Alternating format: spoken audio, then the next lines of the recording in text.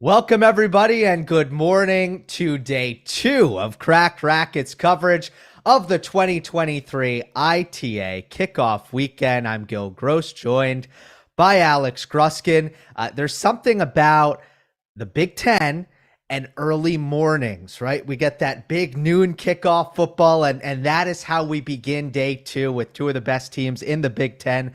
The Michigan Wolverines taking on the Cal Poly Mustangs and the Ohio State Buckeyes against the UCF Knights. Am I on to something there? Early morning is about Big Ten. We can worry about the other conferences later. Oh, especially in January. It's indoor season, and indoor season is Big Ten season. You look for this Ohio State team's 2 national indoor titles in the past decade. Michigan was in the semifinals as recently as 2020. And yeah, there's got to be some frost on the car. We want, from the Big Ten, you want these players to feel a little chilly, a little, they need to defrost for the first hour of the match. And by the time that's done, Michigan and Ohio State are already up 6-0, 3-0. So yeah, welcome to Big Ten country. Welcome to day 2. Great to have you back, Gil. Happy to be here as well.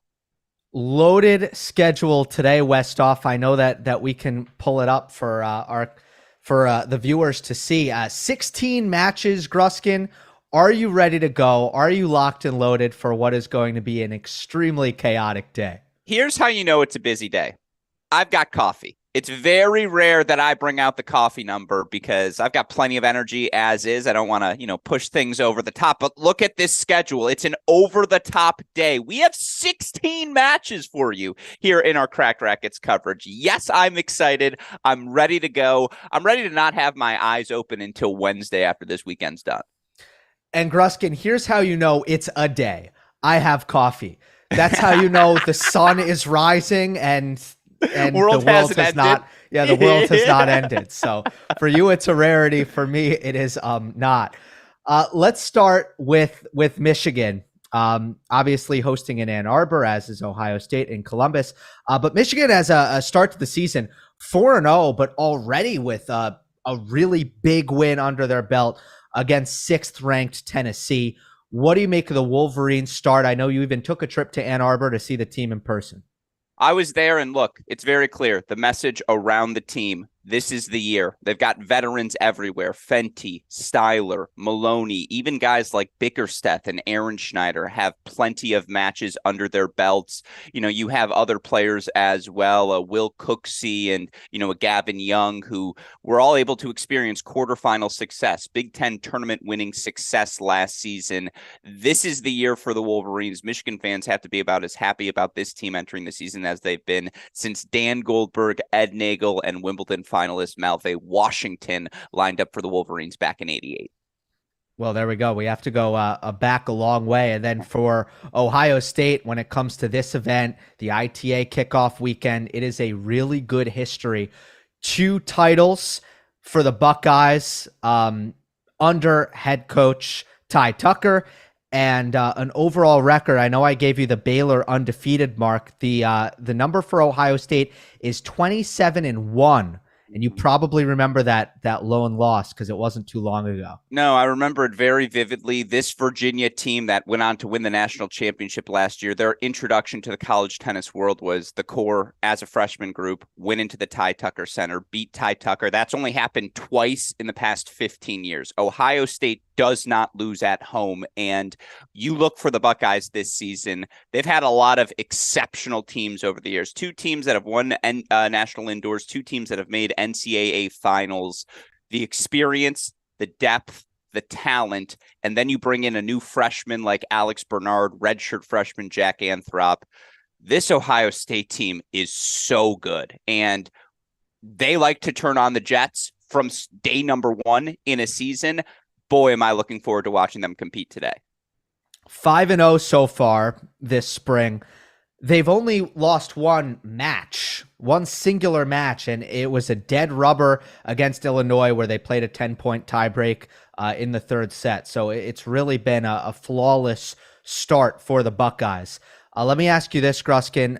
You look at Michigan's regional and Northwestern Arkansas. Those are the other 2 teams, the additional 2 teams. And then in Columbus, it's Tulsa and Oregon. Looking at those middle teams, Who do you think poses the biggest threat to the hosts in both regionals? It's a good question. The truth is Ohio State and Michigan are both getting through. I really do think so. I mean, not just because they're at home. They're both teams that are that good. And that's the standard set for the weekend. Now, I will say Northwestern's really good. Veterans across that lineup. They won a good match against NC State to start the season. Lost a tough one to a very much in-form Louisville. But Northwestern knows Michigan. These groups have matched up before. And when you've played a team 10 times, things get funky. All right. Well, we are just about ready to send it to our sites, and we have doubles lineups here on both sides. I'm going to read them off, Gruskin. Let me know if anything really catches your eye, because it is that time of year where we are getting a feel for lineup decisions from the respective coaches. Michigan out with Young and Fenty at number 1. Cal Poly with Leather and Westrate.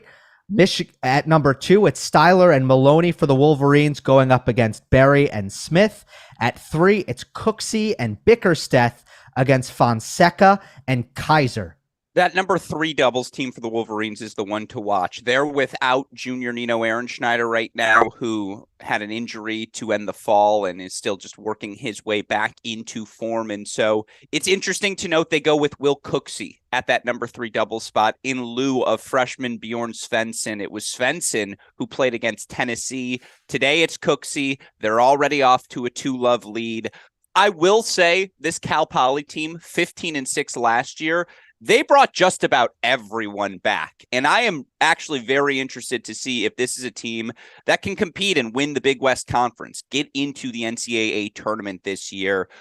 Michigan's a different bar, all due respect to those other Big West teams, but let's see how this Cal Poly team travels indoors. Fun fact, Michigan club tennis, 2017 national champions. Who did they beat on the way to that title? Cal Poly. All right, how about that? On the Ohio State side of things, at first dubs, it's Justin Boulay and Robbie Cash going up against... So I'm going to stop you right there. I think they made a lineup switch. Make a change? I think they switched Luchanik and Trotter to the number 1 spot.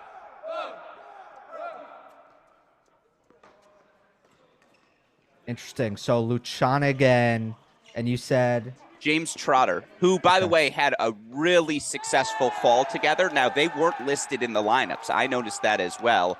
But you immediately, again, we're back in the dual match format, and immediately Ty Tucker turns to this trusted team.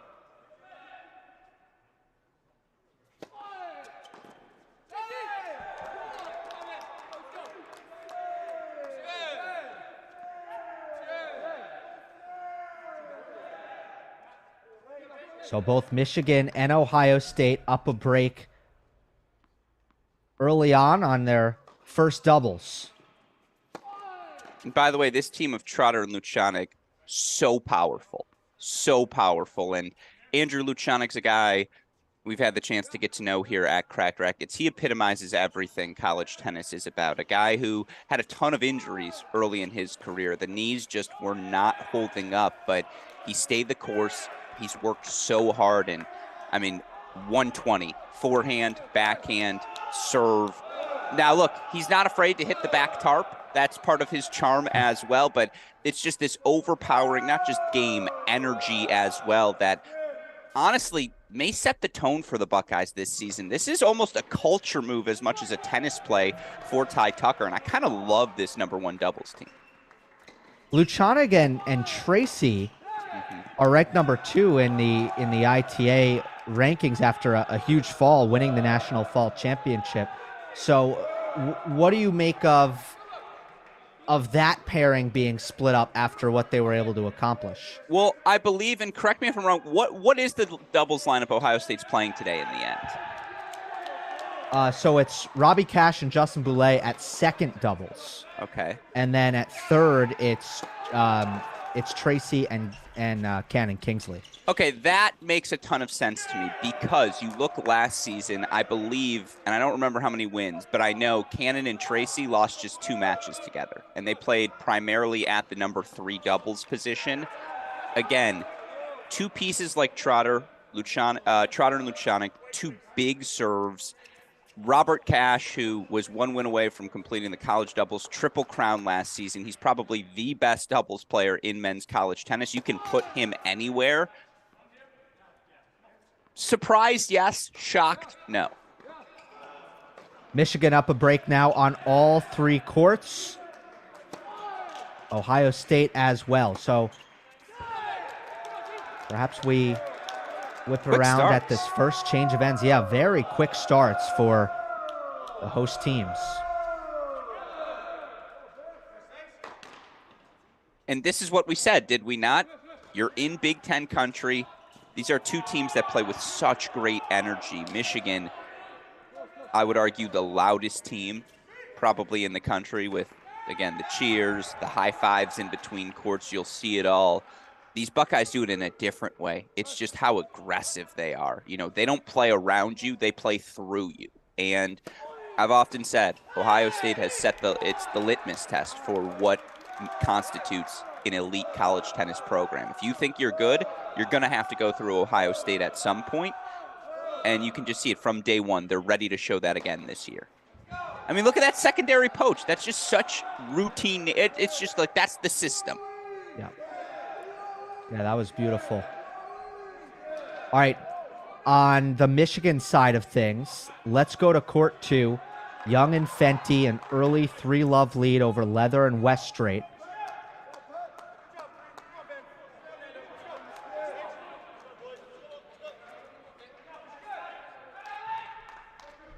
Doubles number 2 here for Michigan. It's Styler and Maloney taking on Berry and Smith. And it's a 3-1 lead for this Styler-Maloney pairing. It's Maloney on the deuce side, Styler on the ad. If this doubles team for Michigan plays at the number 2 spot all year long, my take for the season is they will not lose a match. I mean, you have 2 guys who hit 120-mile-per-hour serves with ease, 2 guys who are comfortable moving forward, being aggressive. But, again, it's the energy these 2 play with as well. And, look, I mean, last year Maloney played at the number 2 3-double spot with Nick Beattie. By the end of the season, they beat NCAA champions Richard Ciamara and Cleve Harper 6-1. So this is a really good 2 doubles team. Now, again, when Aaron Schneider gets healthy, will these 2 stick together? That's a big question for the Wolverines moving forward. But keep your eye on this 2 doubles team, Gil. Of course, Michigan's top 2 singles players here, so gives you an idea of the kind of talent on the court. It's a nice overhead, though. And Barry's a guy to watch for Cal Poly. He'll play, I believe, the number 1 singles spot for them later on today. He was pretty good throughout the course of last year. I'm interested to see these Cal Poly pieces because was it the most rigorous schedule last year? No. They lost a tough match in conference tournament play first round that eliminated them from NCAA contention. But top 60 is not out of this universe for Cal Poly this year. This is their first dual match of the season where Ohio State and Michigan have 4 and 5 under their belt already, respectively. So I do feel like that is probably an advantage for the Big Ten sides.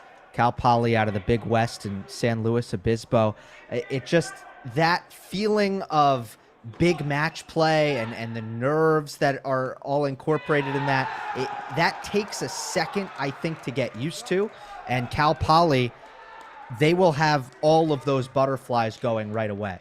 Absolutely, and you see the heck of a return there on. Can we go to court 2, Westhoff, for Ohio State? I do want to watch a little, or excuse me, court 3, Deuce Point coming up there. I am curious for both these teams, Cal Poly and UCF, and it's the elephant in the room. You know what you don't do in Orlando, Florida? You know what you don't do wherever Cal Poly is located in California? You don't play indoor tennis. There is not a lot of indoor tennis for either of these 2 challenging teams today. And, you know, again, Michigan went up breaks quickly on all 3 courts. And, you know, there's a little sticker shock, you could tell, for Cal Poly. Similarly, UCF down breaks on, I think, 2 of 3 courts already. How do they adjust to these indoor conditions? Again, could make for a tough weekend. Yeah, that's definitely a huge question. It's a different feel in there, no doubt. I think it's tougher to go indoor to outdoor if you're not used to playing tennis Absolutely. outside. But nonetheless, it's an edge for Michigan and Ohio State, as if they need one. And by the way, we talked about the fact that these are the top two singles players playing doubles together for Michigan. As they get to a deuce point, you see Maloney doing his thing. Tracy and Kingsley are two of the 25 best players in college tennis as well. And they're at the 3 doubles position for Ohio State, and it's not unjustified. That's how good Ty Tucker teams typically have been at doubles over the year, but it speaks to, again, just how many pieces this Ohio State team has. And even if they're playing around with their doubles teams, it's because they have pieces that, even if they look good, there may still be room to get even better.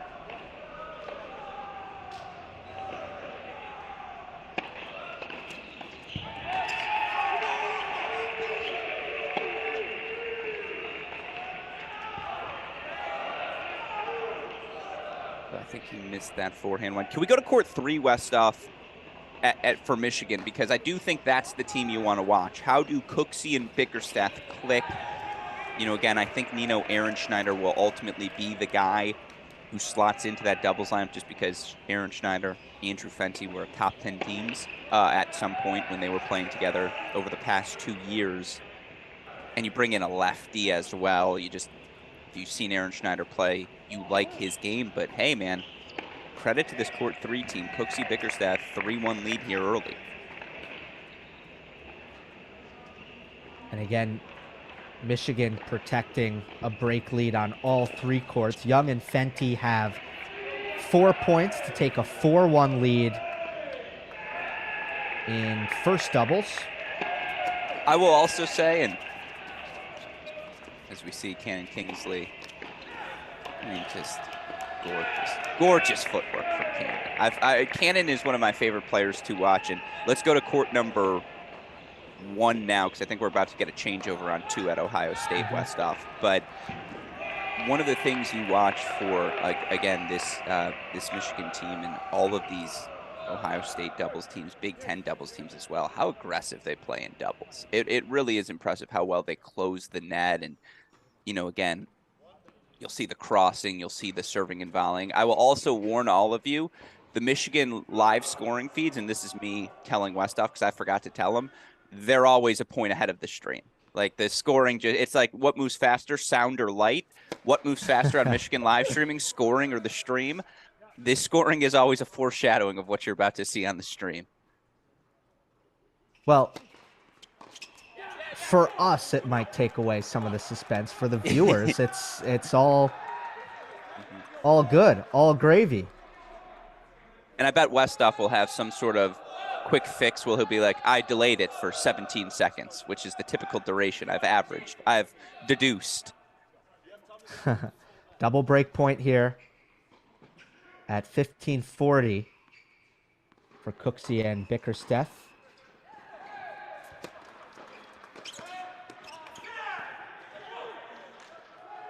Converted. Or I think that's the point ahead. So I think now we see the 15:40 point coming. Oh, okay. So even the score bug is ahead. Yeah. Okay. Yeah. So yeah, that's what I'm saying is the score bug's ahead of the actual play. Gotcha. That was my warning. So it's hidden now. We don't know what's going to happen on this break point.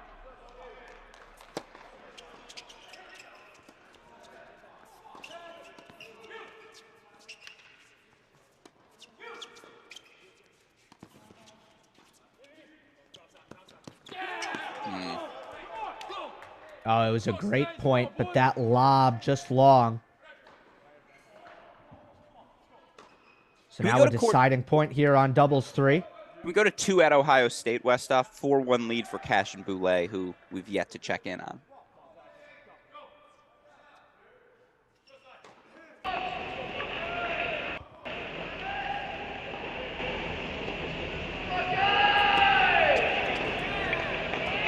Serve.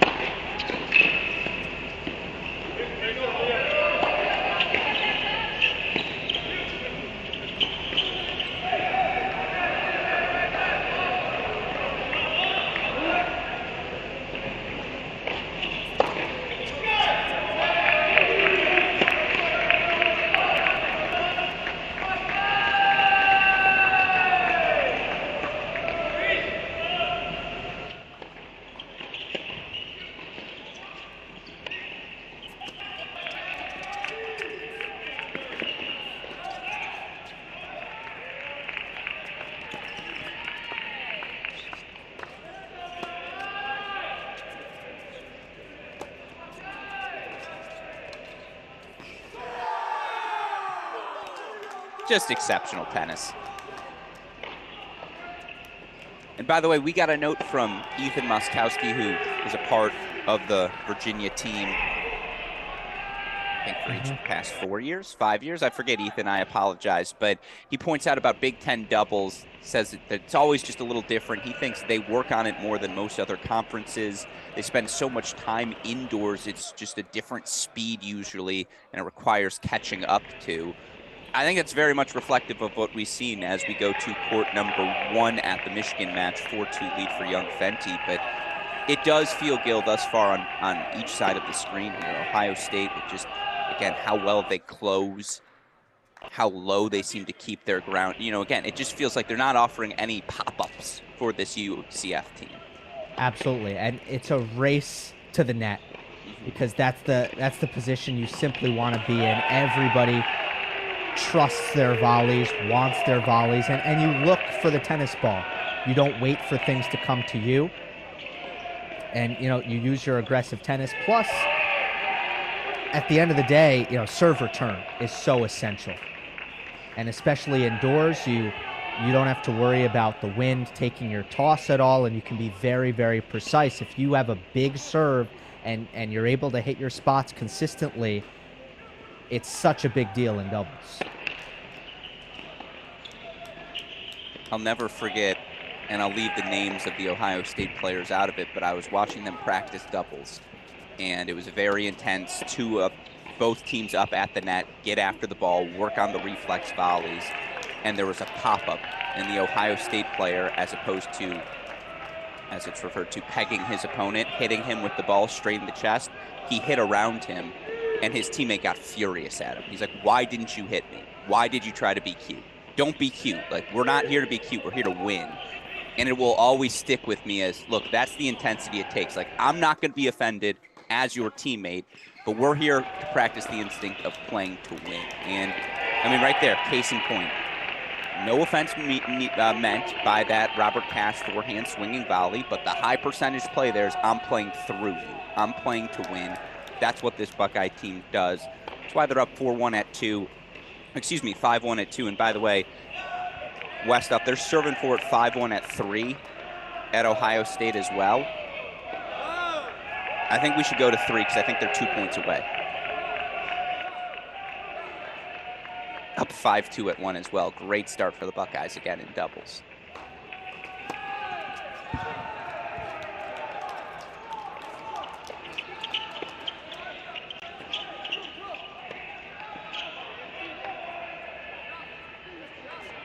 Sets up match point on court 3.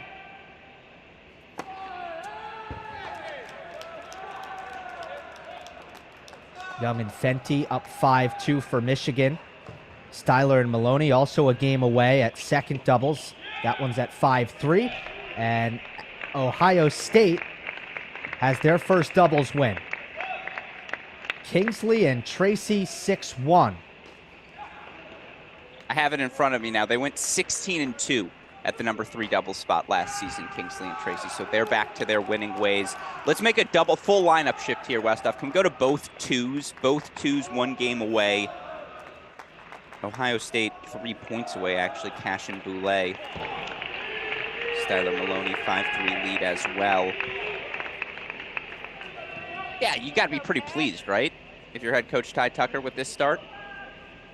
Yep, it's comfortable. You're not sweating too much. You're imposing your will, and you're sending a message early.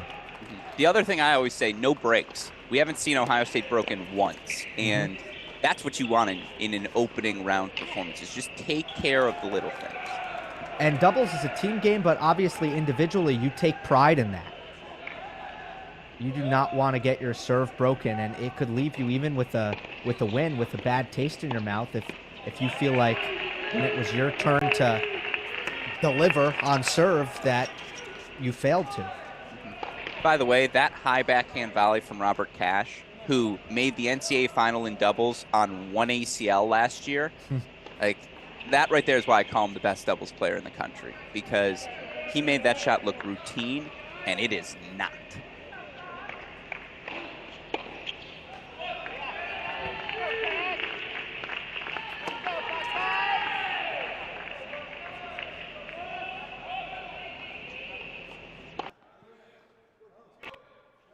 right, match point for the doubles point. 26 minutes in.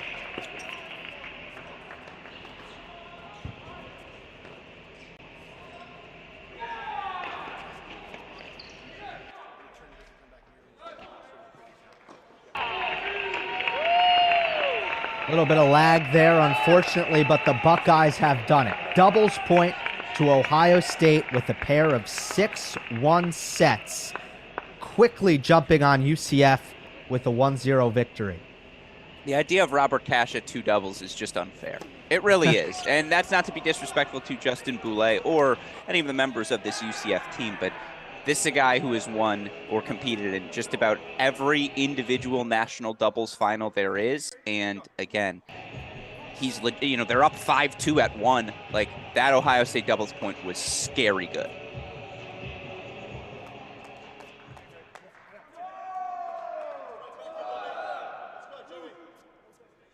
Andrew Fenty serving on the near side. 5-3 Michigan serving here on court 1.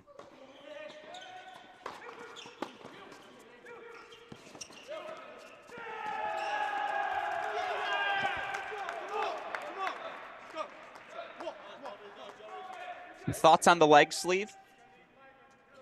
Love it. I do too. I'm so jealous. If I showed up the next time we hit in LA and I had a leg sleeve, what's your reaction?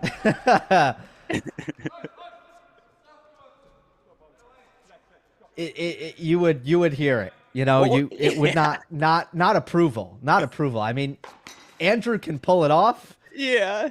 Alex cannot. I would have to beat you. Like, I would have to beat you so badly that day that you're like, damn it. Like, that's just too good. Absolutely.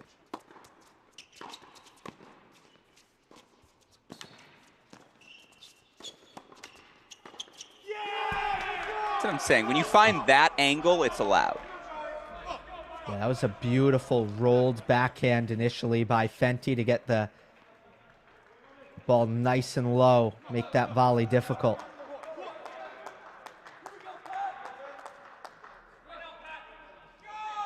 Although I think he might, according to the scoreboard, I think he missed the drive it. volley. Yeah. I think he missed the drive volley. It's fast hands, though. All right, Michigan serving for it, by the way, right now on all 3 courts. Yep. We'll do some scoreboard watching for you. It doesn't look like this doubles 1 is going to be most likely to reach the finish line if you were to take live bets right now.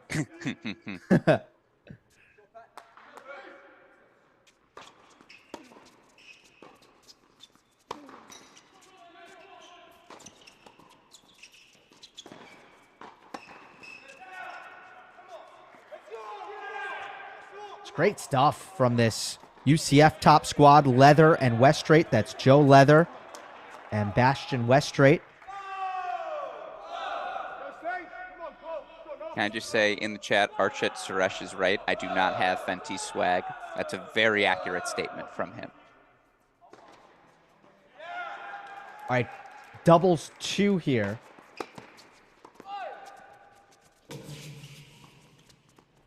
Yeah. Leathery.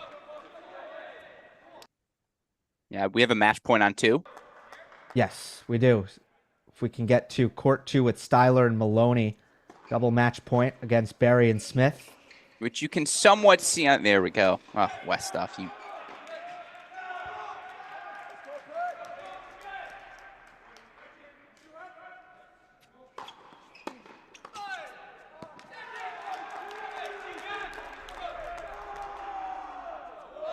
Well, spoiler alert, but I think I know what's coming.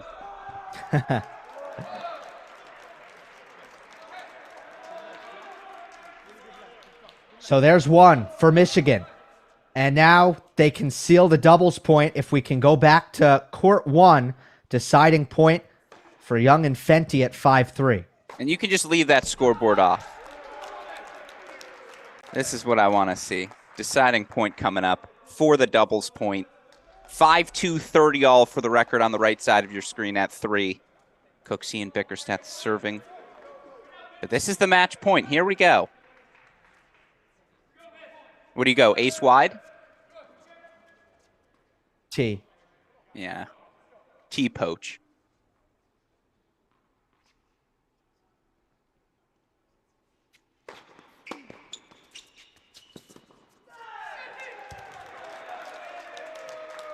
The Wolverines with the doubles point over Cal Poly. They were all extremely close to finishing. Cooksey and Bickersteth were 2 points away at 30 all, 5-2, but it ends up being Young and Fenty with a 6-3 set, Styler and Maloney with a 6-4 set, and it is a positive start for Michigan.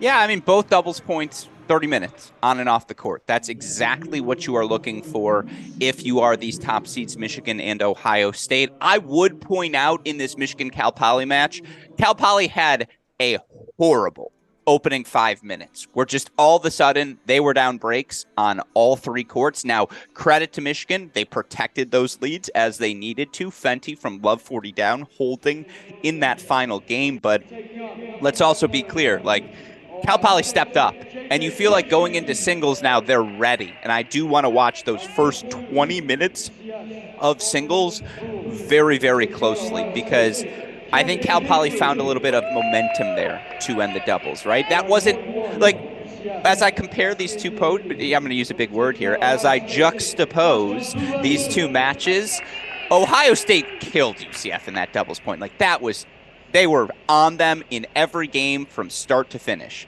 Michigan protected that doubles point. Is that a fair assessment?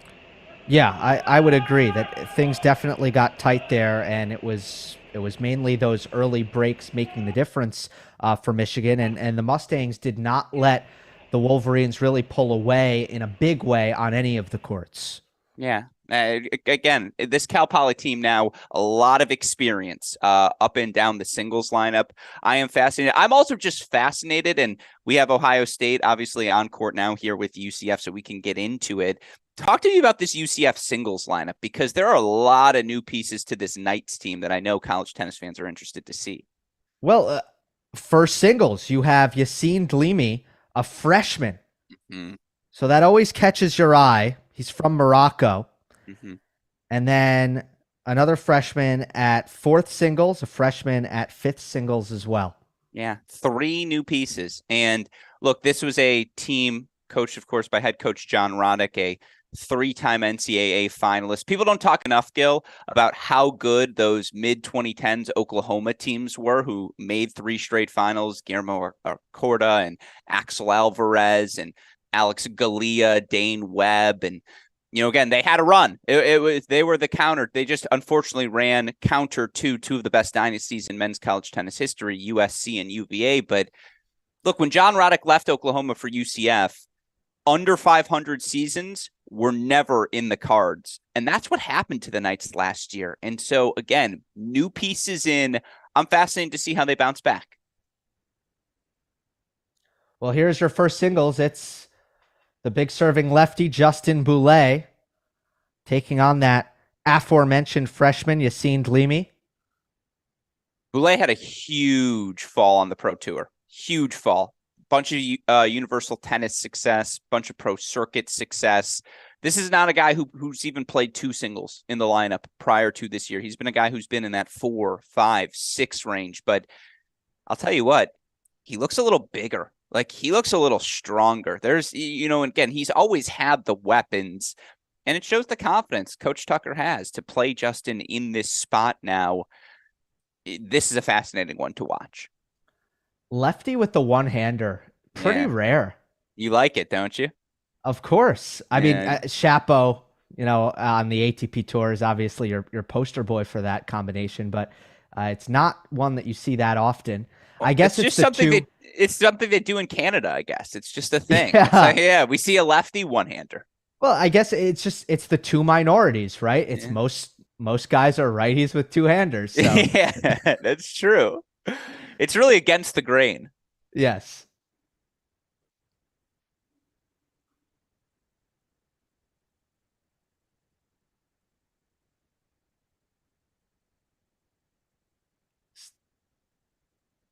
See that as good? Very tight on the sideline there. I mean, it's far sideline, far side. What do I know? But I would have believed the call. I think that was an overrule.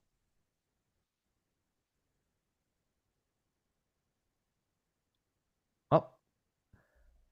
Score shows game Boulay, so volley caught the line, serve and volley. And tons of action on that second serve. You could see the way it bounced was wicked.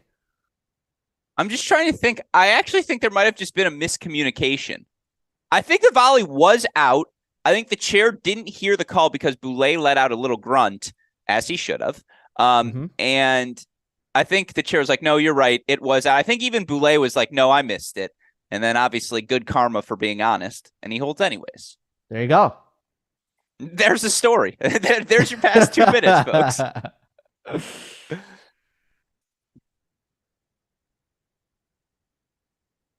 Let's go to singles 3 at Ohio State. Looks like we have a deciding point in the opening game. JJ Tracy taking on Leighton Cronje. Tracy's lost, I believe it's 4 dual matches in his career. Maybe it's 3. I know he got tripped up, I want to say twice in 2021. Yeah, 19-1 in dual match play last season, excuse me. So 3 dual match losses in his career. Gets the early hole, that deuce. Guy's a workhorse. Just, again, the movement, it's captivating. You'll see him turn into a forehand, and he's grown aggressive as well. More comfortable moving forward. He's a guy who's put on 10, 15 pounds of muscle since he walked onto campus 2 years ago as well. Very good player here. And Gruskin, we also do have a change in the lineup from Ty Tucker, one that we did not foresee at 6th singles. It is Robbie Cash stepping in. You talked about his doubles play. You talked about the injury that he was rehabbing all fall. Now he's going to have a chance to get his feet wet once again on the singles court.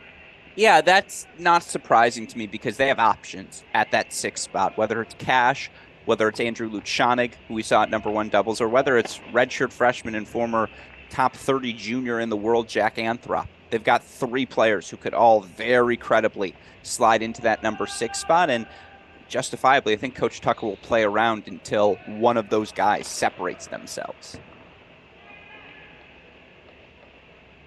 I like this guy's serve, though. Quick trigger.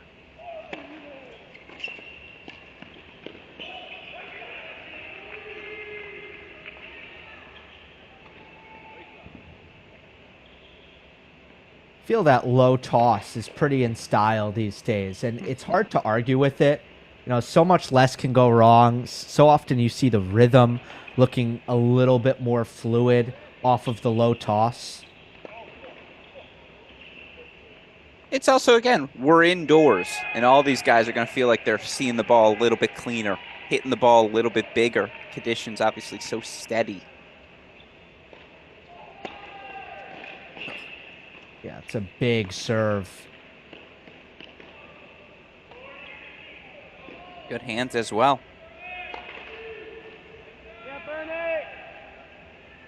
It is crazy. Sometimes you watch this and you're like, this is 3 singles? This guy has a 120 bomb.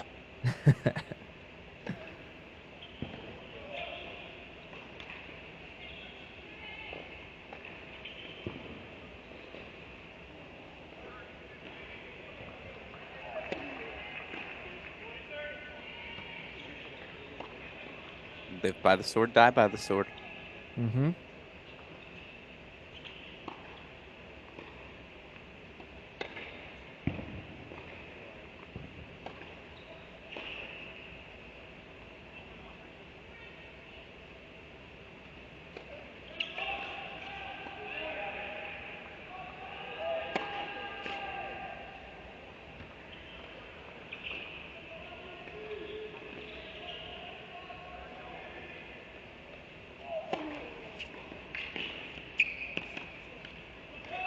Nice block return there. Absorbing the pace very nicely. Does Tracy.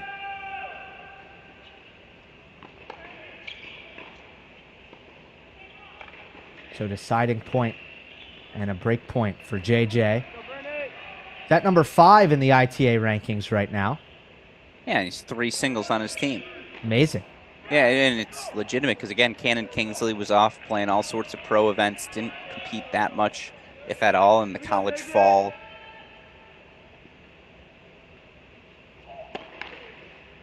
#5 in the rankings. It's funny, he actually was better last fall when he made quarterfinals of both the ITA All-American and Fall Nats.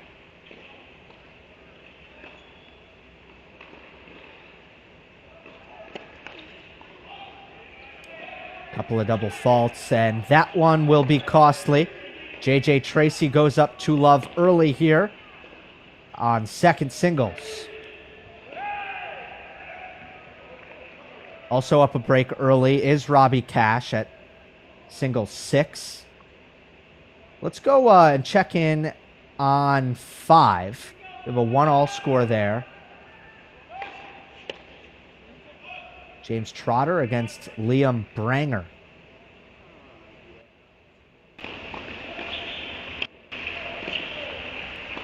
Trotter's a guy to watch for this Buckeye team because he goes and wins a couple futures events this summer, but he struggled with his confidence to end last season. And look, James Trotter strikes the ball so well. Serve, forehand, the aggression he plays with. It's a game that is certainly reliant on him being confident in executing those weapons. But again, the best version of Ohio State this year is going to include James Trotter in the singles lineup, and you see why with serves like that. What we can also do now, Gruskin, is bring Michigan back into the mix. Singles underway there. They're opening dual match against Cal Poly. Doubles point was a little bit tighter, but still somewhat comfortable for the Wolverines on all 3 courts. So we open up with court 1 here. That's Patrick Maloney against Noah Berry. Maloney has the first game. That marker's wrong, though. That's Maloney returning on the near side, so it's Berry serving here in game 2. And Maloney with a message return on the opening point.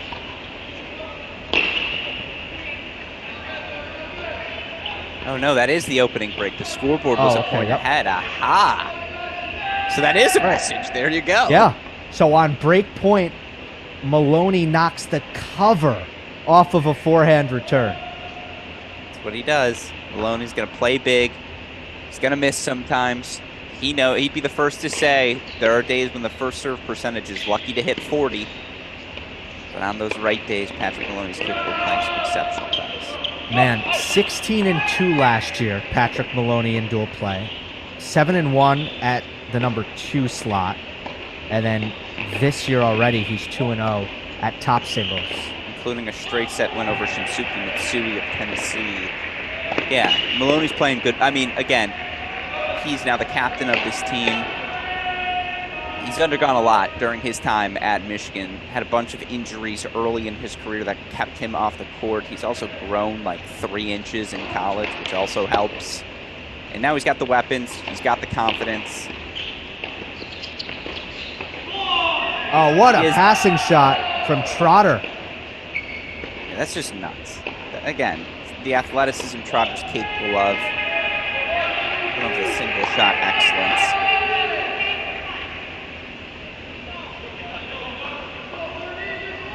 Can we go to court number 4 in this Ohio State match now?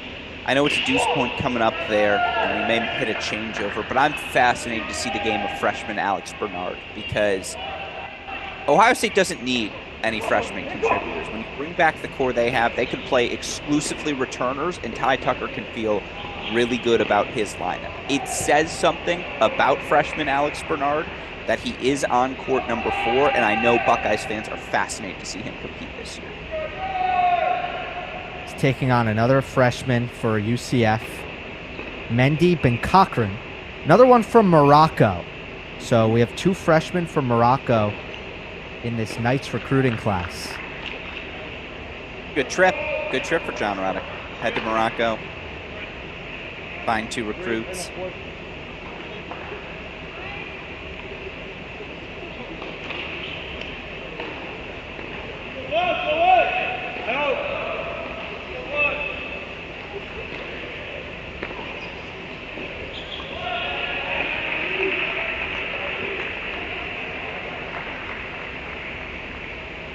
Maloney consolidates the break.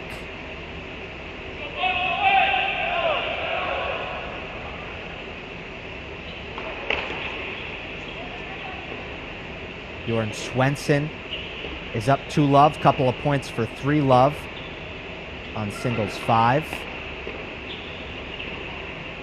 Court 3, Fenty's up 2 love.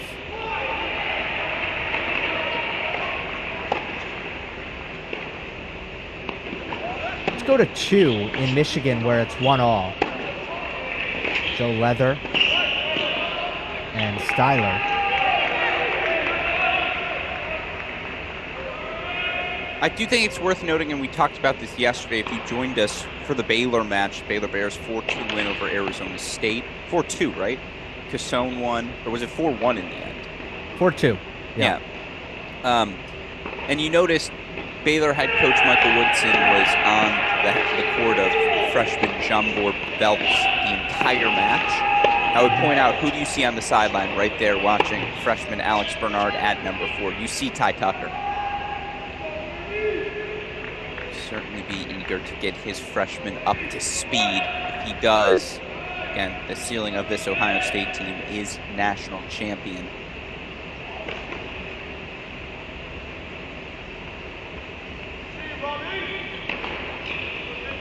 By the way, ditto with Andre Styler. You see the 4th year for the University of Michigan. Served for the first set, up 5-4 at last year's NCAAs against Ben Shelton. Served for it. Could have gotten a win over an Australian Open quarterfinalist, hypothetically. He didn't.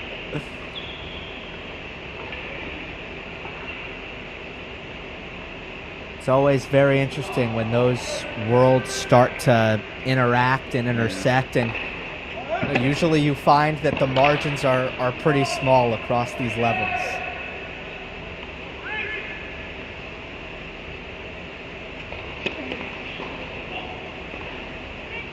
It is crazy. You ready for some transitive property talk? And not to distract from the match as we go to... Let's do a little double freshman box. Let's go to Bjorn Swenson for Michigan at 5. Let's see how these newbies compete. But fun fact, here's how you get a transitive win from me to Rafael Nadal. Wow. No, it's very simple, too. I beat this kid named Max Shambrom, who beat former Dartmouth and Crack Rackets Dartmouth player, Crack Rackets producer Max Fligner, who in the 14s, number 5 junior in the country, beat Francis Tiafoe, who beat Rafael Nadal.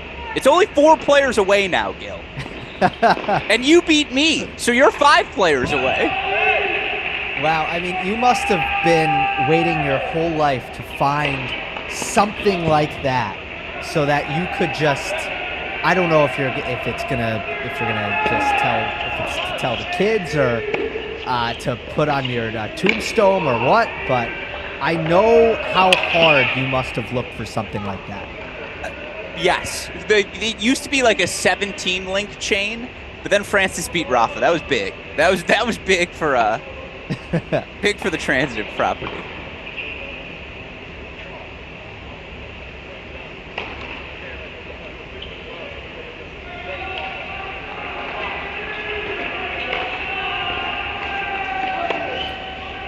Bastian Westrate is Bjorn Swenson's opponent, and Westrate's brother Ludwig plays for USC.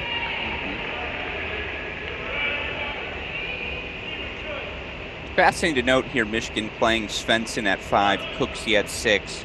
No Jacob Bickerstaff today. Must be giving the junior a rest. Saw him in doubles, but they're going to see again. Flex the muscles. What do these young players, Svensson, the relatively untested Cooksey, what do they have in the tank? By the way, very quietly, Alex Bernard has ceded his break lead. Yeah, it looks a little passive right now from Bernard, especially that last point. See him giving up court position quite easily and just trying to keep the ball in the court, but he ended up making a mistake anyway. Let me ask you, Gills, we see Max Stewart, the volunteer assistant from Michigan, go walk right on court, say a few words to Bjorn Svensson. We saw that a lot last night as well. Do you mind these players walking, these coaches literally walking on the court to do their coaching, walking up to the player? Do you think that disrupts the rhythm at all, or are you a fan? Well, look, I guess the desire to do that from a coach's standpoint is if you want to deliver any information in a stealthier manner, you have to get a little bit closer so you can speak quieter. And in that respect, I think functionally it's totally fine. I like it. I just like that the coaches get in on the match, that they, again, the rhythm, the energy, you're right. There is a little intimacy to that as you're up and close, you're right in it. It's intense, man. Big point here, 30-all. Low slice gets the better of Swenson.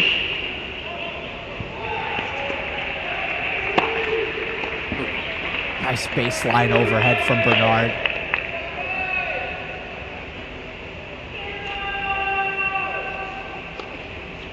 It's always been my take on coaching in general, and I mean the college game has never really had this issue like the pro game, which has gone back and forth, and on the coaching thing, if you're gonna have it, lean into it. I think the worst thing you can do is have coaching be a part of the game in kind of a backdoor manner that isn't very visible and doesn't add much to the viewing experience. Very well said, and you're absolutely right. In college, the difference is you can see the intensity of the coaching, the intensity of the moment on everyone's faces because it is right in front of you. Now, someday we here at Crack Rackets will have all these coaches mic'd up. On those days, it'll say at the top of the show, viewer discretion is advised. Intended for mature audiences. Nice drop volley there. Talk to me about this. Who's playing 4 for UCF? 4 for UCF is Mendy Benkakren, another freshman. He's the other Moroccan player. I'm impressed, man. And right now, by the way, Ohio State looking really good at the top, looking really good everywhere. This is the only court where they're not up a break. But maybe that's what makes this the most fascinating.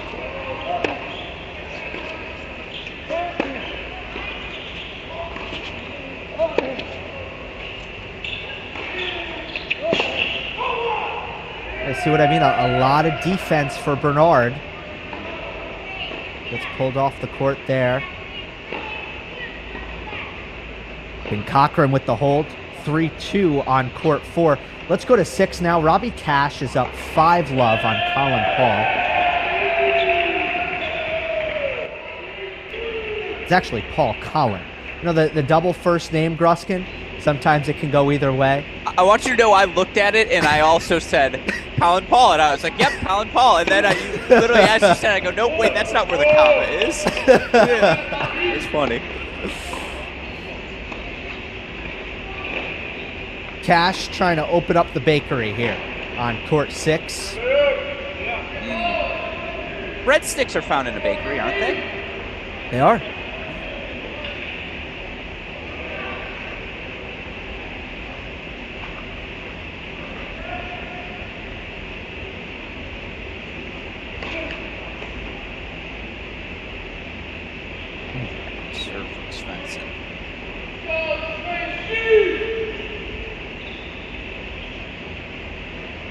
Watch for the Robert Cash serving volley here. Loves to utilize it. Singles, doubles.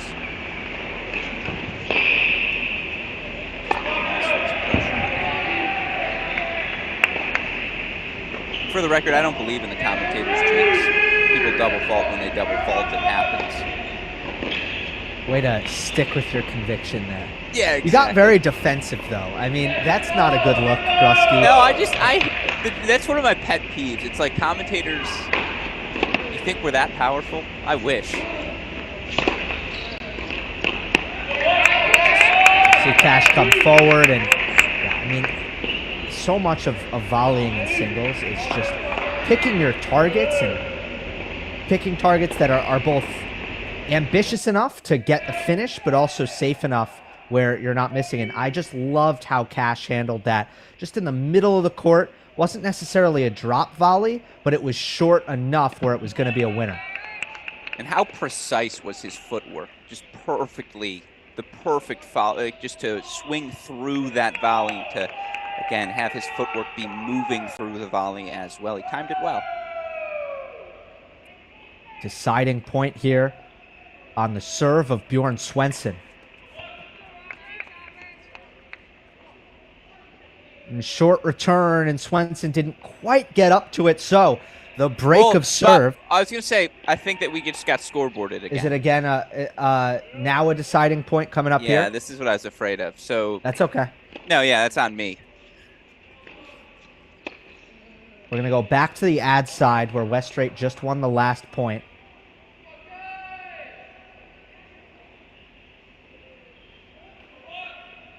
Double set point coming up for Cash.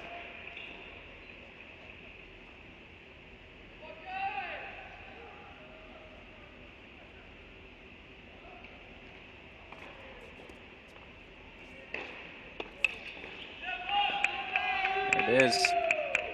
So Swenson holds, wins the deciding point.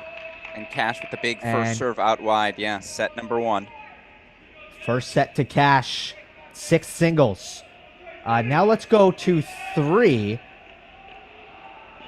On both courts. I'd say 3 on both. Fenty's up 5-0. You have Tracy at set point up 5-0. I mean, again, these top seeds are very much looking the part right now. We're 1 hour in, and each of them about halfway home. JJ Tracy takes it 6-love. Very impressive from what we saw in that opening set against Leighton Cronje, and impressive on the scoreboard as well. We can go to first singles to Justin Boulay. He's up 5-1. I like this. It's the full hockey shift here. Switching out all of our courts. Andrew Fenty, 5th year for the University of Michigan, All-American.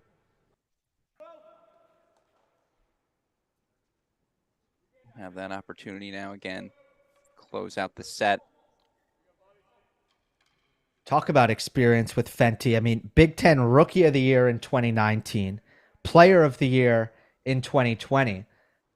Well, now it's 2023, and he's still putting in the work for these Michigan Wolverines. You go back to that 2019 season, who did Andrew Fenty beat in the Big Ten semifinals? Top 50 player by the name of J.J. Wolf. And look, Fenty's a former top 25 junior in the world, a guy who was part of that esteemed JTCC junior program. And I mean, Andrew Fenty went 17-1 this year in the fall. And after a disappointing 4th year for him last year, where things just, he didn't play the level he knows he's capable of. I was talking to him when I was in Ann Arbor. He goes, Alex, I lost 25 pounds this offseason, and it's noticeable. And to have a player with that experience at 3, that's why this Michigan team's top 5 in the country right now. That's very significant in terms of weight, 25 pounds. That's what I was saying, but you can see it. It's like he kept his calves, but he lost everything else. So is it the conditioning that he wanted to improve? It's exactly that. He's a guy with a little bit bigger of a forehand backswing. He's also really good at absorbing on the backhand side. He just wants a little bit more time for himself to impose his will, play with his weapons, and just have his feet set. And again, you can see it.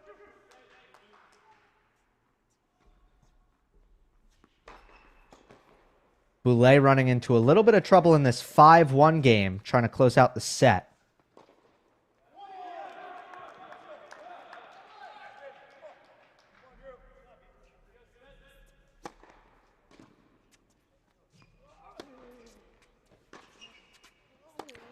Fenty taking on Coulter Smith in Ann Arbor. This third court, and Smith, a USC transfer, son of legendary coach Peter Smith. Of course, his brothers Tanner and Riley played at USC. You know quite a bit about that family, huh? I've hung out with the Smiths once or twice in my life, yes. Look, Peter, obviously, 5-time national champion at USC, was a part of those Stevie Johnson 4-peat teams, plus just highway robbery of that 2014 NCAA team title. UCLA that year had a team with 2 top 70 players, Mackie McDonald, Marcos Giron. Both of them played 2 and 3 singles on the roster. and they didn't win the NCAA championship. You're just like, again, you're playing the future results, I suppose, but that USC team, that USC program, obviously exceptional, and Coulter was around all of it. So you can't fake that institutional knowledge. Again, tough start here for him against Andrew Fenty, as Fenty's got the 3-set points coming up. But, again, this Cal Poly team very much in play to win their conference this year. And Boulay has taken the first set. Really awesome biting cross-court slice. I mean, you throw in the leftiness, and now you look at a slice like that. Such an unconventional shot to deal with for a right-hander. Trying to take the forehand low, and that was very effective to draw the error. He was down 15-40 in that game, comes all the way back to hold. 6-1 opening set at 1 singles for Ohio State's Justin Boulay.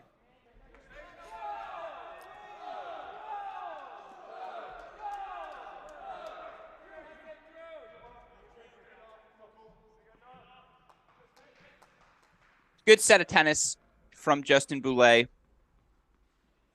It's funny, you see Smith here taking some serves in between sets. It's rare you see something like that happen. Wants to find his rhythm. I say we go to court 2 on both courts. Styler close to the set. Cannon Kingsley close to the set. A couple of veterans in that 2 spot for each of these teams. We did get a comment, by the way. I'm going to hope it's the actual Tom Cruise. I'm going to assume it's not, though, but from Tom Cruise, who asked us why we're in the split screen. It's worth noting, if you want to follow NMB's matches individually, you can find those individual court links on each of the team websites. Why we do it this fashion is because there's going to be 16 regions in play today, folks. There's so much college tennis happening across the country. What we want to do here at Cracked Racquets is try and show it all to you. That's why we stay in this split screen format. I always say, if you want to make the viewing a little bit clearer, just the bigger the screen, throw this up on your YouTube TV or do whatever it is that you do. Just trust me, folks, you don't want to miss anything.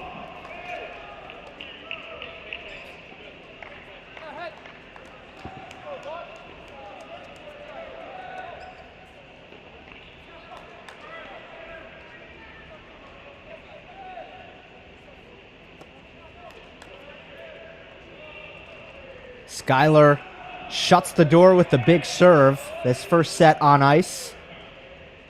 Court 2 goes to Andrej Skyler over Joe Leather. 6-1 set. I mean, listen to these sets. Ohio State's put together 6-1 on 3 courts, 6-0 on a 4th. Michigan's put together 2 6-0s and a 6-1. Yeah, one that we did not get to, Gavin Young for Michigan, with a 6-love set over Fernando Fonseca. So we found out the indoors are tough. Yeah, tough the only indoors. tight one. Yeah, the only tight one is Will Cooksey against Zachary Pelishute on court 6 in the Michigan match. Yeah, I mean, again, got to give credit to each of these top seeds coming out, playing the way that they have. I'll tell you what, for Cannon Kingsley to be at the number 2 singles spot, he hasn't been there since he was a freshman. He's been the anchor for these Buckeyes the past few seasons, a guy who's worked his way into the top 600 of the ATP singles rankings. Fantastic human being as well. By the way, can we go back to court number 5 at Michigan Westhoff? Svensson 5-2 there, looking to close out his first set. There's that Cannon Kingsley serve, the +1 forehand, another guy whose footwork is going to be so precise in everything he does. I always say the better the opponent, the better the cannon. Bogdan Pavel is a veteran, one of the few on this UCF team. It doesn't shock me at all that he's pushed Cannon today, but of course you do see Cannon serving for the set.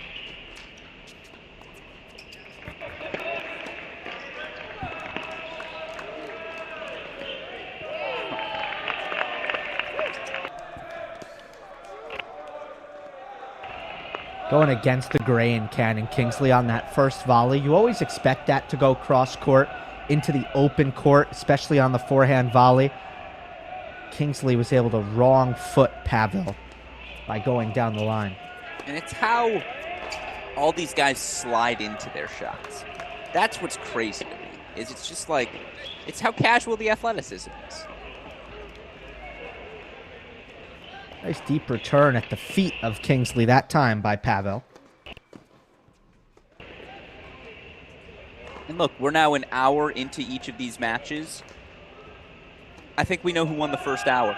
You see Ohio State with 4 first sets and a doubles point in the bag. Michigan with 3 first sets and the doubles point in the bag. That's what the top teams do. They get up early, they suffocate you. With that ace out wide, Kingsley's looking to make it 5 for 5 first sets.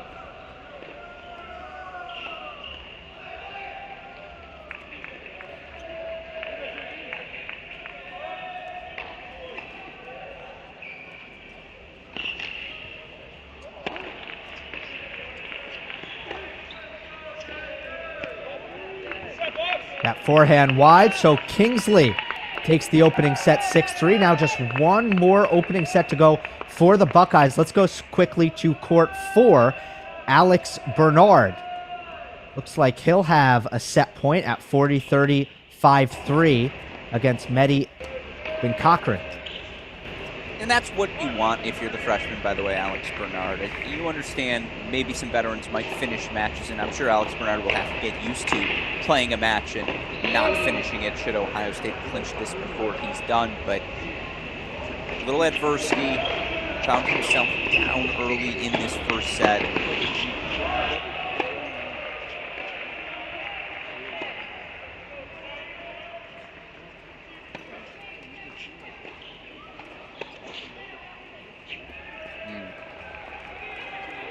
Hit that one a little tight, though, didn't he? Little bit.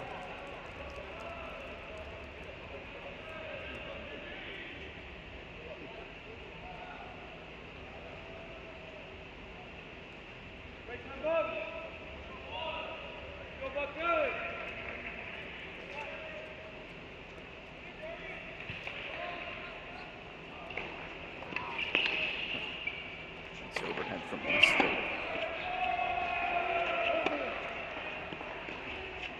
Deciding point for the opening set.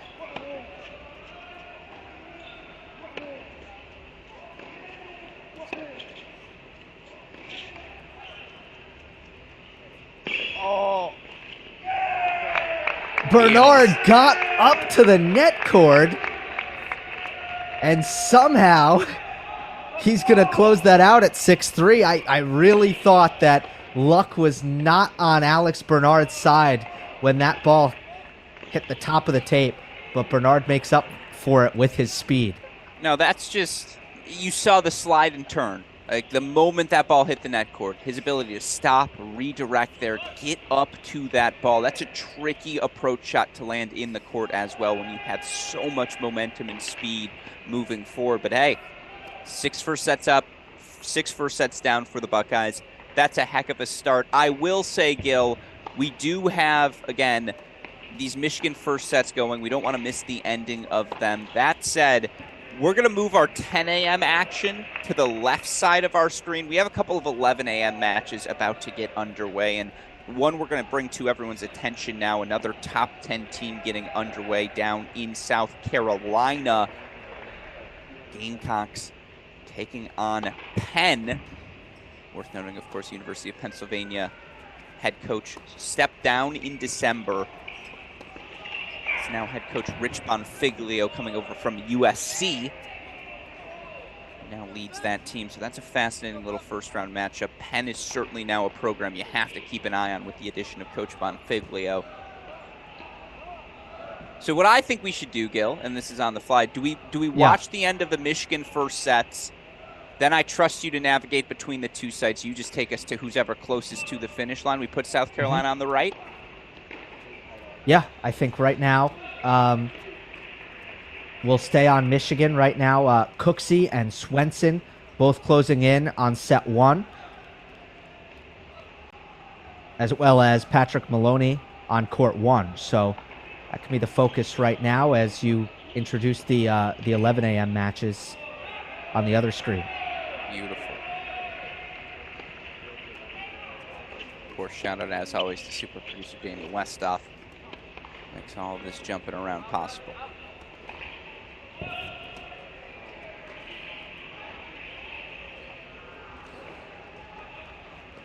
By the way, to just kind of wrap up what we've seen with Bernard is nice drive volley from Swenson for a winner.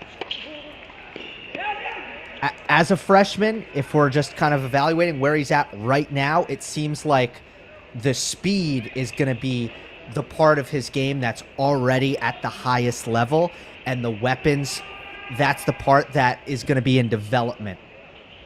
High and oh, you know what? I'm a commentator. I almost was like, do I say this out loud? But talking to people around the team, high and heavy. That's the ball Bjorn Svensson's learning to deal with. That said, when he has time, as you see there, to impose himself, everyone around this Michigan program has said the offense is there. The weapons are there. So that's actually a fascinating assessment that you noticed that already as well. It's the high and heavy that he has to learn to deal with. Yeah, you got to try to just hold your ground on that. As Swenson takes the first set 6-3. Let's go to which one? Let's go court 1. Let's go to court 6. Okay. Michigan. I mean, it's a toss-up between the two, but technically Cooksey 2 points away. Let's see what Zachary Pelishud can do to try to get this first set to 5-4.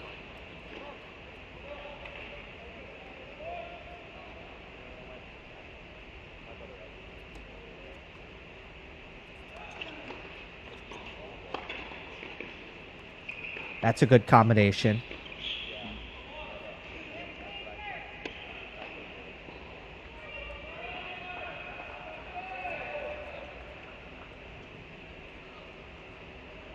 So I think it sets up a deuce point set point.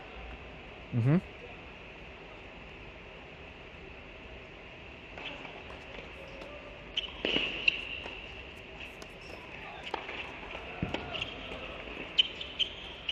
Now that must set up the deuce point set point. Yep. In Westoff, I know obviously you're busy right now putting South Carolina on. If you want to wipe that Michigan scoreboard real quick, who doesn't like a little intrigue? Set point coming up here on 6.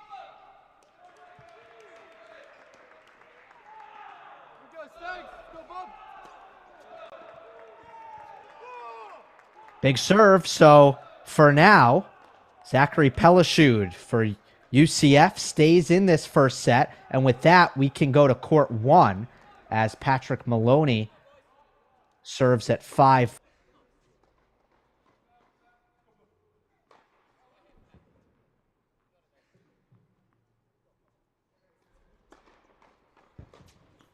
And I know now you see left side of your screen, brand new indoor facility on this University of South Carolina campus.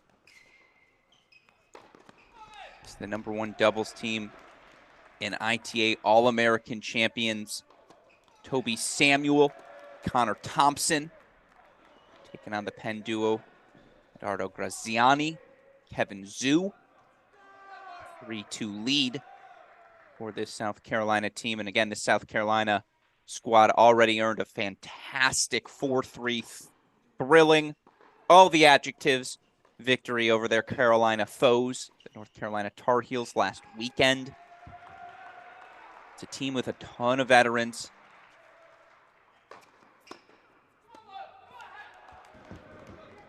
So you see that on court 1. Can we go to court 2? South Carolina, we'll just introduce, I suppose, all the pieces now. And it's already a big lead there. 4-1 lead for Jake Beasley, James Story. On the duo of Manfredi Graziani, Kian Vakili. You love this, right? For Cal Poly, they've got Weststraight, brother of Ludwig Weststraight at USC. Here for Penn, we've got a couple of brothers as well. And you got to imagine that set of parents when the Penn coaching staff comes and says, yeah, we'll take both of your kids. They're like, 2 kids to Penn? Like, yeah, like, we're in. Yeah, you got to imagine coaches like it when especially when there's an older sibling and you see There's more in that stock on the shelf that perhaps they can have an advantage down the road in. I'm not going to say which player, but I know of two siblings, one of whom the younger is a little bit better than the older, and the parents were saying if you want the younger sibling, you have to take the older one as well. Does not surprise me. Yeah. And let the record show the coaches were like, nah, we're good. Maloney with that service winner, 6-4 over Noah Berry at first singles. And with that, it's 5 first sets in the bag for the Wolverines. We can go to 6th singles now in Ann Arbor to see if Will Cooksey can make it 6 for 6.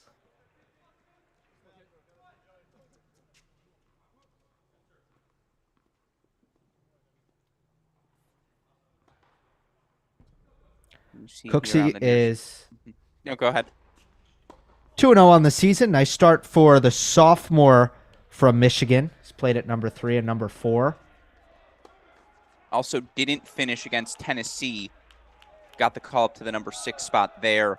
Lost the first set, but was leading in set number 2. And that was the first match of the season. You could see his nerves in the first set. He was so much better by the end of that match. And again, you can see that level translating here today. As we see 40 love here for Beasley and Story. South Carolina leading by a break only on this court right now. Another big serve, another unreturned serve. 6-4 to Cooksey over Pelashud.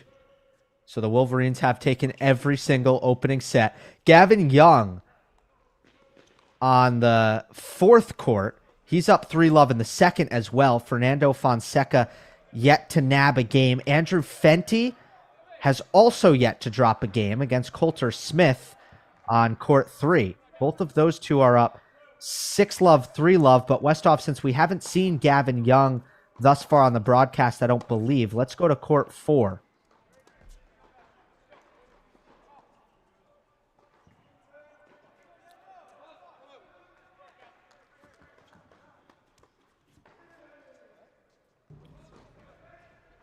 Again, right now, South Carolina Penn, 3-all on courts 1 and 3. So we'll stay here on court 2 where Beasley, Story, and to separate themselves.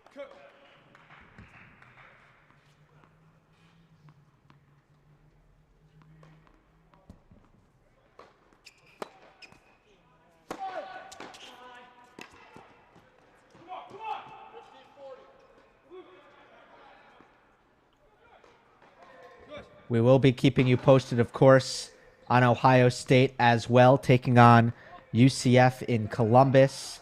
It was a very, very convincing doubles point for the Buckeyes. And Ohio State has taken every single opening set in the singles as well.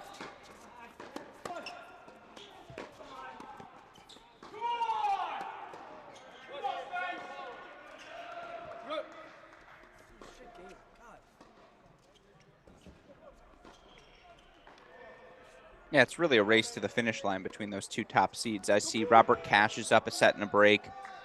Tracy's up a set and 3-2. Kingsley's up a set and a break. Trotter's up a set and a break. Try to catch all the match points here.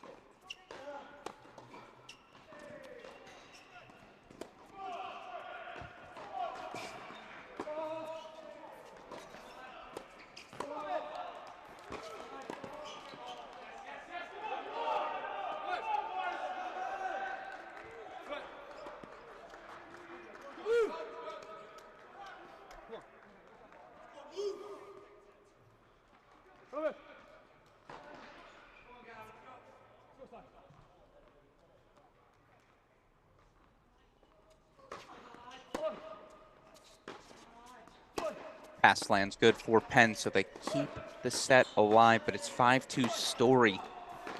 Lambling attacking so well right now for this South Carolina team. Let's go back over to court number 3 now, if we can. Court number 3.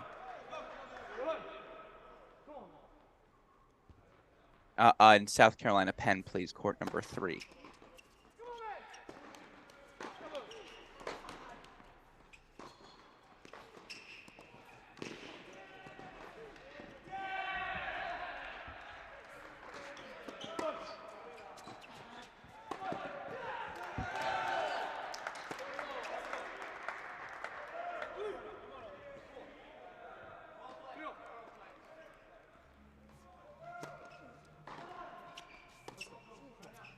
And I'll point out right there, not a single rally in Michigan doubles and Ohio State doubles was played from the baseline that long.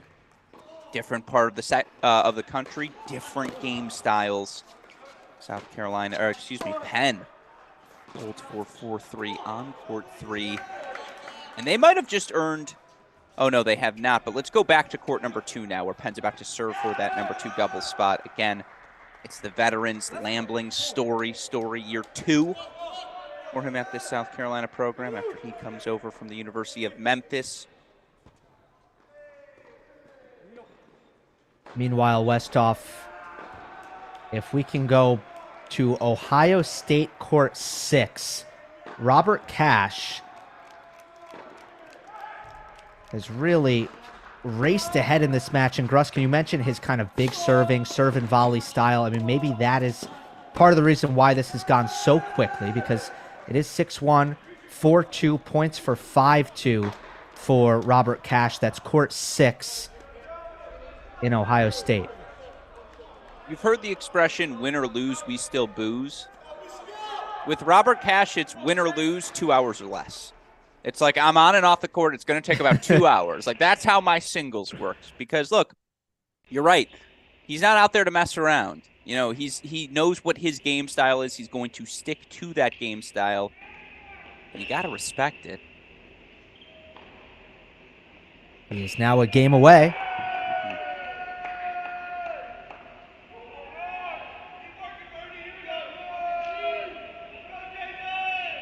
That's a really good point at 3 doubles. Can we go to court number 2, Westhoff, in South Carolina, Penn? Apologies, I know we're really working our super producer right now. That's still at court 3 from the tennis side. No, it's labeled court 2. There we go. Now we're back at 2. Beautiful, thank you. No way he makes that half volley. Oh, no way, Robert Cash. You can't hit the return much better. Robbie Cash does not care. By the way, Buckeyes fans, what don't you see right now? A knee brace on Robert Cash. That is massive for this team.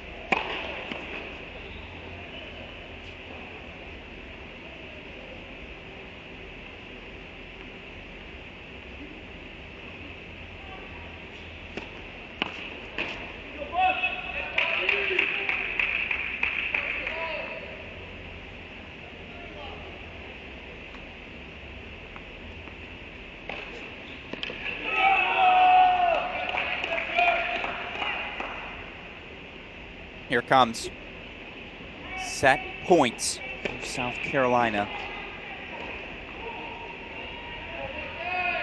And up on court number 2.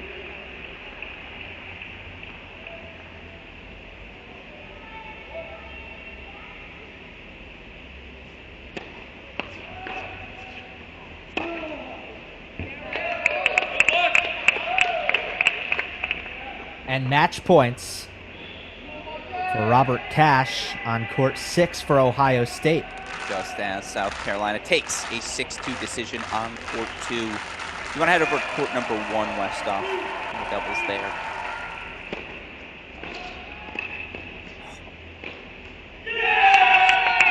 Cash in unbelievable form is the first singles match to finish for the Buckeyes.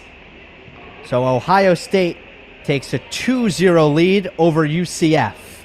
That's just a perfect performance from Cash, who played number 6 singles at the National Indoors last year for the Buckeyes. And let's be clear, going into last year's National Indoors, who did the Buckeyes beat 4-0? Virginia, Tennessee, Wake Forest, all of these schools. And, again, Robert Cash he had 4 set points in set number 1 in their loss of last year's National Indoor Semi to TCU. I know how much losing that match bothered him. Just a man on a mission here to start this 2023 season. That was really impressive from Cash. So now we look back there's to a lot of things close to the finish line. Absolutely. Back in Ann Arbor, Gavin Young has points for 5-1, as does Andrew Fenty. So it's probably going to be flipping between those two to see Michigan as they try to take a 2-0 lead. So, Westhoff, if we can go to singles 3, court 3 in Ann Arbor.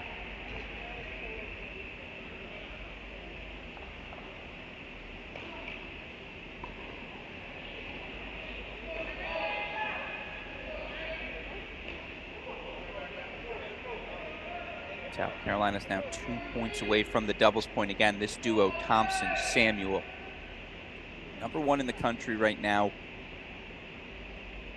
ITA All-American champions.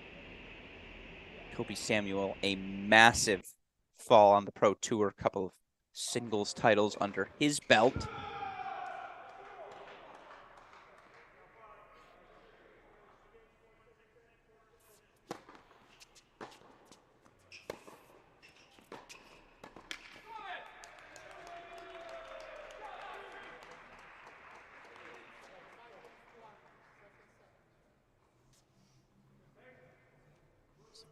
All coming up here again. See head coach Josh Goffey, one of the rising head coaches in the men's profession. Certainly others as good, but you won't find anyone better.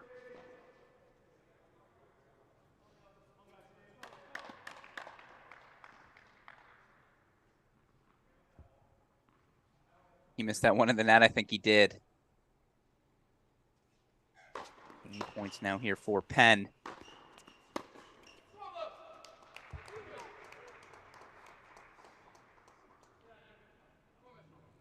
$30 love for Fenty.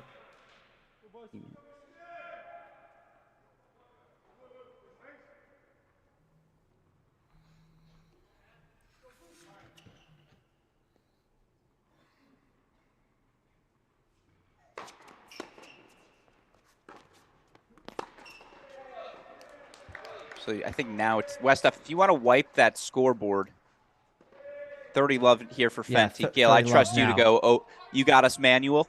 Yep. Beautiful. This is why we bring him in, folks.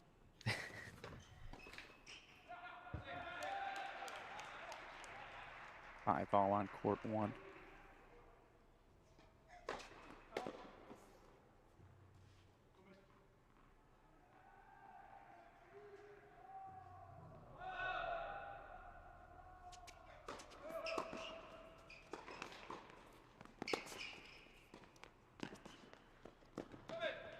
Just a beautifully constructed point by Fenty, taking that first backhand early on the rise cross court, and the drop volley finish brings the 5th-year player to triple match point.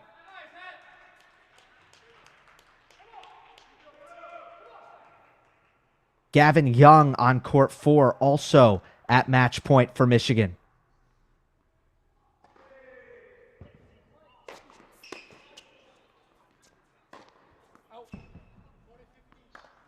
Fenty couldn't get it. That's why you build 40 love.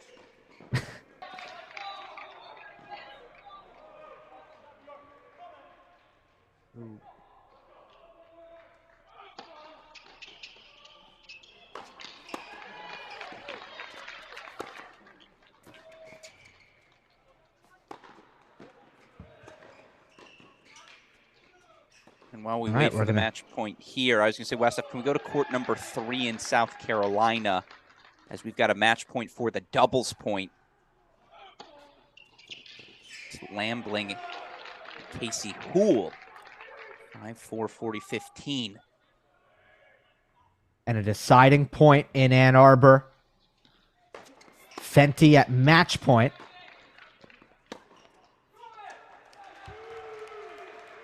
And Fenty, with great depth on that forehand, just dropped in.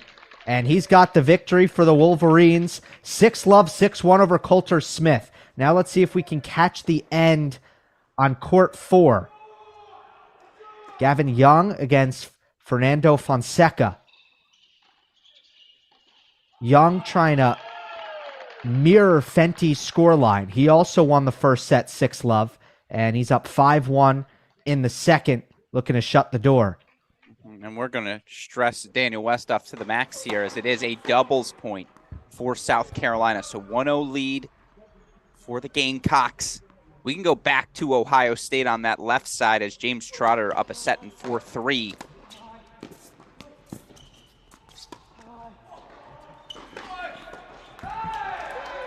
Young. Gavin Young. Punctuation mark. In style, 6-love, 6-1. Wolverines up 3-0.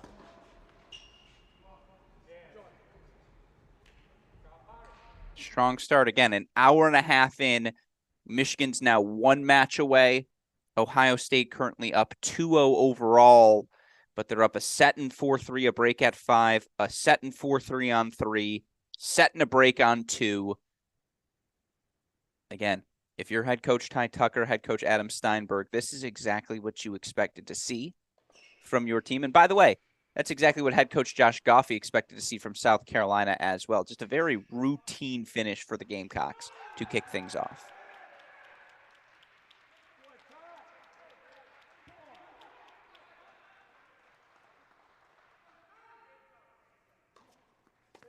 Tough call at the moment in terms of where to go. No obvious candidates right now in terms of who could clinch for Michigan. You do have Styler and Leather kind of at the business end, or I guess midway through the second set, but they're on serve at 4-3.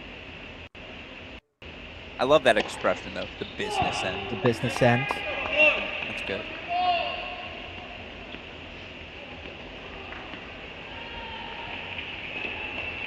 Let's go back to Columbus. JJ Tracy is 6-love, 5-3 up on Leighton Cronje.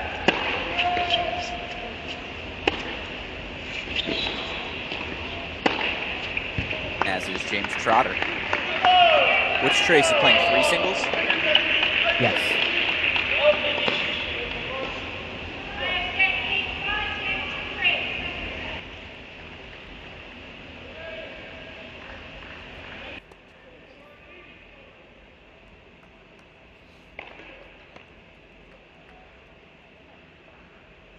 That's a good day at the office. Again, JJ Tracy, who's lost, I think, 3 dual matches in his career.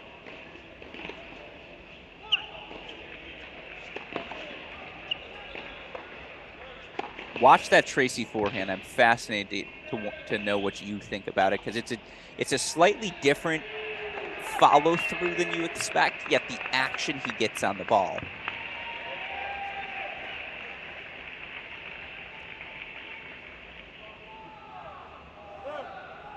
I bet he goes kick wide first forehand here.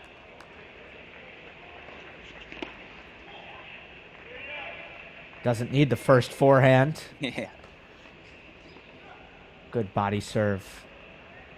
Might be worth going split screen, double Buckeyes. Well, Liam Branger up 30-love in the game, but as you have mentioned, Gruskin, James Trotter is a game away, and of course with Ohio State leading in the dual match 2-0, it could be over in a flash.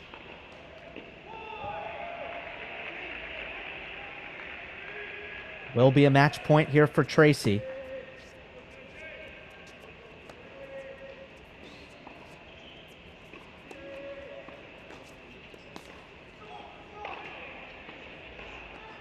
We talked about this earlier. If you're a Michigan fan, gotta be thrilled with how much Bjorn Svensson's, how much time he spent at the net today.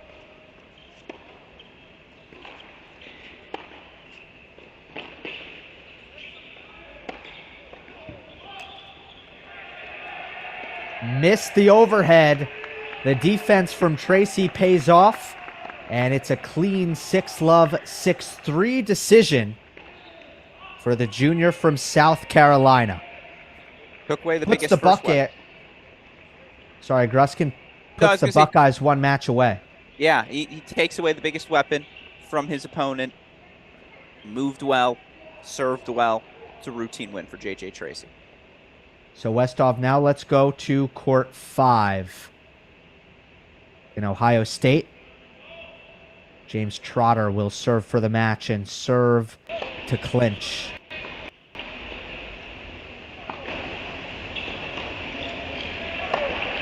And in my head, at each of these facilities, they have little scoreboards of what each other's doing, and it's race to the finish line. Buckeyes 3-0, Wolverines 3-0. Get off the court quick.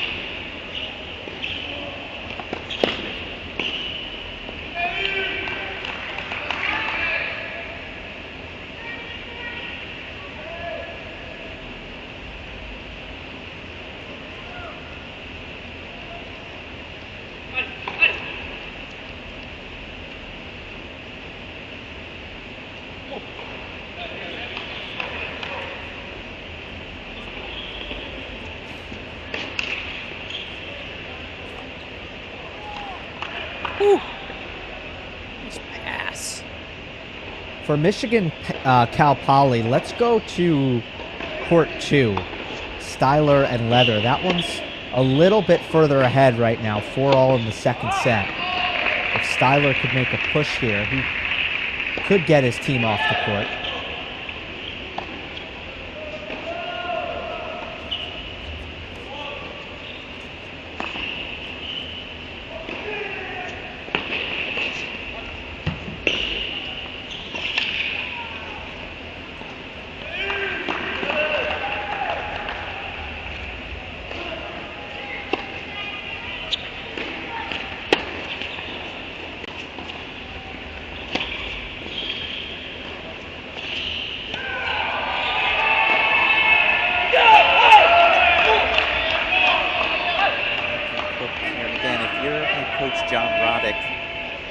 Scoreboard is what it is. Kingsley, for the record, looks like he's about to have a chance to serve for the match for Ohio State at 2 as well.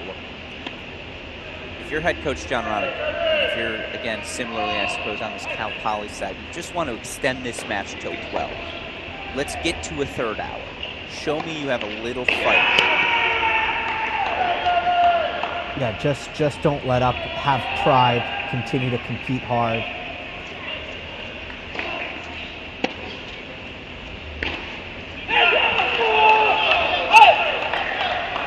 Look, Trotter's got a long way to go. But yeah, it's a mini victory here for UCF. If you can get a break, again, it's a young, unproven team. Guys in new positions, freshmen everywhere. And Liam Branger, another one of those freshmen. He's from France. Bordeaux, France. Gruskin, they're known for their wine. I don't know if you know that. I didn't.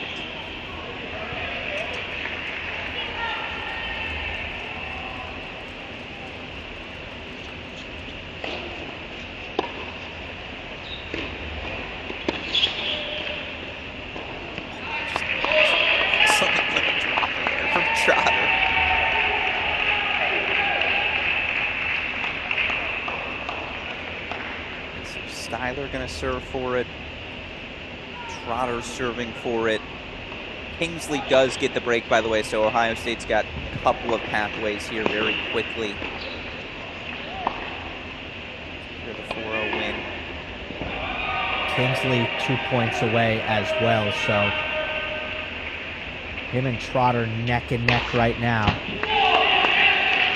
Big ace from Trotter to work to match point.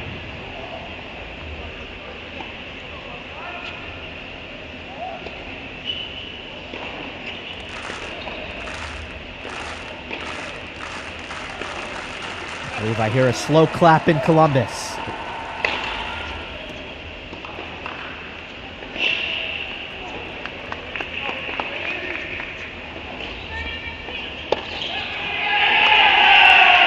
And there it is for the Buckeyes. The sweep over the UCF Knights to get this ITA Kickoff Weekend underway. Ohio State on the season now 6-0. That's exactly what the Buckeyes do, too, as we go full screen for Styler, who's now 2 points away from closing out a Michigan 4-0 victory as well. And I will ask, as always, super producer Daniel Westoff, let's wipe that scoreboard so we can be surprised with how this plays out. But where did the Buckeyes win? Doubles, 3, 5, 6. And where did they win in doubles, by the way? The 2 and 3 double spots. The best teams, it's the depth that separates them from everyone else in the country. Ohio State very much proving their depth is nothing to be messed with. I believe this is Styler serving at 30-15. I was going to say, yeah, 30-15 or 40-love.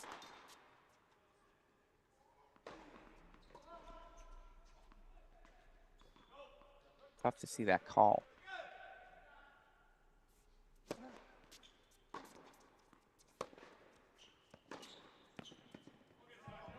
Nice pass. Not quite enough on the approach shot.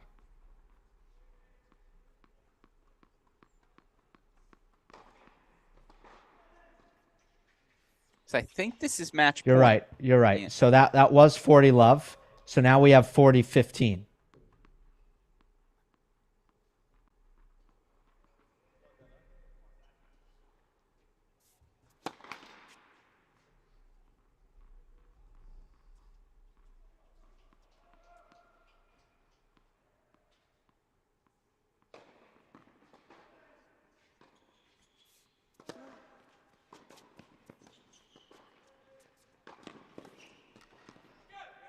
And the reflex volley. Andre Styler seals it for the Wolverines. It's 4-0 over Cal Poly as Michigan moves ahead to 5-0 on the season. So Ohio State will get the winner of Tulsa and Oregon, and Michigan will get the winner of Northwestern and Arkansas. But Gruskin, I'll give you the floor for some thoughts on Michigan's victory over Cal Poly. Look, I think the same thing applies to both of these teams. It's how routine everything was about today's performance. And if you're Coach Tucker, or Coach Steinberg, what are you telling the guys after this match? Yes, there are little things I'm sure they'd like to clean up, but Michigan goes unbroken on serve and doubles, as does Ohio State. Ohio State drops a grand total. Let's see, 3 + 5 + 3 is 11 games. In their 3 singles victories, Michigan loses a total of 7 games in their 3 singles victories. There are individual players who I'm sure will want to clean up individual things, but collectively, we heard Baylor head coach Michael Woodson use the word focus last night when we spoke with him. Early in the season, you just want to see your teams focused. And is it fair to say both were here to kick off their weekends? Yeah, absolutely. There were no blips. There were no real blatant underperformances across the board. You know that you're probably going to get the team win, but if you have a couple of guys off, now you see a problem where, okay, that's going to cost us against the better competition. So I think both coaches will be really happy that, again, up and down the lineup, you have everybody locked in and really looking in their element. We opened the broadcast talking about how this is early morning, a chilly morning in the Big Ten, and we're going inside to play tennis. And, these teams, UCF and Cal Poly, outdoor teams who don't have the same experience even under their belt so far this season, coming into a tough spot there, and they were frankly blitzed by these 2 Big Ten schools. Let me ask you one final thing, because I'm so trapped in the college tennis bubble. I'm curious, an outsider's perspective. Here's the one thing I would note. Not even a note of caution, but I think a notable takeaway. Freshman Alex Bernard, who played at the 4 singles spot. Freshman Bjorn Svensson, who played at the 5 singles spot. Identical score lines. Each takes the first set 6-3. Each is down a break 4-2 in set number 2. Now, it's first kickoff weekend. There are always nerves. If you're an Ohio State and a Michigan fan, Gil, what's your takeaway from these freshmen? Well, I think Bernard, to me, was getting dictated a little bit too much in that match against Mehdi. the freshman from Morocco. So it wasn't that he was in danger of losing, but just the complexion of the points looked a little bit off to me for him. So I think that's an area where you watch out for that. Okay, against weapons, how is he going to respond moving forward? And I think it's probably just more of a court positioning thing.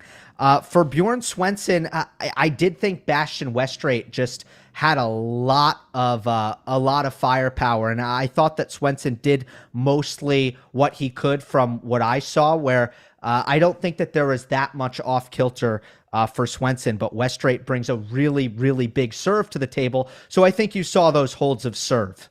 Mm-hmm. The last thing I would say on the Bernard piece, don't you feel like you throw him at the number 4 singles position outdoors and like that's a piece? Yes, I agree. The speed is something that we saw. Exactly. And he's going to be tough to hit through. Yeah. Outdoors is going to be very tough to hit through. And it seems very much so like from a shot tolerance standpoint, he's also going to be very much up to the task when those rallies extend. No, very well said. And again, it's a fun contrast to what you see in the weapons, Boulay, Kingsley, Cash, Trotter. It's like, no. This is our contrast. We're throwing something a little different at you. The lefty who's going to slice you, dice you, make it take the 2 hours to beat him.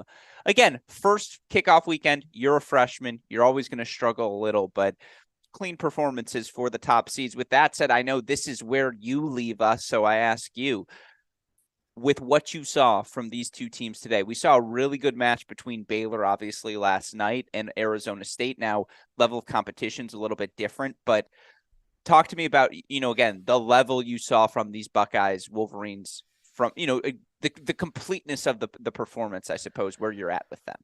Yeah, I mean, the Buckeyes, they really impressed me in the doubles. I mean, it was very, very convincing by this Ohio State team where, you had just early leads everywhere. You had 6-1s, you had 6-2s, and they were on and off the court very, very quickly.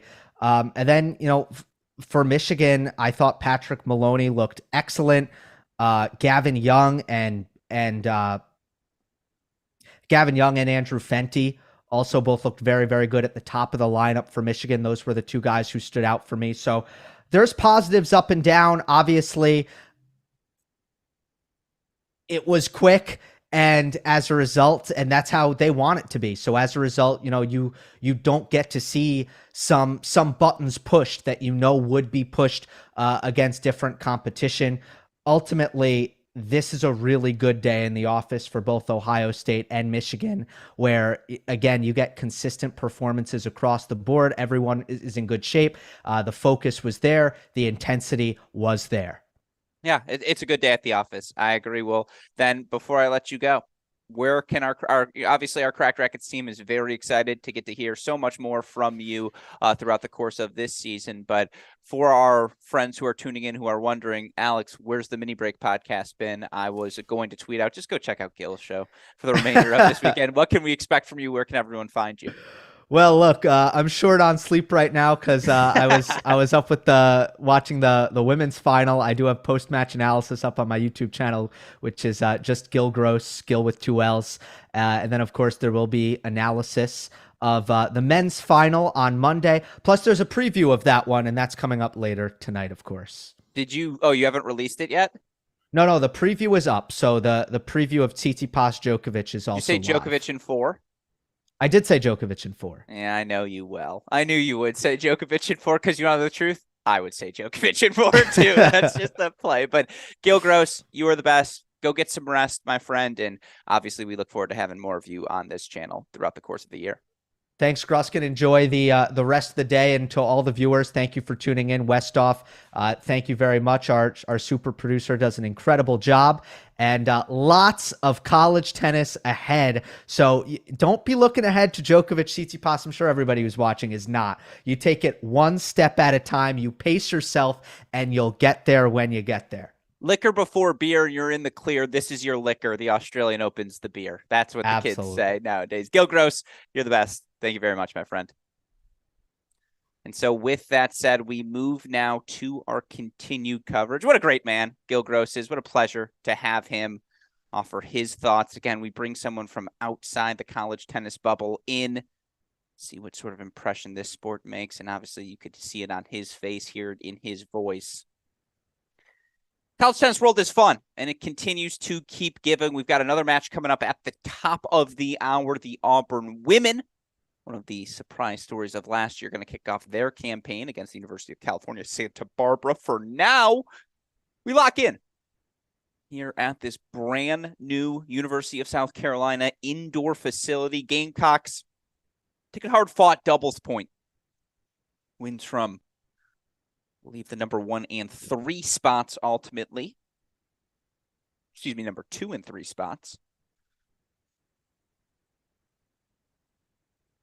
Here we kick things off on court number 1, Toby Samuel. Taking on Eduardo Graziani. Again, Toby Samuel, a massive, massive past couple of months on the pro tour.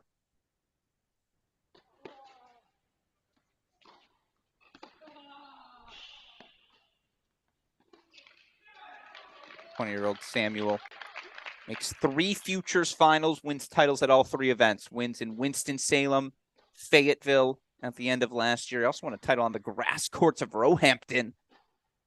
Shout out to the Brit, one of many from Great Britain to be having so much success here in the college tennis ranks. You think about the British takeover, guys like Cam Norrie, Joe Salisbury, perhaps the most notable. Countless guys over the years. Dom Inglot, Skupskis.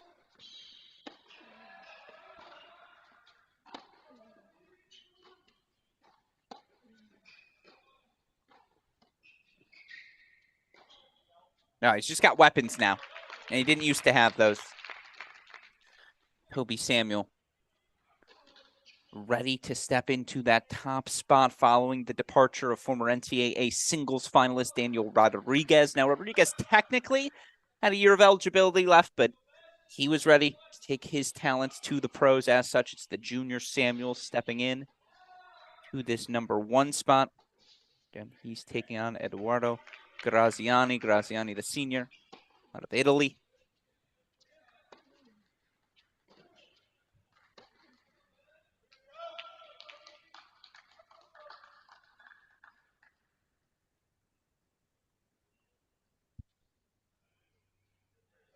Graziani, your 2022 Ivy League Player of the Year, 15-5 at the number 1 single spot, was the first Penn Quaker to team the NCAA individual championship since 2007.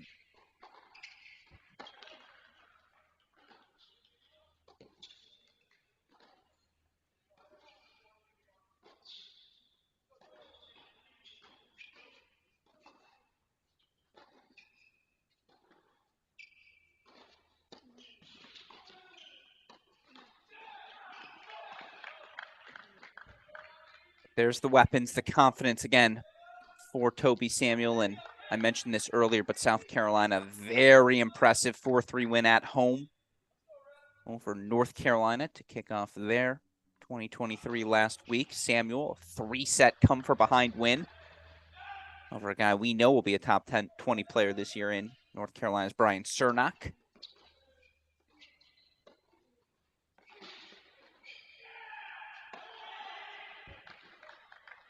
Nice play from Graziani, though. It's, again, the biggest story for this Penn coaching, for this Penn team is, again, the turmoil they've had to under. Right now, head coach David Gates, David DeLucia, both gone. In comes USC head coach, USC assistant Rich Bonfiglio.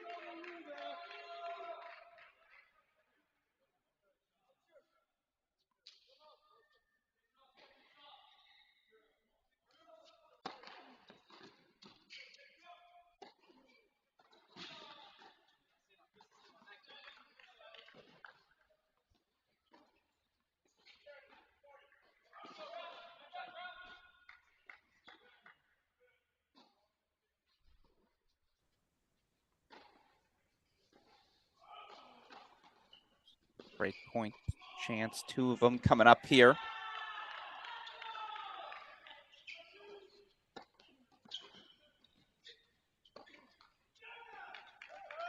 And there's the break. Toby Samuel now. 3-2 lead here for South Carolina on court number 1. Let's head over now. Again, some of the other action we see here in this battle. Let's go to court number 2 now. Court number 2.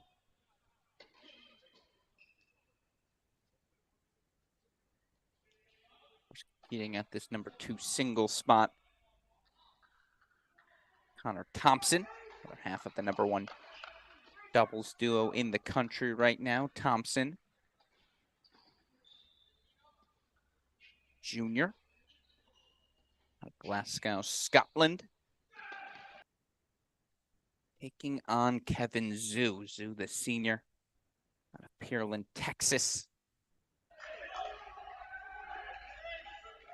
11-6 in spring action last year. Played primarily at the 3 and 4 singles positions.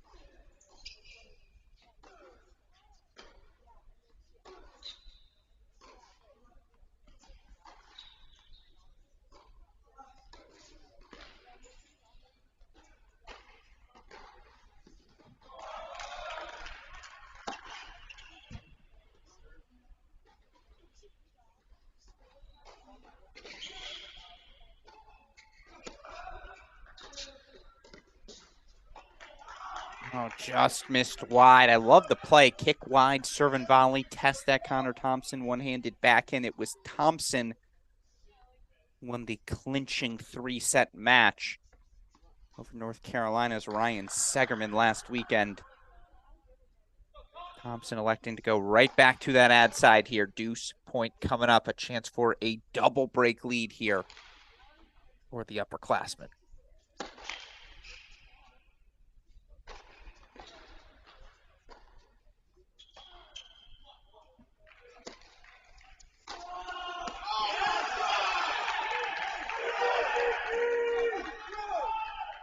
Again, right now, South Carolina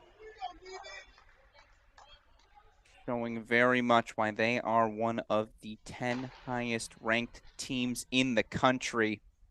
It's a 4-1 lead for Connor Thompson. And right now, South Carolina is cruising everywhere. Let's go over to court number 6, where Jake Beasley's already taken a 6-love first set for the Gamecocks. Looks to be cruising. I mean, Carolina's cruising everywhere. Really pick a court, any court. And they've got themselves a comfortable lead. But we also have some other action going on right now. We want to show that to you all. So we'll get over here to court number 6. All right, still waiting on action there. But you see here, court number 1 at Florida. Can we make that court number 6? I know it might take a second. Super producer Daniel West up, but we've got a set point on 6 if we can catch it right now. And I'll set the scene momentarily, but it's a set point for USF, one they kind of need to force a split on 6. And there you see it. TPS.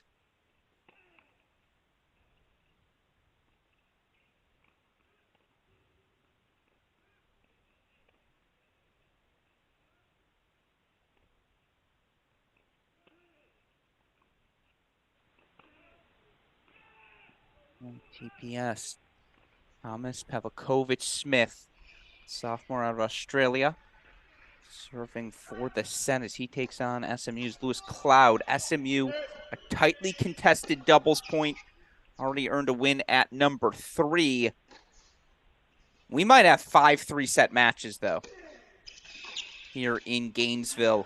SMU lost a heartbreaker 4-3 yesterday to Mississippi State, who takes on Florida in the regional final later today.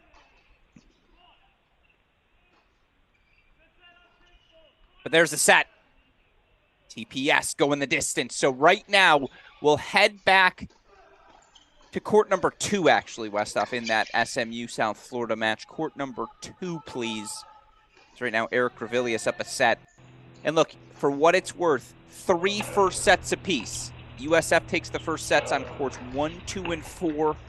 SMU gets first sets on courts 3, 5, and 6. Third set underway on courts 4 and 6, though, already. So again, at least 1 3-set victory going to be required for either of these teams to earn a victory today. Probably pushes back the start, likely, of our Florida regional final as well. Meanwhile, you see over again, we're hopping courts right now in this South Carolina Penn match.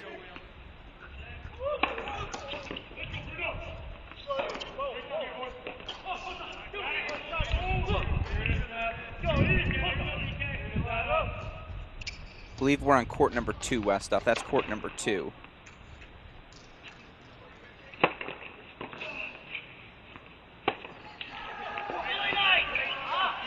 No, can we go to court number 2? I know we were on 6, Westhoff. I actually liked the court you were on.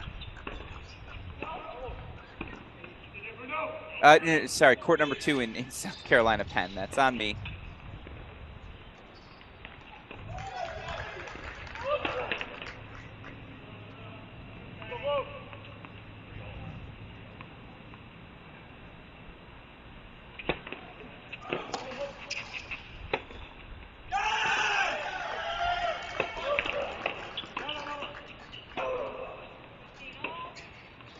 Now it is all South Carolina.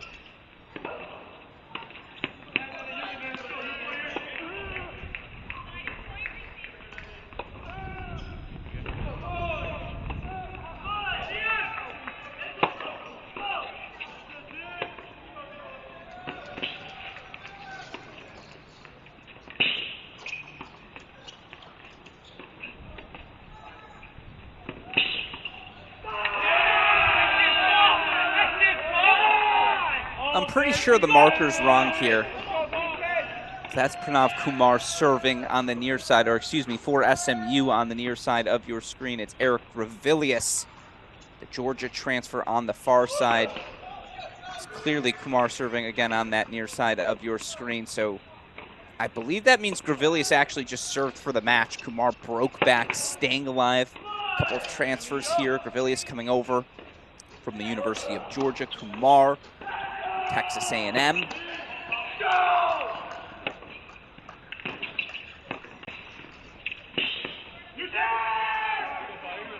And look, this is a massive battle for NCAA purposes. Both of these teams will find themselves right in that top 50 range ranked somewhere between 35 and 60 throughout the course of the year. This SMU team, so many different pieces. Grant Chen, slow and steady in building up the Mustangs.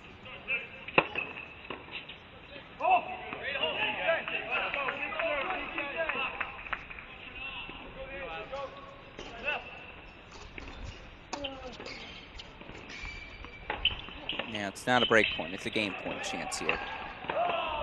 Meanwhile, again, Connor Thompson's 1 game away. South Carolina's cruising, folks. 6-0, 1-0 on 6. They're up 5-1 or 5-3 on courts 1, 2, and 3.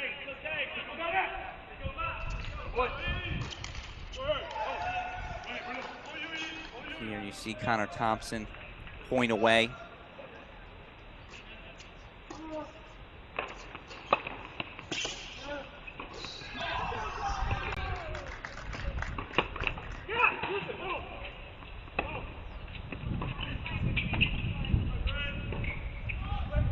Just too tentative on the volley.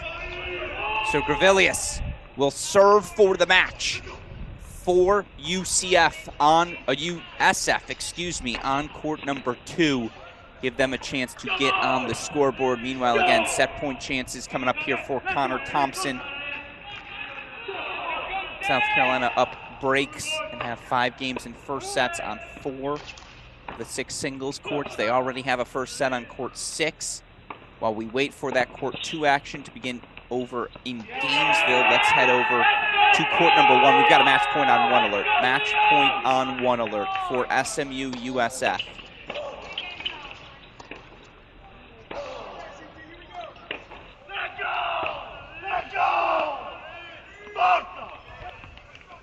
Let's go, And I think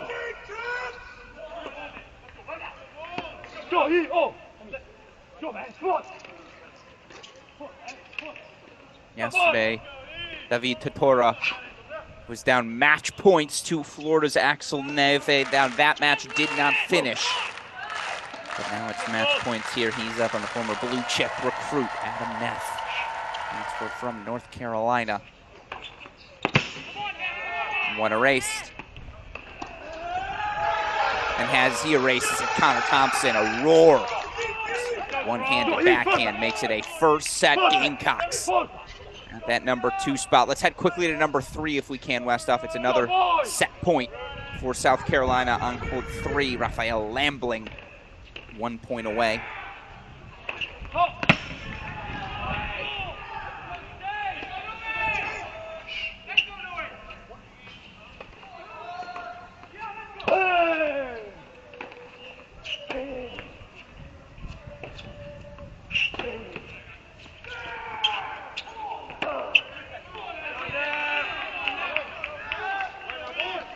Yeah, he missed the passing shot. No, he didn't miss the passing shot. He's overruled. So it's a set on court 3. Raphael Lambling, 6-1. That makes it 3 first sets for South Carolina. Now, who's closer to set point? Do we go? Let's go court number 5, please. Court number 5 in South Carolina. Casey Houle now, who coached Josh Goffey. You talk to him any day of the week, he'll bring up Casey Houle somehow. He finds a way. He's so high on the upside of Houle. Convinced progress he's made. Meanwhile, that goes wide, so it's a roar from Totora. He puts USF on the board, 2-1. SMU still leads. Let's go over to court number 2, though, as this match could be 2-all very quickly in Gainesville. Eric Gravilius serving for the match. Transfer from the University of Georgia, serving for the USF Bulls.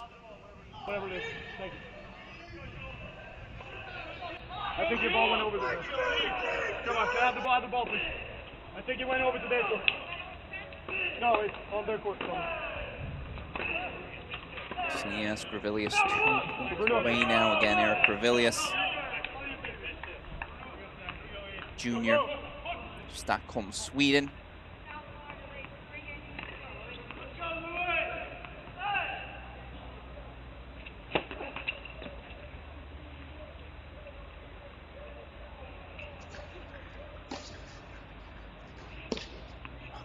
Ball there from Menfietti.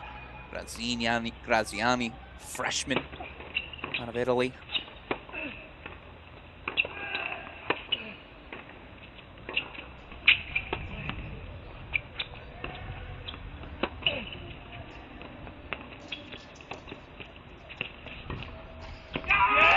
What a combination from Kumar.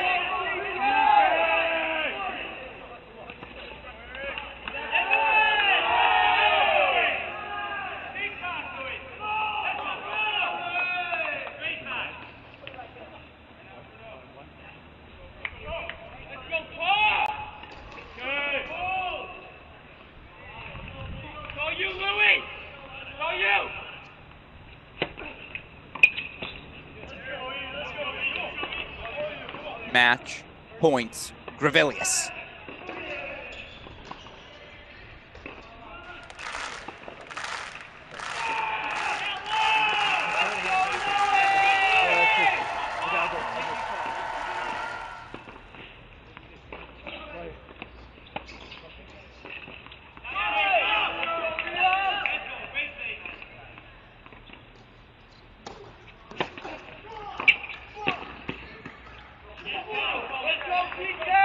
Just long on the serve and volley for Grevilius, who doesn't love coming over the top of that backhand, but plenty fine sticking it just a little too firm. Deuce point, match point, break point. Triple threat here. Kick off the noon hour. Meanwhile, again, Casey Houle, left side of your screen, serving to make it 5 first sets as Toby Samuel did close out a 6-3 first set on 1. James Story 2 points away from the first set on 4, but it's Eric Grevilius knotting things up in Gainesville 2-all as the junior from Sweden. 6-4, 7-5 for Pranav Kumar. So it's now 2 apiece there. Let's head over. We've got 2 third sets underway.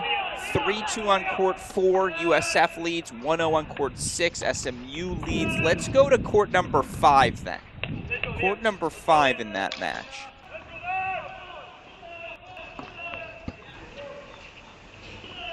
And can we quickly go to court number 4 in South Carolina? As I think James Story's about to find himself at set point. In fact, he does. Court 4, South Carolina. Set point Story. Meanwhile, John here, game point chances as he looks to make it 3 3-setters to decide it. Again, each of these teams are going to need at least 1 3-set victory in Gainesville on the win today.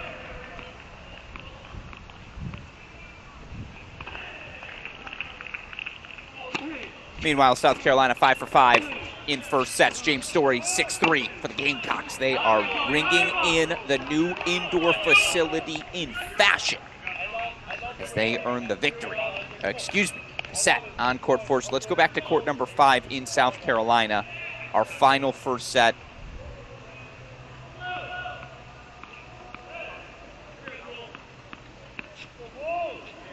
Casey Houle now has brought himself 2 set point chances. Gonna make it a clean sweep.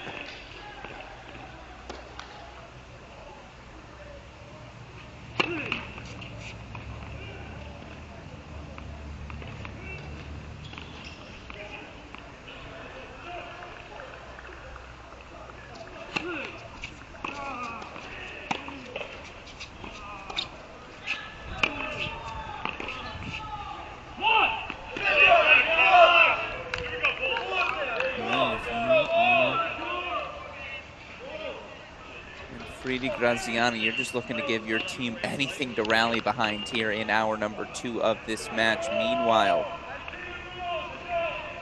USF has taken 2 straight decisions, wins at the number 1 and 2 spots, now up a break here in set number 2 on 5 third set matches happening on courts 4 and 6.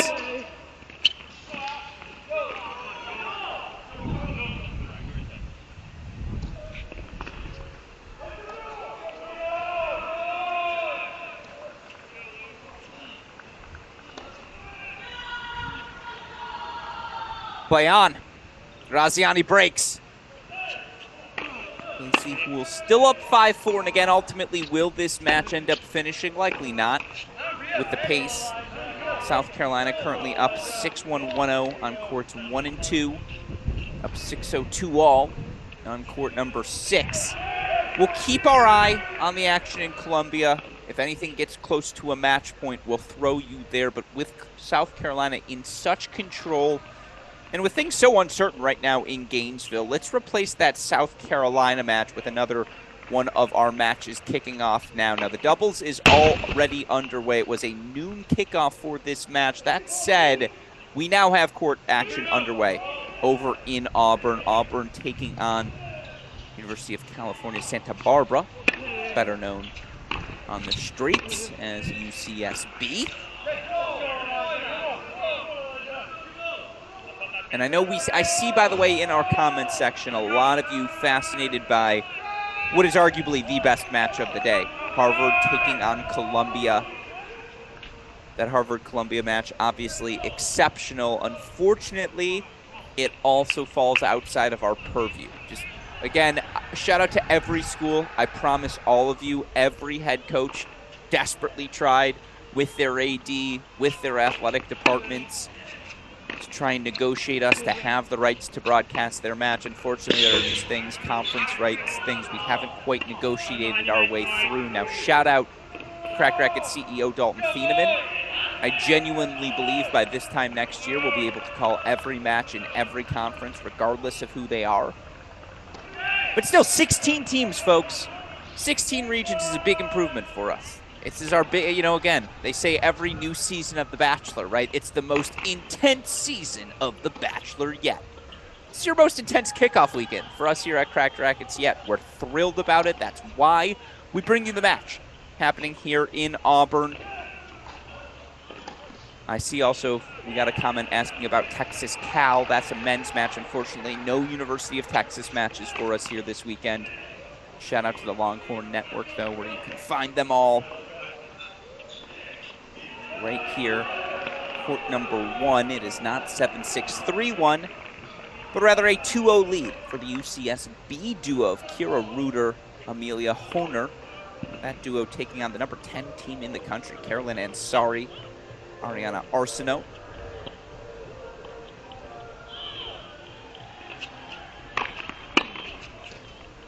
Excuse me, it's a 3-love scoreboard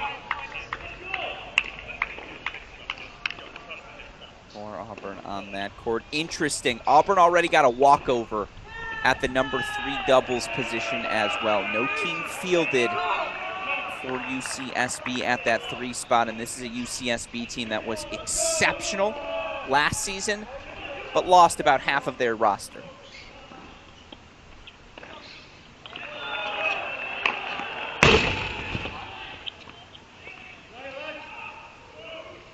Just 7 players on this UCSB team. Meanwhile, another deuce point here on court 5.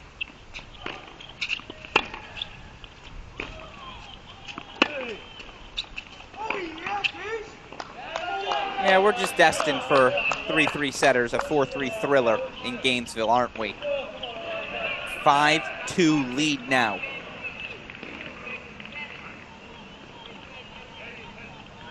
USF's Elijah Cham taking on Julian Steinhausen. Meanwhile, can we go to court number 4 in Gainesville? Super Cruise for being the stuff. Court number 4, one of my favorite names in all of college tennis. Liam Kral. Fear the Kral. He's serving 3-4, 40-15, taking on Bruno Oliveira. Here for USF, again, 2-all. This match is your closest to the finish line. It's 1-all in the 3rd set on 6. 5-2 lead in the 2nd for USF on 5, though they dropped, obviously. The opening set there. Meanwhile, again, Auburn already up a doubles flight. Fortunately, injury means UCSB not able to compete at the number 3 spot. But UCSB is up 3-0 on 1.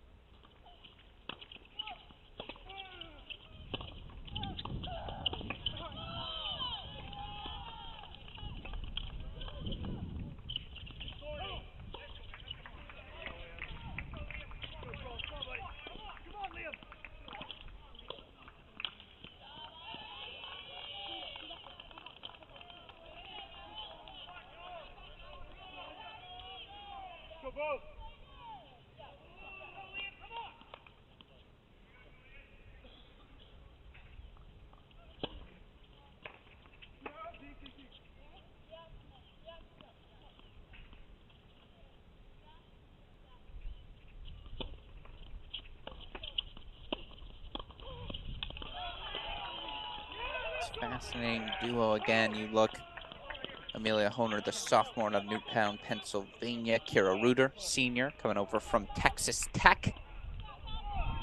Or sorry, Anna Arsenault coming over from Georgia last year for this Auburn team. Was so good in her first season on campus. She's partnered the junior with the senior, Carolyn Ansari.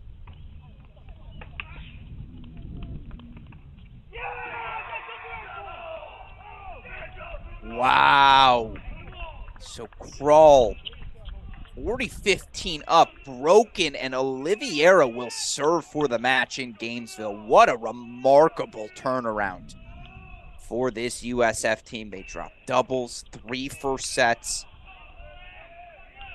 and themselves down in a couple of places, but no longer. They're a game away from a 3-2 lead.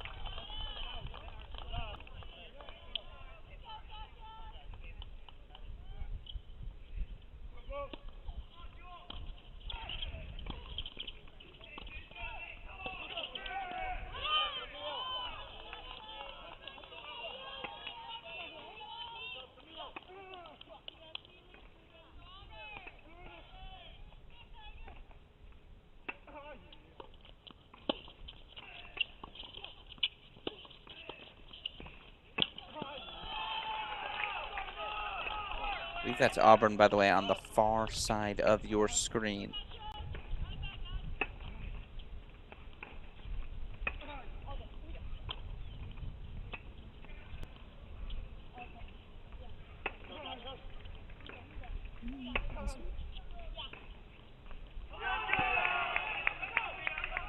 They're 2 points away.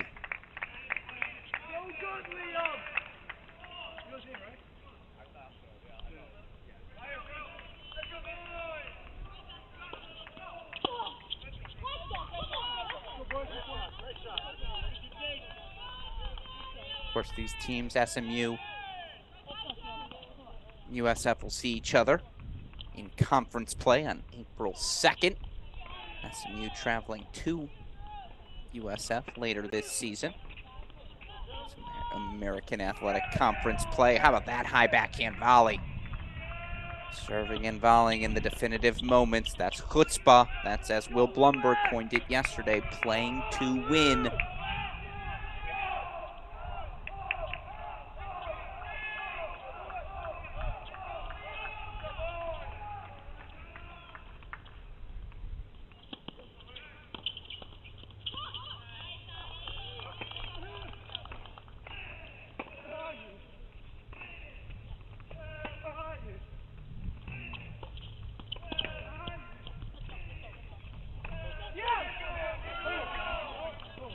I think they're 2 points away.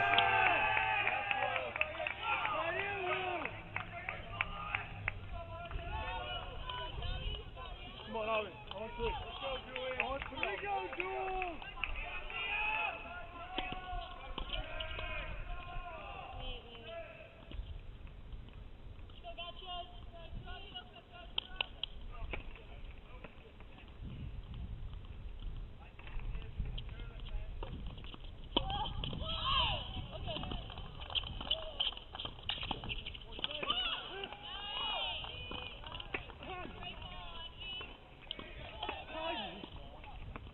Well, here's a development for what it's worth. Again, Auburn. Oh, the wheels from Oliviera.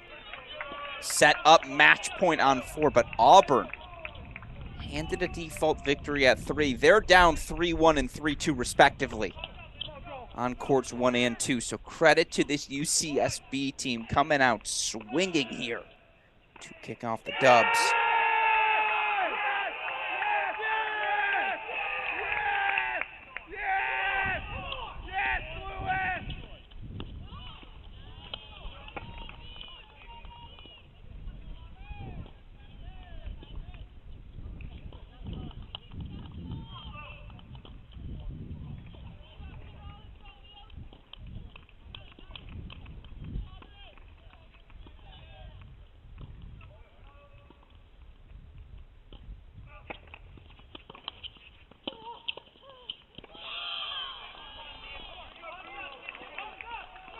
right, here comes the Auburn push, though, as I believe that's a break from Arsenault and Ansari for 3-2 now. Auburn still down at that number 1 spot, but making that push.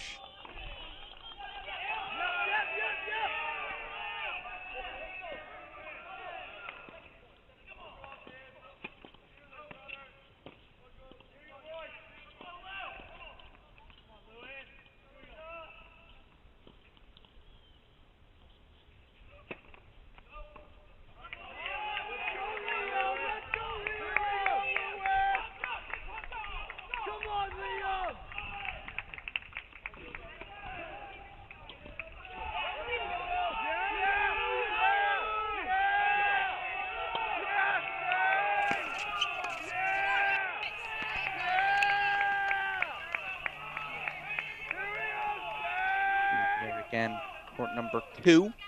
It's the duo of Angela Okotoyi, Adeline Flack, daughter of Ken Flack, tennis player. They're taking on the duo of Camille Kiss, Marta Gonzalez-Balbi, Kiss, the junior, out of Redlands, California. Gonzalez-Balbi, the senior.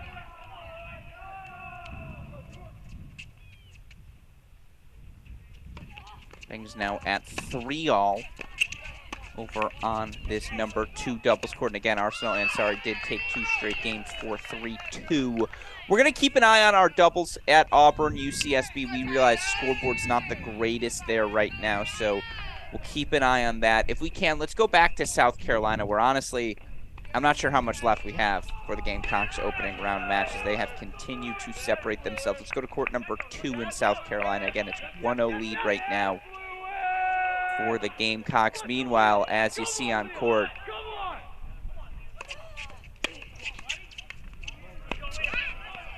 the battle continuing here in Florida as Liam Krall does break back.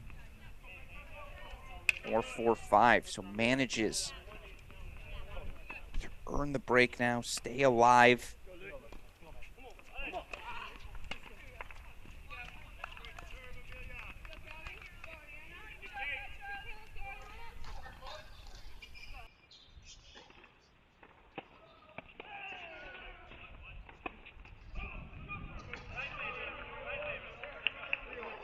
South Carolina. We're bringing this back on your screen as I don't anticipate we'll have much longer in this one right now. Just your score update. Again, South Carolina takes pretty comfortable doubles decisions at the 2 and 3 spot, and right now it's a 6-0, 2-3 lead for the Gamecocks at number 6.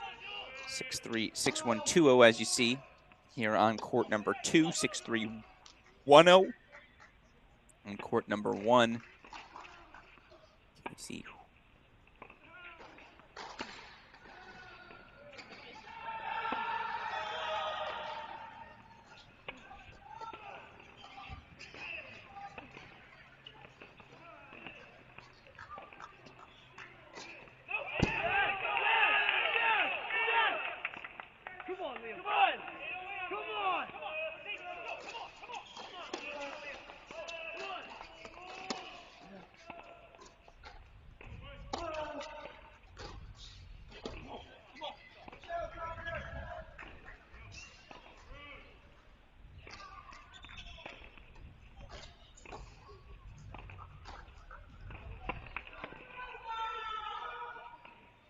So we do see Connor Thompson now.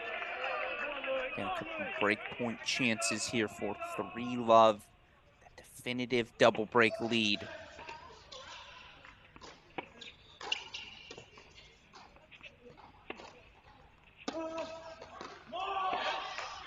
Connor Thompson is having himself a day.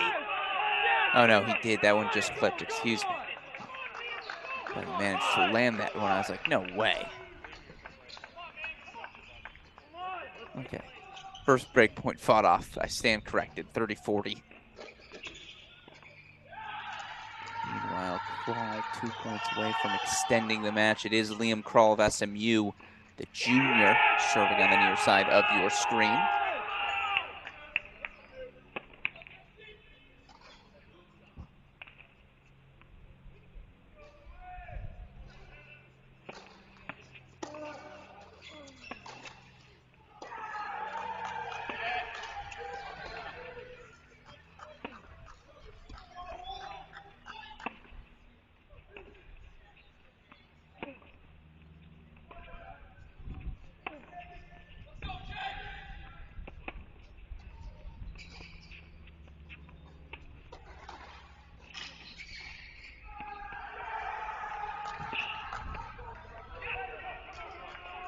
Oh my God.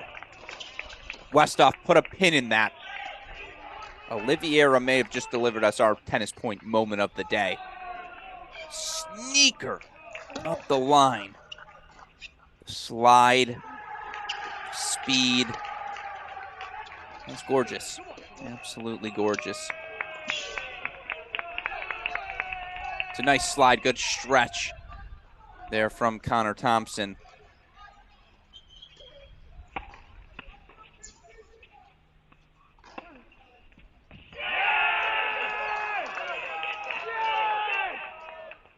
Big roar from Crawley's trying to keep himself in this one.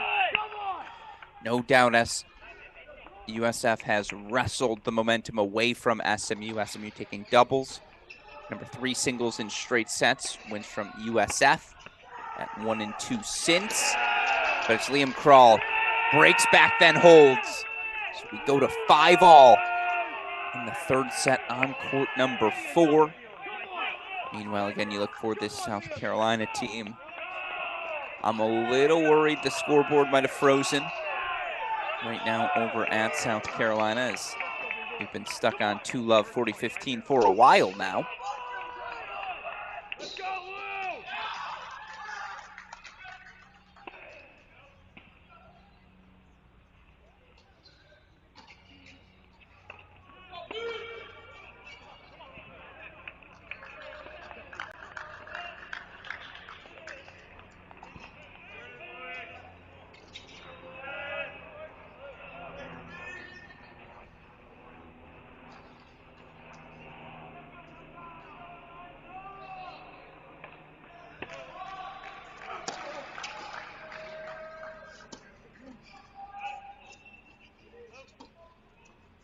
There we go.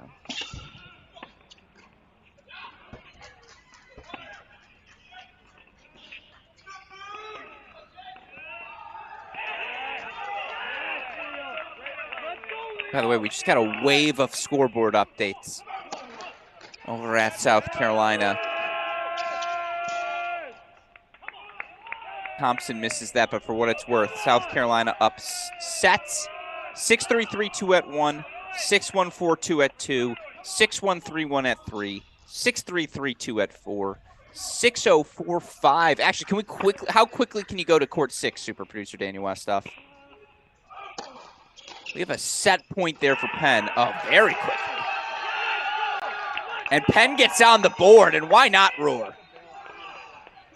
Head coach Rich Bonfiglio, the only coach on staff right now for this Penn team. Again, they had to find a coaching staff in December.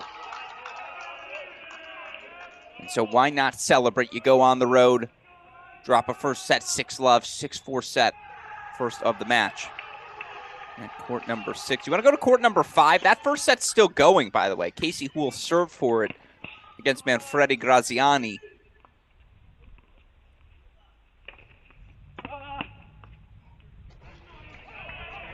And that's court number 5 in South Carolina. Penn. The only first set still left in play. And again, it does feel a little bit like when, not if, at this point for this South Carolina team, they will advance to round number 2. That said, I'm going to try and keep them on court as long as possible.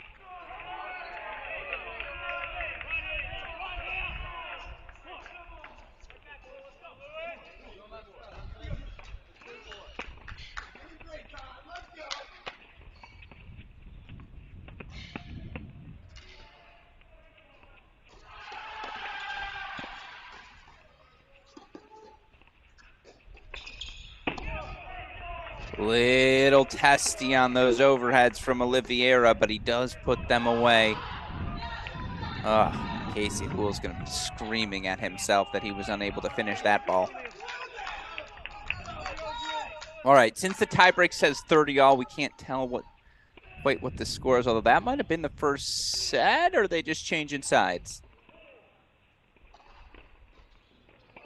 Looks like it's just a quick change of ends here.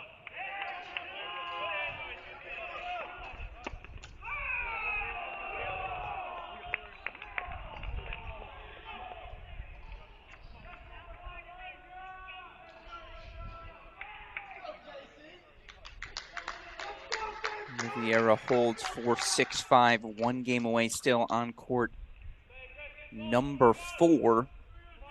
Meanwhile, Elijah Cham did force a third set for USF, so 3 third setters to decide it. It's 3-all in the third on 6, 1 love on serve on 5, and then 6-5 here. Liam Krall going to serve to stay alive in the match once again. Alex Gruskin here. It's day number 2 of our ITA Kickoff Weekend coverage here at Cracked Racquets. Just joining us, Michigan, Ohio State, definitive 4-0 victories, under 2 hours on the men's side to kick off their weekends. Of course, we have 16 matches on the schedule for all of you tennis fans here today. So yes, Australian Open is slowing down. The tennis world is not.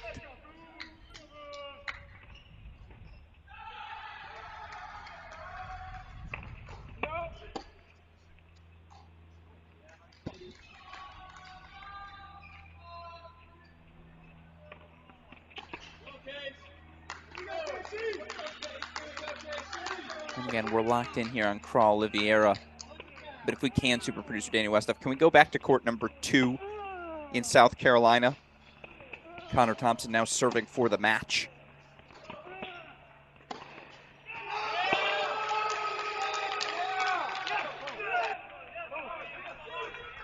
First point, Bulls. For the record, Zoo held 4-5-3.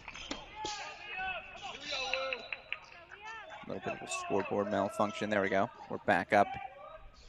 It'll update momentarily here. There we go. 5-3 love 15.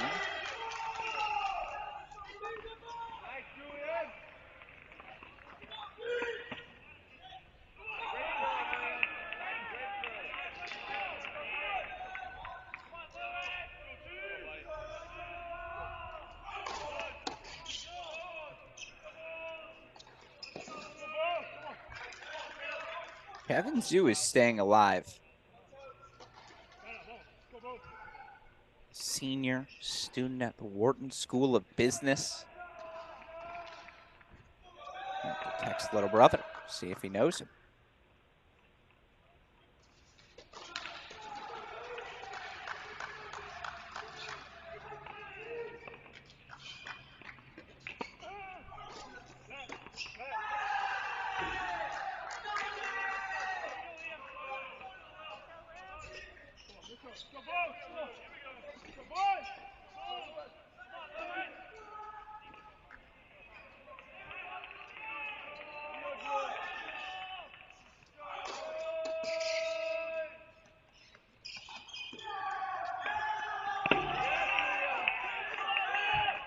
Zoo just long on the backhand lob.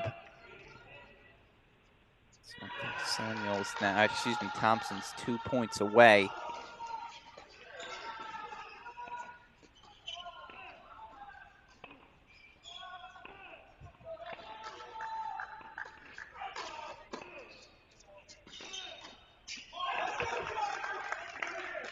I believe that's match point now. Coming up here for Connor Thompson. Looks to extend South Carolina's lead to 2 love.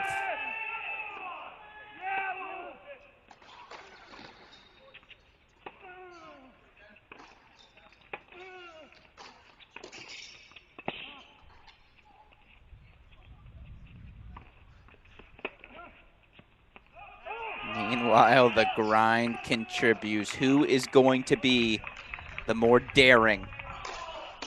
Will it be Liam Krall? Will it be Bruno Oliveira? Meanwhile, is this a Penn push?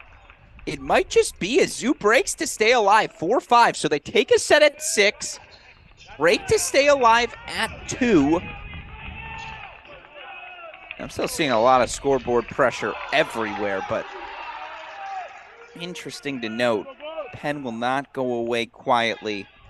5-4 there now on 2. Let's head back over to court number 1 in South Carolina as we see Breaker to decide things on court number 4.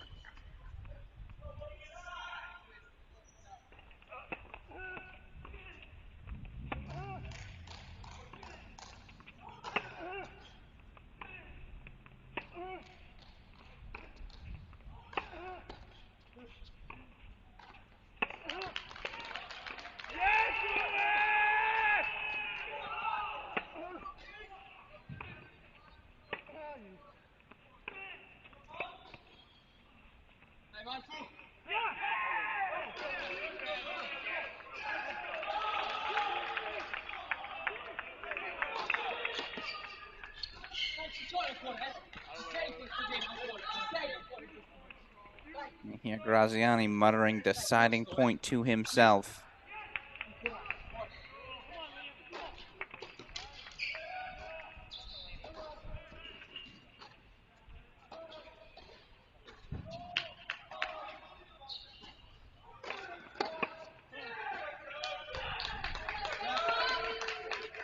Good serve from Toby Samuel.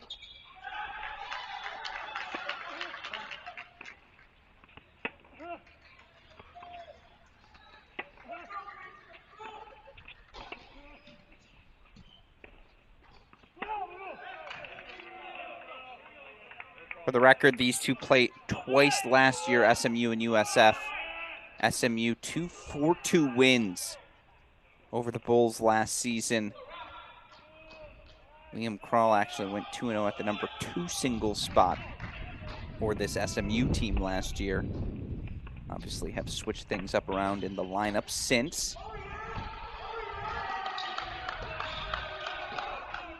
And now all of a sudden, boy, Oliveira.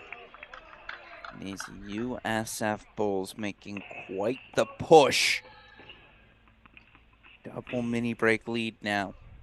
Here in the third set breaker. Meanwhile, no way. I know we weren't keeping an eye on it. That's on me. But I'm pretty sure UCSB just took the doubles point against Auburn. I think they got 6-2 win at 1, 6-3 win at 2. So despite foregoing the number 3 doubles spot, we've got an upset alert, folks. UCSB takes the doubles point at Auburn.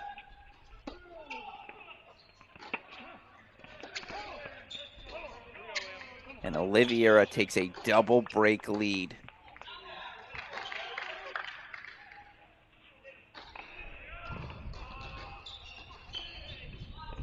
USF, excuse me. Double mini break lead here.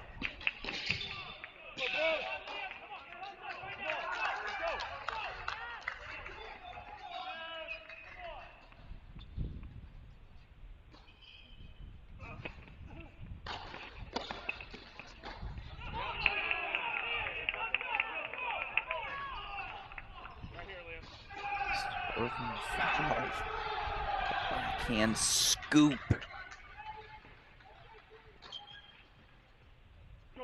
Just wide.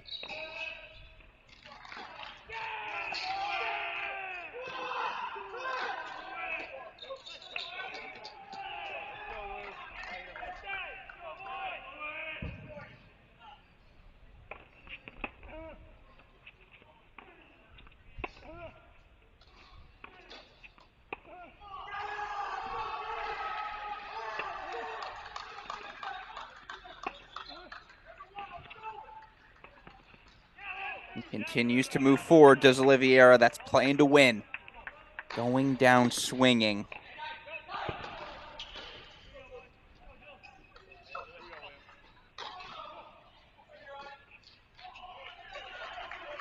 Five 1 USF's 2 points away here at court number 4. Again, after losing to SMU twice last season, what a win this would be to kick off the Bulls' 2023 campaign. Meanwhile, Penn's staying alive. Again, scoreboards froze on us at South Carolina. Apologies for that. See what we can do to get them back up and running.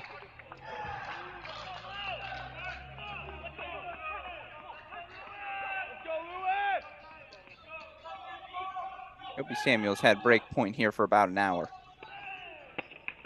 No Connor Thompson. Kevin Zhu held for 5-all, so they're 5-all in the second set on 2.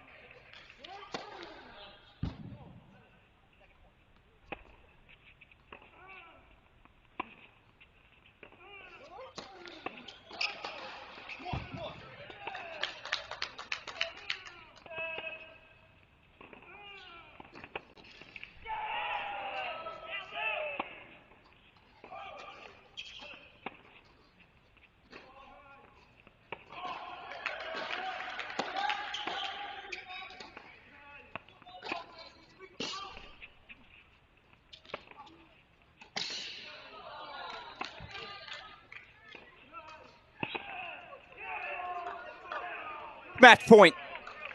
coming up for Bruno Oliveira. Oliveira 0-2 at the number 6 single spot for USF in his 2 matchups last season. Is the junior transfer from South Carolina.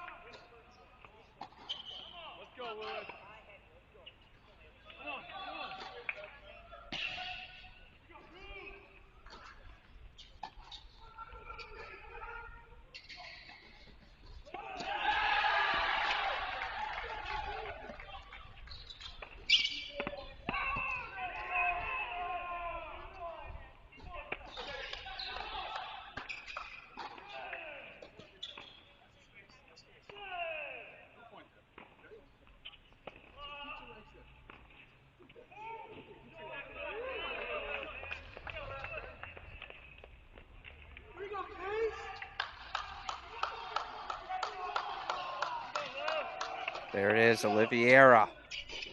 6'2", 3'6", 7'6". What a victory. You see his SMU teammates going to immediately console him. That'll be a tough one for Kral to swallow, but man, 3-2 now. And in fact, we got to go quickly to 6 in this Florida match. Because it's match point right now for Lewis Cloud of SMU.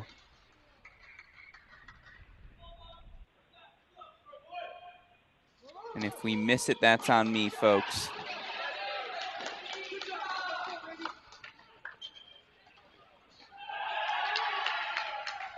Lewis Cloud, 6'3", 3'6", 6'3" win. That'll do it for this SMU team. So it's 3-all overall. It comes down to court number 5. Meanwhile, can we quickly move to court number 4 in South Carolina? Let's do 4 at South Carolina first, Westhoff. We'll get to that SMU USF in a second, but match point coming up for South Carolina.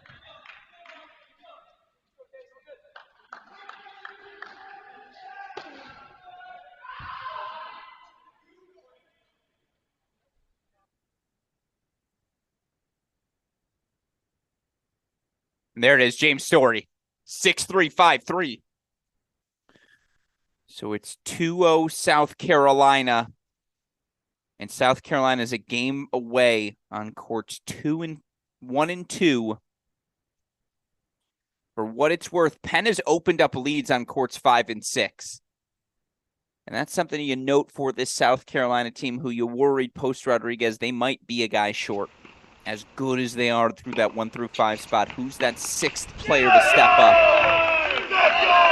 Question maybe still remains for South Carolina. That said, yeah, let's go to no, I like court number 1. Court number 1's perfect. Yep.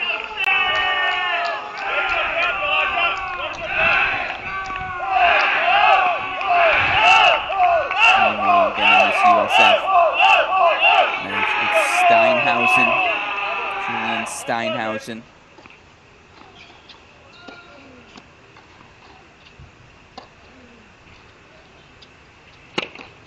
Or SMU Steinhausen.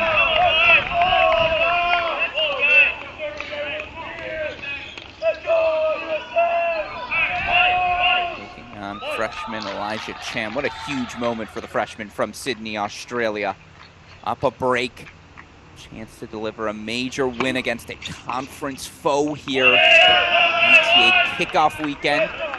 Meanwhile, you look for Steinhausen, who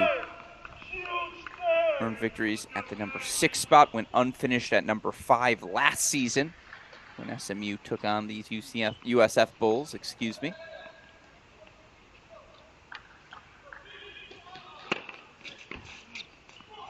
And Toby Samuel looking to close in here. Connor Thompson 1 game away as well. Ramblings 2 games away.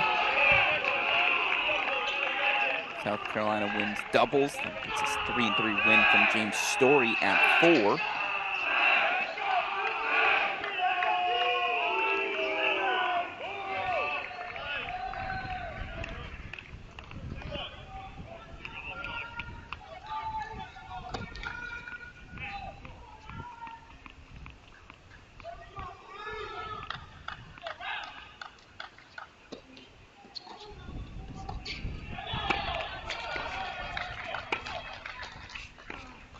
As we see Toby Samuel putting a little pressure on the junior Graziani.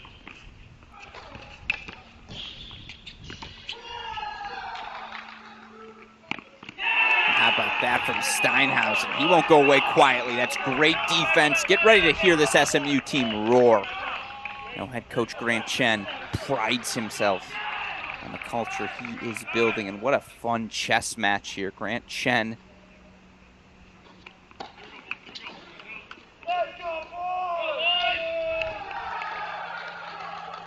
on former U.S. one of the top doubles player in the world, than Ashley Fisher.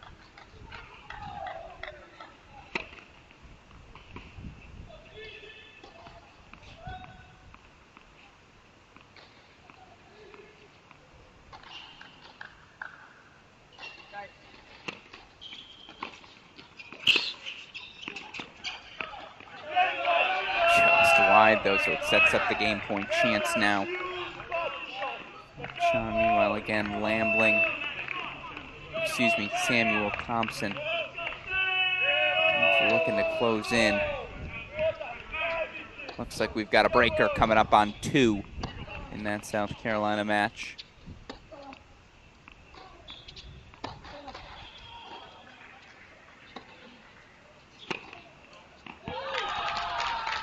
That's just money from Toby Samuel.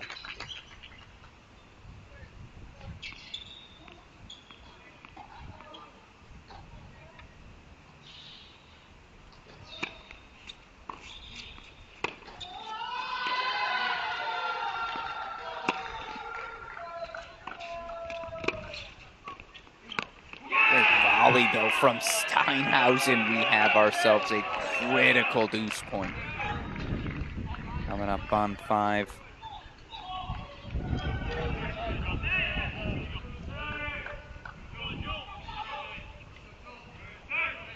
Well, deuce point, by the way, coming up here on 1. I believe it's a deuce point match point chance. It's 2-all right now in the breaker on 2.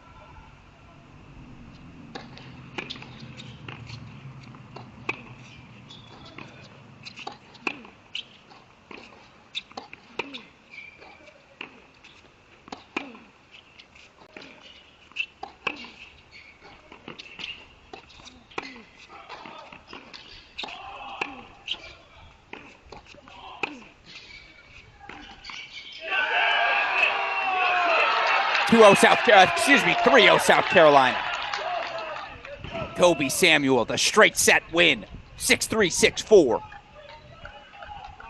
So South Carolina now 1 point away. Let's go over to court number 2, please. Court number 2, where it's a breaker. 3-all right now in the breaker between Connor Thompson and Kevin Zhu. Thompson served for the match. Up 6-1, 5-3. Zhu was able to get the break. Meanwhile, again, Cham 6-4-1 now. He manages to hold on that deuce point, as you saw USF. They may rip off 4 or 5 matches consecutively again. Earn a much-needed early season victory over a very talented and deep SMU team.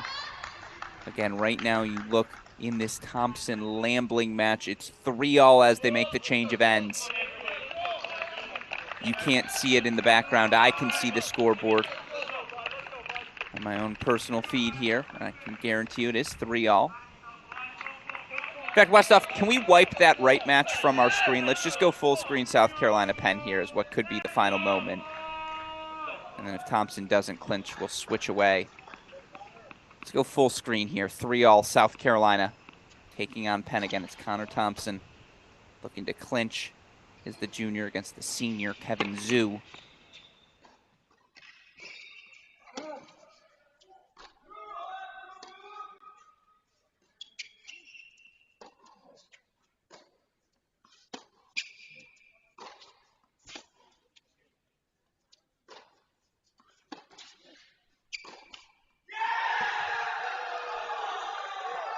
Three Penn.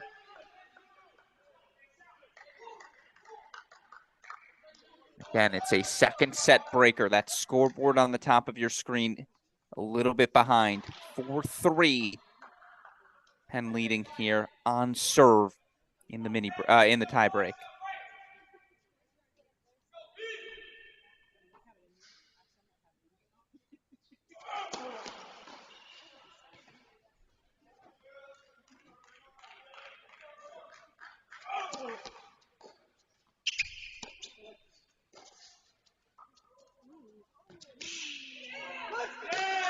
Oh, it's your tennis point moment of the day. He had about 1.5 seconds to get to that net cord. When he did, Connor Thompson, little drop of magic. Little backhand scoop, cross court, 4-all here in our second set breaker.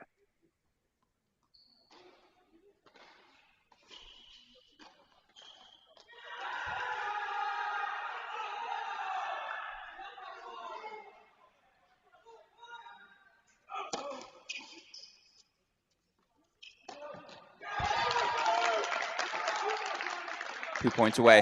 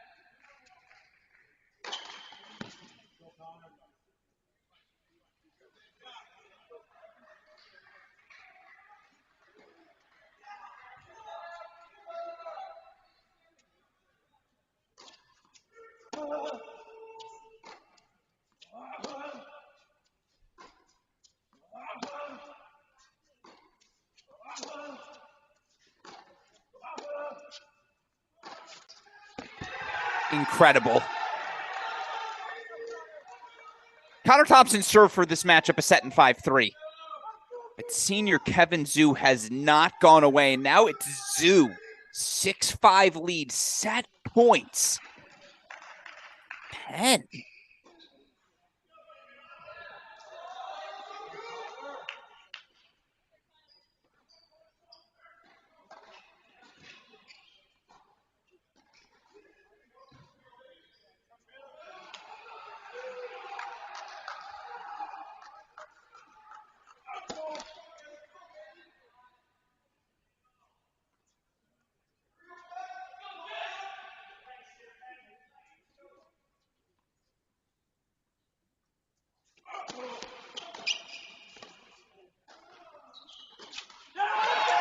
Oh no, Kevin Zhu. Oh no. 6-5. You have the forehand you wanted. And it just sails oh so into the net. Wow.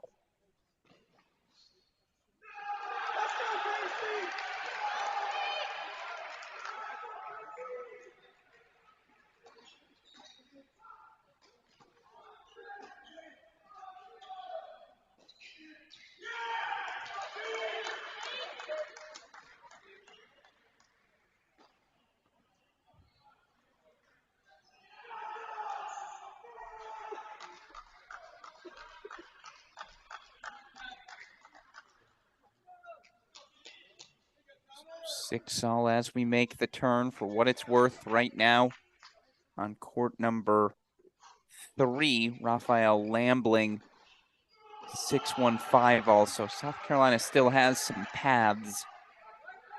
Boy, would they like to get off the court right now.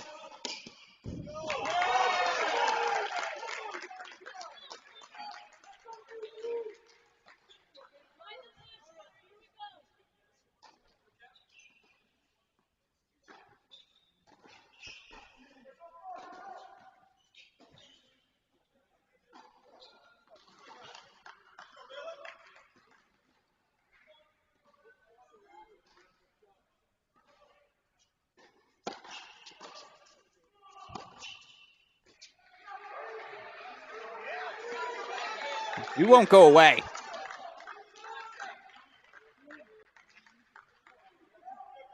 And again, this match gets about 2 more minutes of uninterrupted time as we have so much action happening elsewhere along the country. 2 more matches kicking off here at the top of the hour. Well, here it is. Match point on serve for Connor Thompson. You know what we need here, Westoff.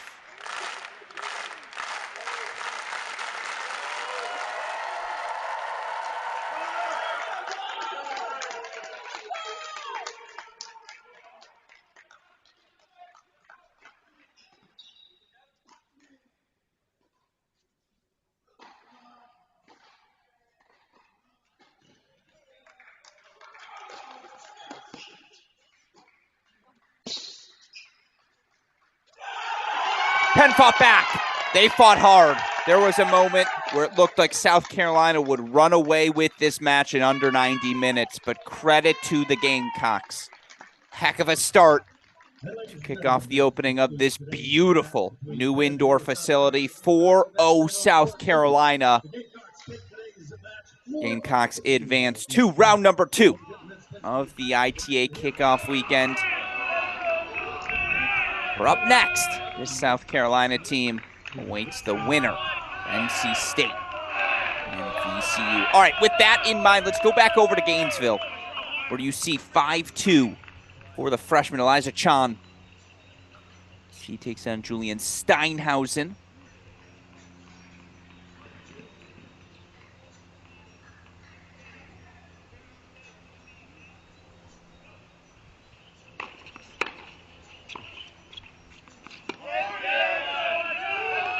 And 4-0 South Carolina.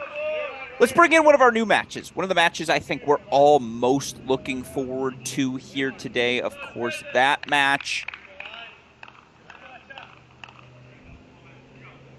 is the matchup happening in Knoxville, University of Tennessee, taking on Oklahoma.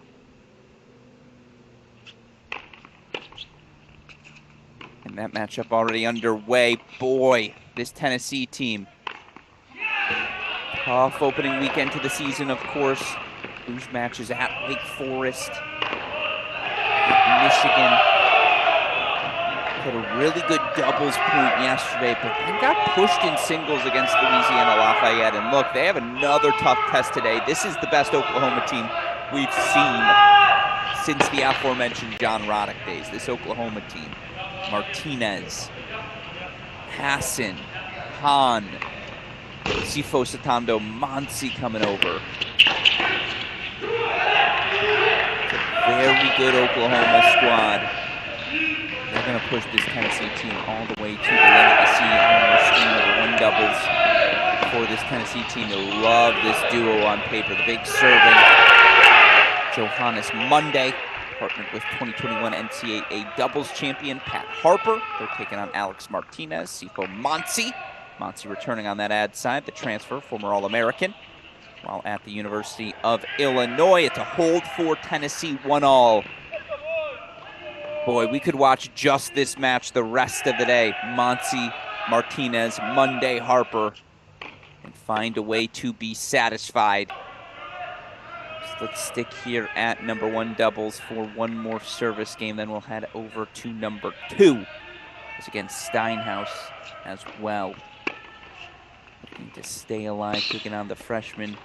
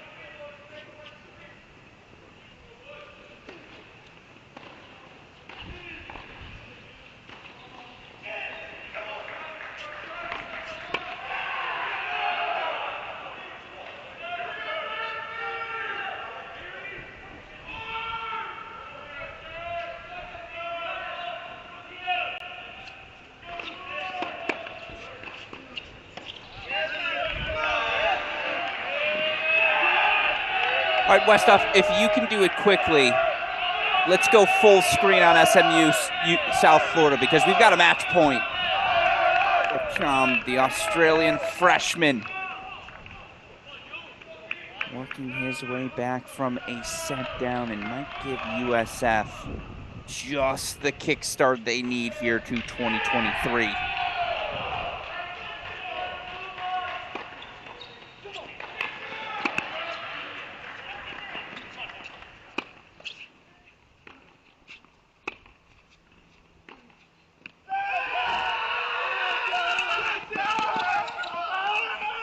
You go 0-2 against a conference foe in a season, you circle that matchup the next year. USF, 4-3 victory over the SMU Mustangs. And it's the freshman of all people, Elijah Champ, 6'7", 6'3", 6'2". He clinches the win at the number 5 spot. Boy, if you're this SMU team, a heartbreaking 4-3 loss to Mississippi State yesterday, heartbreaking 4-3 loss to USF today. You are right there. That said, what a win for this USF program. You see the respect between the coaching staffs, the rosters, as everyone shakes hands. It's a heck of a battle we saw in Gainesville, our first of 2 on the day. As coming up at the top of the hour, we'll see Florida look to take out Mississippi State, advance back to the National Indoor Finals. All right, now we can move over to our noon and 1 p.m. window matches. That one in the books. You see on your screens, it's Monday and Harper taking on Martinez and Muncie. It's weird, isn't it, to see Muncie in that Oklahoma Red. That said, Oklahoma Red right now thriving in Knoxville. Let's move over to court number 2 if we can in that Tennessee-Oklahoma match. Let's also bring back our Auburn-UCSB match. Now again, it's 1-1 in Auburn-UCSB. UCSB a player short today. So they were forced to default the number 3 doubles position. That said, UCSB takes number 1 doubles, number 2 doubles, to take the opening point of the match. Now, again, they're a player short, so they had to concede the number 6 spot to Auburn right away, but 5 tightly contested singles battles on the board right now for us to keep our eyes on. Again, we're shifting the board here for a moment, so we ask you for some patience. You now see number 2 doubles. It's Emil Hudd, Angel Diaz. There's 2 transfer additions down to a couple Oklahoma veterans, Jordan Hass and Nathan Hahn. Early 2-1 break lead.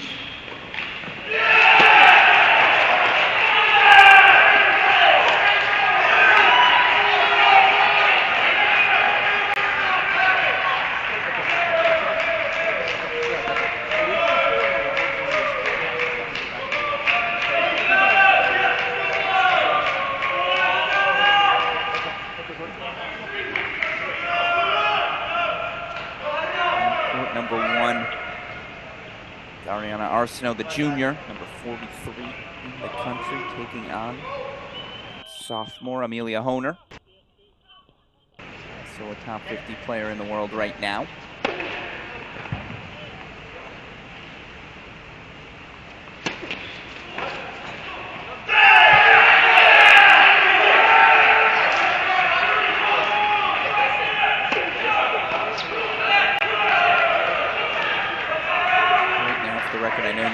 Scores in Auburn, unfortunately. We still want to show you this action as it's 4-2. Honer leads on court number 1.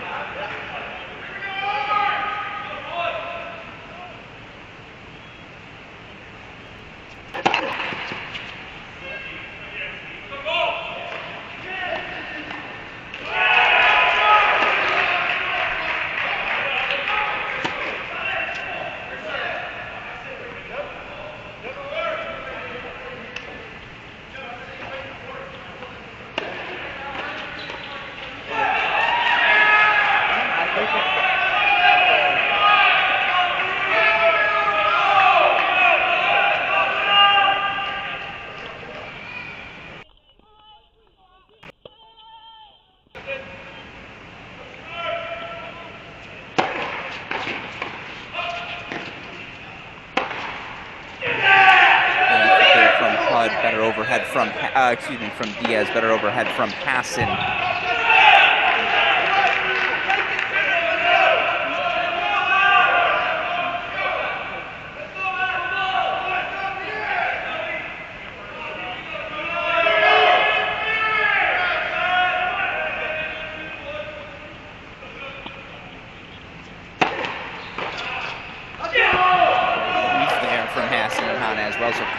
Deuce point. Number 2, meanwhile, I believe that's Ariana Arsenault on the near side of our screen here. Down an early 4-2 deficit to Homer.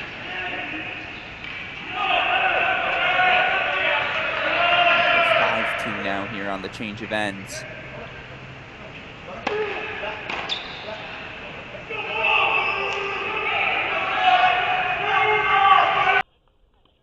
So while it's that dead, let's go to court number 2, please. Court number 2. Does hold. Consolidate the break 4-3-1. Nick Crowell, you see on your screen there, very excited about the prospects of his Oklahoma seniors this season. This is the group. Combination of experience, talent, chemistry. So capable of doing things that I haven't seen in Oklahoma in a couple of years.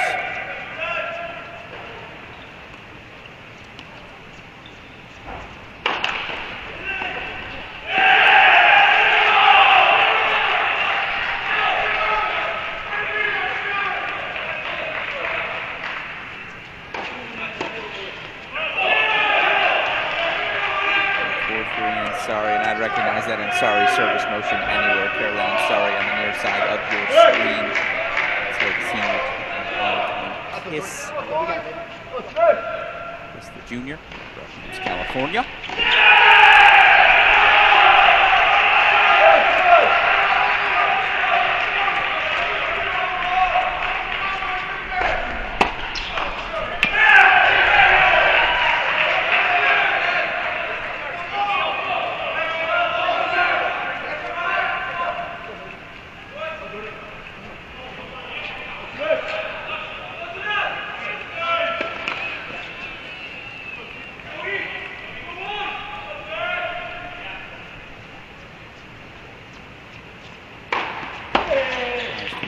Must be serving for the opening set now.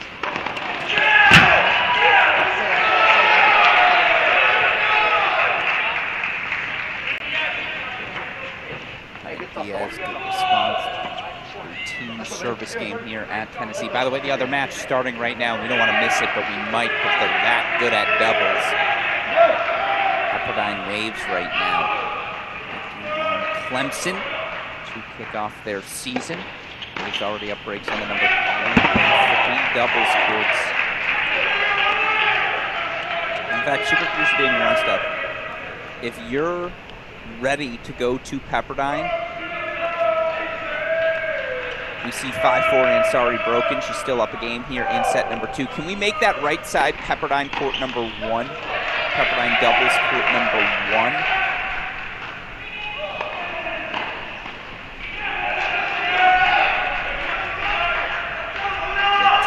The idea, again, being able to catch the ending of this Pepperdine Devils will certainly try to get more of their singles action. But again, so many matches here throughout the course of the day. We're trying to show you all a little bit of everything, including the battle happening in Tennessee. Apologies for the dead time. It's 3-2 lead there. I'll ask Super Producer Daniel Westoff if he can. Actually, I want to stay here because we're on serve on our other 2 courts. This is the only serve place where we see a service deficit right now. That break here for HUD. Meanwhile, I think they're the best team in college doubles. I think they're one of the better teams I've seen, honestly, in about 5 years, maybe 6 years in women's college doubles. And that's this duo of Savannah Brodus and Janice Chen. And look, you put me and Savannah Brodus on a doubles court. You put Westoff and Savannah Brodus on a doubles court. You put Dalton Thieneman even and Savannah Brodus on a doubles court. You're going to find a way to success. Brodus, so much success in the junior slam level. Last year, her and Chen obviously reached the NCAA semifinals. And then they cruised on their way to the ITA Last title, you see 4-1 early lead here.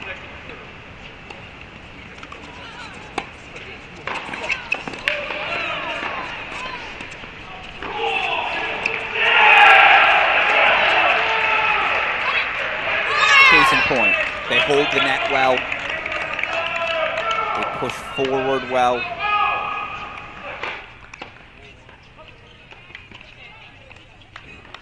They're just very good. I don't know how else to say it. Very, very good. And by the way, I got the chance, having spent a bunch of time in LA over the past few months, to actually go to these Pepperdine home courts. Let me just say, Pepperdine, from a viewing perspective, the view they have of the ocean, it might be the single most gorgeous tennis facility we have in college tennis from a view perspective.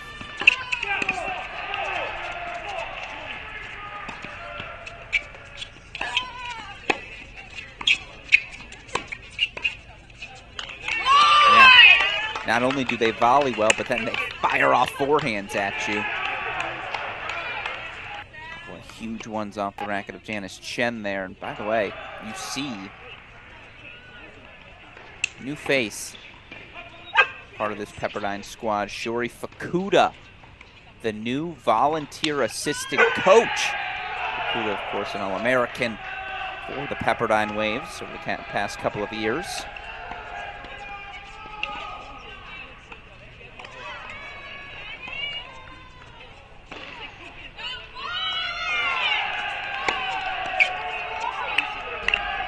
Cross there.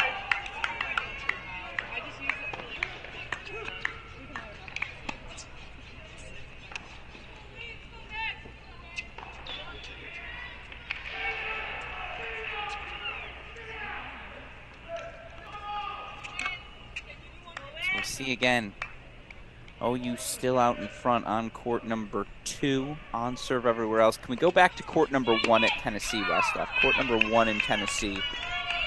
Harper Monday serving 3-4 on serve there. We'll keep our eye on this 2 match, of course, as well.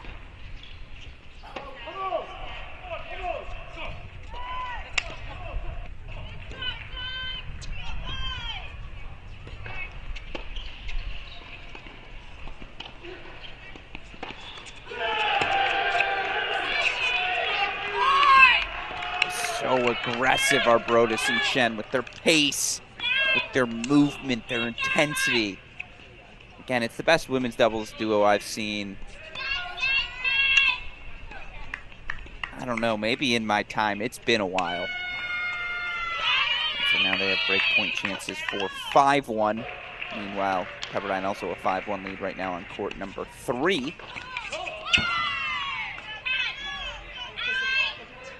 What you see back here, it's Pat Harper serving on the far side of your screen. Whew. Martinez almost decapitated Monsi with that volley. Same way Brodus and Chen continue to just decapitate this Clemson duo. Lenny Loca, Kristina Mayarova, excuse me, that's how you say that. 5-1 now, Brodus Chen, 1 game away. And that's what they do.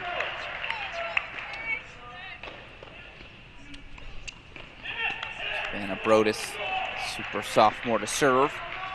Puts out the set here on 1.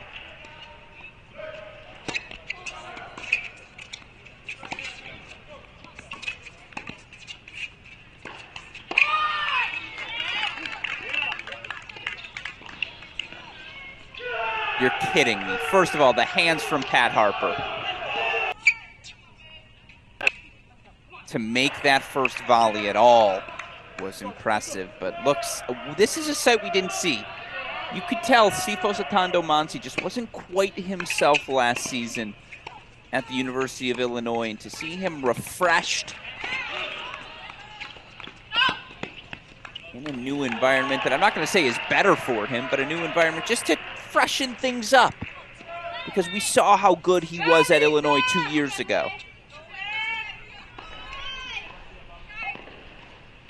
If we can get that Monsi again here in 2023, boy, does Oklahoma have a talented roster. Meanwhile, 25 minutes in, it's a match point for Janice Chen, Savannah Brodus. And get ready to say a lot of that, Pepperdine fans, this season. It's not going to be an unfamiliar place. Brodus, Chen, match points. We see 4-all now.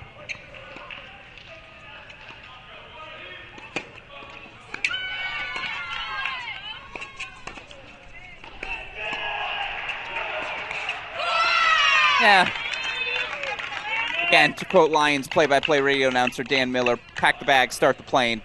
That set is over. 6-1, Brodus, Chen. Let's go to court number 3 now. Court number 3 in that Pepperdine-Clemson match as it's a couple other Waves veterans, Nikki Redelick, Lisa Czar, the all-junior duo. Taking on Sophia Hatton, Daniela Medvedeva. This Clemson women's tennis team. Clemson women's tennis, of course.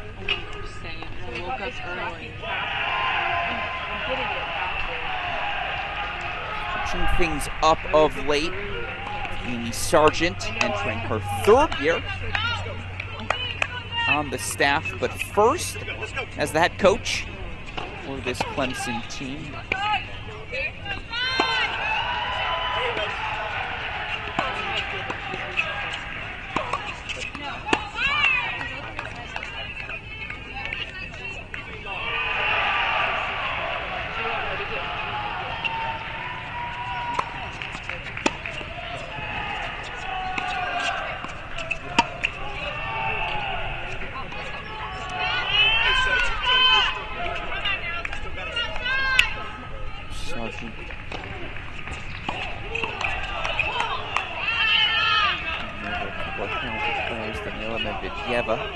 Coming over from Oklahoma State.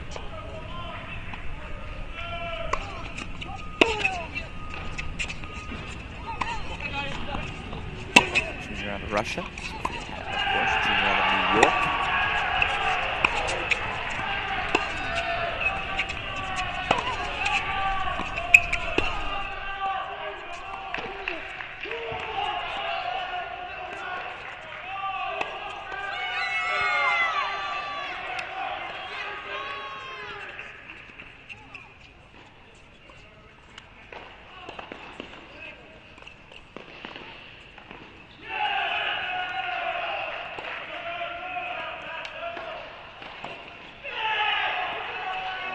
Window from Monday and Harper.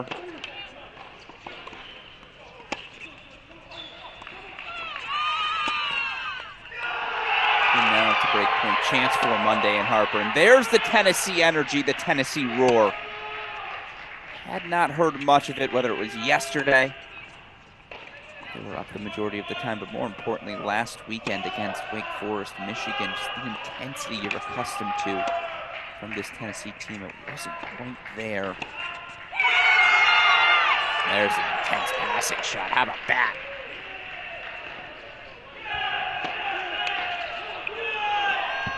Good serve. It's Martinez. Bunch of pro circuit success this summer. He's had a very good college fall, did Martinez. Big serve there to fight off break point number 1.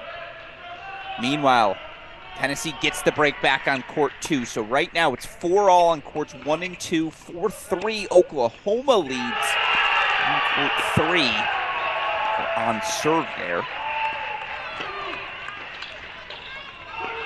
Oh, and Monty misses. Shank just wide. Interesting, long chat.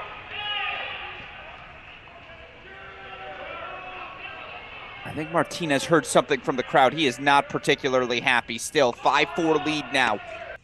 Oklahoma will serve for the set on 1 again. We're out serve elsewhere. Let's quickly pop to court number 2 in Tennessee West. Although again, the moment you get to, you see court 1 walk out, be sure to have them back on our court as again, Joe Monday will serve for the match. But you see here, Redelick Czar closing in, although it's breakpoint chances back for Medvedeva.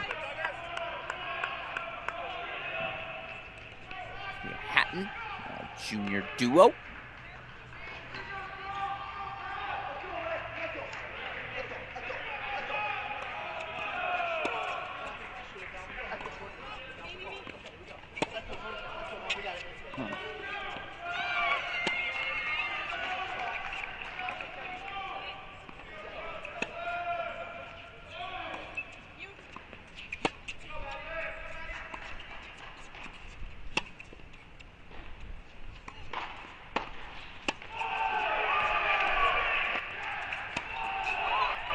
Let's grind. Match point coming up for Redilik and Czar on 3. Meanwhile, for what it's worth, and I apologize, Clemson fans, but shout out to Samantha Bujcik, Jenna Thompson, a 6-1 win for Pepperdine, for Clemson at 2. So it all comes down to this number 3 spot. It's a tough loss for Carolyn and Anna Campana at that 2 doubles position.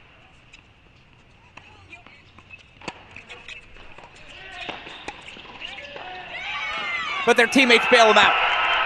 It's a 6-2 set. And the doubles point to the Pepperdine Waves. Brodus and Chen, 6-1 at 1. Redilik and Czar, 6-2 at 3. Although, again, Clemson does take a 6-1 decision at that number 2 double spot. With that break happening, we have a tough choice to make here. We're going to go back to Auburn. I know scoreboard situation makes life tough, but let's just check in on that Auburn match. And let's, in particular, Westoff, go to court number 1 in Auburn. Court number 1, our final first set of action.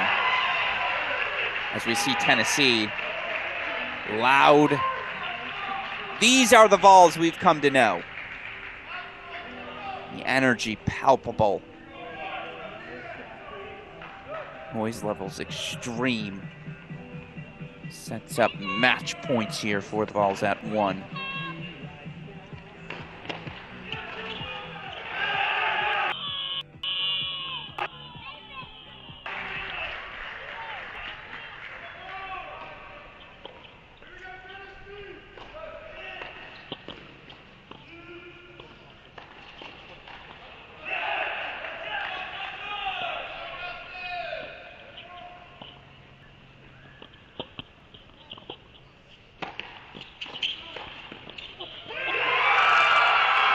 There's the roar. Pat Harper, Johannes Monday, 6-4 set. They take out Martinez and Monsi at the number 1 position. Let's head over to number 3. Court number 3, we've yet to lock in on it. Shinsuke Mitsui. The Tomas Rodriguez transfer. In a doubles role. Interesting. Schlager, excuse me. And Selmo. Home duo right now. 10-point chances here. Appears to be Rodriguez. Swimming on the far side. I recognize the backwards head of Shinsuke Mitsui anywhere.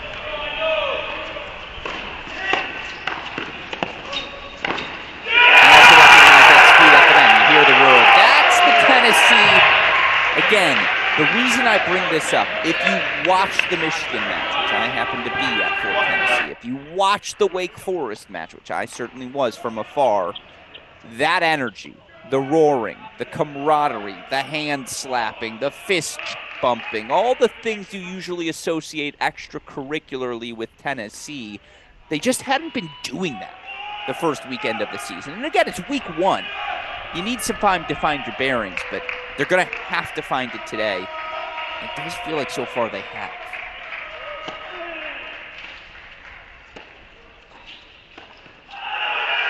Case in point, that's the fight.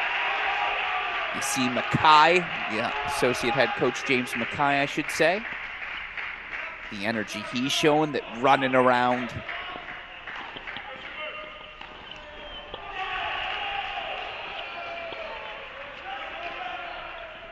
Well, again, how about this top 50 battle? Amelia Honer set here early on. Ariana Ansari. Ariana Arsenault. I just put Carolyn Ansari and Ariana on together. Ariana Arsenault again.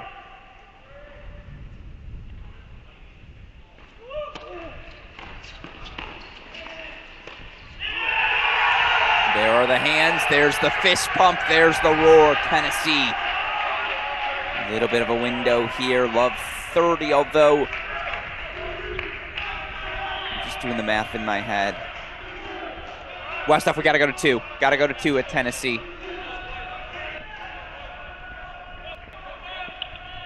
Hahn and Hassan serving 4-5, but it's match point. Coming up for Angel Diaz and Emil Hudd, and you see it, the fist pumps, the high fives. The roars. Finally, you've got Chris Woodruff back to his jumping around, walking around self.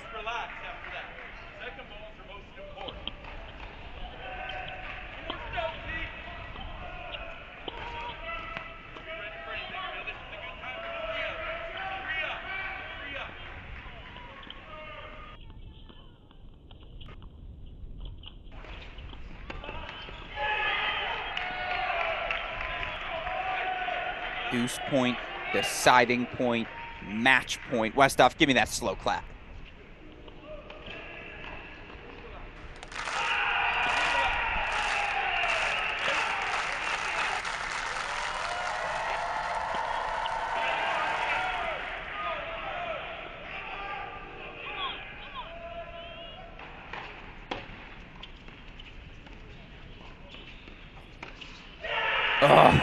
Oh my goodness.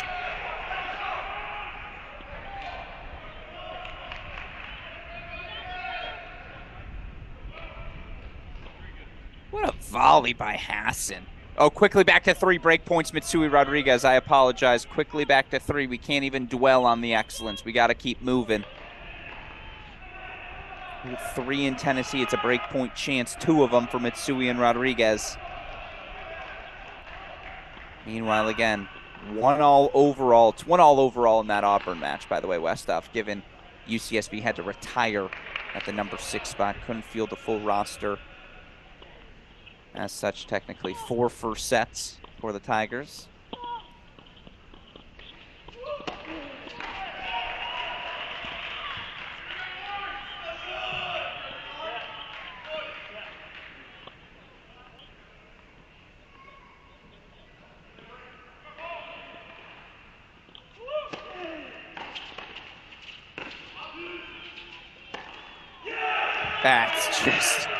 That's how you finish an overhead, folks.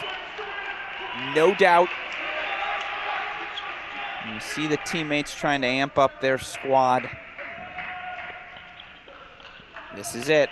This is that moment. What all those off-season push-ups, sprints, baskets of serves are about. 4-all deuce point, Tennessee says. Back to Mitsui, please. Wait, is that Mitsui? Is the hat backwards? I think it is, so Shinsuke Mitsui to return.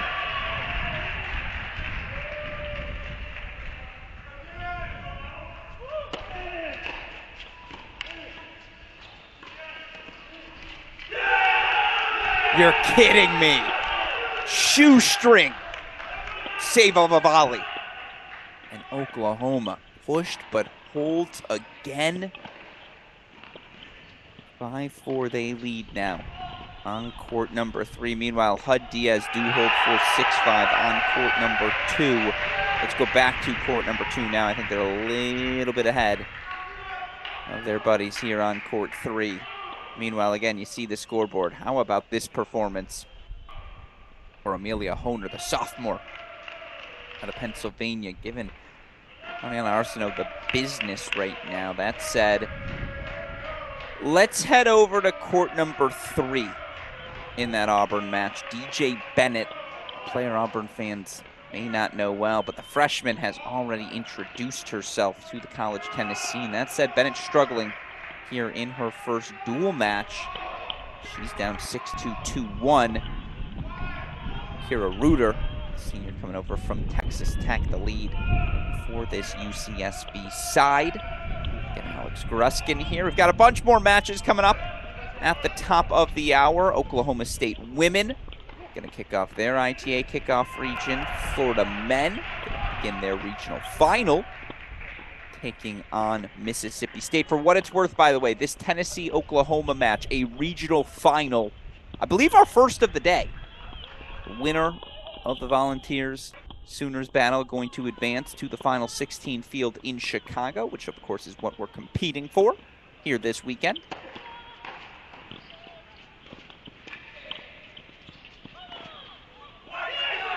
Oh, Diaz overcooked it. Opened up the angle beautifully with the low center.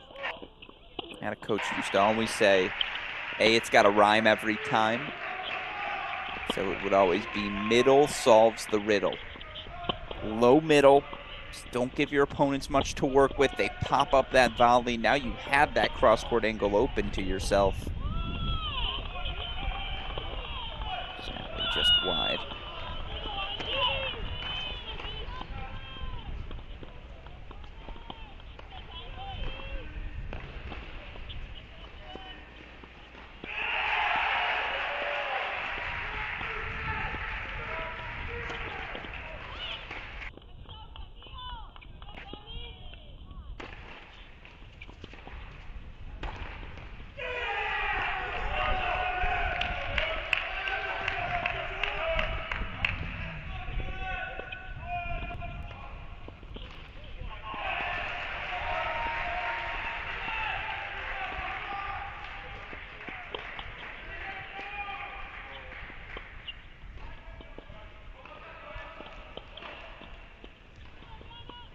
And I want to get familiar with this freshman, Bennett, for the Tigers, one of the big additions in the country. Struggling a little bit here today, but let's see her game.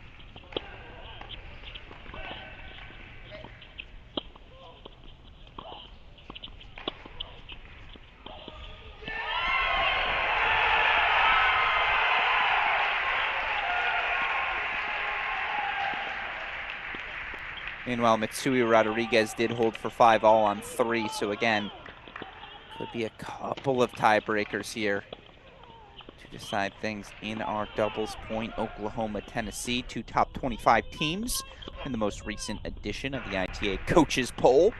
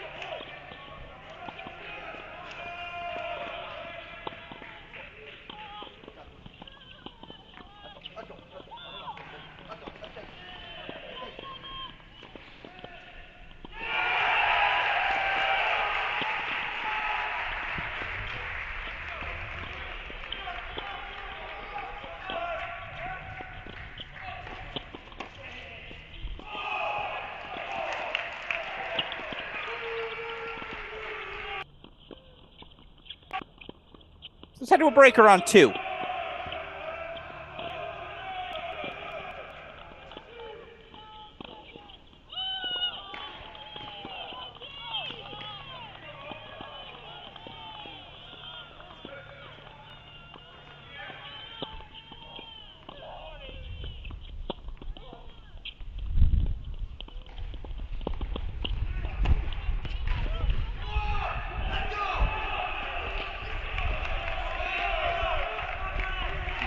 Bennett making the push. I believe that's Bennett here on the near side of your screen for Auburn. Meanwhile, 1 all breaker, 5 all, 30 all on court number 3. In Oklahoma, Tennessee. Singles, of course, underway at Pepperdine. Go check that out in a little bit as well. More matches coming up at the top of the hour here.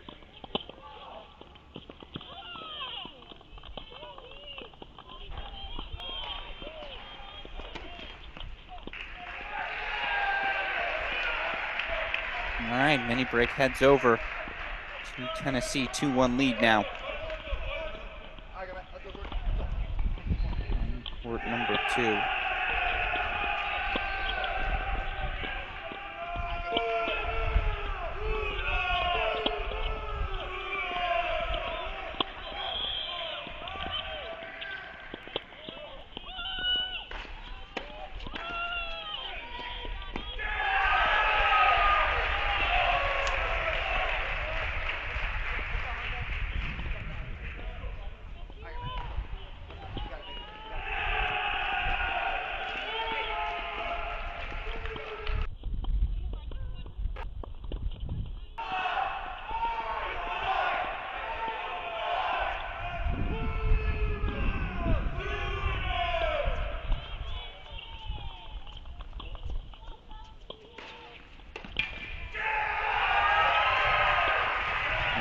consolidated 4-1 now.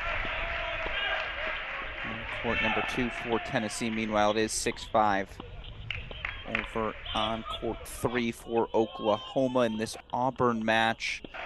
Head over to court number 4. Court number 4, Caitlin Karnachella taking on Valentina Krebotova.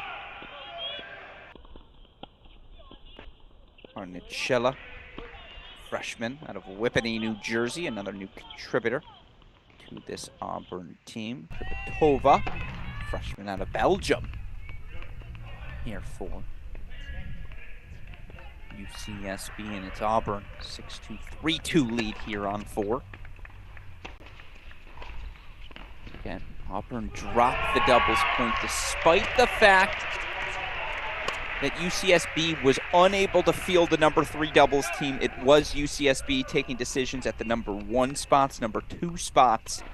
They had to concede 6 singles. That's how we're at 1-all, but look, they take 2 first sets in singles as well. Auburn did get the 3 they needed in attempting to mark and make a comeback. Battles across the board right now, truth be told, in those second sets, but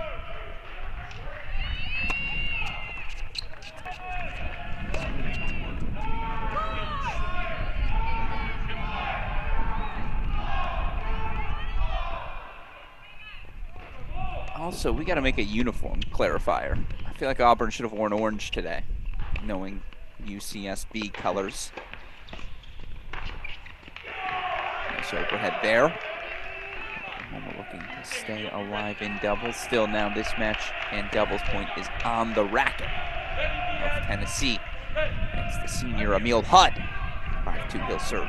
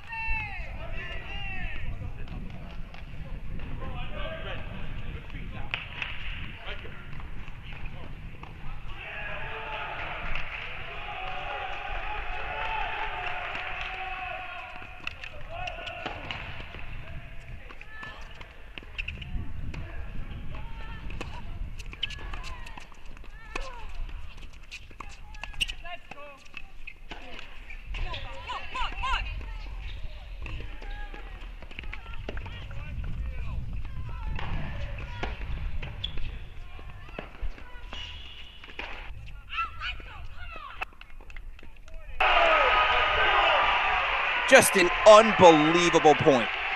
Unbelievable point from Tennessee. Chris Woodruff has his arms around his guys. And now it's go time. Match point for the Vols.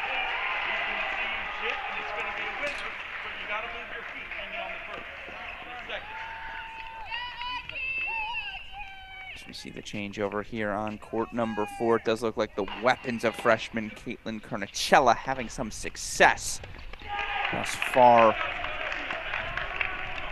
Let's head over in Auburn. We see match point number 1 fought off by Oklahoma. Let's head over to court number 1, where it looks like UCSB is actually racing towards the finish line. It's a 6-2, 4-0 lead for Amelia Honer.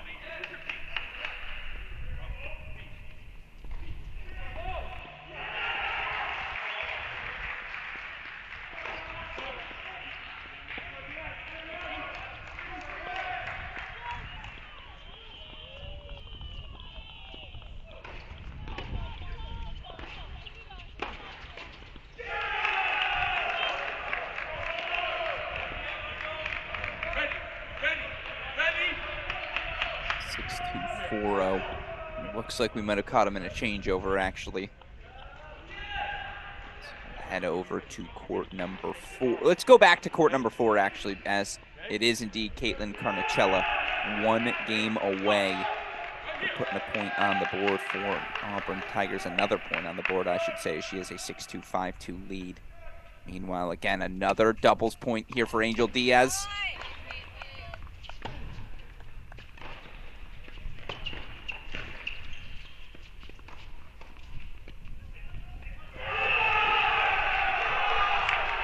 Three match points fought off. Unbelievable defense. What a gutsy approach from Nathan Hahn there in that moment as well. So it's 6-all in the breaker. Tie break happening on court number 3 now as well. Meanwhile, it is on the near side of your screen, the freshman Caitlin Carnicella. Tried to take that forehand a little early. Maybe got a hair too aggressive on that one, but still, she's one game away from making it 2-1 Auburn. Pepperdine, Clemson underway over in Malibu. Pepperdine racing after a couple of first set leads, but still early there. And then coming up at the top of the hour, we got more tennis for you as our 2 p.m. matches begin to get underway.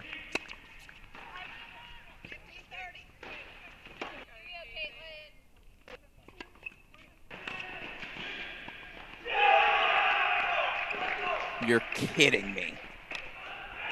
From 6-3 down. Match points, Oklahoma.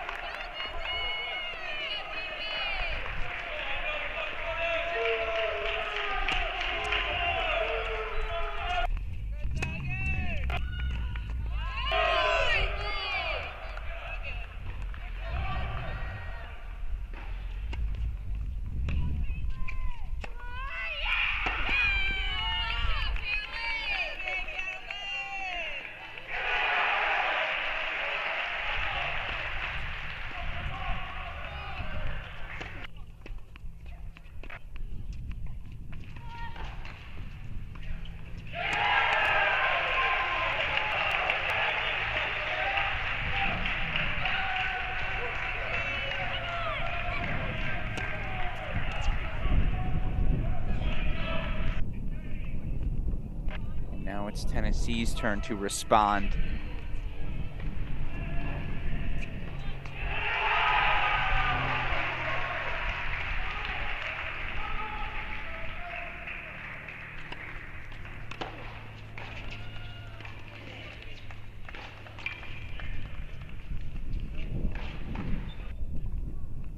All right, let's try this again. Match point coming up here for Tennessee. Auburn closing in on a match as well on court number 4.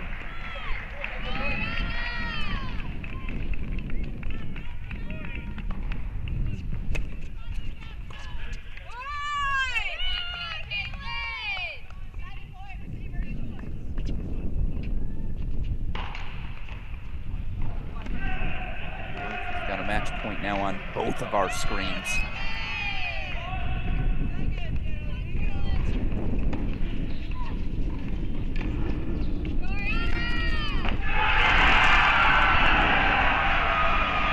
Takes the doubles. Indiana to Emil Hudd. Angel Diaz. Got complicated. 7-6. Take it 6 in the breaker. 9-7 in the breaker. So 1-0 Tennessee in Knoxville. In the meantime, let's make that left side of your screen.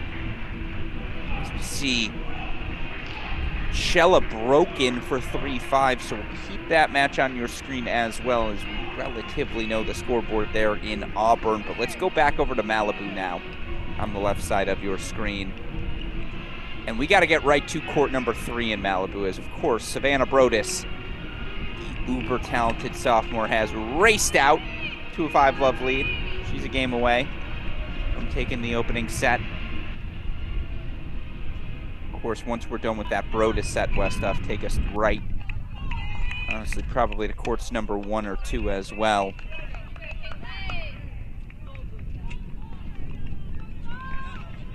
They're both close.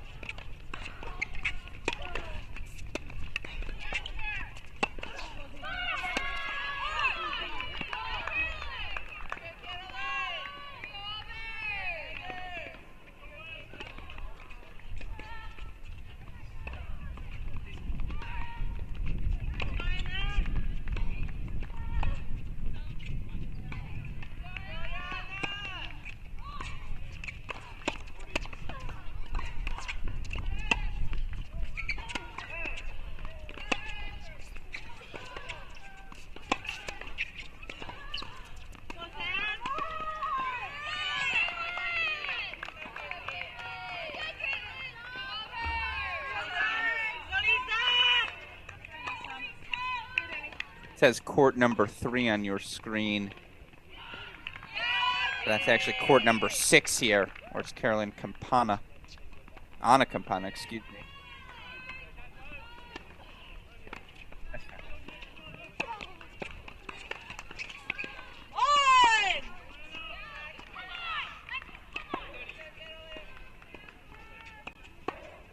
Anna Campana here. If you can find me Savannah Brodus, super producer Daniel Westoff, we're getting our screens right, getting our match assignments right.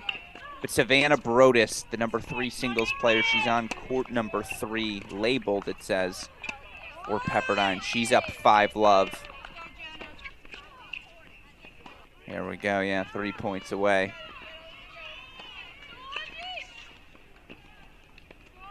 And for the record, it's the camera, not the court that's tilted.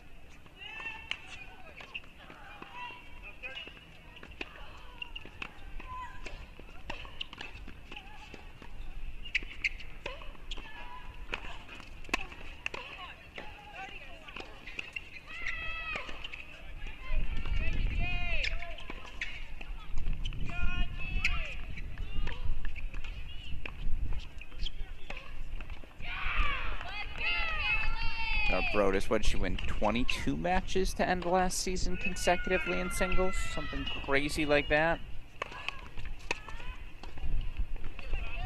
Not a shock at all to see her.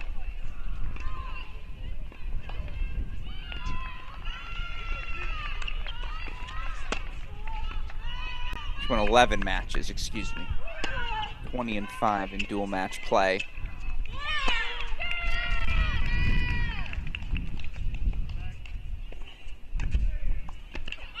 Oh, that's a great volley, though.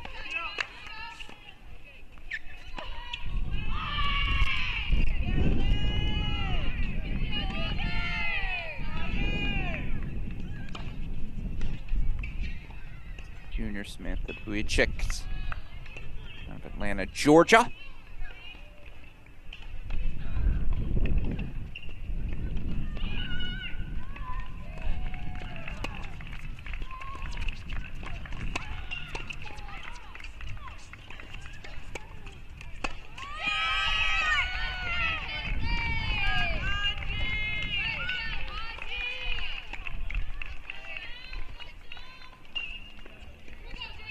So there it is. Caitlin Carnicella, the freshman from New Jersey. Straight set win. Make it 2-1 Auburn. Here on court number 4. Let's head over now to court number 1, where again UCSB is nearing the finish line, and slowly but surely we're going to start introducing our 2 p.m. matches. We also have a fun guest joining us here in about 15 minutes. Going to give us a nice little 30-minute conversation on the significance of this ITA Kickoff Weekend.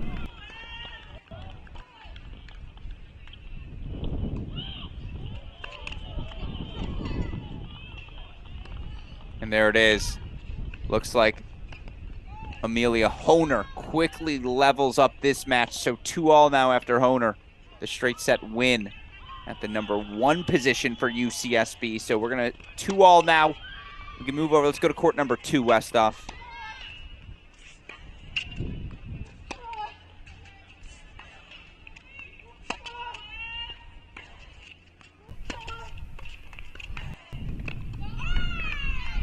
It's a nice way to hold for the junior from Atlanta. Still, Savannah Brodus now gonna serve for the set. Meanwhile, again, 2-1 now, 2-all now, excuse me, in Auburn. UCSB after Amelia Honer takes a straight set match at the number 1 spot, so 2-all overall.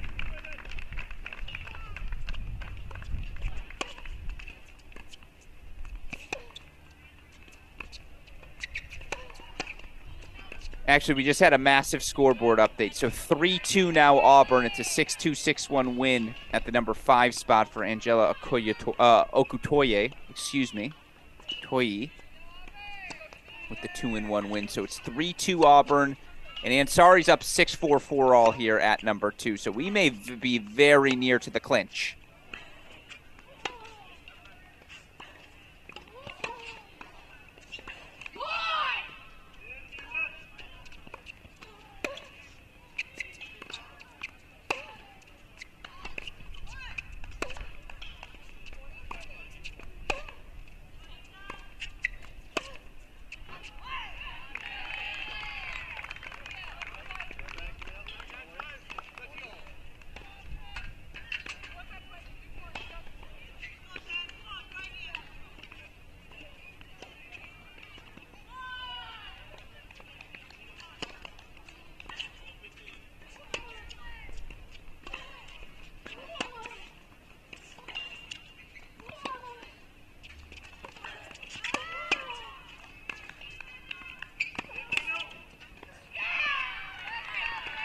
And Ansari swinging away.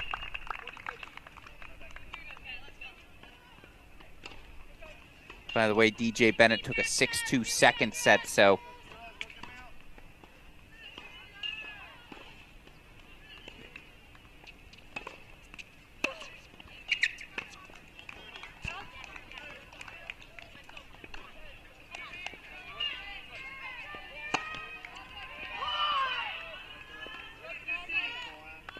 all right, Brodus is 2 points away. And again, right now, Savannah Brodus, not the only Pepperdine Wave experiencing some success. 5-1 lead for Lisa Czar, 4-1 lead for Janice Chen. So Wave separating themselves as expected. You have 3 of the 20 best players in the country, as they really do, in Chen, Brodus, and Czar. Hard for any team to match that firepower.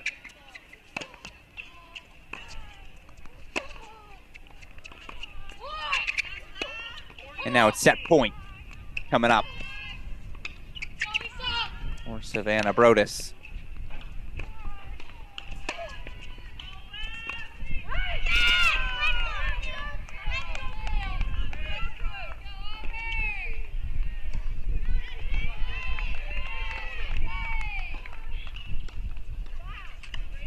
All right, so that's the game. The question is, what's the score here at Auburn? It's 3-2 overall. Is it 5-4? Is it 6-5? Still waiting on an update on this scoreboard. If it's 5-4 Kiss, then all of a sudden we've got ourselves a battle.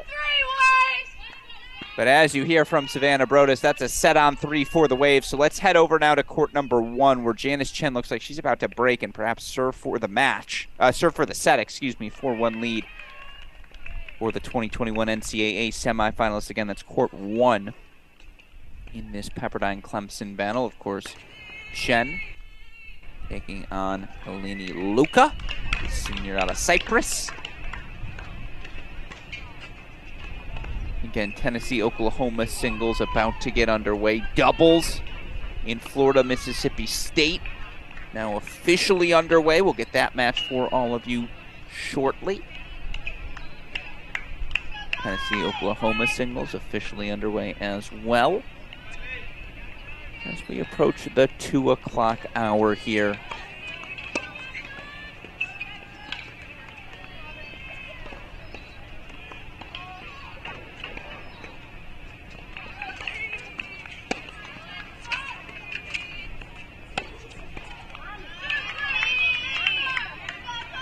Five matches we're monitoring here on our Cracked Racquets cross-court coverage. Meanwhile, again, Auburn's 1 point away.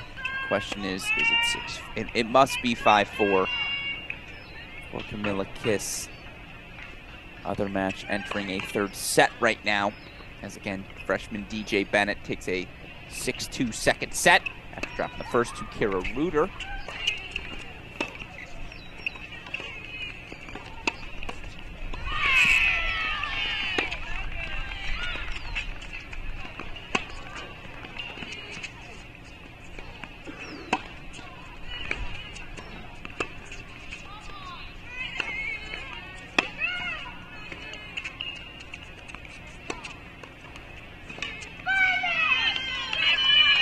Great ball.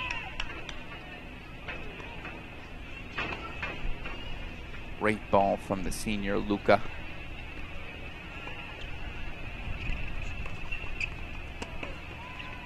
Good, technically a senior, but it's her 4th year, has 1 more year of eligibility.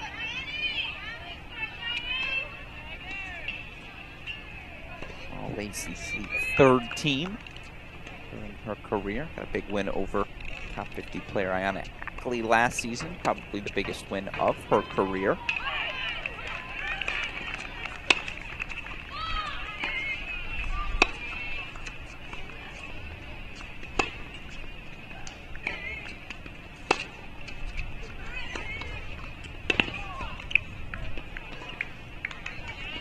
Just missed wide.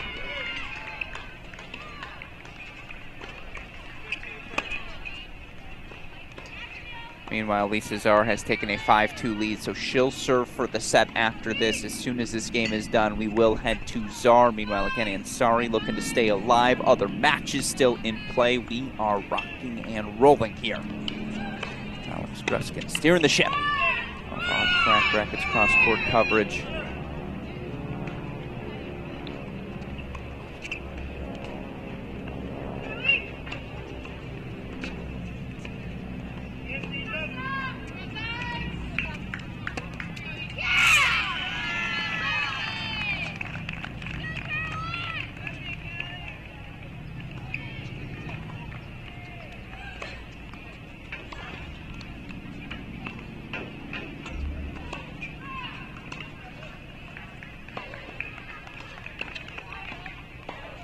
All right, Ansari does get that break back. So 6-4, I assume it's 5-all.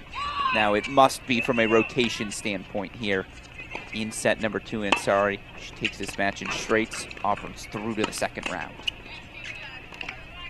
Meanwhile, it is set point coming up for Janice Chen. Again, we'll go straight from there. See if Lisa Czar can close it out, make it 3 quick first sets for Pepperdine in just about an hour.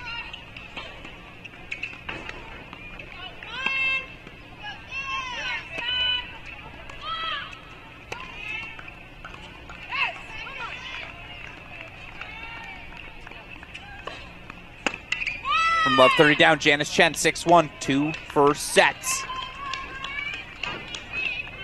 With the Pepperdine Waves, let's head back over to court number 2 now in Pepperdine, where it's 5-2 lead for Lisa Czar. She looks to close out set number 1.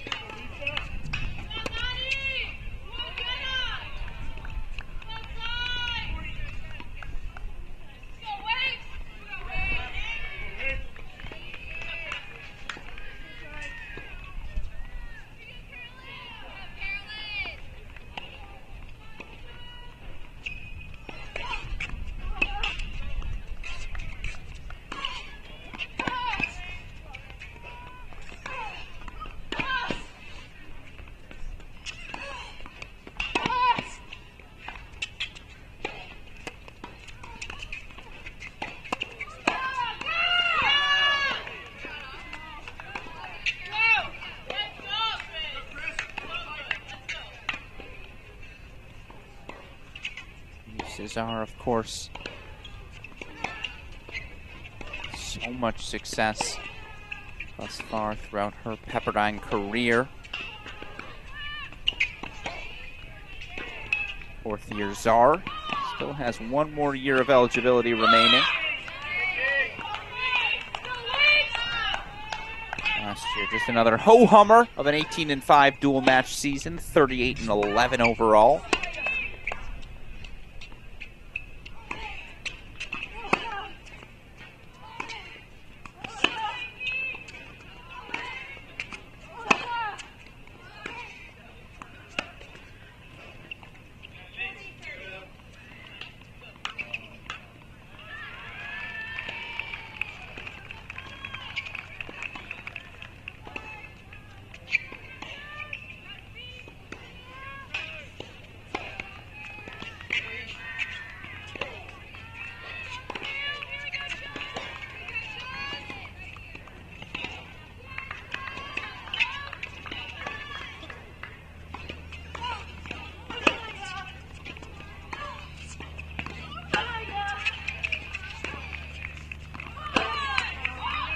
That's a set.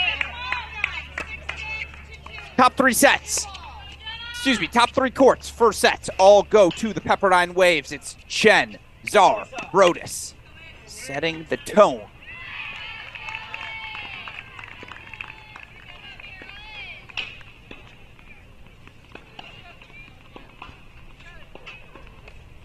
By the way, as you see here, Kiss serving for the second set again.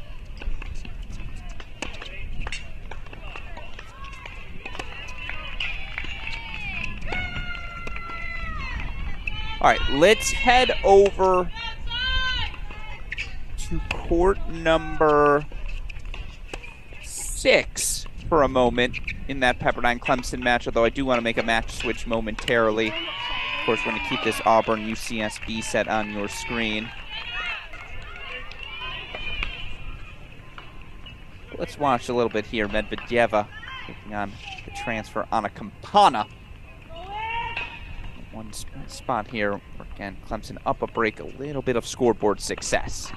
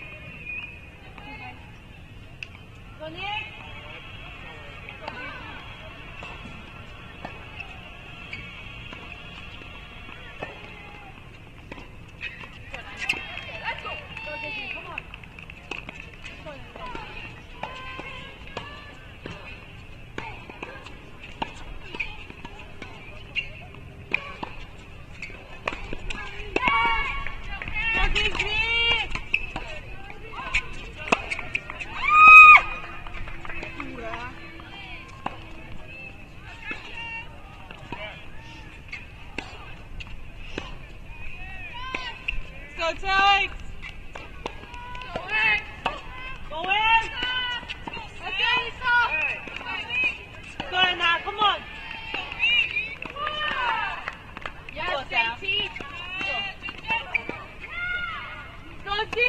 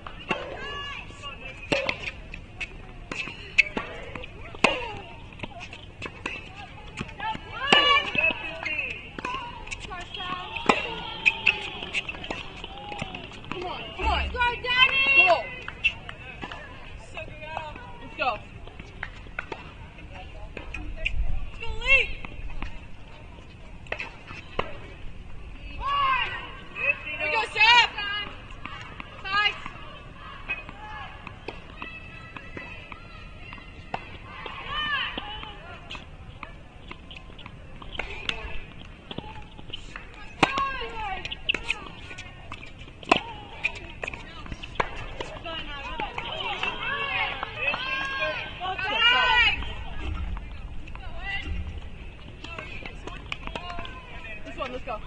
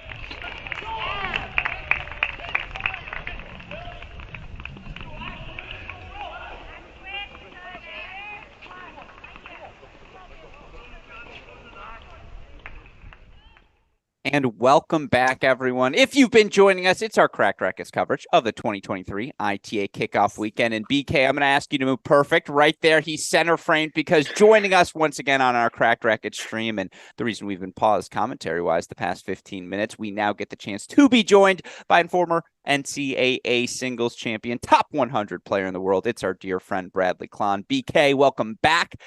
Your thoughts on Kickoff Weekend? Do you always enjoy this event? Gruskin, first off, thanks for having me again. It is always a pleasure to join you. I'm glad this is becoming more of a regular occurrence. College days is bringing back a lot of memories. Watching ITA Kickoff Weekend certainly takes me back to my 4 years on the farm. We were lucky enough to host a few years, I think. It's the start of the season. This is really, you play a few of the early matches in January, but this really feels like the beginning of the dual match season. Mm-hmm. And we were going to get back to our tennis right after this question, my last one, but you said it there. This is the start of the dual match season. Obviously, you played at the farm, aka Stanford. You were on some very good teams over your years. What is the benchmark you guys set for this host weekend, this first weekend? What is it as a top seed you're trying to accomplish here? So if generally most schools have played a few matches coming into this, you want to get your feet wet. get the cobwebs out. There's always a few nerves, especially you want the freshmen particularly to get some reps in. Coming from junior tennis, it's a very different feel. All the fall tournaments, all individual. So when they first step on the court, you don't want them to feel the nerves as much, or just the difference in that team environment. There's a lot more chatter going on. You'll hear it, the team just supporting each other. So getting that out early, and then really just coming to play, being efficient, trying to set the tone, especially with the matches stopping at 4. I know when we were playing, I think we even played out the matches all the way to completion. So, some of those dead rubbers were a little bit, could fall a little flat, but it's really about coming out, setting the tone, and trying to put points up on the board early for your squad. I love to hear. Well, speaking of that, we know how valuable that doubles point is, and that's a match we're going to bring onto our screen now. We're pot committed to Auburn UCSB. We've been just entranced by this match, and for what it's worth, you talk about a freshman getting a valuable rep. DJ Bennett, the freshman for Auburn, 5-2 up in the third.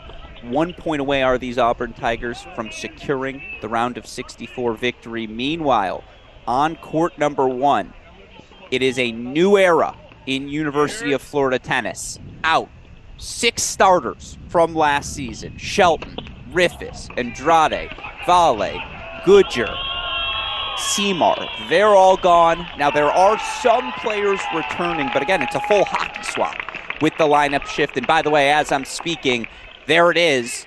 DJ Bennett securing a 4-2 victory for the Auburn Tigers. Westhoff, I need you to put Pepperdine back on our screen. I need you to go right to court number 3 as Savannah Brodus is closing in there. But for a team like Florida, BK, 6 new starters. You're still a host seed here this weekend based off of the past success. What is going through the Florida roster's head this week? Yeah, like you said, it's a complete turnaround. Obviously, you have the benefit of hosting. Certainly, other teams are going to come in and see that. They know this is not the same Florida team that they would have faced a year or 2 years ago. So that's going to give Mississippi State a little bit of confidence. Come in, try and steal an early road victory. But for Florida, you have to rely on that home crowd support and really trying to get these guys experience. And I mean, there's no better way than to go right through it for these youngsters. Absolutely. And we see here, again, a couple of new faces for this Florida team. Will Grant, who's been sitting on that bench for a while, so thrilled to get his first reps. He's partnered with the transfer from Notre Dame, Axel Neve. Axel the lefty. It's Grant serving on the near side of your screen.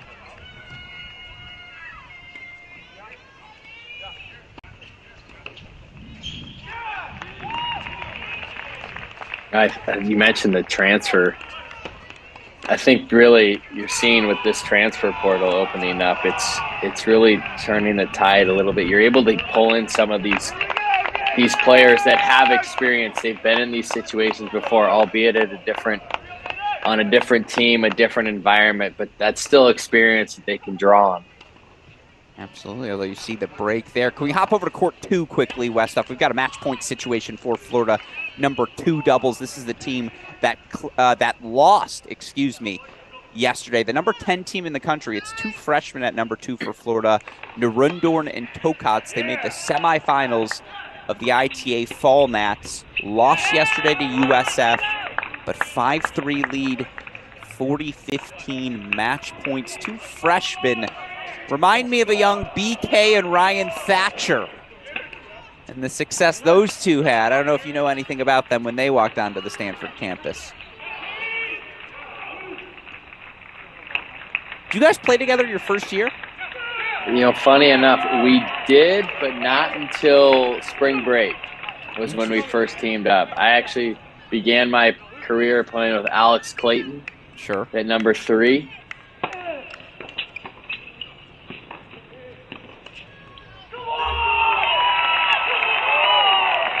That's freshman excitement right there. Big bounce back, 6-3. Gators take the number 2 double spot. Need one more to take the 1-0 doubles lead. It's a good win, by the way, for the Gators. For the Mississippi State duo of Lumsden and Navansky. Looked like they'd been watching a little of Rinky and Kubler with those chest bumps down in Australia. Yeah, and in fact, let's go back to court number 1 now, as it's 30-15 there for Mississippi State. But you and Clayton played 3. Is that just a blatant stack? No. Funny enough, we had Blake Moeller and Richard Wire at Sure. 2, and I believe Thatcher and Matt Bruck. The ever-talented Matt Bruck at 1. And the lineup, we were constantly shifting around for the first 2 months before we settled on a lineup. And Ryan and I teamed up, I believe, for the first time when we went to Baylor, actually, as freshmen, and held it down the rest of our careers there. Actually, we split up our senior year towards the end. Just the last 2 weeks of the dual match season, but still obviously played together in the individuals. See the 6'5" hold for Mississippi State. Meanwhile, Savannah Brodus 1-2. It's 2-0 Pepperdine. She wins that match in under an hour. And so now we head over to court number 1, where Janice Chen is also in a similar front-running position for the Waves. Let's have her over to court number 1 in Pepperdine. Court 3, Florida, Mississippi State. You bring up something there, though, I want to unpack as well. Again, it's early in the season, BK. How much value should a fan put into these lineups? I think you're going to see a lot of changes, especially in doubles. So I noticed the one thing in doubles, unless you have a couple teams that are very solid and you see them gelling together, a lot of schools will try out different partnerships. They might have one team that's really working well.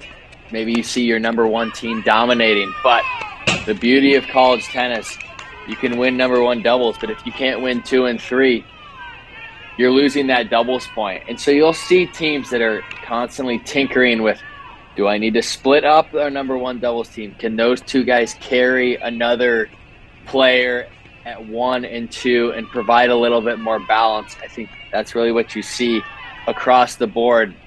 You have to have balance, 1 through 6 singles, 1 through 3 doubles. Absolutely. And right now, Pepperdine, maybe not showing off balance, but boy, are these Waves top-heavy. 6-1, 5-2 lead for 2021 NCAA semifinalist Janice Chen, as she looks to close out her match, make it a 3-0 lead for the Waves. Meanwhile, here at the number 3 doubles spot on your screen for Florida, they clinched yesterday. It's freshman Jonah Braswell with the senior Lucas Greif. They're taking on the Mississippi State duo of Jovanovic and Ramskogler. Of course, Gregor Ramskogler, better known to his friends, the senior, as Ramdog. Got to spend some time with him here in Indianapolis, actually. He was here for a bit in the month of December.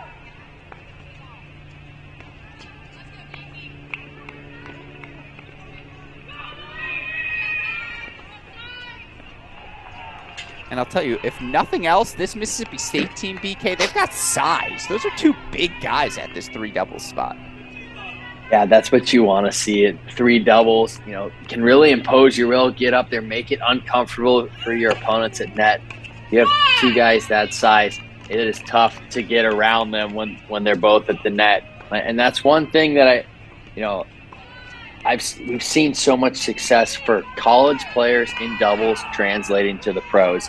And I really think it's because the way doubles is coached, the way it's emphasized in college tennis, it's fast-paced. Guys are learning. They're in a lot of pressure situations with the no-ad scoring. You're right up there on the net. And it just, it really emphasizes the volleys. I noticed when I was playing, even the guys that weren't strong singles players, they were able to get right up on the net, really develop their hands, and you can squeeze a couple returns. If you put together, all it takes is one good return game. Put a couple returns together, serve well, big guys serve well. Those are difficult to beat. Absolutely. You see the cross. He doesn't back down, but that's a nice forehand from Florida for 15-0. We got to go to court number 1, though.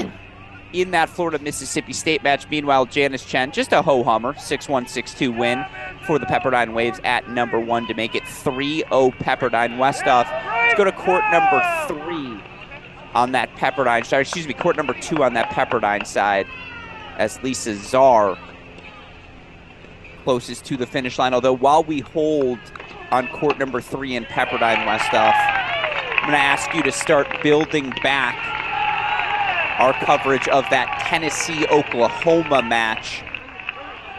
Tennessee taking 2 first sets thus far, Oklahoma grabbing 1. A lot of close first sets. We want to head back to Knoxville for that regional final as Pepperdine, of course, 3-0 lead. They're in command. Break point number 1. You like that serve choice? You do. Smart. Yes. Very smart. Under pressure. Really important to get that first serve in. Just play the percentages there. So it's the hold 4-6 all. We head to the breaker on court number 1. Of course, when we head to Tennessee, Westhoff, let's try to head to court number 6. Court number 6, they're nearing the end of a first set there. Go now if you're ready for sure, because I think we've got a set point coming up on 6. Again, this is the fun of our Cracked Racquets coverage. Yes, it can get a little chaotic. That's why we bring on people like Bradley Klon, the experts, the NCAA singles champion, to help guide our coverage. But we're trying to show you a little bit of everything. 30 regions across the country, 60 teams in action. This is the Super Bowl. This is it. Like, this is such a valuable property. This is like the first 2 days of a Grand Slam. Great call. Get great tennis anywhere you look. Absolutely well said. By the way, Diaz fights off 2 set points. He holds for 5 all here on 6 in Tennessee, Oklahoma, which is where we're taking you next. Yeah.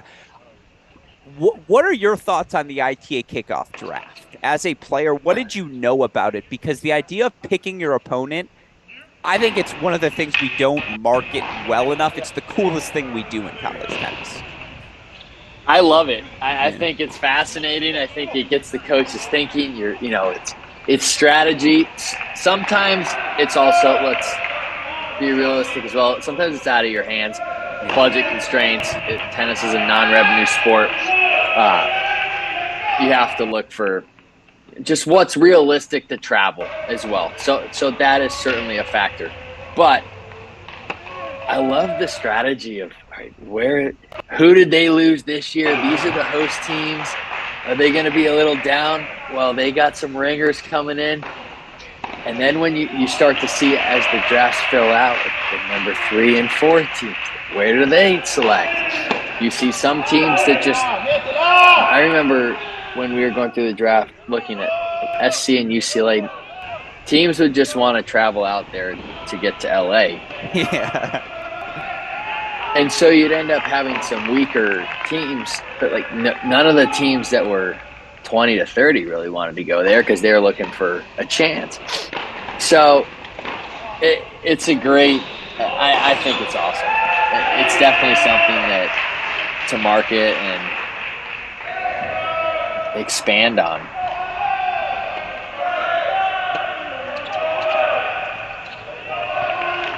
Right now, Mississippi State hold on to that mini break. 4-1 lead. Angel Diaz 5 all first set on court number 6. Got a bunch of matches happening right now across the country. We'll get you back to Malibu, by the way, momentarily. Not quite done with it yet, Westhoff, just because Lisa Czar is up a set in 5-2. Again, we might as well watch the match point, clinch point. It looks like it's going to come from Czar. Right now, again, Florida up a set. They took the set at number 2 doubles. 6-3 decision for the freshman, Wisconsin Murundorn. In this Tennessee match on your screen, Tennessee took a tightly contested doubles point. Also got a first set on courts 1 and 4. OU with the first set on 5. That's coming down to the wire. Oh, and there's a big fist pump, and it's because on a deuce point, Florida takes the doubles point 7-5 They take the decision at number 3, a late break. So it's 1-0 Florida. Westhoff make that match court 3 at Pepperdine. Pepperdine coming down to the finish. Again, each of these 2 men's matches on your screen, Florida, Mississippi, Tennessee, Oklahoma. Each of them, winner advances to the National Indoors in Chicago, that final 16 field. Again, it's a little bit of a lineup switch here. You see Diaz down 5-6, set number 1. Westhoff, can you take us to court number 2 in Tennessee, Oklahoma? It'll take us a second to get there as you see that Pepperdine transition happening. But BK, I'm fascinated. We have a breaker coming up in the matchup between Jordan Hassan, the sophomore, taking on sophomore Shinsuke Mitsui. I'm fascinated to hear what you think about Mitsui, because I think it takes about 3 seconds to have a definitive take on him, and I'm curious what yours will be. So we'll head to that breaker on court number 2 at Tennessee momentarily, as you see 5-6 here for Angel Diaz. A bunch of first sets coming down to the wire in what was anticipated to be a very tight matchup. And you talked about that idea of searching out who'd you lose the year prior. You know, both Oklahoma and to some extent Mississippi State chose out these Tennessee, Florida rosters accordingly. Oh, I said camera 3. Sorry, Westhoff. I meant camera 2 at Pepperdine. Camera 2 is where Lisa Czar is playing.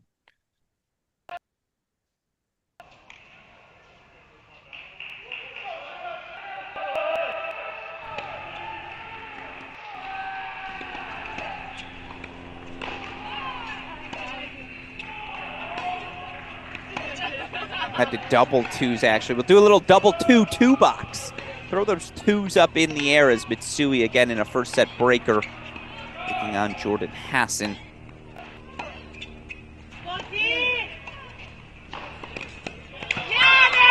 Forehand there from Diaz, though.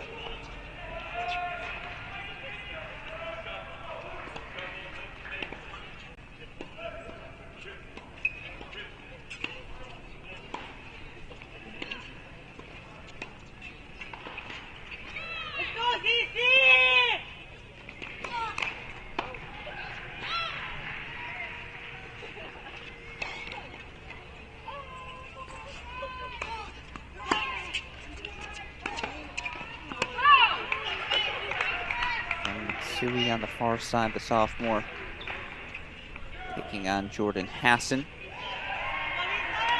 Let's go, Lee! Here, Hassan, that's a costly second serve. It looked pretty soft, just a slow kick. Easily able to run around that. And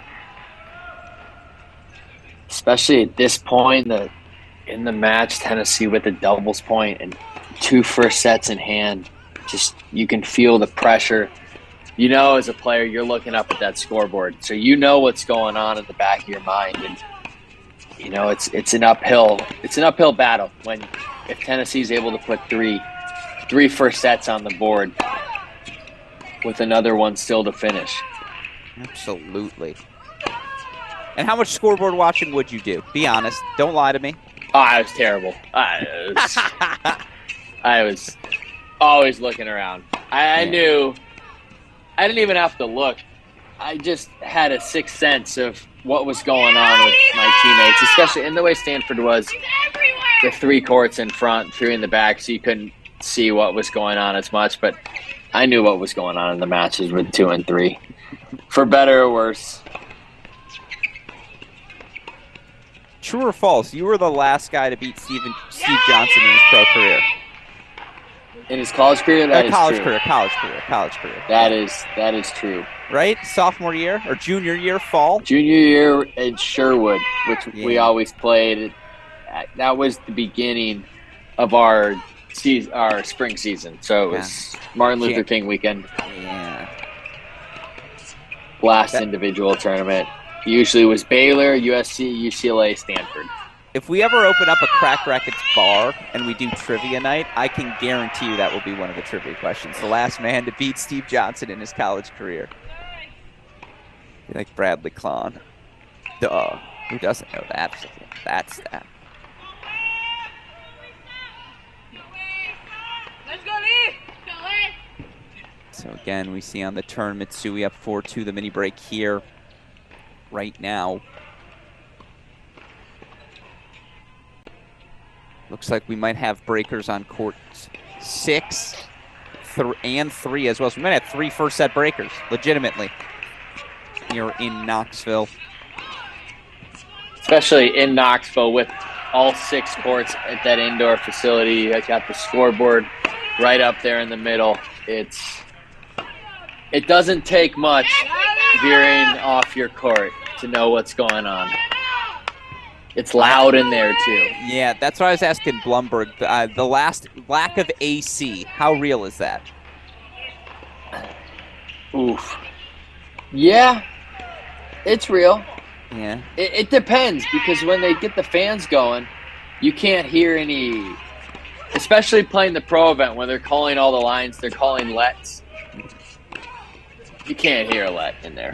It's just they should just play the college rules at that point, because it's amazing. It's not happening. I like it. And Westop, I need our first match point slow clap sound effect here with BK, as it's a match point, not just for the match, but for the dual match here for Lisa Czar and Pepperdine.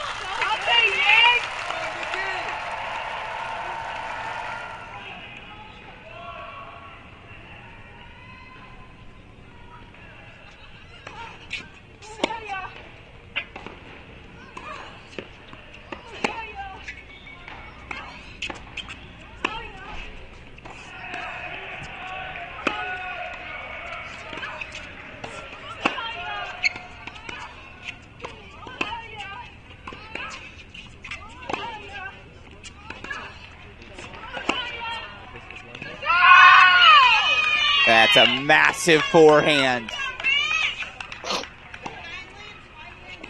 Why not? I love the confidence there to save match point. Long rally, makes no hesitation about getting around that backhand, finding the forehand, and that is a hard shot to hit. Inside in, falling off to the left out of the alley.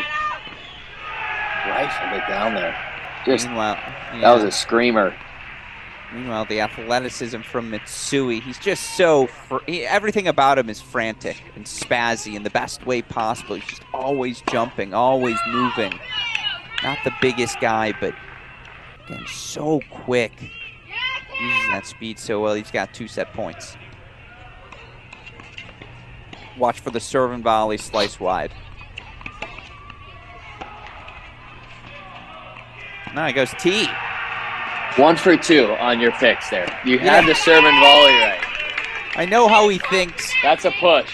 Yeah, we'll take it. And with that, a first set, Tennessee 7-6, their third first set, so they're halfway home. We've got a couple of breakers unfolding, so we're going to stay in Knoxville. Let's go next.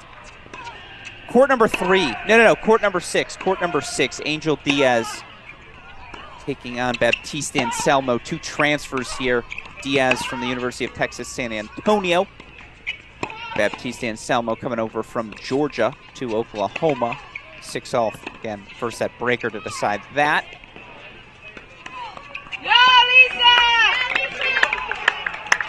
Meanwhile, Lisa Czar, 2 3-points away once again.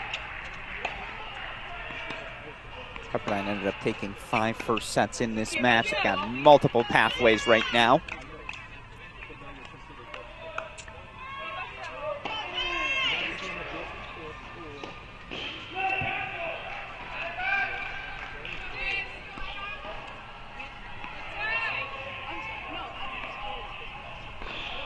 If you're Oklahoma here, court 3 and court 6 are absolutely must-win breakers.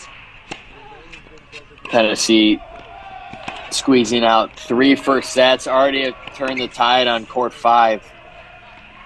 And That's one thing. It can start to get demoralizing when you look up and down the lineup and you see the first set's lost. The scoreboard pressure is real. Obviously, in an individual match, just keeping that scoreboard pressure, but it's even more heightened in a team event. You look up and down, you see the guys battling, but you start to feel that uphill climb mount with each first set lost.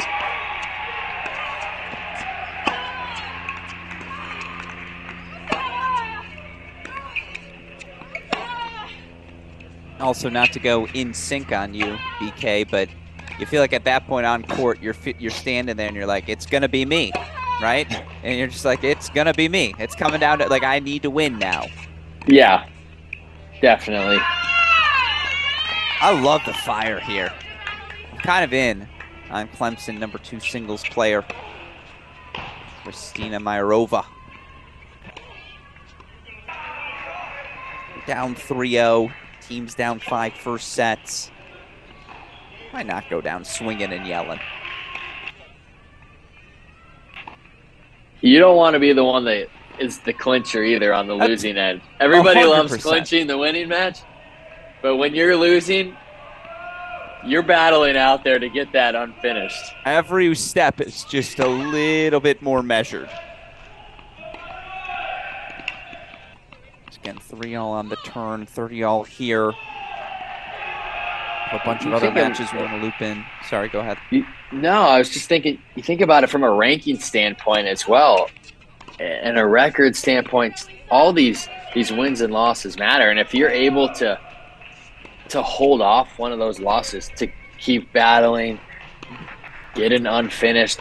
Also, not just from the individual perspective, but to show your team that we're not going down without a fight. Your other teammates can rally behind you there as well. All right, well, if she's doing it, then let's see what else I have left in the tank. Especially when you're playing at the top of the lineup, it's really important to set that emotional energy and be that emotional leader.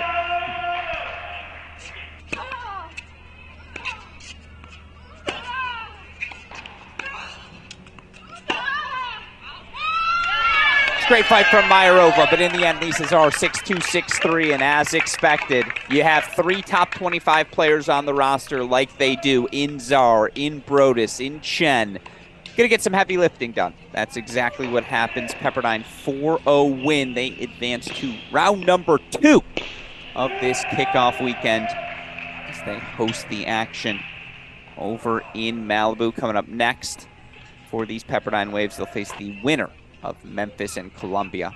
Play a little bit later today. So 4-0 Waves. We'll switch that match out. We're going to introduce a new match now. Another women's match happening. This time we're going to head to Stillwater, Oklahoma. Memphis and Columbia will begin at Oklahoma 1 p.m. State. Currently a 1-0 lead over the Oregon Ducks. Of course, this Oklahoma State team not that far removed from an NCAA women's tennis team final. A little over half a decade ago. Of course, all of this coming under the tenure of head coach Chris Young. And of course, helped ensure that these beautiful Greenwood tennis facilities now on the campus of Oklahoma State, the indoor-outdoor, exceptional. And right now, the performance for this Oklahoma State team, exceptional as well. They take the doubles point. And right now you look for Oklahoma State. Leads. They're up a break on all 6 courts to start. It's not the worst start, is it, BK? That's what you like to see. That's setting the tone early. That is setting the tone. That's a great way of putting it. The tone is set.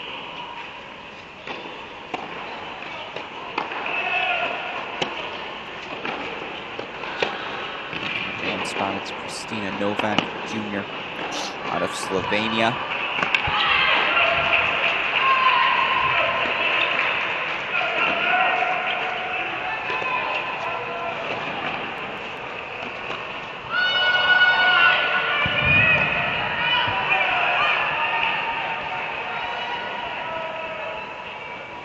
And Sophie Lucier, out of Switzerland. She just became the 9th freshman in school history last year to be named second team All Pac-12. 20-9 overall in singles, 13-7 in dual match play. Overhead sails on her there, though.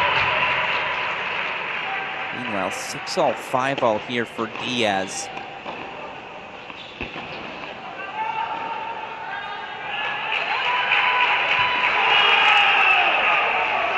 Huge drop volley.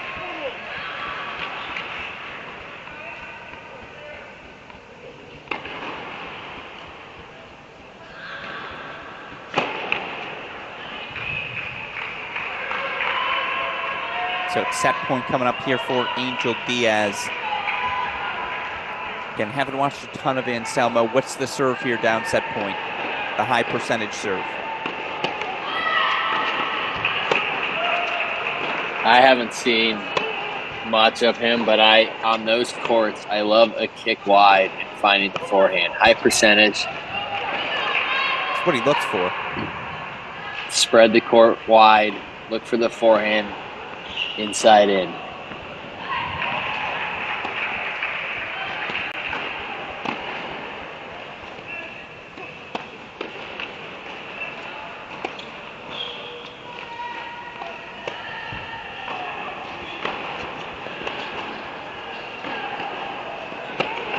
Oh, no. Oh, there was that slight moment of hesitation from Diaz. He had the forehand approach. You could see just a little bit of indecision. Should I follow it in? Should I not? Then elects to move forward. And that's the difference between catching that volley at the ankles and at the waist. And that's the difference between in the net and maybe a nice short backhand volley on the service line, high percentage. Just makes that volley so much more difficult.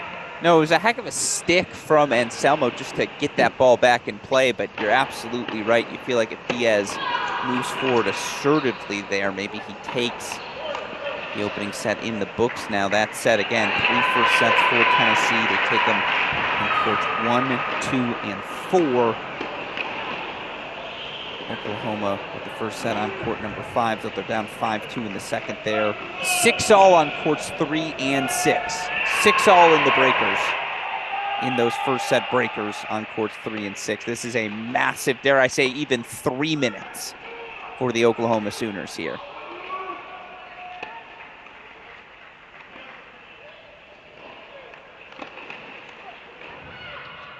So Oregon gets on the board here on court number 1.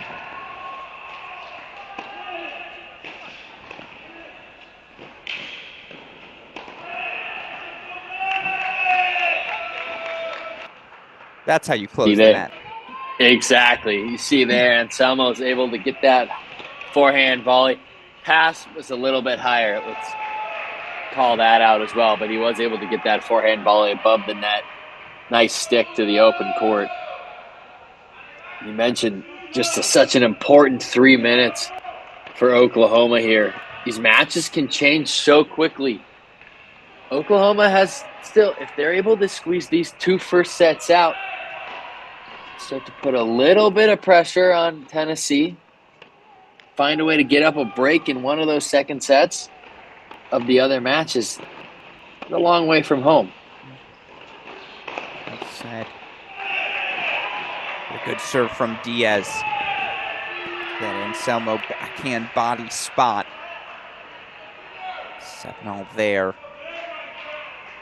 For what it's worth, 7-all on court number 3 between Bicknell and Hahn as well. This is the moment.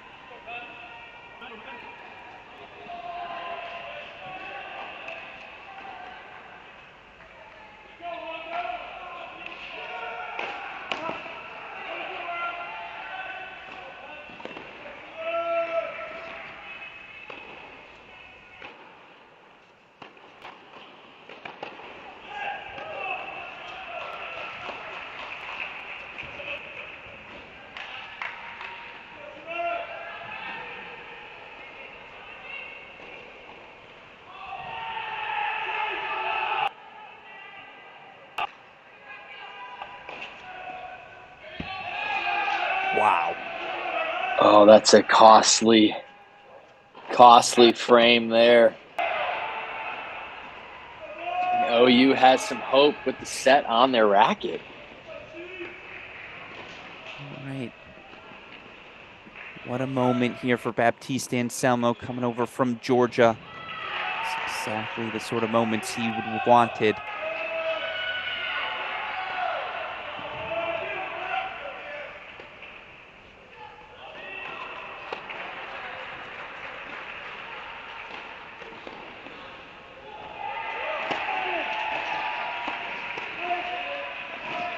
Oh, and he overcooks the forehand. That was the play I was looking for. Out wide, finds the forehand inside in. He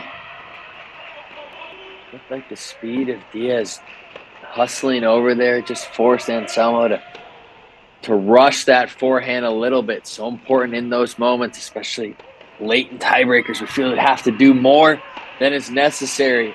Good calm forehand in and force the opponent to come up with a great pass.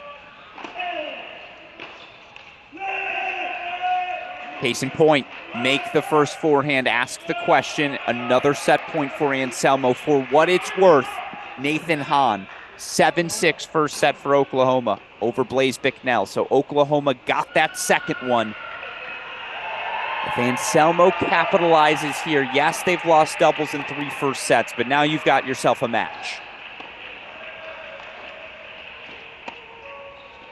Does look like court 5 just split.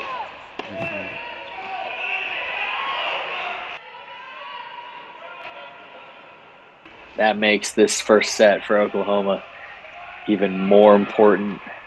Absolutely, and I think we got, unfortunately, a little lag there, but Diaz does take that point for 9-all. This is what happens when you're trying to work 30 camera streams into one Wi-Fi unit.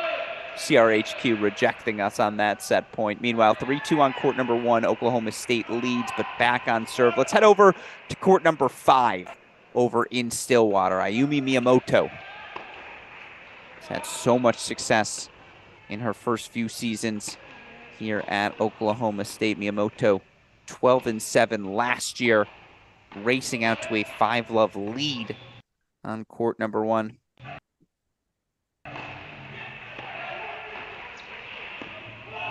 Miyamoto, of course,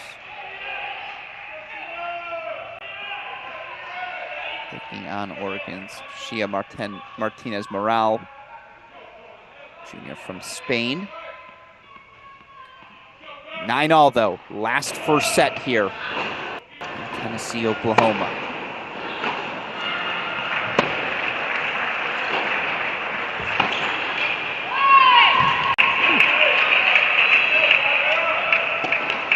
That's a shot you can go for when you're up 5-0. Yeah, that backhand down the line. I'm glad you saw that, too. I was like, no way she made that. That's a shot when you're feeling confident,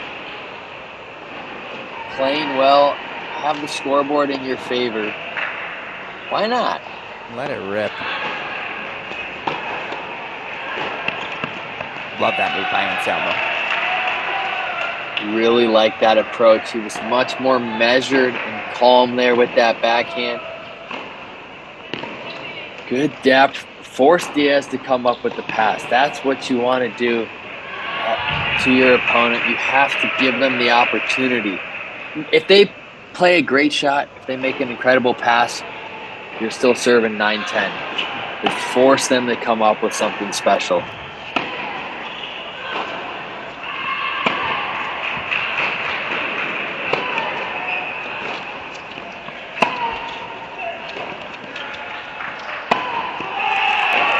No. Oh. He misses the high backhand volley. Might have been going wide as well. One of those you probably have to hit at that stage. Tough to let that one go, but a little moment of hesitation. Great hustle from Diaz. Stabbing at those backhand slices, just making it uncomfortable. I think he was going to break his racket if he loses that point, and now the racket survives, meanwhile not surviving. Sia Martinez Moral bageled It's 3:13 p.m., never too late for an Asiago. Miyamoto, the bagel on court 5 for Oklahoma State. Let's go over to court number 6, where Oklahoma State 5-1 lead. Raquel Gonzalez, freshman out of Spain. Another strong start for her. Those are 2 points Anselmo is going to want to forget about if he is to drop this set.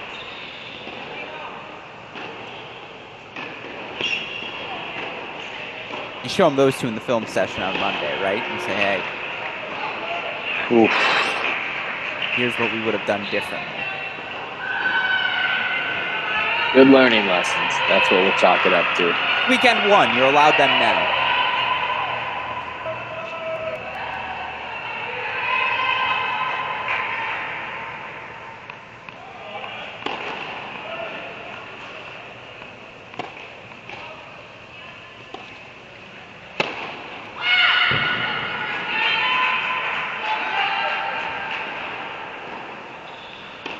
It's a good return from Anselmo. I know he called it out. Yeah, he wants to call back.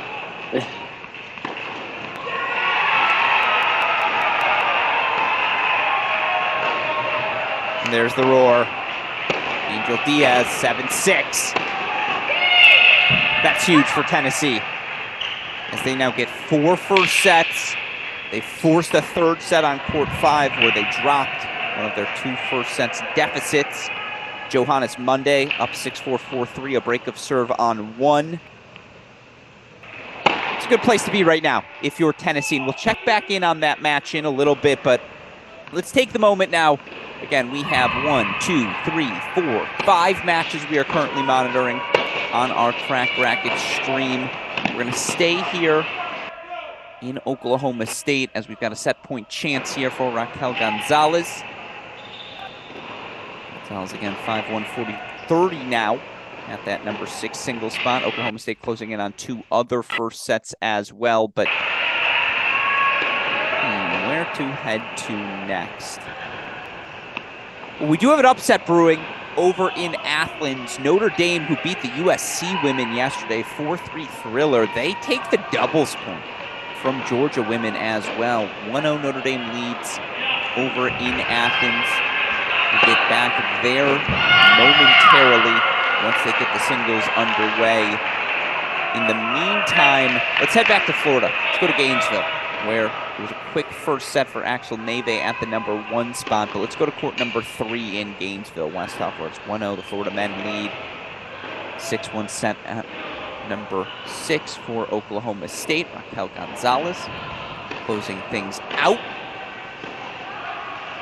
Of course, Westhoff making that transition there. As soon as he's done putting Florida on our screen, we're going to head to match number. We're going to go to court number 4, excuse me, where it's a 5-0 lead for Lucia Pera. She's taking on Karen Young for Oklahoma State. Again, that's court number 4 over at Oklahoma State. Meanwhile, here's Lucas Greif, 3-1 lead.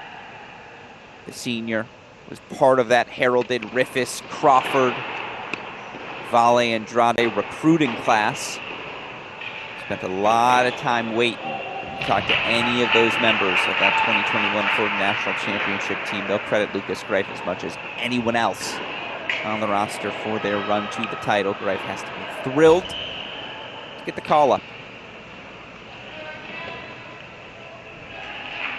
In his final season on the job. Although Greif on court number 5, just so you know, Westhoff, that's court number 5 in Florida.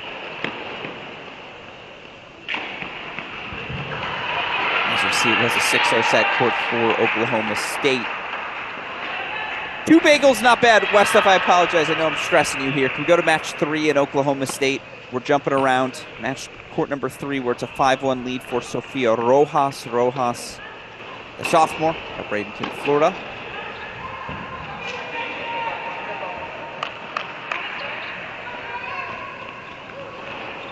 Rojas set points here to make it 4 straight first sets.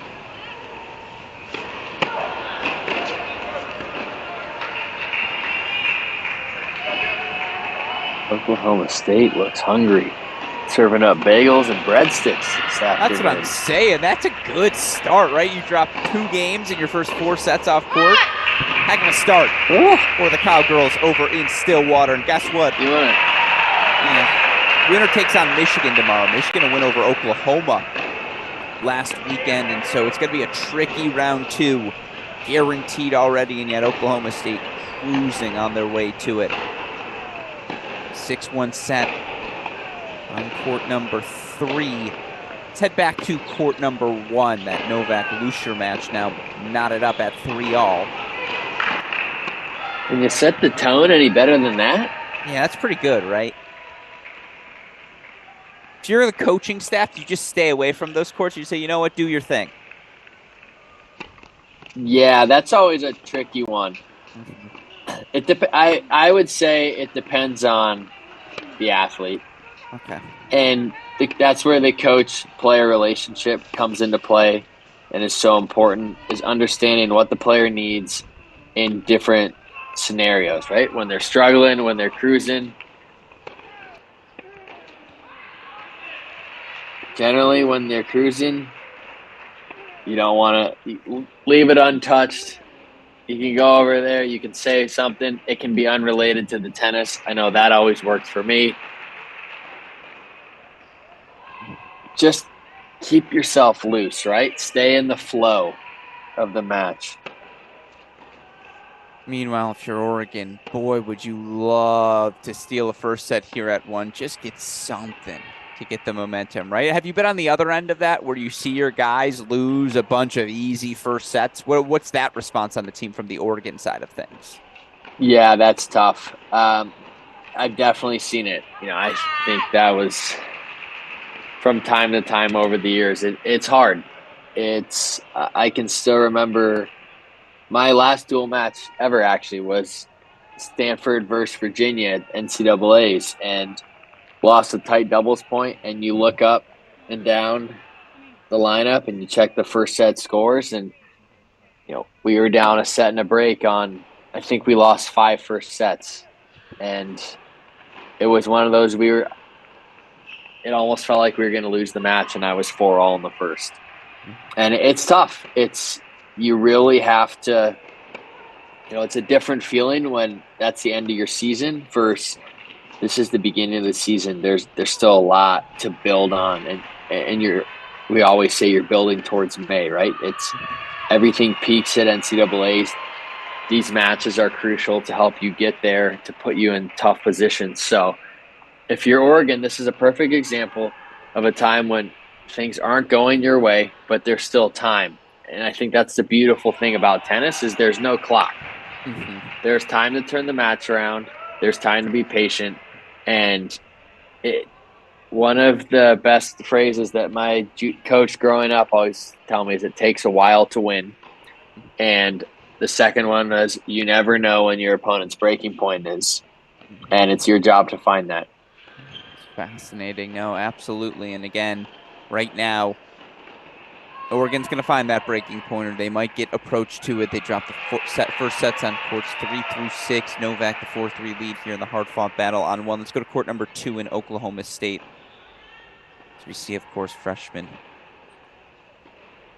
here for Florida. Excuse me, now sophomore Nate Bonetto, 4-3 lead. Taking on Carlos Hernandez here of Mississippi State. Bonetto, the lefty on the near side of the BK. That's after your heart. I'm a sucker for lefties. The forehand approach, smooth, attacking the net, nice high volley. Well, this is just the BK hours. We've got double lefty vision for you here. Wolfberg, the lefty, Bonetto, the lefty.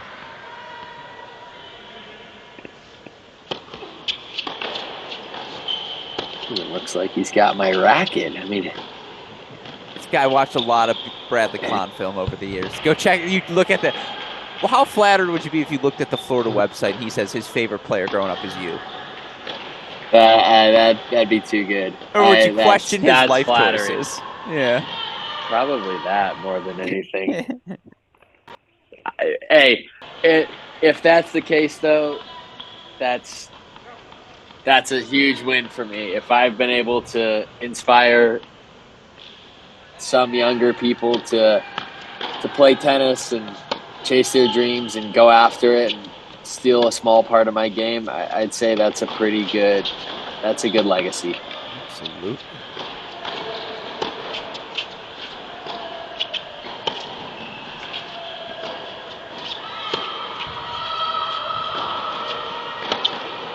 See the grind here on court 2. Just methodical. Such a smart lefty play, working the backhand, patient, just continually pushing the opponent further off the court. Why change it? If you know you can break down the opponent's backhand, and it's more than just that point as well, that plays into the mental side of things. You start getting in the opponent's head. Do I have to sit in this rally all day? Okay, I don't want to. I'm going to bail out. Now all of a sudden I'm getting out of my own game and making poor shot selections. The errors start to creep in there. It's a really smart tactical play there. Absolutely. And again, monitoring all sorts of action right now happening across the college tennis universe. A lot of tight first sets. Though Florida does take a 6-love set at number 1. Axel Neve, 6-love, 1-love lead right now over Nemanja Malisevich. Other than that, pretty tight everywhere. Tennessee, Oklahoma, 4 first sets and a doubles point for the Volunteers. It's actually a match point right now for Johannes Monday on court number 1. It's a breakpoint match point chance. Though for what it's worth, Sifo Monsi does take a second set for Oklahoma on court 4 to send that match to a third. So battles everywhere right now. As we see the switching of sides here, court number 2. Oregon, Oklahoma State. Oklahoma State right now cruising at the bottom of the lineup. A couple tight matches up top. Meanwhile,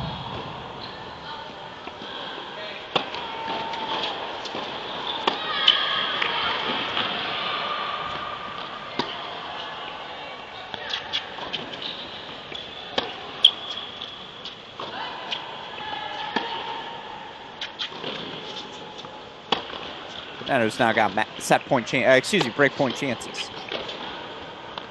It's going to be one of the 3. It was either break, set, or match.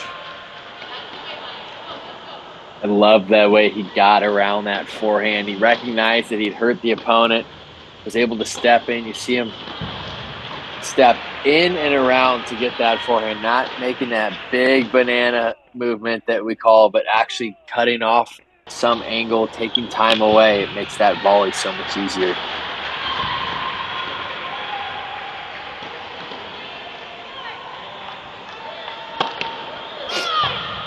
Just wide, nice serve there.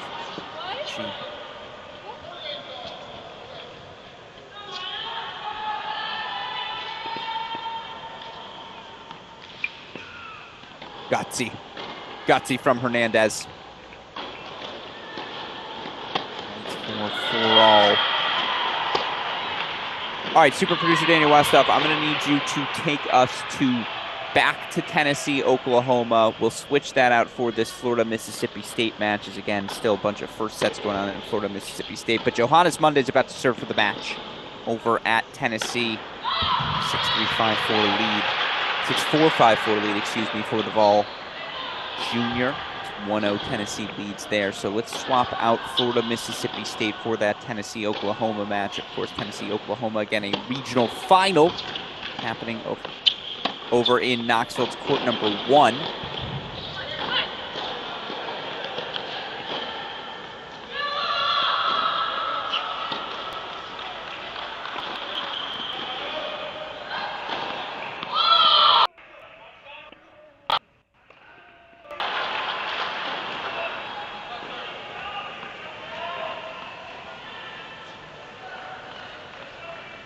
Looking at these Oklahoma-Tennessee scores, that first set that we just watched on court 6 seems to be taking on even more significance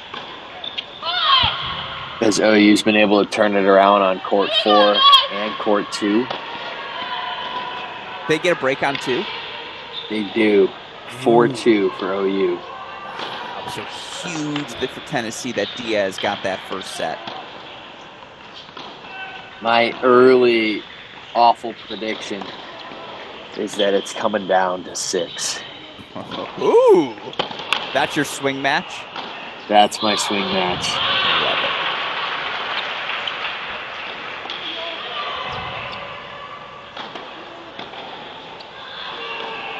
It's a great first point here from Alex Martinez.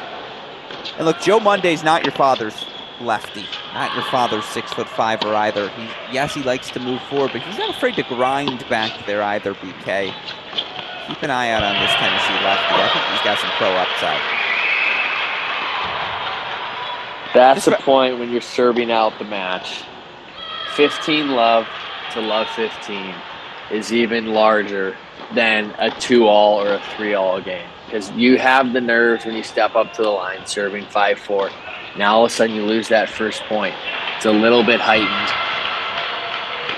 Second serve here. Martinez played a great first point. Going with that inside out forehand back behind Monday. Can he replicate that here? Well, I did mention the nerves, right? Yeah, I mean, the good news is if it's drop and hit, that's the sort of feed you're like, hey, can you redo that? Unfortunately, it's a second serve. That's tough. And again, this Tennessee team has had some struggles. Monday in particular was down yesterday in his match, lost his first set, took a tough loss against Wake Forest last weekend to Melios Astafoulou.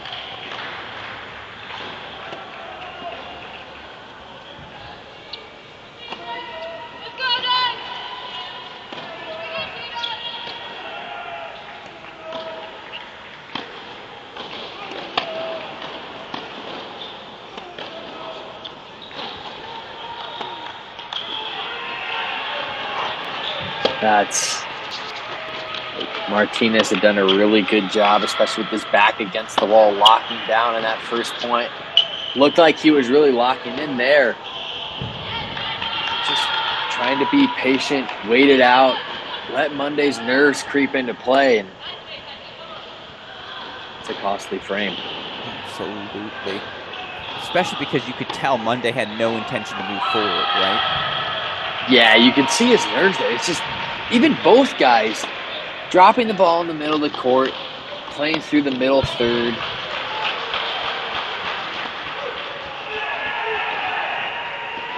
You know, I know Monday wins that point there, but even that's a mid-court ball with Martinez back. You're a big lefty. You want to see him move forward there. Just a little bit of that hesitation, that not wanting to be passed.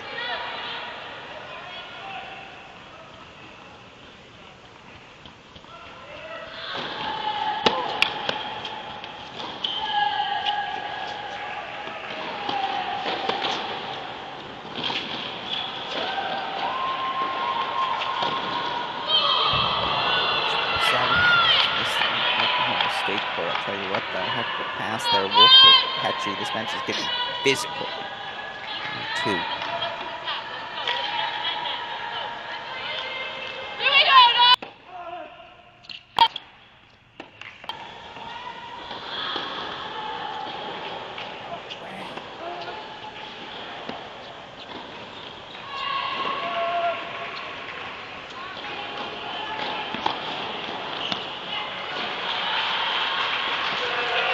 No! It's your tennis point of the day. Alex Martinez sets up 2 break point chances with outstanding defense, Bradley Klon. I have to say, when he hit that drop shot, my hands went on my head. I was like, what is... the gets he had there, full stretch, Monday in complete control of that point. That is... harp on it, but that is where I'd love to see him move forward and finish that at net. You give Martinez the opportunity to reset the point by staying back when he's on the full stretch. He put the ball in difficult positions, but able to turn it around, and then great reactions up there at the net from both players.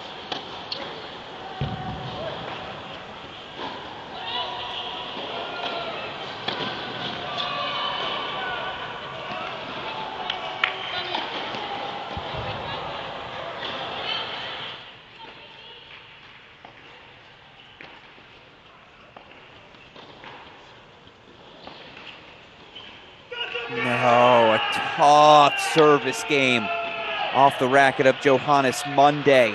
A couple of double faults. Some great defense from Alex Martinez. Oklahoma stays alive on one. It's 5-all. That right there highlights the importance of holding serve at 3-5. You always want to force your opponent to have to serve the match out on his own racket. Make him feel the pressure a little bit.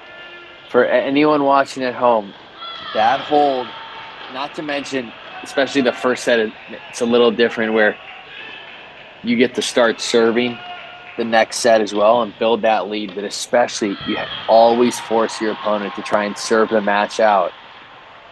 So the nerves creep in and 2 doubles. And we got to stay, I think, here, Tennessee, Oklahoma for now.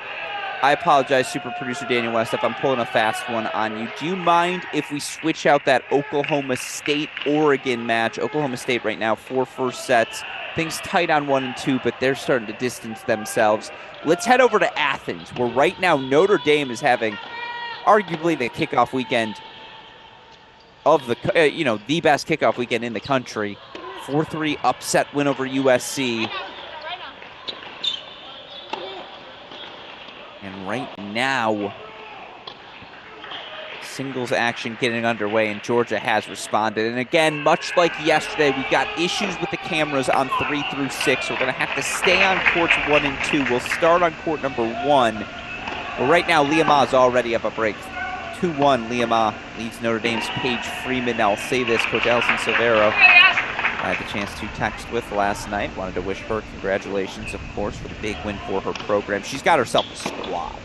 And go look at the tennisrecruiting.net rankings over the course of the past 3 years. Very quietly, Notre Dame's taken in top 15 class after top 15 class.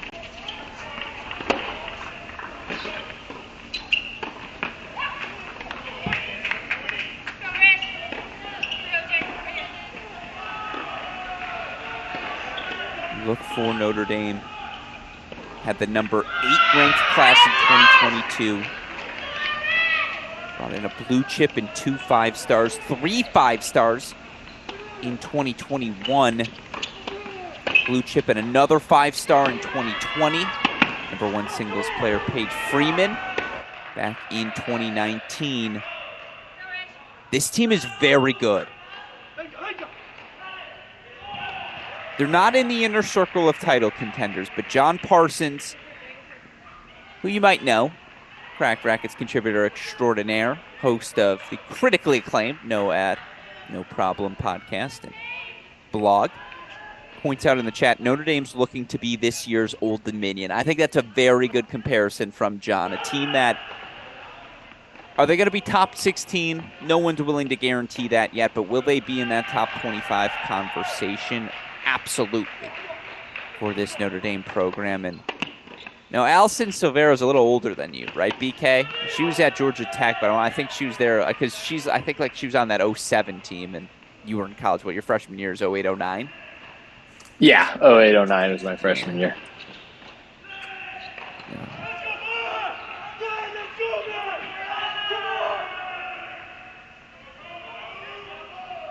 I was it was funny. I got a text from a coach, and someone goes, they asked me a trivia question about some early 2010s college tennis, and it's like, yeah, didn't the guy who Stevie beat in the final of the NCAAs his senior year is like, beat your favorite player? To which I go, he didn't play Alex Damashon. He played Jameer Jenkins. I'm like, you're right. I was like, Dama played 2, lost to Sarmiento, and so that's your era. Now we're talking BK. That's my era, yeah. Exactly. Even those guys were... Nick Meister, I feel like you and him did battle once or twice. We did battle from about age 12 to 13 through college and even once on the Pro Tour. Yeah. Good play, man. Once or twice. Very solid. Mm-hmm. Rock solid. Tough out, mentally there. Like, that was always one you knew you were going to have to work. Mm-hmm. Absolutely. So again, right now, split screen, you see Martinez 6-5 lead now here. I wanted to stay in Tennessee because I want to just take a quick look at West Stuff if we can. Let's jump around a little bit. I want to do a little scoreboard update in the ways that I think Oklahoma may have just seized momentum in this match for the first time. Just to talk about the scoreboards, Mitsui down 3-5, but Jordan Hassan going to have at least one opportunity to serve for the set. Nathan Hans up a set and a break for Oklahoma at 3. Monsi 2-all in the third at 4. Oklahoma's up 4-2 a break on 5, in the third. I mean, all of the sudden, the Monday break, along with just a plethora of other things here, BK. And by the way, this match started at 1 o'clock. We're 2.5 hours in. We don't have a single dual match singles result on the board. It's like the old days, Gruskin. Yeah. No one told them it's no ad. The old days, we were at about 3-all in the first set, 2.5 hours in singles. That's It's good. because the doubles took 100 minutes. Mm-hmm.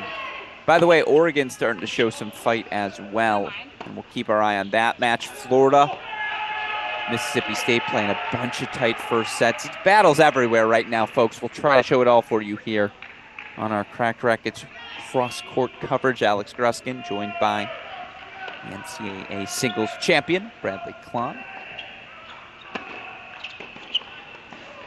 BK, that a lefty NCAA singles champion became the first since Arthur Ashe to make an Australian Open quarterfinal immediately after his title run, and it wasn't you. On a scale of 1 to 10, how devastating? I mean, that was quite the run from Ben Shelton. I give him a lot of credit. To go from playing 5 his freshman year, 1 the next year, go from college winning the NCAAs to, he started out well in the Challengers at the beginning, like right after NCAAs too. I think he immediately went to Little Rock, knocked out a quick semi. Yeah. And then winning around in Atlanta, playing an incredible match with John, beating Casper Ruud. And I think, that's all. Look, the run to the Australian Open quarters, just incredible. The ability to play that many, long, like a couple 5-setters, grueling matches. The first time out of the country. I mean, I could go on and on. I think let's not overlook the fact that he won 3 straight challengers too to end the year. I don't think people realize how hard that is to do, to win 3 straight tournaments back to back to back weeks. You really don't see that at any level. I can think of 2, like Casper Ruud did it, 3 ATP 250 clay events while everyone was off playing the Olympics in 2021. Right. That's like the only example we have of the past decade of 3 weeks in a row. I got another example for you though too. I think it was 3. Challenger or ATP? Challenger. Well, so Murray won 3 straight. I think it was. Actually, I don't know if it was 3 straight. No, I think there was a might week have been off. 3 straight tournaments. It might have been 3 straight tournaments. Yep. But there might have been a week off because I think it was it Beijing, Shanghai? Yeah, and then Vienna. Yeah. Or Basel to get that number 1. Yeah, but that 250 week off. Sam Querrey did it in the Northern California Challengers. Yeah, of course he did. That is a huge effort from Sam for as big a serve and the game and 11 in the world. Like I said, if you win 3 straight challengers, that's you're doing something right. You're doing something right. No, mentally more than game wise, because the guys are hungry at that level. And so with that in mind, as we go over to court number 2 in Georgia, Liam the 3-2 lead, but court 2 now here for Georgia and Notre Dame. Mentally, court number 1, breaker coming up Monday, Martinez. What's going through each of their heads, BK? Look, if you're Monday, you have to reset. Yes, you serve for the match, but you're still up a set, right? The pressure is still all on Martinez here. He has to win this breaker to extend the match. Tennessee's already up 1-0. Now, Oklahoma's done a good job of turning the momentum around, And so that has to give Martinez a little bit of extra energy. I think that's the one awesome thing about college tennis versus any other level is you can feed off the momentum from your teammates, and you can start to see these swings snowball a little bit. I will So say I this. think Martinez really needs to build on that energy. The amazing thing, you may have seen it, a ball was rolling over from the right. James Mackay sprints to the ball to prevent a let, and then a ball rolls over from the other court, so they have to play a let anyways. You just love that. You love to see it. As we see Dasha Viedmanova, by the way, the uber-talented sophomore, who I'm telling you, I'm not saying she's the next Ben Shelton. I'm saying she has top 100 weapons, and if the fitness matches the weapons someday, keep an eye out for Viedmanova, who's one of my sneaky favorite sophomores in the country. 5-1 lead for her on court number 2. It's just like the weapons. The older I get, when you're young, like for me, as we see, by the way, Martinez went out, it was like the Kozlovs of the world who are just different. I love that more than anything else. And then you turn like 25 and you're in your whatever of watching, and you're like, oh no, you do need weapons. Like that's ultimately what this comes down to. Yeah, you do.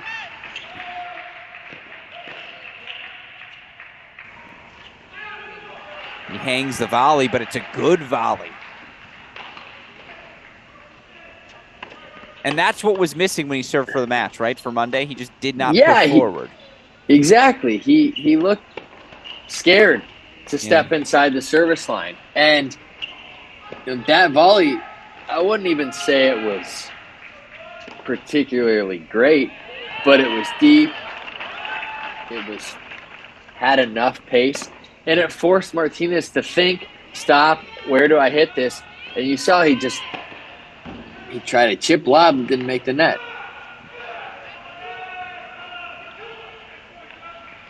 That's a freebie, and the mini break goes to Martinez, 2-1.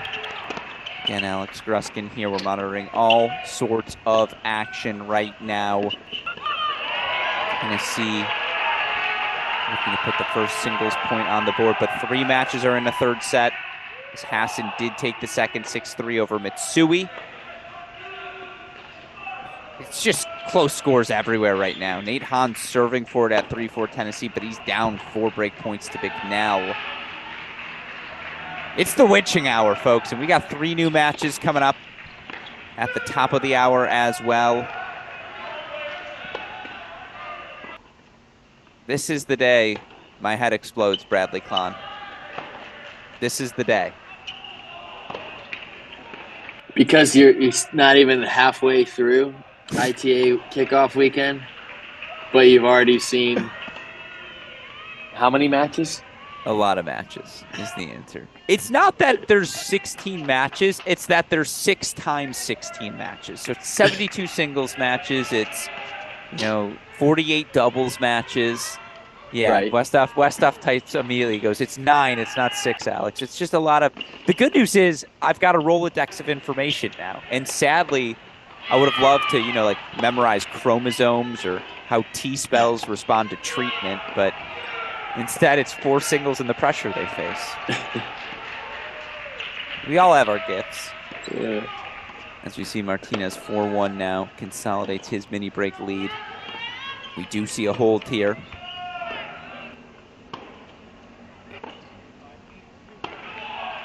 For Julia Andrich. And again, this Notre Dame team littered 5 stars blue chips all over the roster. So let's head back to court number 1, by the way. Leah Ma, 4-2 lead on Paige Freeman. We stay here with Monday, 1-4 in the breaker. For what it's worth, Florida takes 2 first sets. Mississippi State has 3. It's a breaker at 6 singles there to decide the final set. Kentucky, Notre Dame getting underway in Lexington. Oy vey. Oy vey.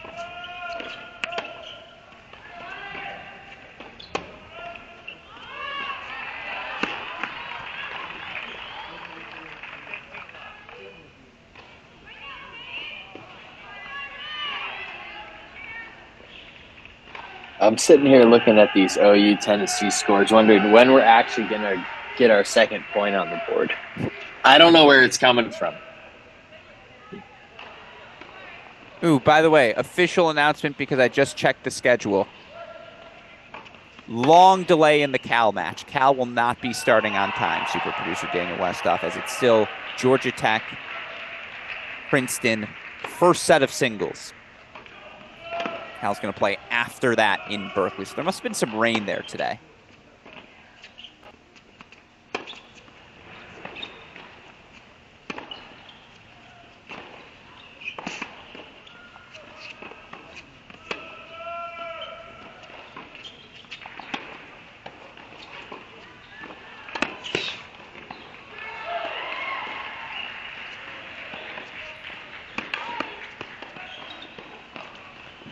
Look at that, 2-4 down, you serve and volley. Love that play from Monday. And by the way, Westhoff, can we go back to court number 1 at Georgia? Again, not sure if all the cameras are working there. We'll keep an eye on it. But let's go over to court number 2 in Georgia. Excuse me, court number 2, where Dasha Biamanova, 5-2 lead. She's serving for set number 1.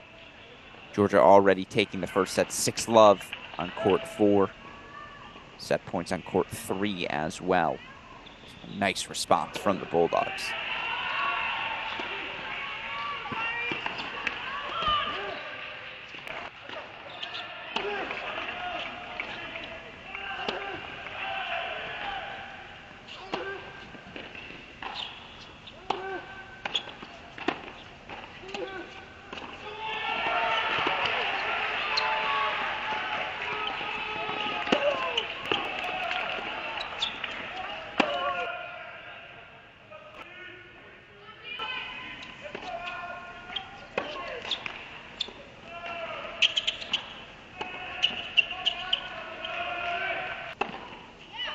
Overhead, nice point there.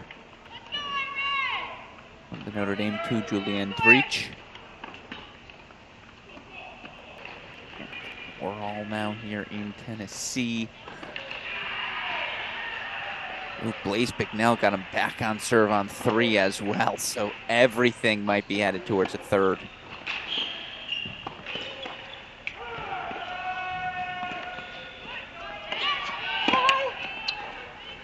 You made that, right?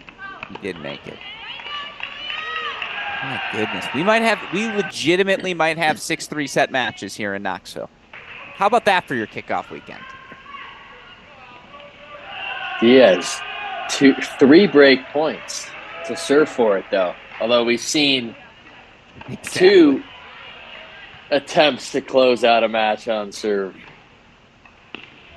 These are those opening weekend jitters. Again, Alex Gruskin here, joined by Bradley Klon as we take it all in. Number 2 of this kickoff weekend, Monday serving junior for Tennessee. On the far side, meanwhile, Dasha Biamanova.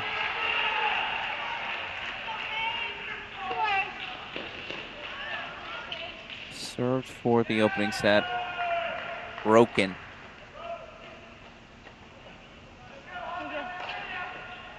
That's twice we've seen Monday do that. Twice. That same double fault happened when he served for this match. 6-4, 5-4. That exact same one, Bradley Klon. I'm trying to figure out what he's going for there. You can tell a big lefty. Looks like he's got a lot of action on that serve, going for a heavy kick, but 4-5 up a set. You know, one thing noticed too, I've seen a lot of second serves, a lot of missed first serves. That gives Martinez a lot of confidence when he's able to get looks at seconds.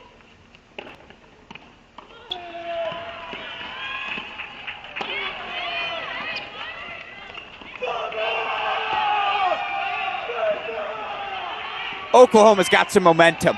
It's Alex Martinez. 4th, 3rd set match forced. And we got to go straight to court number 5 now here in Tennessee, Oklahoma, as maybe our first singles match ends here. As you look for this Oklahoma men's tennis roster, and I mean, again, battling everywhere, up and down the lineup. Here it's the senior Justin Schlittiger.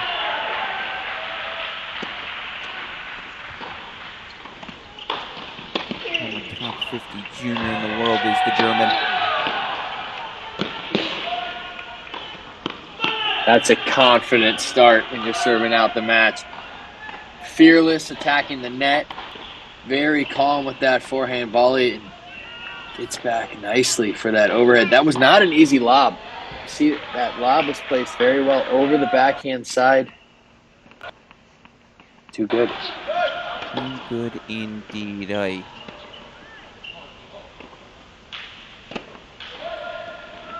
Battles everywhere. Super producer Daniel Westoff, if you can you take us on the left side of our screen back to Oklahoma State? Cowgirls have just been in top form today, and we'll have to show you more Oklahoma State tomorrow, but they may end the match in the next 5 minutes. Go to court number 5 at Oklahoma State when you can, Westoff.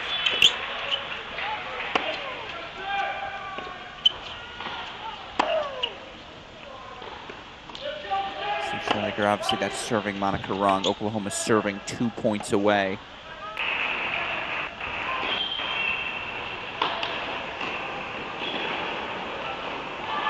Diaz also 2 points away from closing this out. Did I say my prediction was awful when I was going to come down to that one?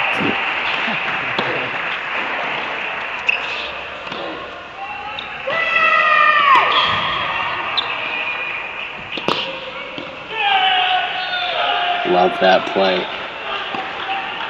Takes that forehand on the run, moving forward. Knows he doesn't have to do too much with the approach because he's taking that time away with his legs. The legs do the work. And let the record Force the show. difficult pass. Double match point here. Oklahoma's got him on 5. To your point, Angel Diaz has 4 of them on 6.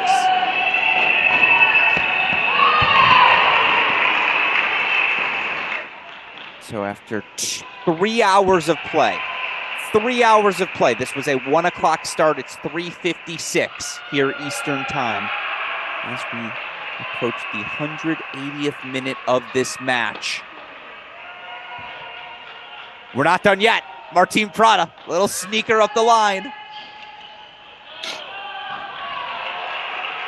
As Miyamoto now has match points. Westoff, give me a slow clap. Throw that graphic up.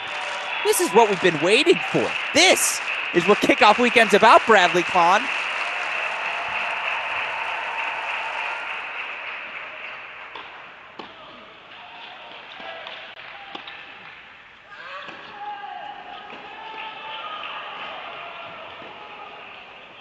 It couldn't go smoothly, could it? Oh, Martin, come on. He's like, guys, have you been watching? By the way, 2-0 Tennessee, Diaz, 6-3. He takes it on court 6.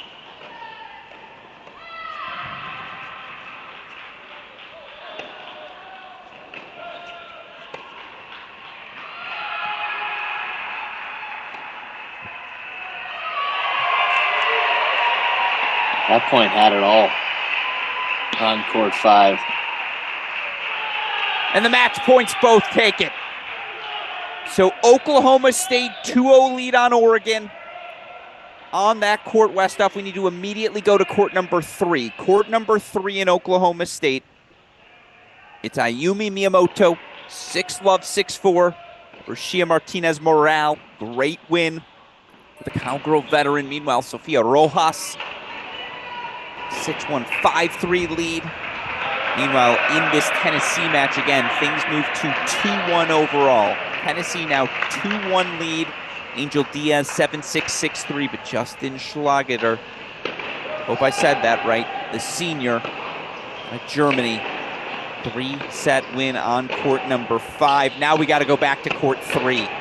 Oh, the back and forth continues in Tennessee, Oklahoma. Blaze Bicknell, who was undefeated 2 years ago, 32-0. Was Blaze Bicknell during his number 4 season campaign at the University of Florida back in 2021.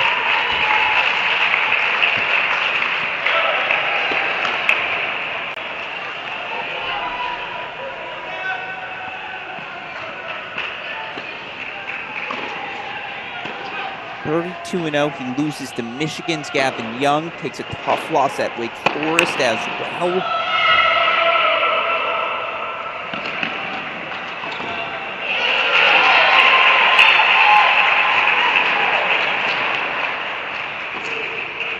Bicknell serving on the near side. That serving marker obviously incorrect. So serving 5-6, 30 all.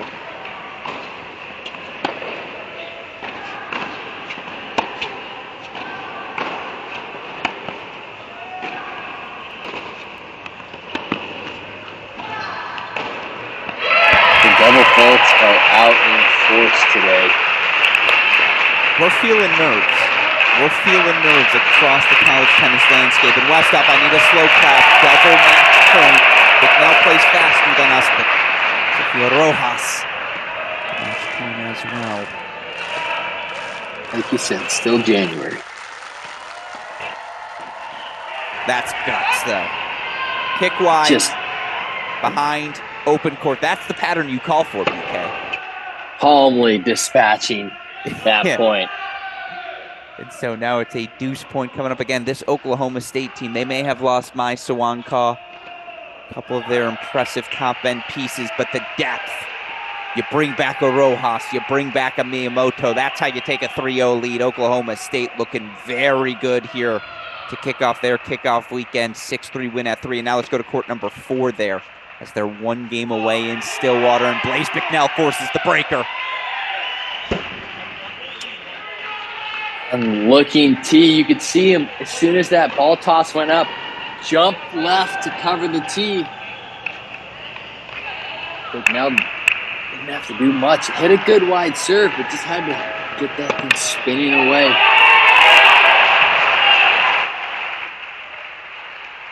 And you look for this Oklahoma State team. Give it to me one more time, Westhoff. It's a match point for the match for the Cowgirls. Dropped just one set. It was the second set on court 6. First set's on all 6 courts, though.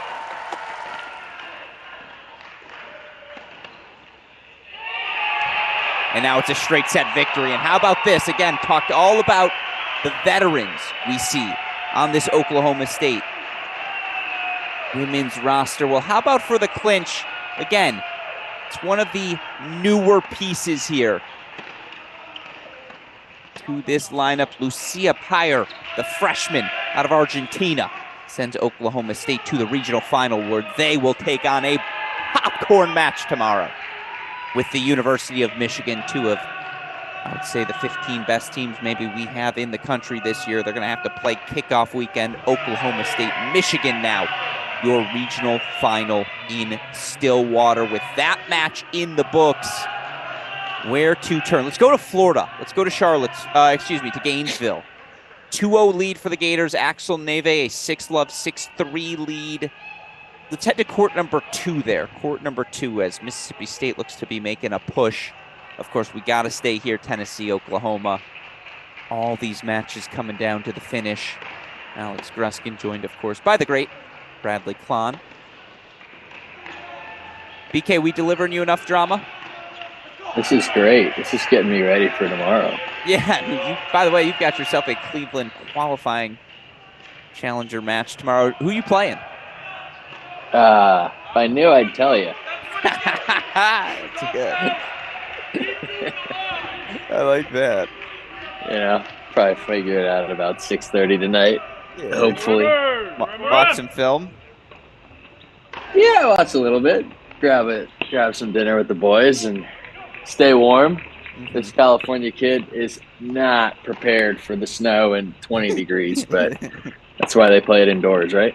Then we were saying Big Ten, you gotta be Big Ten tough, right?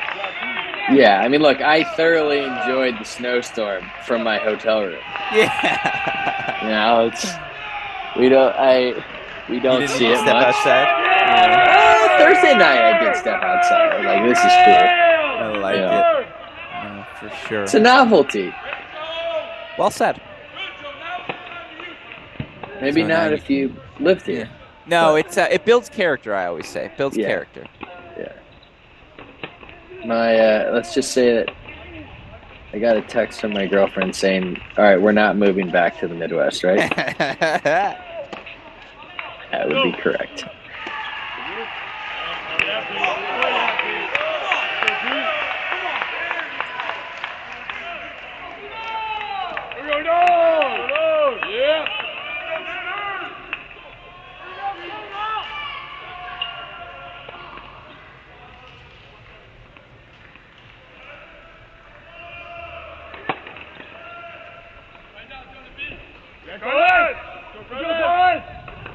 So again, if Blaze Bicknell gets this set, it means we'll have 5 3-setters in Knoxville.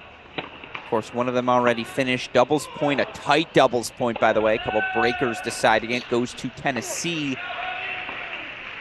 Tennessee then gets a straight set win, 6-3 from Angel Diaz. It was a 3-set win for Oklahoma senior Jordan Schlageter. Of course, we've got 7 matches we're keeping an eye on right now. Notre Dame, Georgia. Notre Dame, Kentucky. Oklahoma underway on the women's side.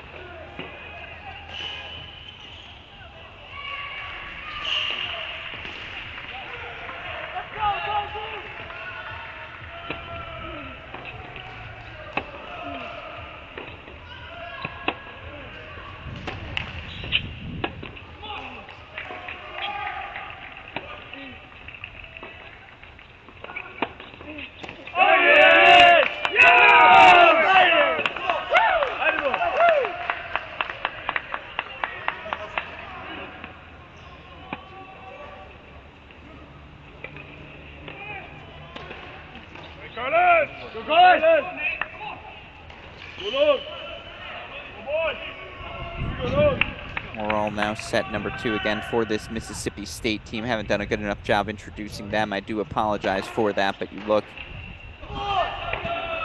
there again for this Mississippi State men's team. A couple returners supplemented with some new pieces as well. Here on court number 2, Peter Jovanovic, freshman of Montenegro. Sticking on Will Grant. Of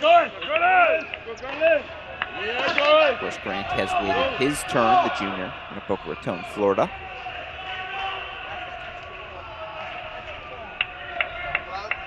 Meanwhile, 5-all in Bicknell and Hahn. What have you seen on court 3? Anything particular, BK?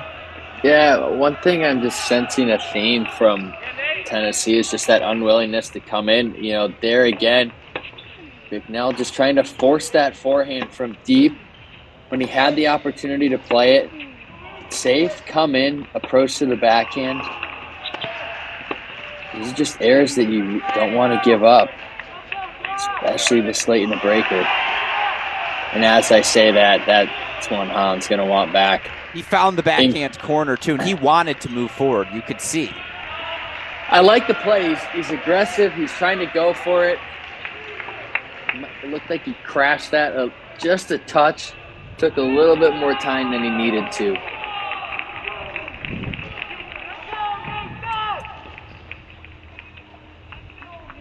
But real important for Honda to grab this.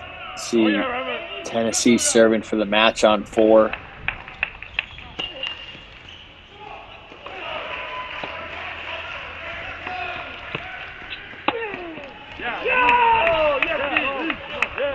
That's a nice fist bump. You hear it there. Ivanovic. No. So now it's the service yips to Oklahoma. Double fault means it'll be 5 3-set matches in Knoxville. I don't believe it, Bradley Klon. We are seeing some of those early season jitters in the crucial moments. And we got to go to 4. The double faults. We got to go to 4 where Emil Hutt is serving for it. Yeah, right? It's the early. Is it the early moments? Is that what's going on right now? It's always the crucial moments we've seen so far. Cannot believe it. So we go to court number 4 here in Tennessee.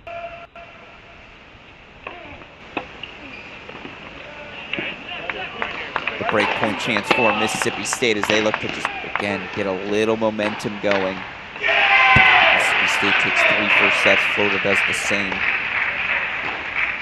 Okay, serving marker incorrect, or is Hud serving?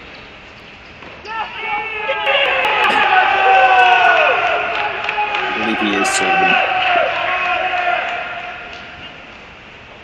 Siko Satando Mansi, Illinois All-American. and the former Oklahoma State All-American.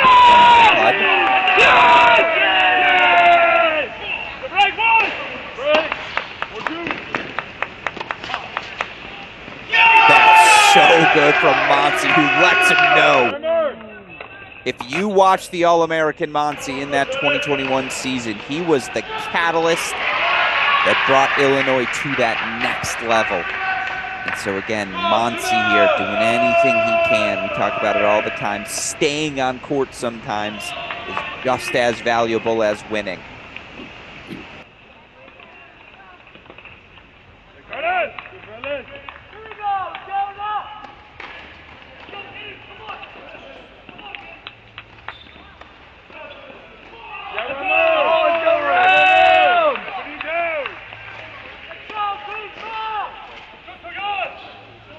Love that play. Does an excellent job moving forward after this return. And really smart volley inside out, but plays it short. Forces the opponent to come up. All I ask is, if this is a kickoff weekend match, what is the round of 16 at indoors going to look like? Like the margins between these teams. We've got a year ahead.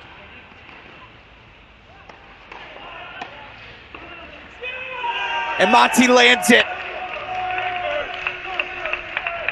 Oh, Emil Hudd let that ball go, BK. You didn't think he was going to close it out of love, did you? No. You knew better than that. You've seen enough today. You know, I think I got convinced by court number 5 that maybe some things have straightened out, that we got all of our chaos out in the first 3 hours of this match. But no. It's college tennis. Oklahoma team.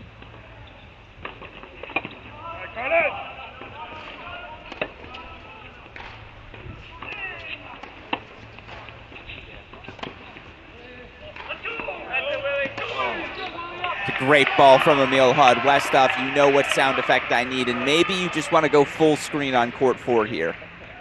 I defer to you if you do. I know we've got a match point-ish situation on Florida. But if you think you can bring that up pretty quickly afterwards, let's go full on 4 for this deuce point, because this is a massive moment. 3-1 versus a third set breaker.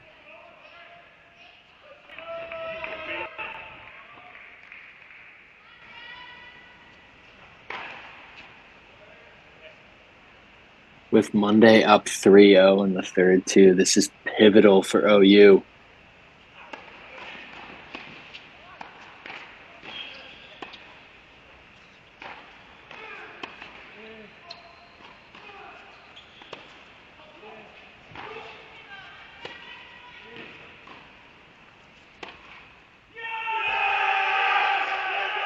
That's why he's an All-American. Sifos Akondomansi fights off the match point. We're going to a breaker, Plon. Oh man, we needed a third set breaker here. I'm shaking. This match deserves it. It's goosebumps time. Like, it doesn't matter who you're rooting for here. Oklahoma, Tennessee. This is what this weekend is all about. Let's roll the balls out. I almost swore there. I caught myself, but let's figure things out. And I don't believe that was an overrule. I believe that was a look, by the way, from Monty, not to the chair umpire, but to the coach.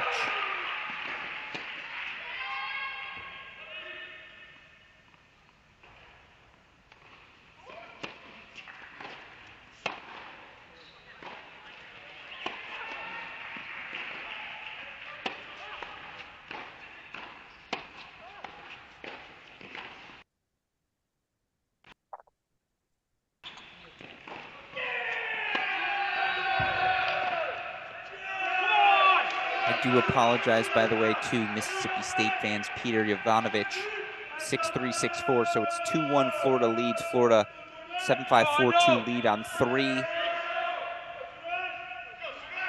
Mississippi State is in advantageous places elsewhere, so that match has another act to come. For what it's worth, Georgia takes 4 first sets after dropping the doubles point on the women's side to Notre Dame.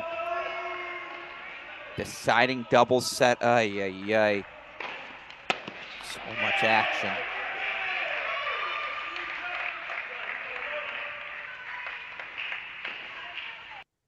Westhoff, there's a deciding double set, Kentucky #2 doubles. When you're ready, if you can pull that matchup for the split screen. I know we're going to get to more Kentucky when it's singles time. They play their regional final today against Notre Dame, but it's coming down to #2 doubles there. When you feel ready, let's go split screen with it.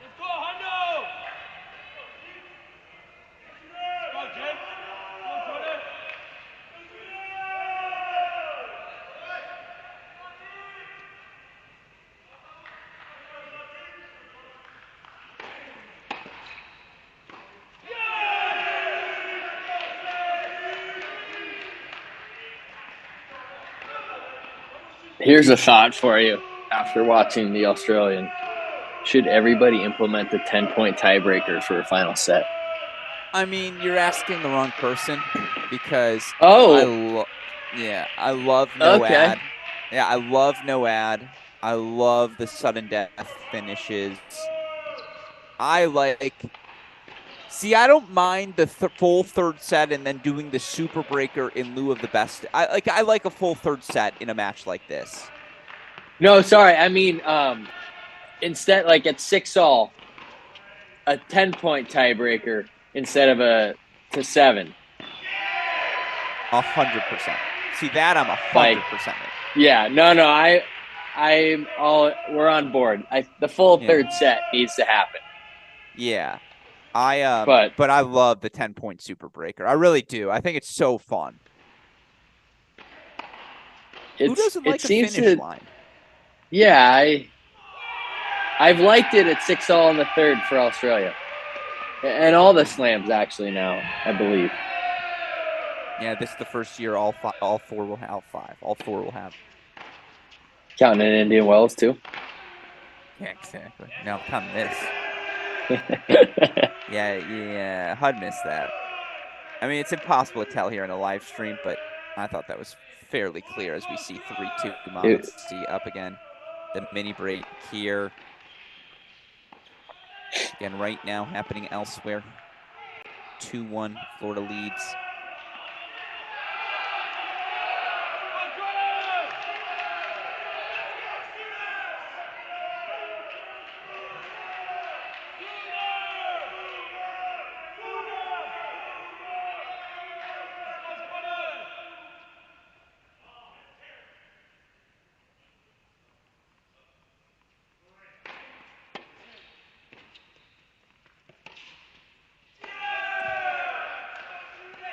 Here's the thing. Monty's been here before. This is what I would point out is Illinois, 2 of the most miraculous upsets I've ever seen. That 2021 season, national indoors. It was the first COVID year, so the final site only had 8 teams, if you'll recall, BK.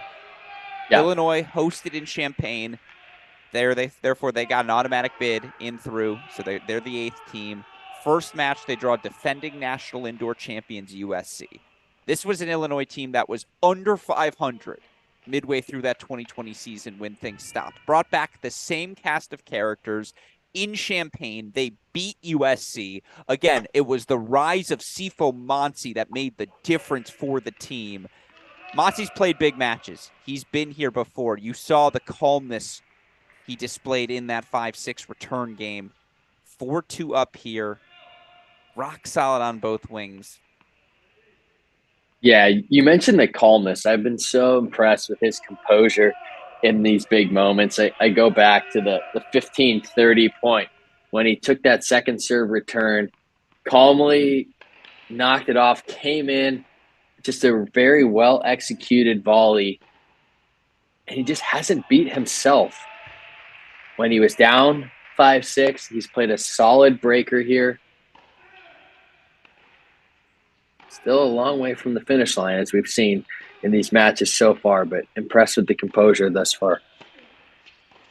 And again, caught up in trying to follow everything. I missed something here. 6-7, 6-3, 6-2. Jordan Hassan knocks out Shinsuke Mitsui. So it's now 2-all overall here at Oklahoma, Tennessee. Your last 3 matches, again, It's 6-all in the third here. 3-1 Monday leads in the third. 1-0 Bicknell leads in the third. So now this almost becomes a must-have for each of these teams.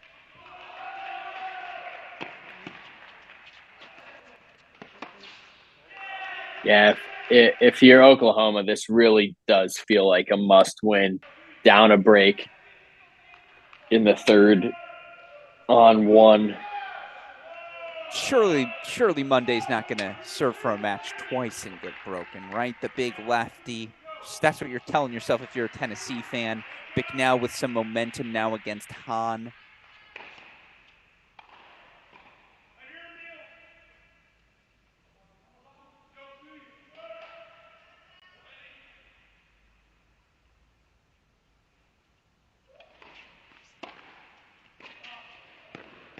Oh, it drops in. Sifos Atondo Monsi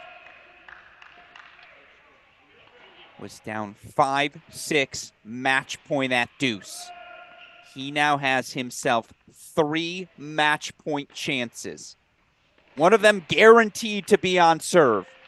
To get this, give Oklahoma a 3-2 overall lead. Watch your head, Emil Hudd.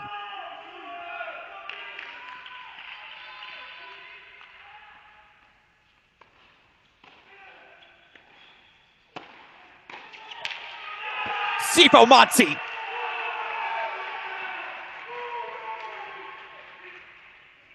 How about that, Oklahoma Sooner fans? You like them? You like the addition? What a return is all I can say. A great serve from Hudd, and Monsi he went for it. That's the one thing biggest thing I give him credit for. Down 5-6. He went for it. He didn't play scared. He was not afraid to attack when he had the opportunity, and wow, did he rip that return. Okay. So we got a lot of things going on right now. We got to catch you all up to speed. Let's go split screen. First of all, here, we're going to go over to court number 1. Court number 1 in this match. Johannes Monday, 3-1 lead, but down break points to Alex Martinez. It is now 3-2 Oklahoma. Tennessee won doubles. They also took 4 first sets. But oh my goodness, has Oklahoma come roaring back. Whether it was Alex Martinez here at the number 1 spot. Monday serve for the match, up 5-4. Martinez with the break. Takes the second set 7-6. You also had a 3-set comeback. Sifo Monsi, as you saw, 4-6, 6-4, 7-6 over Emil Hudd. Jordan Hassan, 6-7, 6-3, 6-2. So how about that? 3 3-set wins for Oklahoma so far. And again, we're going to get you to some other court coverage momentarily. Super producer Daniel Westoff just getting it all prepared for you. You see Monday down the break point. And he's broken 3-2. Oh my God, BK. It's all going the Sooners' way. 3-2 overall, by the way. Oklahoma now leads. Let's not forget those match points Hahn had to seal it. Not at the time, but Bicknell serving 5-6, 30-40 in the second set.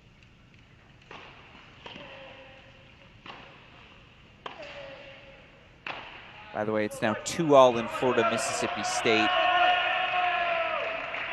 Mississippi State with wins at the number 2 and 3 spot. Let's go back to Georgia, though. Court number 2 at Georgia, where it looks like this could be the spot it comes down to. So we're going to stick there for a little bit just because we haven't had much time. Right now, it's 1-0 Notre Dame leads. University of Georgia, though, take 5 first sets. First 5 off the court. They already got a 3-2 win from Mel Riasco. She just finished that out, so it's now 1-all overall in that Georgia-Notre Dame match. And 2-all Florida-Mississippi State. Tiebreaker to decide the doubles over at Kentucky-Notre Dame. Minnesota-Oklahoma now out on court as well. Still don't see the Ohio State women. Maybe that consolation match went overtime, or the battle between whomever played next in Columbus. They've got 4 matches to get through today. But yeah, 1-1 in that Georgia-Notre Dame match now. Thank you, super producer Dana Westall.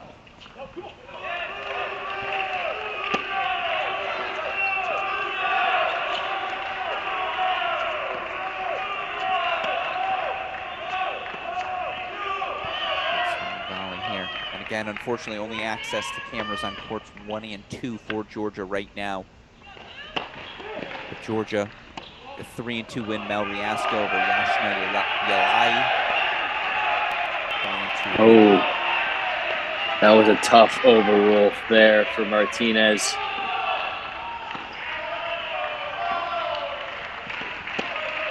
Looked like he made the right call there. I think that's Coach Mackay there on the sideline. Checking in, how many overrules do we have? Might come down to that in the 3rd set again. After leading for the first 3 hours of this match, 3.5 hours in, it's 3-2 Oklahoma.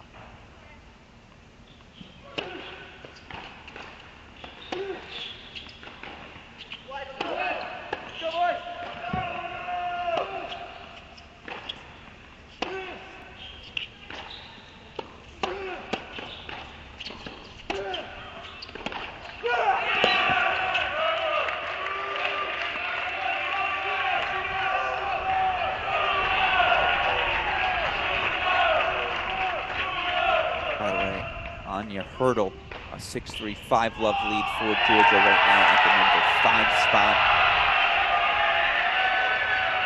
Interesting. Notre Dame does take the set at number 6. It's Kari Matsuno, 6-4 over Mine Narundorn. So Notre Dame does get on the board as they try to cause another upset here. Meanwhile, again, no clear pathway for victory right now in Florida, Mississippi State. Notre Dame goes to Lexington. How about this? Good weekend for Notre Dame tennis. The women knock off USC. Right now, the Notre Dame men 1-0 up on Kentucky. We're having some issues with the cameras there. Bring you that match momentarily, but Notre Dame takes a 7-6 set at number 2 to clinch the doubles. So it's 1-0 Irish. Heading into our battle, only 4 singles courts there, so you do feel like we're going to get to see a lot of that one here. Meanwhile, Martinez, Monday, doing battle. Right now, it's 2-1 Bicknell on serve over on court number 3. That final 2 matches in Knoxville. Martinez pulled for 3-all. Alex Gruskin, joined by the great Bradley Kahn, who's been far too generous with his time. We're immensely grateful, BK, for taking the time to join us. I know Stanford Cardinal playing later today, your Cardinal.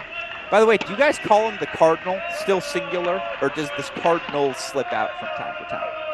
No, it's always the Cardinal. That's just like, but for a school that is Stanford, the grammar is atrocious. Yeah, but you have to understand what it is. It's a color. We're not the bird. This is where everyone gets it wrong. Like, it's cardinal red, right? Like, but it's yeah, the color. it's cardinal red. So it's like the Harvard Crimson. Do you call them the Crimsons? I don't think I've ever referred to Harvard sports, truth be told. Yeah. Yeah. I call them Harvard. Fair enough. That's true. Yeah, there you go. Yeah. So no, it's Cardinal, no S, just the color Cardinal. They're also like Ronaldo. It's just Stanford. Like, let's just be honest. Yeah, that's fair. Yeah. No one calls them no one calls them the Cardinal, the Crimson. I don't even, Columbia or the Lions. First name basis only. Yeah. Martinez is getting after it now, by the way, the energy perspective. It's another double fault for Monday.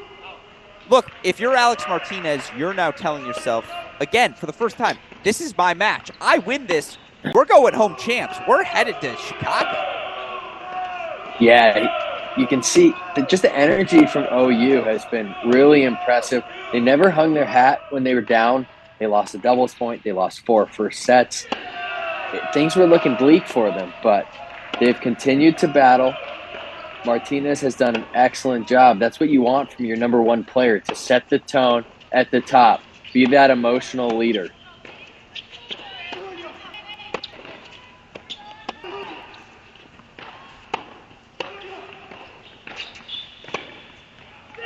Oh my God, Alex Martinez, have yourself a day.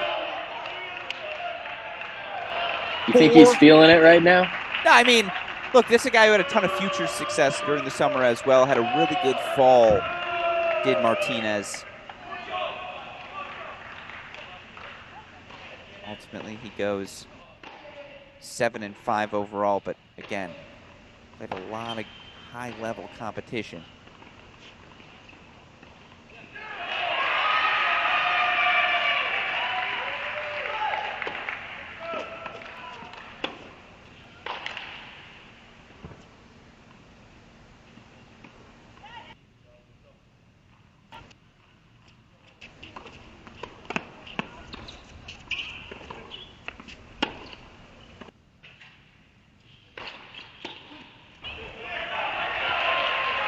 Needed that one. And now, again, you know where things are, but your head coach, Chris Woodruff, or, again, associate head coach, James Mackay, what's the message you're communicating to Monday? Right now, you're really just trying to get them to settle in, settle down, find first serves. We've seen the double faults. Can't hit those if you're putting strong first serves in. We've seen that 2 straight points there, right? Just a solid first serve. Confidence, step up to the line, go to your top plays. You know, every player has that go-to serve 1-2 combo that they're looking for in crunch time. It's calming the mind, simplify it, and get back to basics.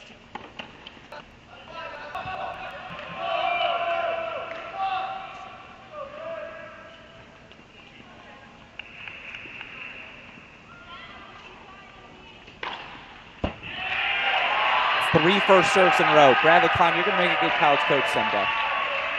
Simple, basics, deuce point.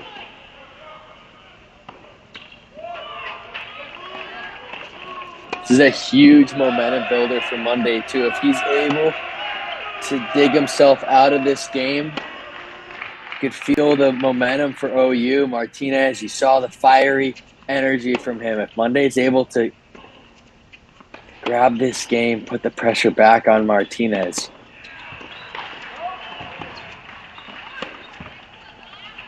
Go a long way for Tennessee.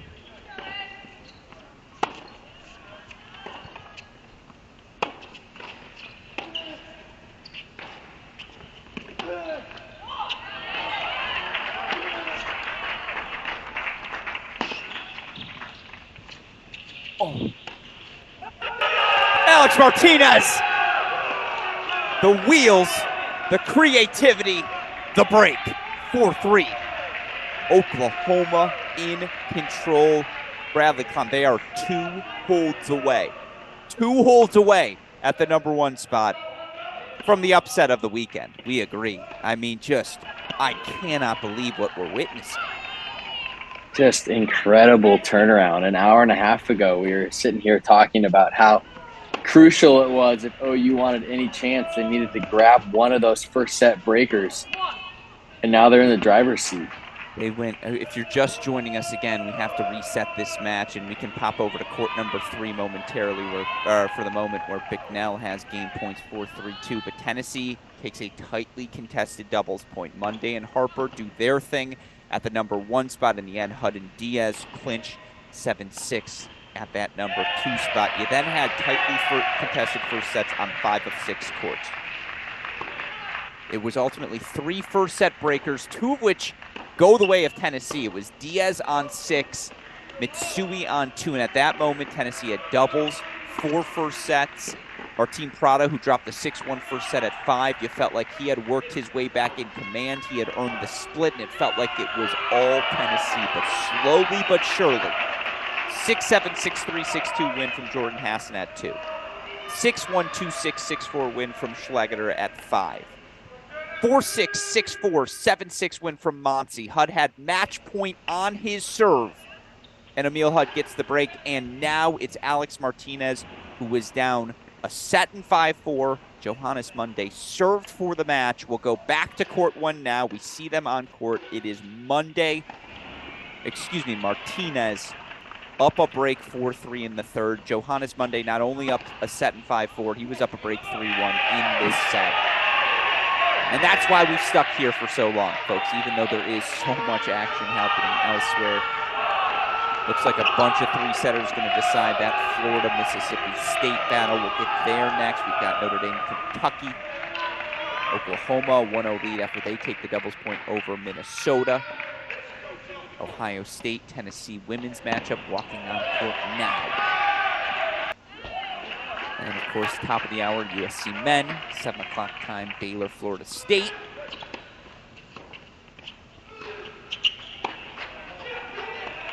Lots of tennis still to go. See again, senior Alex Martinez.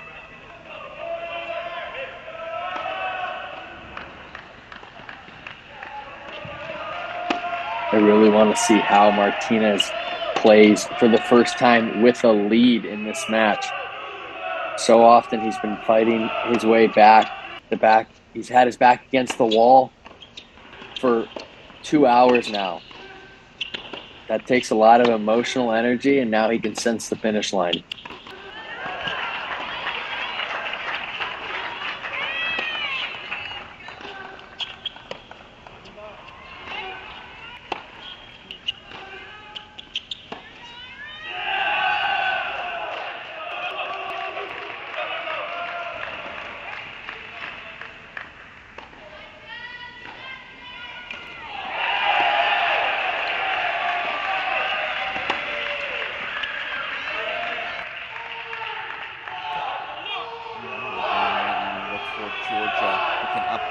Scoreboard 2-1 now. Bulldogs League about to be 3-1 as well. Anya Hurtel, a 6-3, 6-1 win for Georgia at the number 5 spot. Meg Kowalski's 2 points away on court number 4.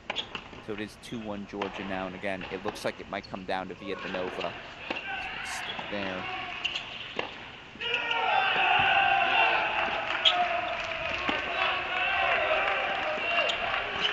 At some point, you start to wonder if frustration has started to set in for Johannes Monday. That was an uncomfortable miss, and you could see a little angst on his head. Yeah, he's had so many opportunities serving for the match. Also, just the way he lost some of those points when he was serving for the match with the 2 double faults, up a break in the third, that really starts to wear on you. But the team needs you now. There's still plenty of tennis left. That was an uncharacteristic error from Martinez there as well, right? Let's let him, if you're Monday, you need to let Martinez give himself a little, the ability to get nervous and trying to close this match out. 3 hours, 37 minutes into this match. This is old school, mid-2000s, early 2010s college tennis. And now, all of a sudden, if you thought it was going to be straightforward, you have not been paying attention. Deuce point on 1. Give us another twist. Why not?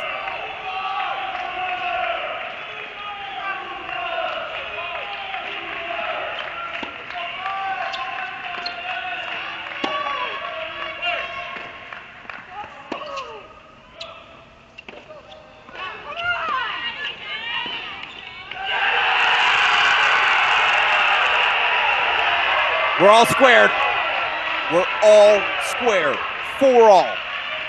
I don't believe it. And Westhoff, if we can quickly perhaps pop over on that right side of the screen, it is 3-1 now, Georgia, after Meg Kowalski gets the win. But can we head back to Florida, Mississippi State, where it's a match point on court number 4 for Mississippi State. They're pulling their all, Oklahoma.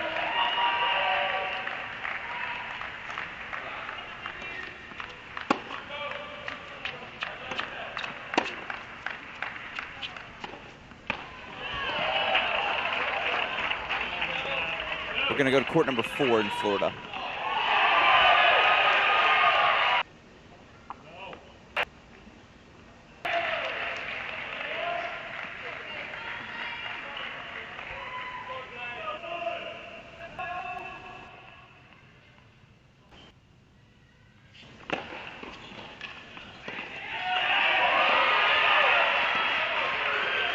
one, by the way, Wiedmanova consolidates.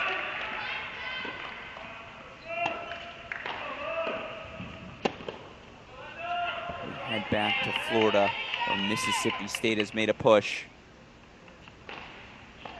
And how about this? Jonah Braswell fights off a match point. 6-4, 5-all now. 2-all, Florida, Mississippi State. Here's where the matches stand. 4 singles, Mississippi State leads 6-4, 5-all. 5 singles, it's 6-4, 5-all for Florida. Florida leads 4-0 in the third on 6 as well. So we're going to keep this on your screen as that match has neared the finish line again. Notre Dame went to Kentucky, took a doubles point off the Wildcats on the men's side. Oklahoma, doubles point win over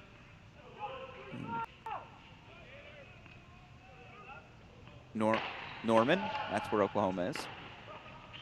And then the last one, of course, now on court, Ohio State, Tennessee in Columbus.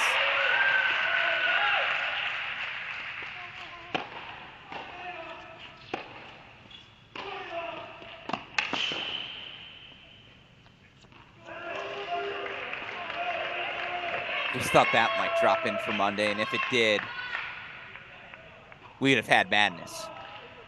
Absolute chaos unfolding. Actually, Westhoff, I got the court wrong. I said 4 for Florida. Can you go to court 5, please? Lucas Greif, 6-4, 5-all.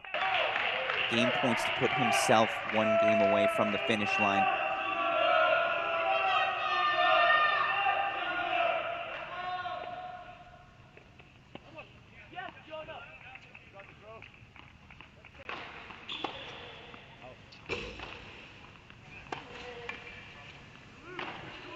Pause for Monday's just been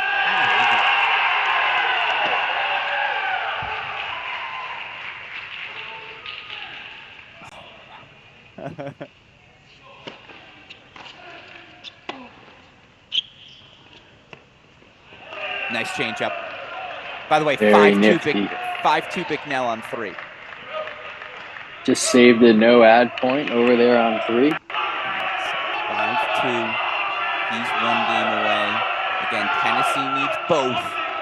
Oklahoma only needs 1. And now it's 6-4, 6-5. Lucas Greif leading for Florida. 2-all. Tokan Tokants, the freshman, also up 4-1 in the third on 6. So the Gators in control. And there's the ace out wide. And there's the Chris Woodruff waddle. Tennessee fans knew it was coming. When it really gets going, he'll be fidgeting. He'll be out there. Former top 30 player in the world. Not the worst person to have on coaching staff, is it, BK? Always helps when you've had someone at that level in your ear in these tight moments. You know he's been there before.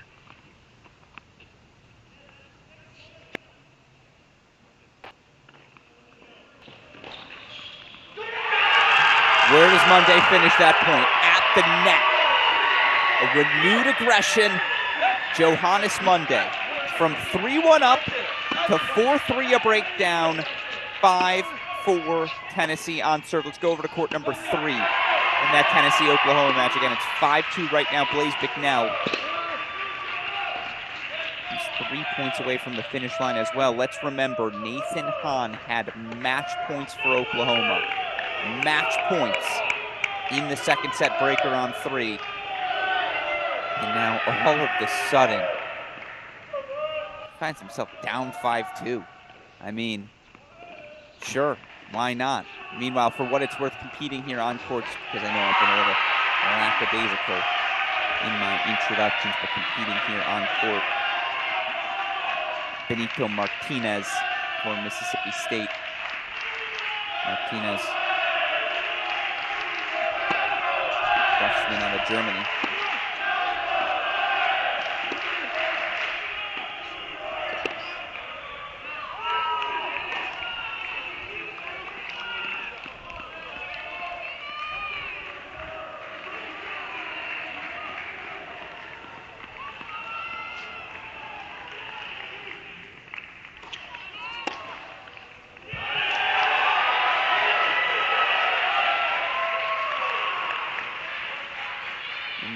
Match points, Blaze Bicknell.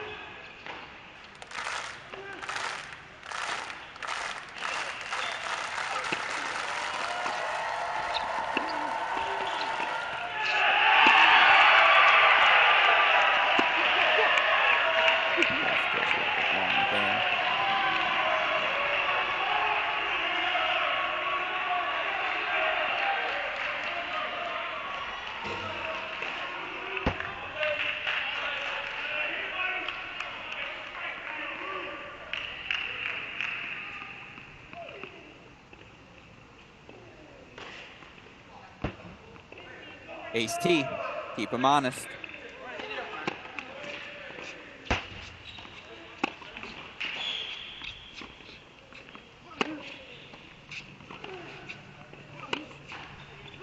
Meanwhile, some big backswings here for the freshman Martinez. Freshman from Spain, you can tell that forehand screams, I play clay court tennis. Doesn't it? Am I wrong? Yeah, that's a wind-up. Yeah, that's exactly. That's when you've got a lot of time on your hands and you can let the ball settle. Exactly. That's not indoor. Take it at the peak of the bounce. Line right through the ball. Not Cleveland Challenger tennis. No.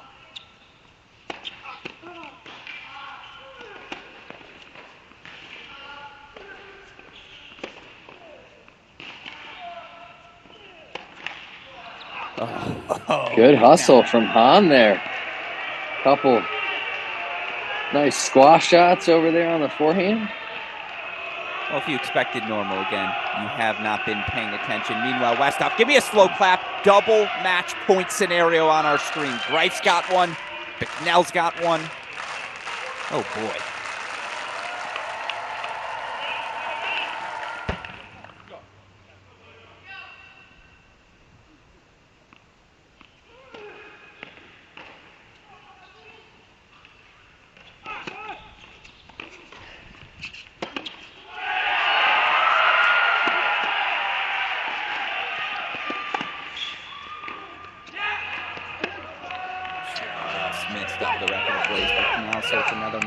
Coming up.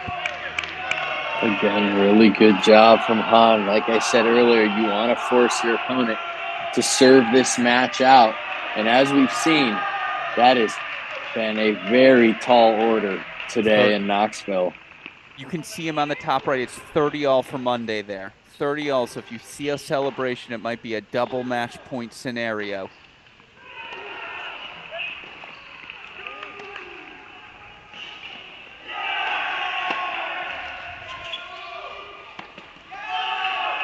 Nathan Hahn answers the question.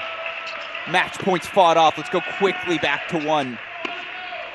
What a hold from love 40 down.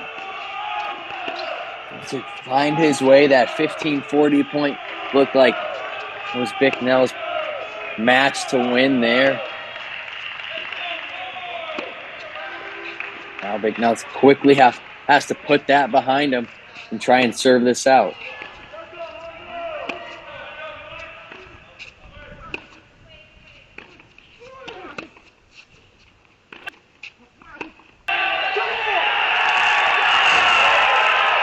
Huge hold. Martinez. Oh, look at James. I mean, just celebrations everywhere. Martinez goes nuts. Extends the match. We're going to a breaker on 5. Meanwhile, Westhoff, give me the clap. Go full screen on one. Let's just go full screen on one. We'll get back to this Florida-Mississippi State match. I think that was an overrule again on one. So it comes down to this. Deuce point, match point Monday.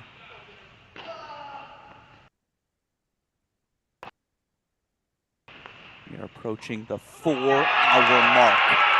It's a 1 p.m. start. Johannes Monday serve for the matchup, 5-4.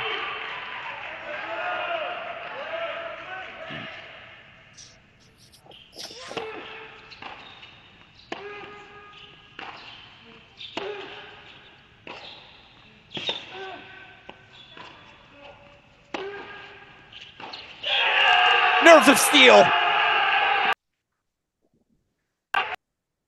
5-all, we play on.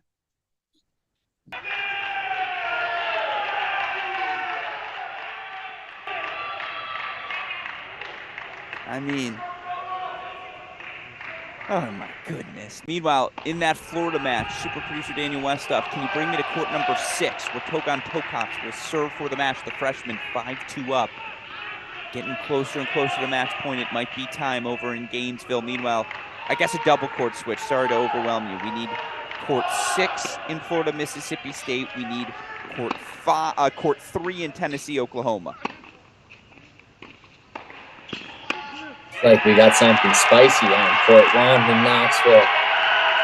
Oh, a little talk? This is. Hold on, Would you Musto. expect anything less? Oh no! Did Hahn throw the racket?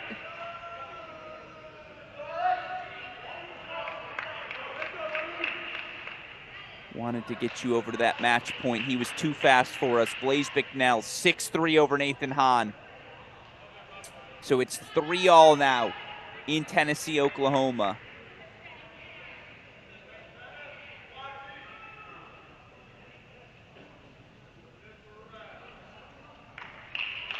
Looks like they're pointing to the stands. Do we have some unruly fans? Never in college tennis, huh? Never. Come on, man. I mean, yes, something happened. No, so here's what I think happened. I think there was a point penalty from Hahn. Someone said something or did something that elicited the point penalty. It translates over here because you see Monday starts on the ad side. Right.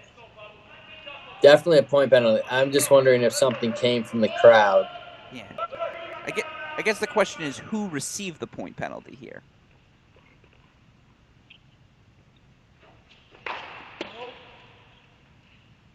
I love this sport.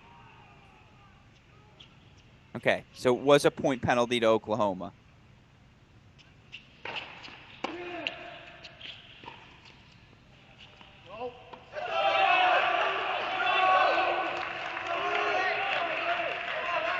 Meanwhile, again, Togon Tokan.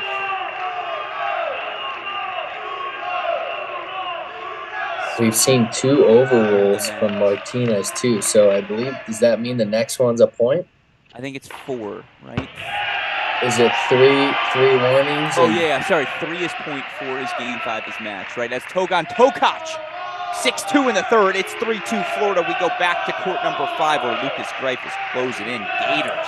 How about this? You lose all 6 starters, BK, and you might find yourself at the National Indoors anyways. That's a testament to the program that's been built by Brian Shelton, is it not? That is just the ultimate plug and play right there. Yeah. Next man up.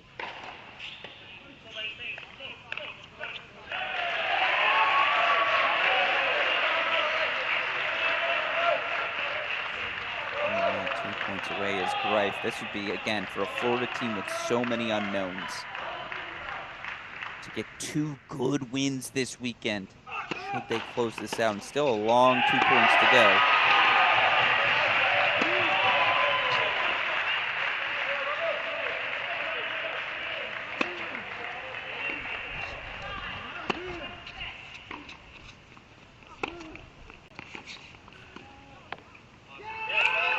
All right, 5-1 on the turn.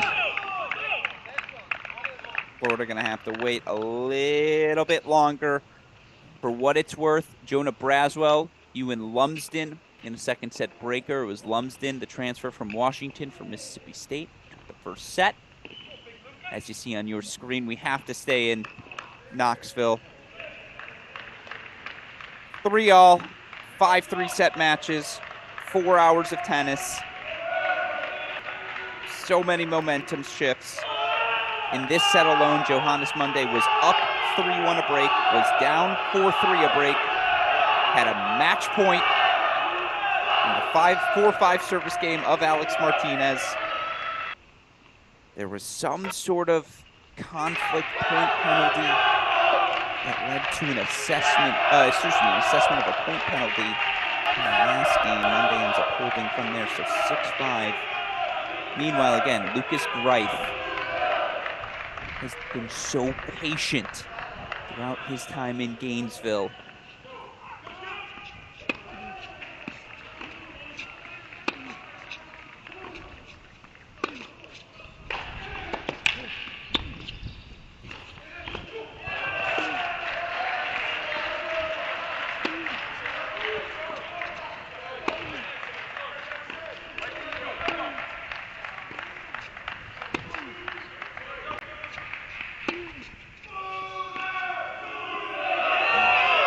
Greif, we had a running joke here at Cracked Racquets for years. Lucas Greif might be the best player to never play an NCAA tournament in college tennis history, former blue chip recruit. Guy's had so much success.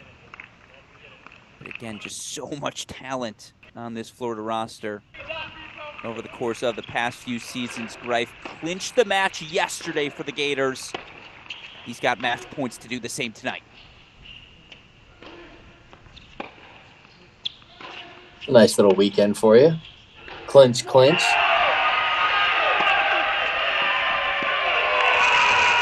Lucas Greif sends him to the indoors. Look how much it means to him. And how can they not rush him? After all Greif has done, again, you talk to any member of the Florida staff, they will tell you how much he has meant these past few seasons, even if you don't always see that contribution. Within the framework of the dual match, Florida 4-2 into the National Indoor Finals. We'll see them in Chicago. Westhoff, make that Georgia Court 2 as soon as possible. Dasha Viedmanova is serving to send Georgia to the National Indoors. They dropped the doubles point.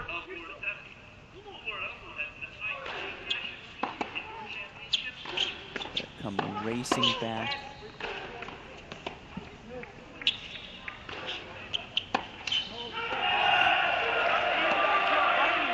We're getting the third set breaker we deserve, right? Like, there's no way this isn't going to a breaker.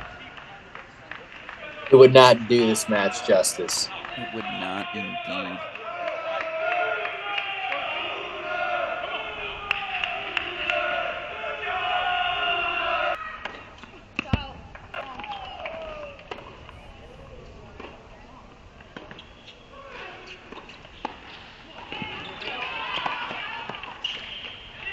Oh, the stretch from Martinez. And now it's match points via Manova. Give me a double slow clap. Why not? We've got some game points. We've got some match points.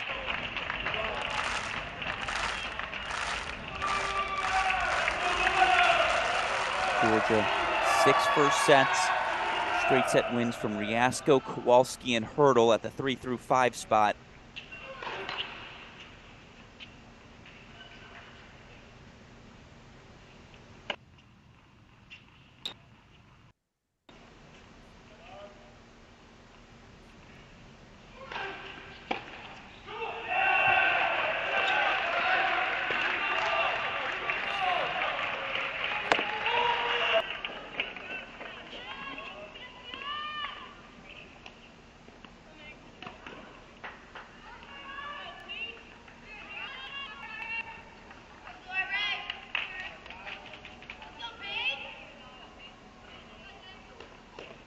.40-15 here for Martinez. Apologies, that camera freezes. Viedmanova still the match point.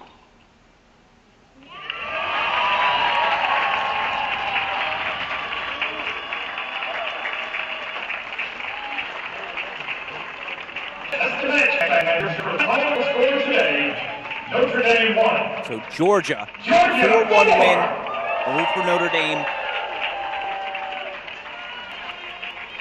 They advance to the National Indoors once again, and after the slow start, that's a nice comeback. 4 straight set victories, heart of the lineup. That's how they separate themselves.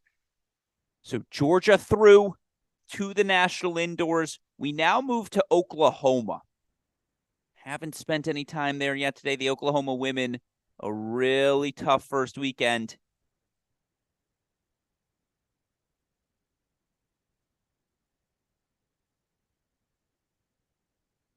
And by the way, we know that camera frozen on court number 1 right now at Tennessee. Believe me, folks, we are looking at 1-0 Monday, 2-0 Monday in the breaker. Come on, Tennessee, don't do this to us now. Obviously, super producer Daniel Westhoff working at this moment. Alex Gruskin, Bradley Klon here. Always enjoying ourselves. What a battle this has been. So, of course, this is the extra thrill we get here to end the match, just to ensure all of us are on our toes. 4+ hours of tennis. That's what it'll take for either Tennessee or Oklahoma to advance to the ITA National Indoor Final 16 field.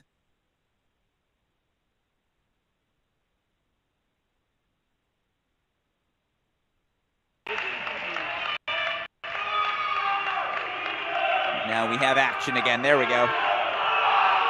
So as you see,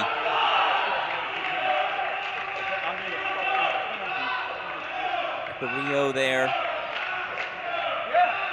Of course, on court, you see that Oklahoma indoor facility. So racing off to a 6-love start at the number 1 spot.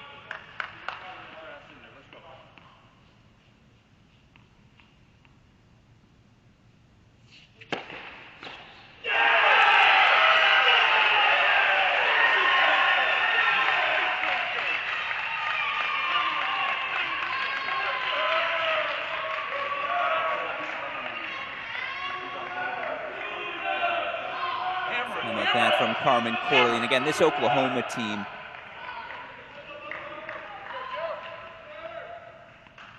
brutal first weekend, dropped Big Ten matches to Michigan, Ohio State on the road.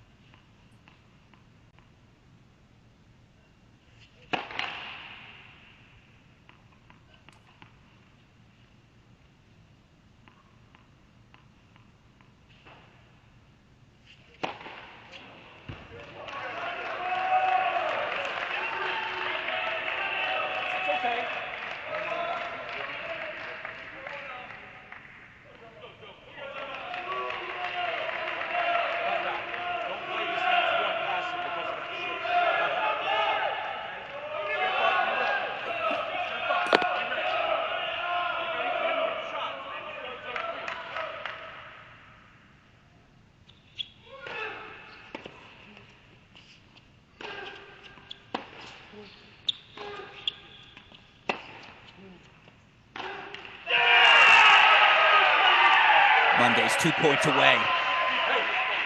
And of course, we see that Michigan Cal Poly scoreboard. Obviously, it's double Oklahoma watch right now. Oklahoma with the 1-0 lead over Cal Poly.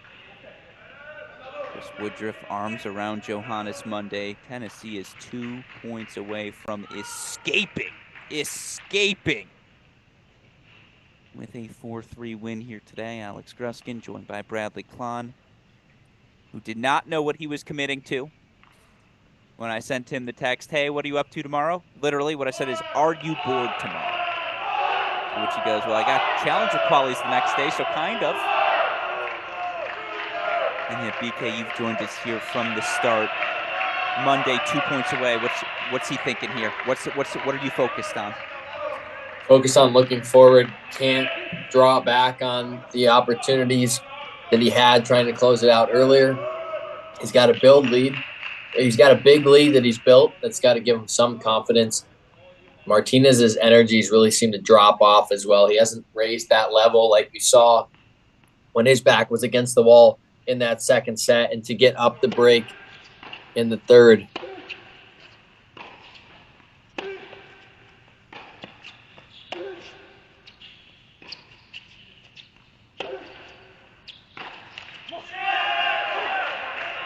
You know, ever since Martinez had that 4-3, 40-15 in the third,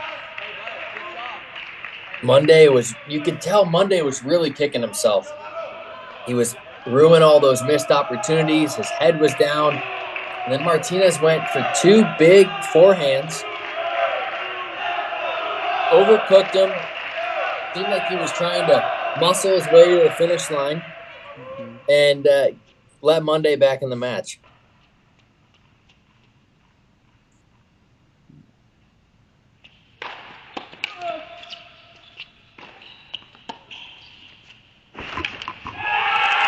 All right, let's go full screen.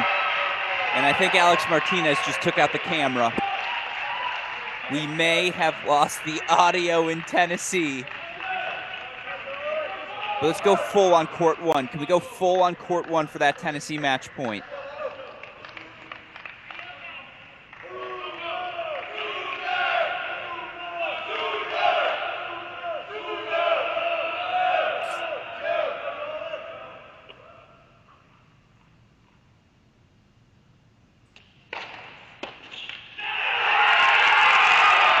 Hours, 4 minutes later, Tennessee is headed back to the national indoors. Johannes Monday, 6'4", 6'7", 7'6". They made the National Indoor Finals last year, NCAA semifinals as well. They were pushed to the brink, but Tennessee is headed back to Chicago. We'll go Monday. to the other match. Yeah, PK, your thoughts. Yeah, I mean, Monday there, the biggest thing was first serves. That's what we did not see when he was trying to close out the match in the second set. He stepped up big in that breaker.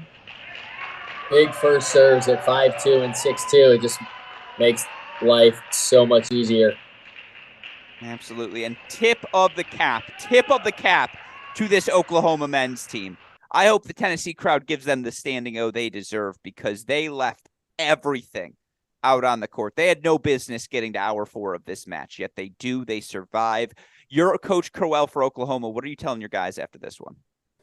Look, that one's going to sting for a while. They certainly had chances. They had the match point on 3, but you also have to look at where they dug themselves out of. Losing the doubles point, losing 4 first sets, looked pretty bleak there. And they fought in a hostile environment. To be able to put up that kind of effort to push Tennessee and Knoxville to the brink, just really impressive, and nothing to hang your hat on. It's right back to work, and again, building towards May. Absolutely. And again, we've got a lot of good tennis we want to keep going to. 2 more matches joining us here at the top of the hour. But if we can, super producer Daniel Westoff, can we pop back to me and BK real quick? Because we're going to let Brad go. Obviously, look, it's always better when our listeners don't have to suffer through my voice, the monotone or the monologues that come throughout the course of these 15-hour broadcasts, but to be joined by an NCAA singles champion, to be joined by a guy we obviously have such fond feelings for here at Cracked Racquets, in you, Bradley Klahn. Always a pleasure. Good luck to you in Cleveland. I'll see you next weekend, obviously, as you're going to be winning that championship there. And so we'll see you on site. But BK, any final thoughts before we let you go? Thanks for having me on, guys. It's always a pleasure to join you. Watching some college tennis brings back so many great memories for me from that team atmosphere and putting it all on the line for your teammates. So it was just a really exciting couple of hours. Love it. Go Cardinal, right? Go Cardinal. There it is. Bradley Klahn, thank you so much. We appreciate having him as we go back to our action. So right now, here's what we've got going on. Little upset alert brewing in Lexington.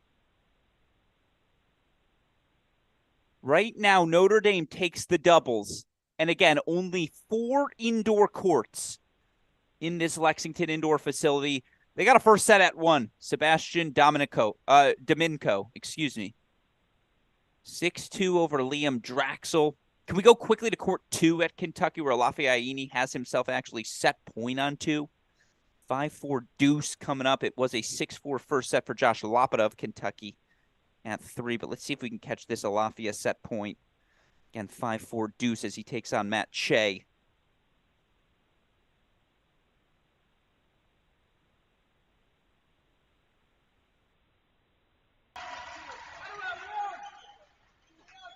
May have been a hold 4-5 all. We'll see.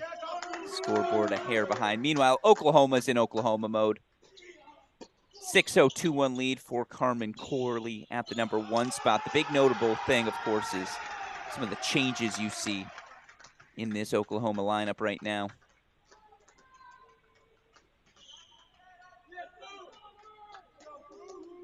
A couple of the starters pulled out, though, for what it's worth. Oklahoma first sets already on 1, 2, and 4.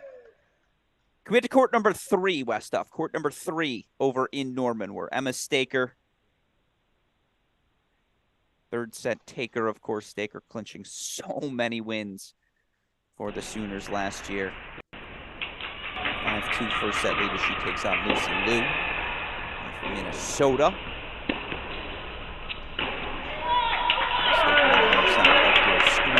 Meanwhile, it was a 6-4 first set for Lafayette of Kentucky. So that's 2 first sets for the Wildcats. Let's go to court number 4 in Lexington now. Court number 4, Taha Badi won the clinching match yesterday in what became a sneaky, tricky battle for Kentucky and Liberty. Ultimately, Kentucky gets through, but that match got very close at the end. And so again, this Kentucky team, no rookies to losing doubles points, let's say, is this nucleus. Lost plenty of them last year.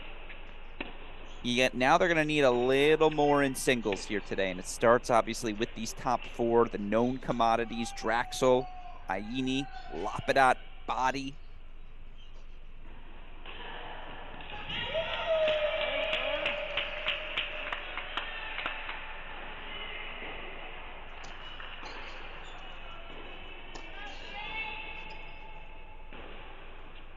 By the way, an update on some of the other matches we're monitoring right now.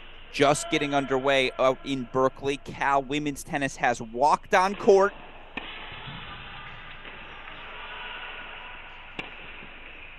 Getting ready to get rolling over there. Meanwhile, USC Vanderbilt underway in Los Angeles, a men's match for the Trojans. And then the Ohio State women take the doubles point in their regional final against Tennessee.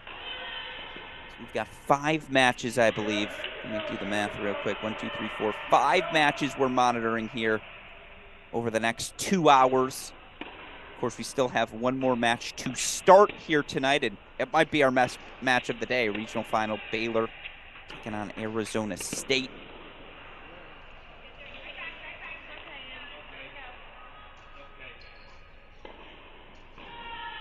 Set points, though,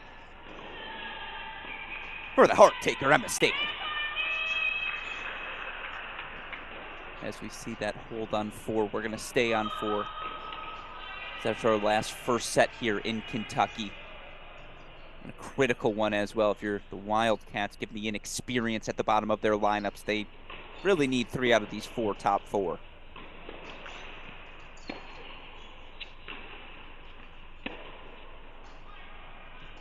Staker goes long. Here comes Coach Cobra. Few words for Staker here. It's another set point chance to make it 4 for 4.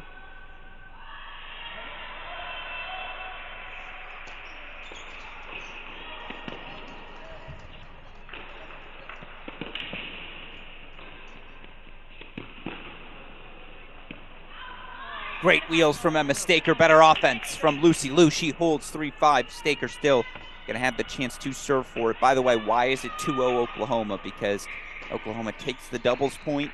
Minnesota unable to field a player at number 6 singles. So they abandon the position. Oklahoma with the 2-0 lead now. And right now, Oklahoma with massive leads on a couple of courts. 6-0, 3-1 on 1. 6-0 in 1 sets on 4 and 2 as well.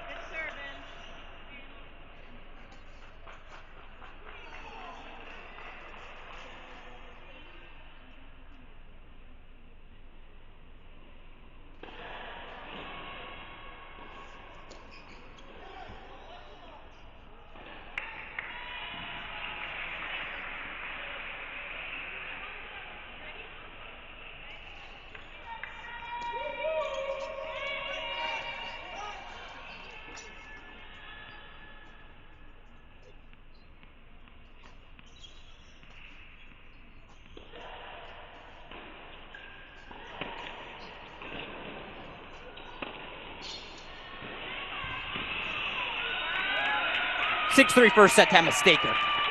Back in the winner's circle. She spent so much time last season. That means it's 4 for 4 so far. First sets for the Sooners. Let's go back to court number 1 where Carmen Corley has her foot on the gas pedal. 6-0, 3-1 lead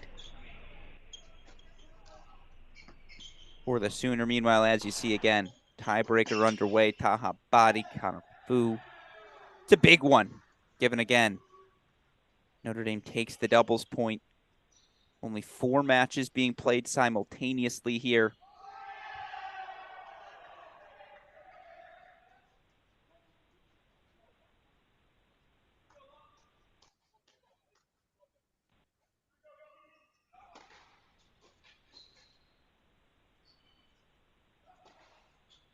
Again, we're going to head over to Ohio State shortly. For those of you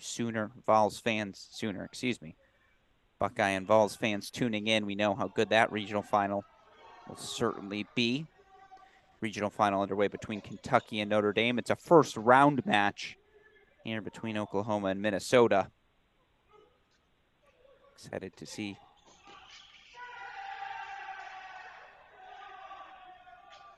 Just try to bounce back here at home. Yeah, just long. So game points coming up now for Corley.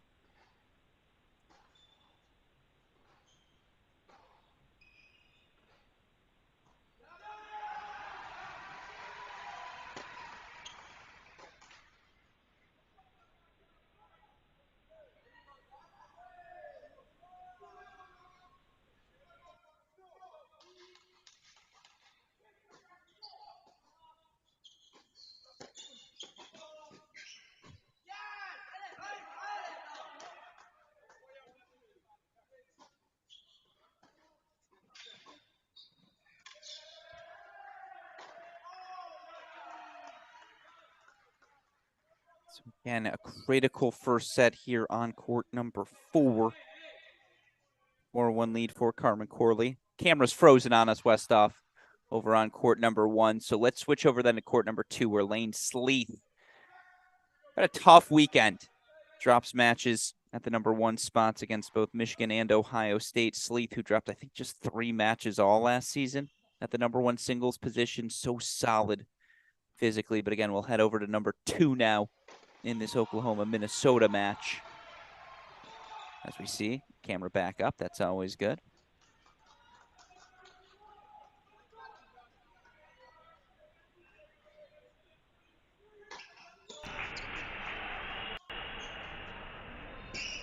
We're slowly transitioning. I know. Apologies, having some issues on that right side of your screen. Of course, you see the big first set. Taha Badi, transfer from Wake Forest.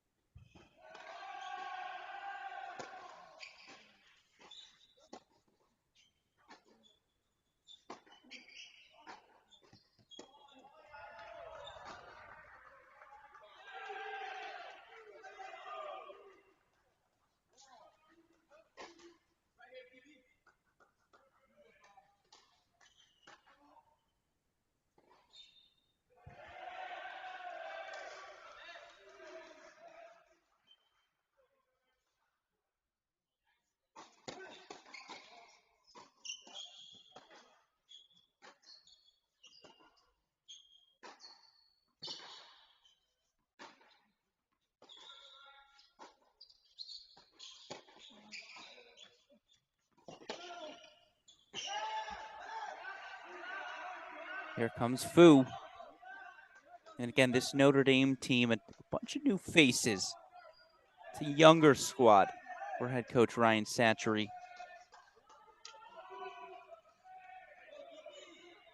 You look across the board. Yeah, there are some familiar faces, certainly, and Connor Fu, who's been around for a while now. A lot of freshmen and sophomore on the rosters.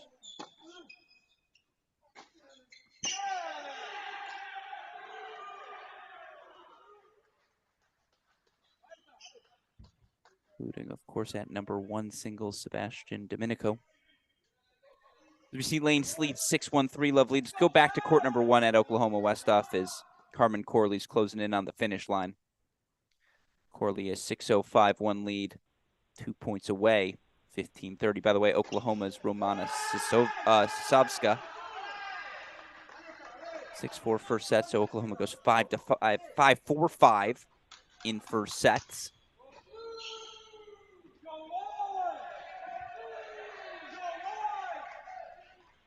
Match points now for Carmen Corley.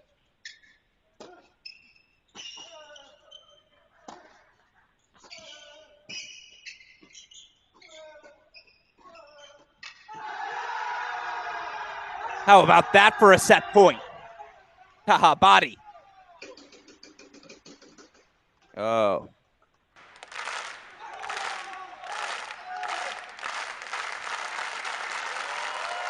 Cedric Kaufman pointing to a line there on the court, maybe indicating a little call mishap from earlier. There it is, 7-6 first set to body on 4, 6-0, 6-1 win for Carmen Corley on court number 1, so it's now 3-0 Sooners overall. Let's go back to court number 2. Lane Sleeth can make this match pretty darn quick. If she protects her lead there, Sleeth 6-1, 3-0 up on Zoe Wheel. Alex Gruskin here again, 7-6 first set. That makes it 3 first sets for the Kentucky Wildcats after dropping the doubles point. Let's go over to court number 1, where again the freshman Sebastian Domenico 6-2-3 all lead on Liam Draxel. That's court 1 in Kentucky. We're headed there next. Of course, right now, again, 5 matches happening very early. First sets of Ohio State, Tennessee, USC up in the doubles point right now, taking on Vanderbilt. And then doubles just getting underway. Cal taking on San Diego. All those matches for you here over the course of the next hour and a half. Of course, we'll also at 7 p.m. the start of Baylor versus Arizona State. So 5 more matches for you on what has been a marathon, day 2. This is the day of days, the day you get up for as a college tennis fan. That day when the college tennis season feels like it truly begins.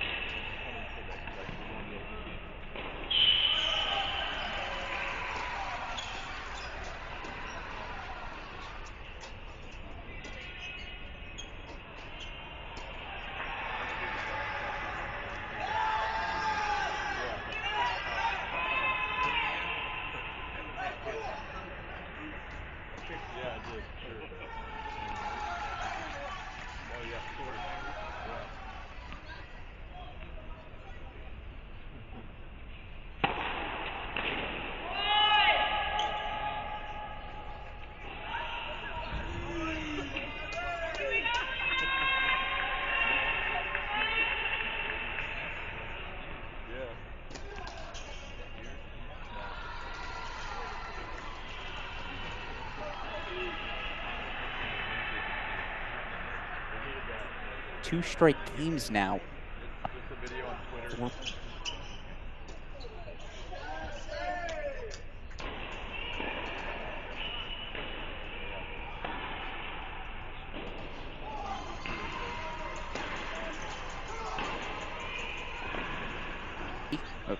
Things got a little tricky. Zoe Wheel, 2 straight games, so now 3-2. Let's head over to court number 4. Watch the freshman Julia Garcia Ruiz, 6-0-2-3 up on Iva Schmitz. But we actually have something fun planned for all of you Cracked Racquets fans. We're going to speak with one of the clinching players from one of our results earlier today. We're going to bring him on our stream now, so bear with us for a moment, folks.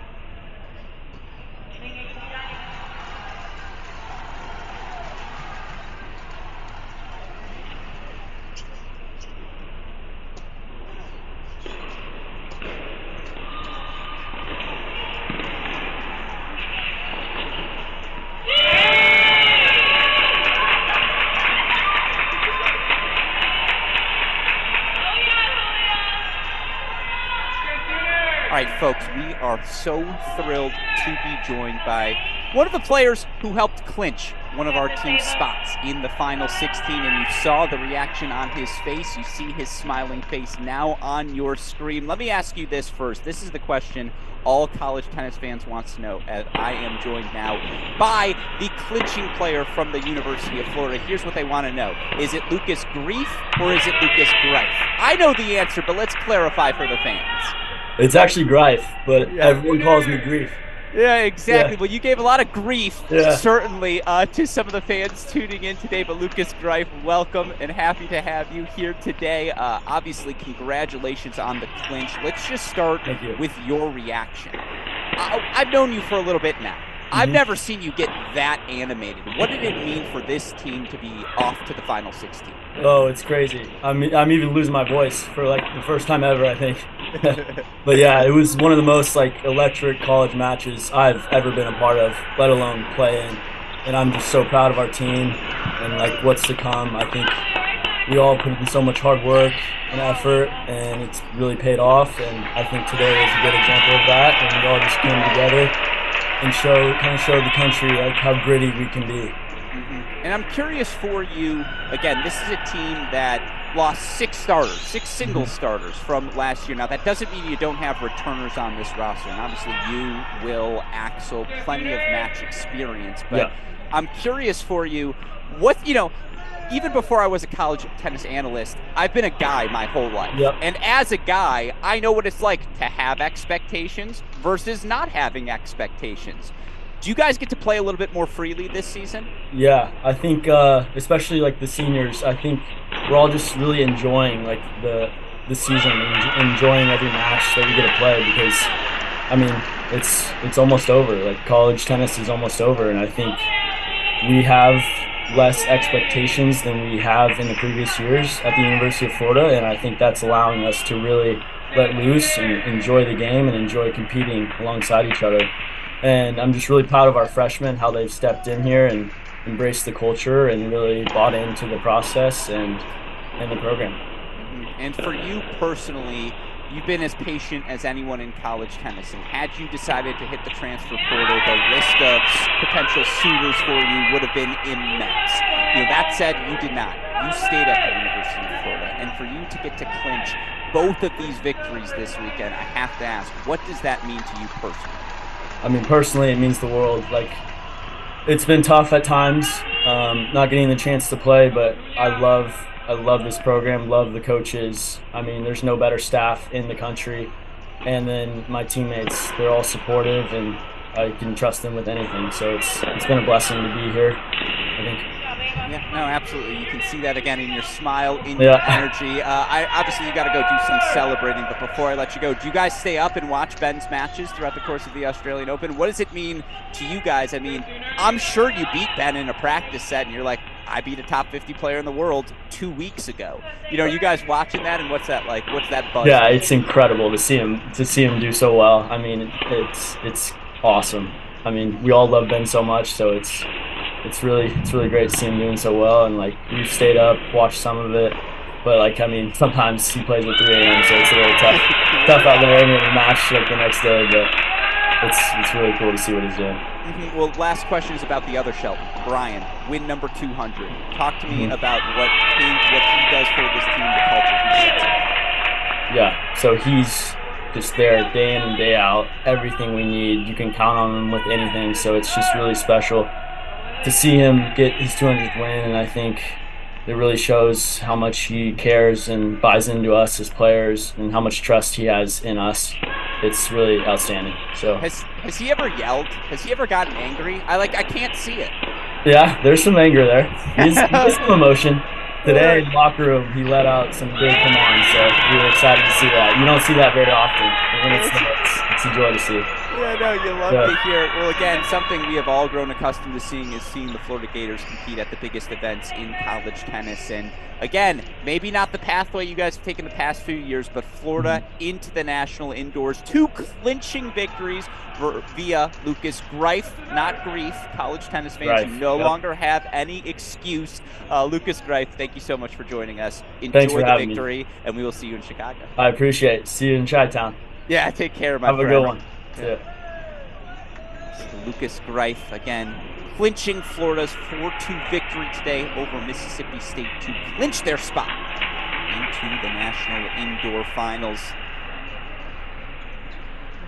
Massive thank you to Lucas for taking the time to chat with us. A massive thank you to Billy Phillips, the SID at Florida, who insisted correctly that we bring Lucas on to celebrate the moment. Again, we've talked about this on our broadcast before, but he's a personal favorite of ours here at Cracked Racquets. The patience, the work ethic epitomizes what college tennis is all about. And again, if you can't feel some joy, seeing the clear joy on his face, you're in the wrong business, folks. So, Lucas Greif sending Florida to the national indoors. Will Kentucky be joining them? It's a big question to ask. Kentucky in a little bit of trouble. Dropped the doubles point to Notre Dame. Liam Draxel dropped his first set here to freshman Sebastian Dominko. Dominko, the freshman out of Slovenia.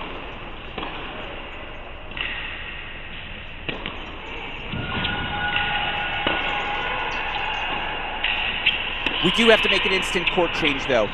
Shout out to super producer Daniel Westoff. Points this to my attention. Let's head back to court number 2, where Lane Sleeth up 6-1, love. She dropped 2 consecutive games. Sleeth has steadied the ship. 6-1, 5-2. She's now 3 points away from sending Oklahoma to round number 2. And again, Alex Gruskin steering the ship. We still have 1, 2, 3, 4, 5, 6 matches to go here on day number 2 of the ITA Kickoff Weekend.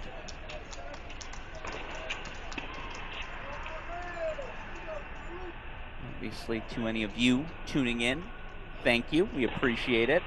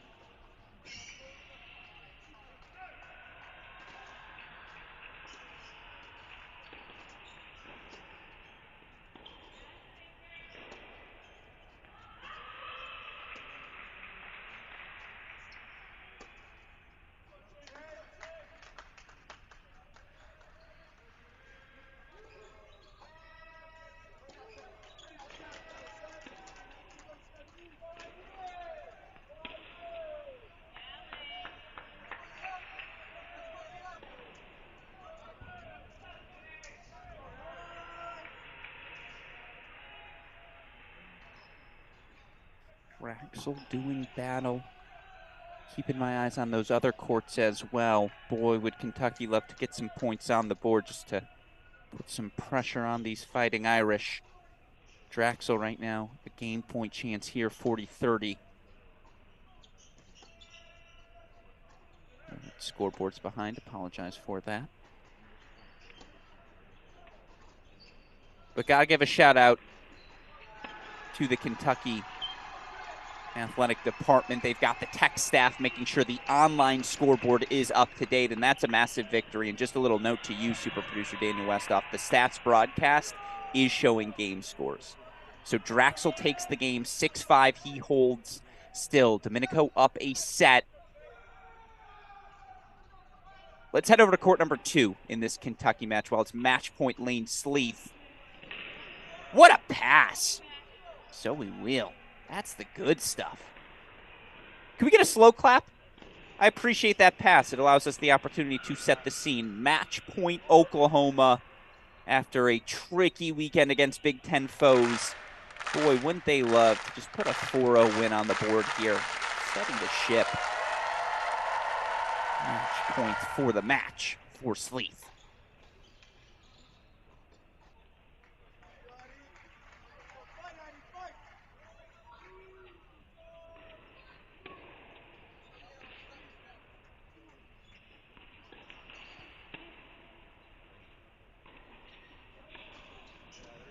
Floats the volley. Good intention, but ultimately Lane Sleeth, who just continues to put that pressure on her opponent. 6-1, 6-2, Oklahoma 4-0 into the regional final here in the 2023 ITA Kickoff Weekend. Coming up next for the Sooners, believe they'll face the winner of Texas Tech and Tulsa.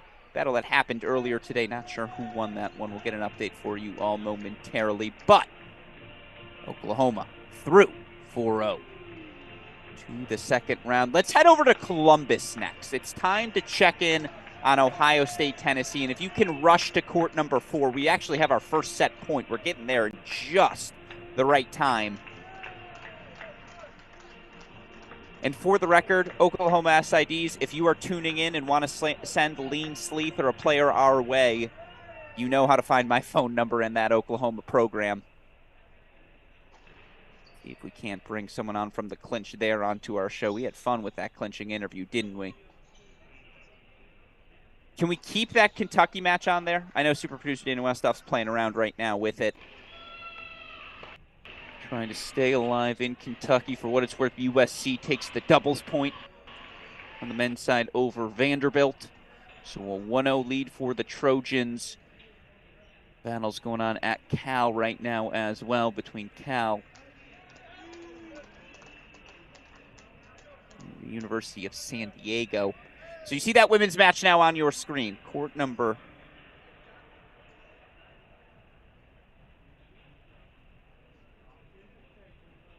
I think this is court number 5 in Ohio State, by the way. Super producer Daniel Westoff, I promise listeners will have all the tabs ready momentarily. Patience, we asked.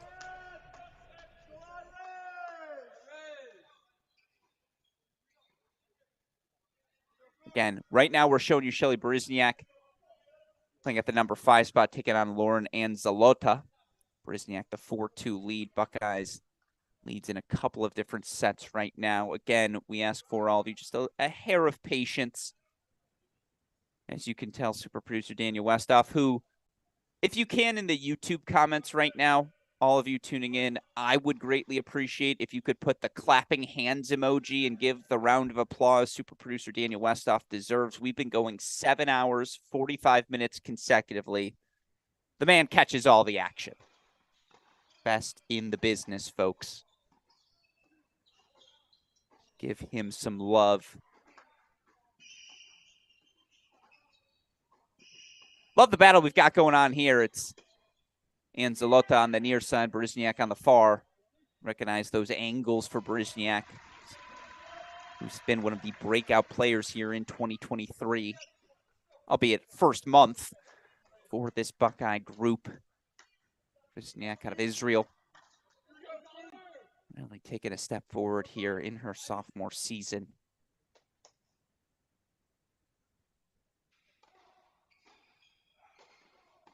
Ooh, super producer Daniel Westoff, can you take us to court? I know you're changing all the logos, and I apologize for that. Can you take us to court 3 in Kentucky? We're on the precipice of a match point. Joshua Lapadat's closing in on Connor Fu.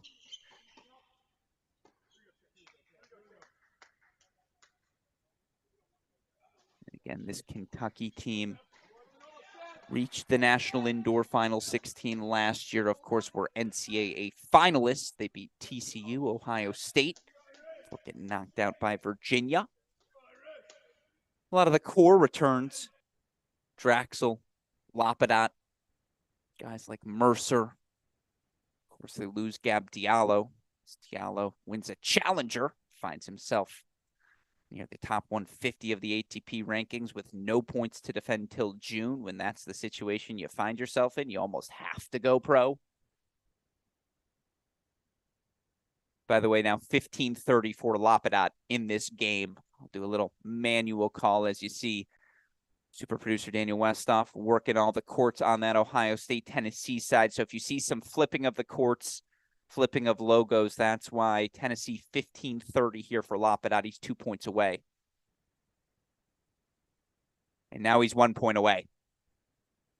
Matt Shea, the senior, Tenafly, New Jersey, a little wide on that forehand. So it's 3 match points coming up for the lefty, Joshua Lapadat.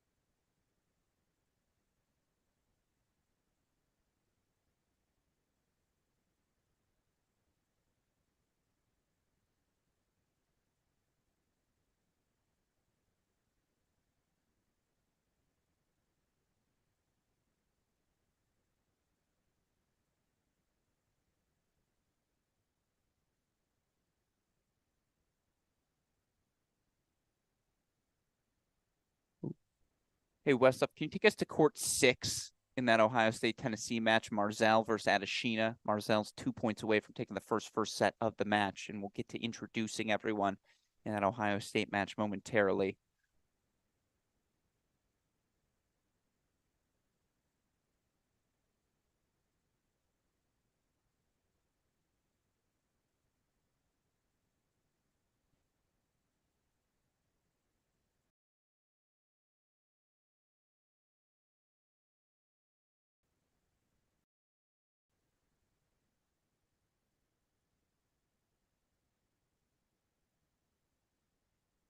There it is. A little confusion on the call. But I believe that's the match for Joshua Lapadat. No? Oh, no. Let was called. I see. I was like, that ball did not look out. But so the let was called. Meanwhile, 6-2 set for Lucia Marzal, the senior. So excellent. Went 22-3 2 years ago for the Buckeyes in the middle of their lineup. Strong win yesterday. Now the 6-2 first set over the veteran Esther Adeshina. And so if we can, though, we've got first sets nearing their finish line everywhere. Let's go to court 3 next. Good news if you're a Tennessee fan. Daria Kutzer, the veteran out of Poland, 5-1 lead. She's closing in on the first set against All-American Arena Kontos. But Joshua Lapadat, ooh.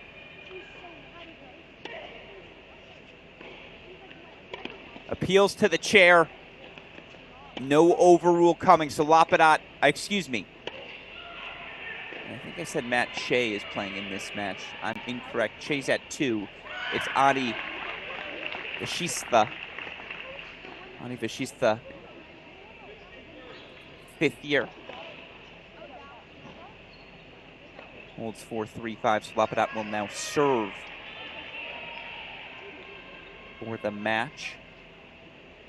Meanwhile, Draxel, Domenico in a 3rd set breaker. Taha Badi 1 game away. He's up 7-6-5-2 for Kentucky in the 2nd set. By the way, I caught myself Draxel's 2nd set breaker.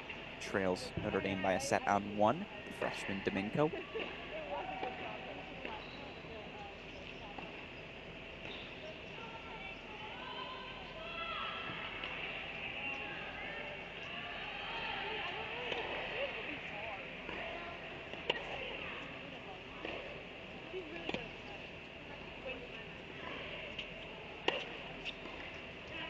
Daria Kutzer does best.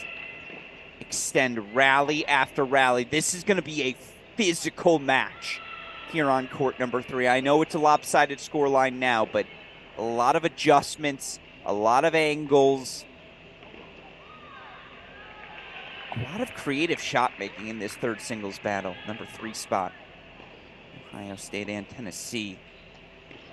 3 set points here for Tennessee as they look to just stop the run here of the Buckeyes. Doing some damage of their own.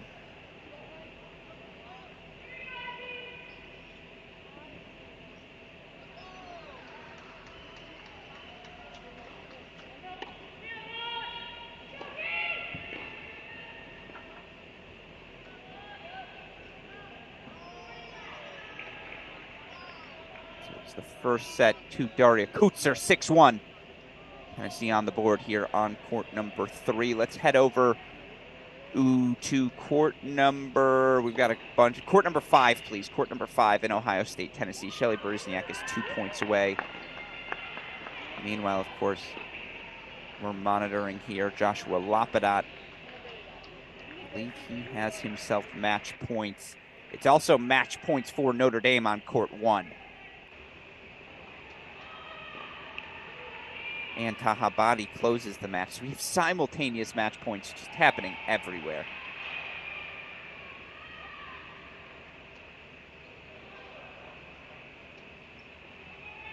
See, that first set's ended in Ohio State. All right, go to court number 4, please, Westhoff. Court number 4, as you see Berezniak takes a 6-2 first set.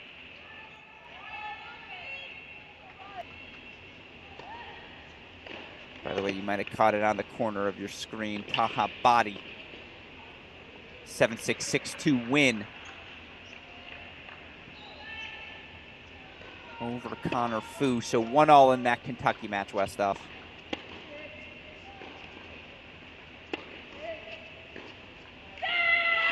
Meanwhile, Coley Allen from 5-1 down, now 5-4. She has turned this first set around. Battle on court number 4. We go quickly now over to court number 2, where Isabelle Boulay serving, give Ohio State a third first set.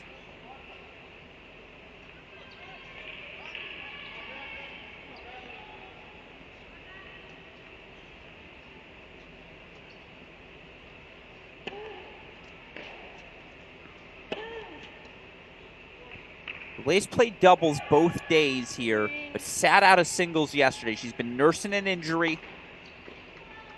Slowly but surely working her way back. By the way, I was wrong. It's now set point Draxel on court number 1 as he looks to extend the match.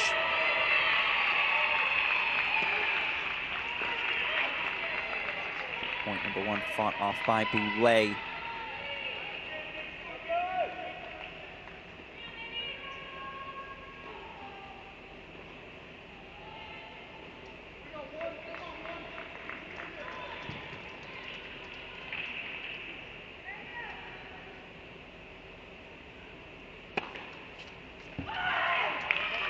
Isabelle Boulay fights off a couple of break points. She now has a set point for herself. This would put the Buckeyes halfway to Seattle.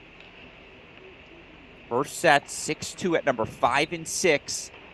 A 5-2 lead. Set point here for Boulay.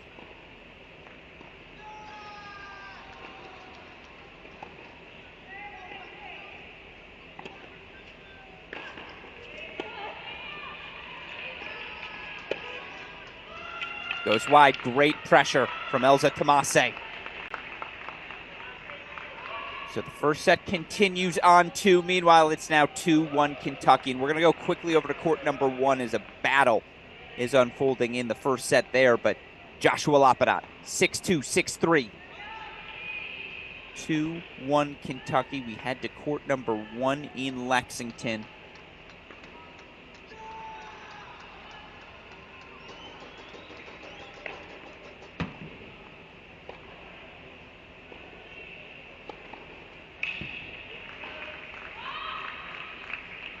Of course, it's worth noting again, these Ohio State, Tennessee teams very similar in where they stand in the college tennis hierarchy. Both these teams clearly top 25. And you look for this Tennessee team, in my opinion, the veterans Adeshina, Kutzer, Martena, Tomase, Molinaro in the lineup as well. Of course, Elsa Tomase, sophomore out of Latvia, got a ton of reps last year. But what was pretty consistently a top 25 Tennessee team. Again, who's the clear-cut number 1 singles? Impossible to say, but you could throw darts at a dartboard 1 through 6. Tennessee could be competitive at any spot with any player. As, by the way, we see Liam Draxel, 7-6 second set. So he extends the match on court number 1. Let's go over to court number 2 in Kentucky, where Olafi Aini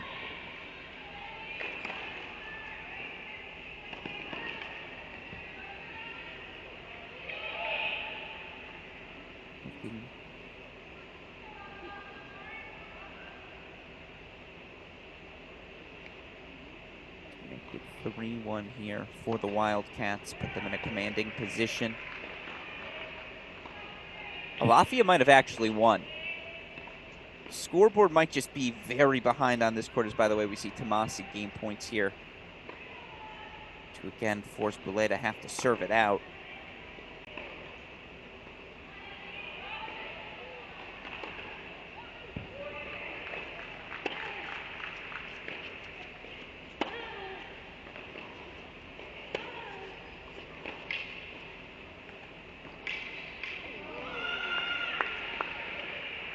Yeah, if this is court 2, it looks like they're warming up. I assume this does mean Olafi Aini took a match, and it's now 3-1 Kentucky. So Draxel's about to start the 3rd set. Courts 5 and 6 getting underway. It is 3-1 Kentucky. Olafi Aini 4-4. So with that in mind, then, Kentucky 3rd set about to start on 1. Matches about to start on 5 and 6. We've got some time with the Wildcats. We can get back to it as we head over first, so that's not a blank screen. Let's go over to court number 1 in Ratliff-Mertena. Court number 1, Ratliff-Mertena, Ohio State, Tennessee, court number 1, please. And now we can introduce our 2 other matches. And they've already started. Singles in both, for what it's worth. San Diego takes the doubles point over the University of Cal. So maybe an upset brewing out in Berkeley. In that case, let's head over to the Marks Tennis Stadium in Los Angeles, home to the USC Trojans.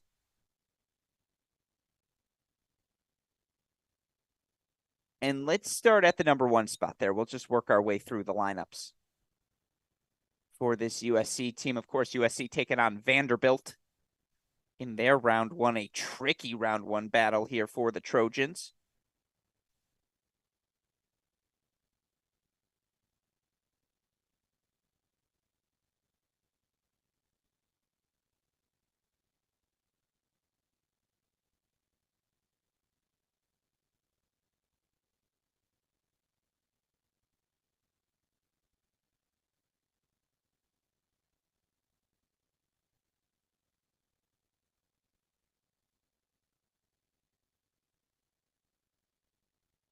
The Sydney Ratliff, the talented sophomore for Ohio State, 1 game away from making it 3 first sets for the Buckeyes. Wow. While we've been watching Isabel Boulay, big result for Tennessee. Eleonora Molinaro, 6-4 set over Coley Allen. So now all of a sudden, these sets on 1 and 2. Again, 2 first sets apiece. Buckeyes take 5 and 6. Tennessee 3 and 4. Molinaro looking to just ask the question of Ratliff. And if you've joined us at all throughout the course of today, asking the question. That's the thing you need to do.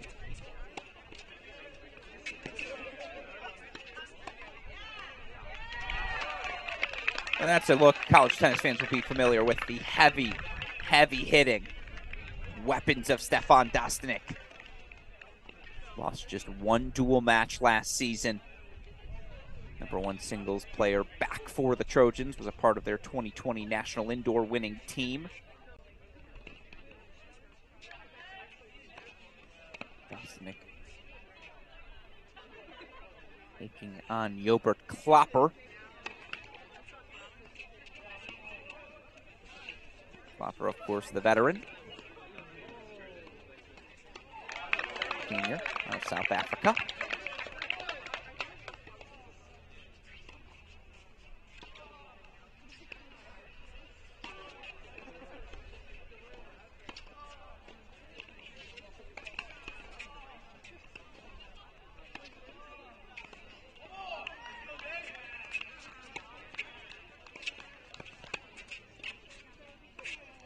Ball goes on. Can we quickly hop over to court 2 in that Tennessee-Ohio State match? I want to hop over to court 2. Isabelle Boulay was up 5-2. Again, Boulay didn't play yesterday. They're nursing an injury right now, or protecting an injury. She's nursing it. Oh, Dustin, you're just so good. It's good to have Steph back in our lives, isn't it? 2 straight points for the Trojan, 430 all. As we see, how about this, Tomase? Break chances for 5 all. She'll want that return back, certainly, but has worked her way into this set.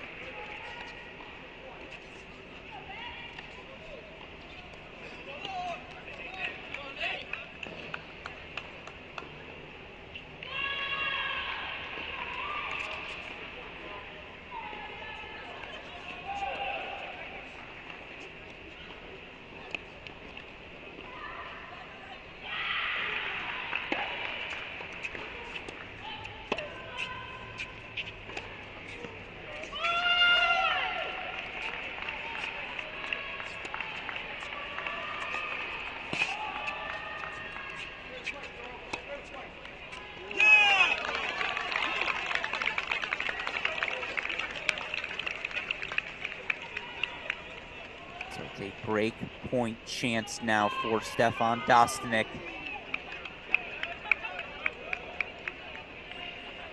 Three straight points for the former #1 player in college tennis.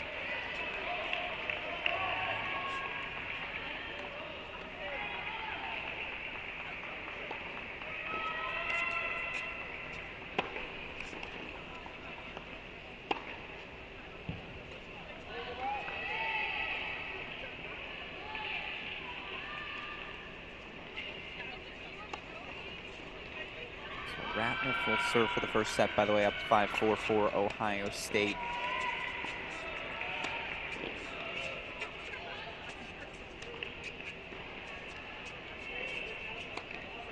I've said it since the moment he walked on campus. Stefan Dostanek hits an ATP ball. If you listen to our Cracked Racquets College Tennis podcast, there's a vacuum at the top of the men's game. Shelton's gone, Holmgren's gone, Walton's gone, Griffiths is gone. Your 4 NCAA semifinalists from last season have all moved on to the pro world. Who's going to fill that vacuum at the top of the men's game? Stefan Dostanek would be my #1 candidate entering the season. And you see a 4-2 lead for the Trojan on 1. Let's head back over to court number 2.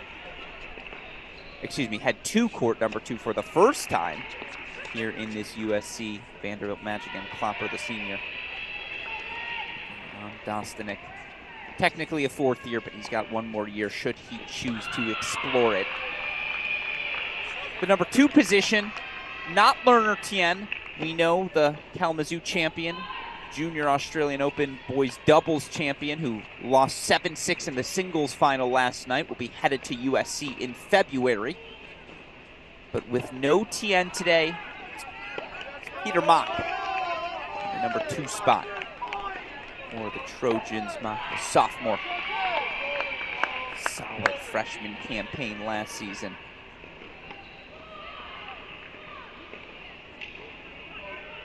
Another man from Hungary. See all Pac-12 honorable mention.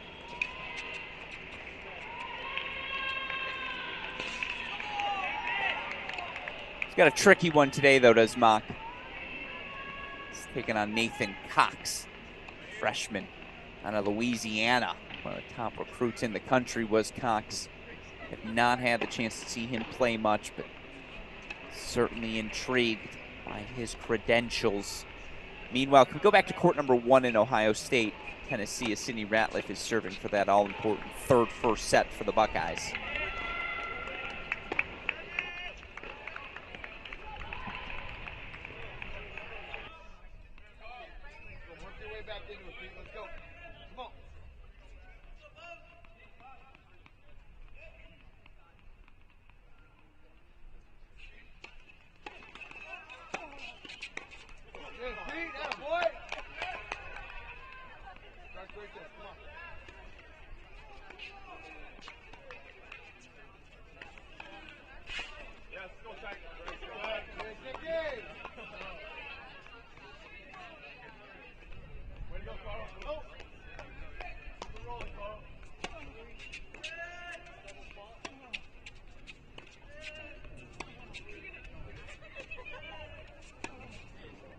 How frequently have we seen this today? And I want to use Bradley Klon's words. Of course, the NCAA singles champion joined us earlier today.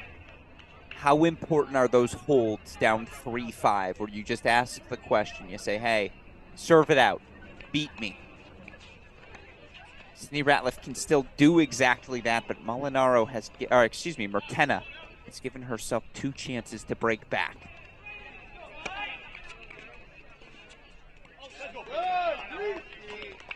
Vermont fights off 3 break points. Deuce point coming up.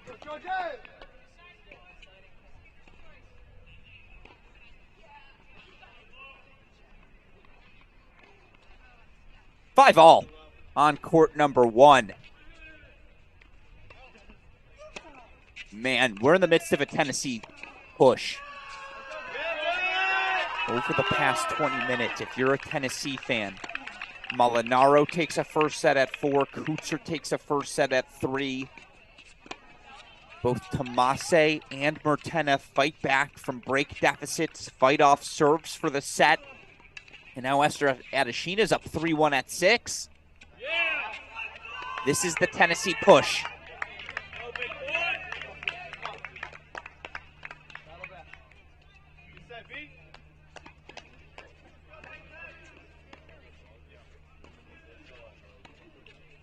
Now Ohio State responds. Meanwhile, Cox does get the break, so he'll now serve for the set, up 5-3. You'll love to see that from the freshman. You're a Vanderbilt fan, certainly.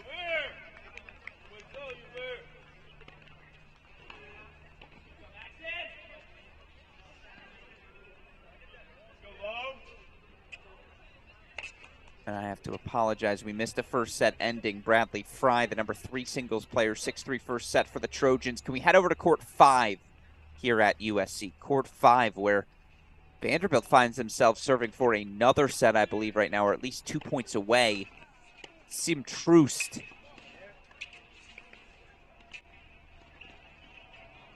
Senior out of Estonia. Taking on Ludwig Westrate. It's the second Westrate we've seen on our stream today. His brother, a member of the Cal Poly team. Here Ludwig finds himself down set points. It is 30-40. 2 opportunities here for Sim Troost to put the first set on the board for Vandy.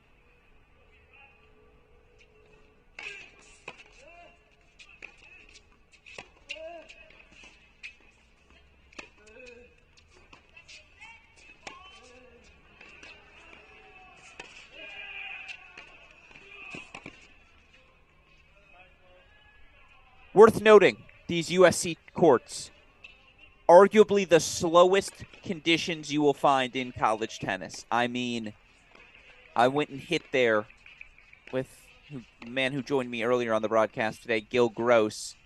It felt damn near impossible to hit a winner.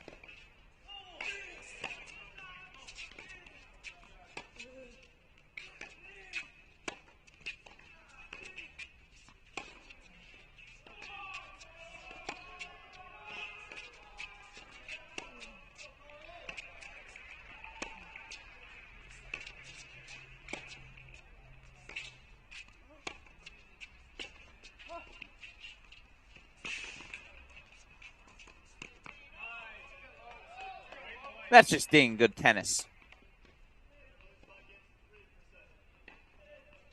2 set points fought off.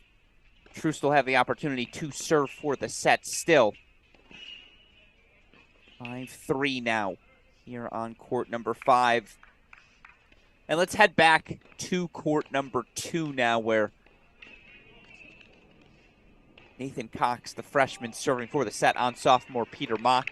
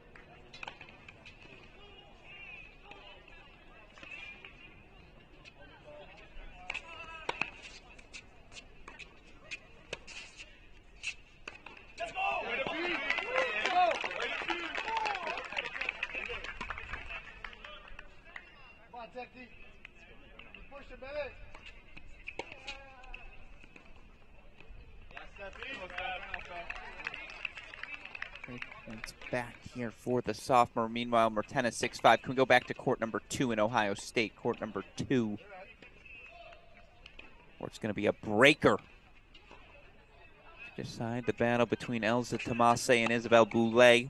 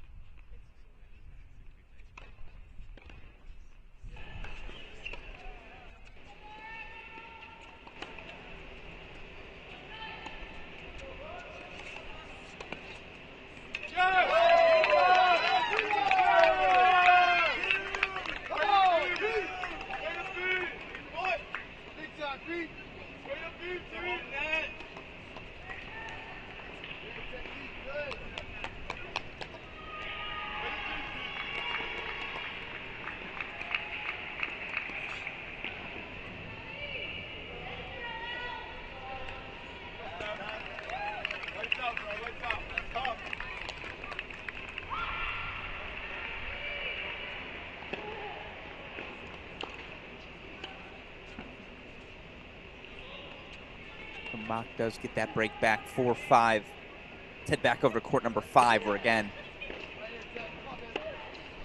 True serving for the set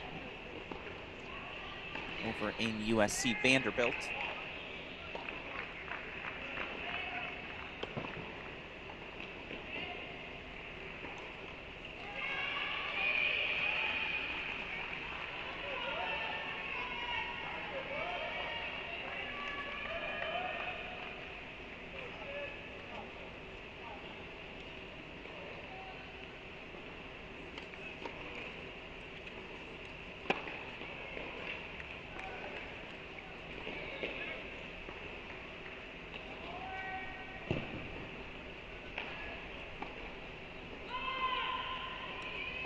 So it was a 6-3 first set for Seam Trust. Apologies, we missed the ending of that. Just trying to get everything straight here. Again, Alex Gruskin, Daniel Westoff, ready for the evening stretch. Let's head back over to court number 1. Again, 2 first sets apiece for the Buckeyes right now in Columbus with Tennessee. Tennessee taking the sets on 3 and 4. Ohio State with sets on 5 and 6. Right now, Stefan Dostanek, former #1 player in the country, looks like he will... No, I was going to say that serving marker's wrong. 5-4, back on serve here, taking on Gilbert Klopper. And we're keeping our eyes on everything as we try to maneuver our way through these matches. Of course, San Diego right now, a 1-0 lead on Cal. On the women's side, also, of course, 3-1 lead for Kentucky. Liam Draxel, 3-1 lead in the third. If he gets close to a match point, we'll take you back to Lexington.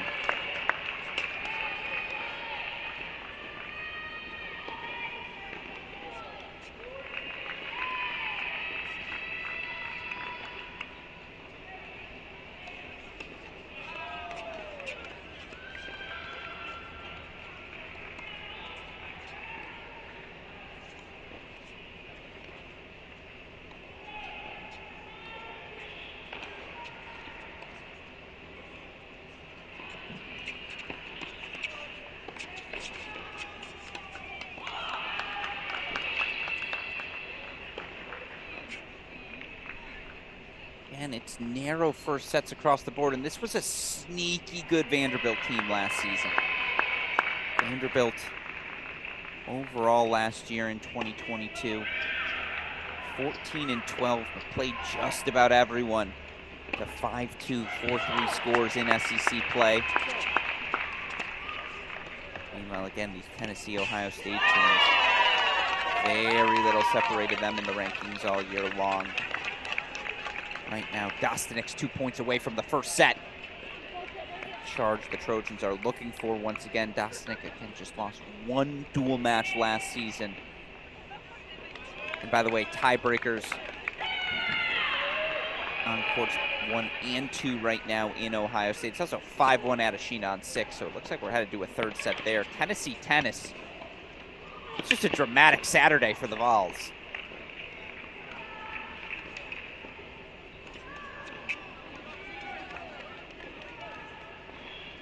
Let court ace.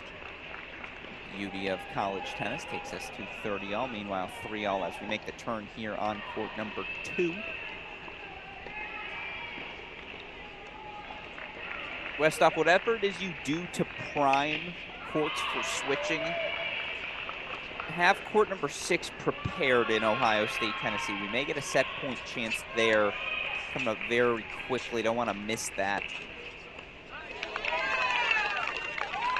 Stefan Dostanik has himself a set point chance on court number 1.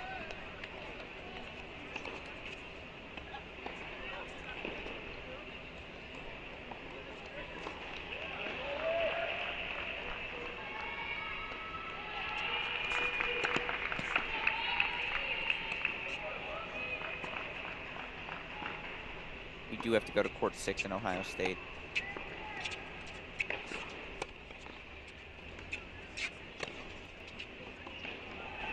Dostanik goes long, so another set point coming up for the Trojan at 1. Meanwhile, it's a set point out of Sheena.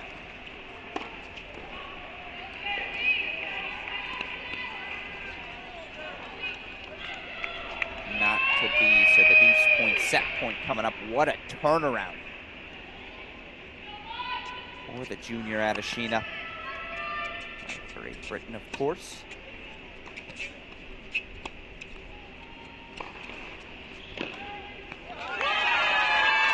ATP stuff from Stefan Dostanik. You see the fist pump from head coach Brett Macy.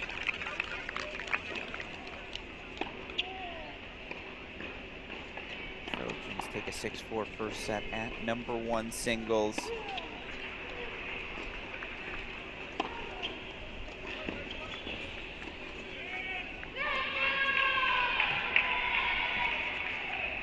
And you hear the roar. It's 6-1 out of Sheena on court number 6, so we'll do a quick hockey switch here. 2 first sets on the board for USC. It's the veterans, Dostanik and Fry at 1 and 3. Let's head over to court number 6 at that USC Vanderbilt matchup. Meanwhile, we'll head over to court number 2 in Ohio State, Tennessee, back to the first set breaker.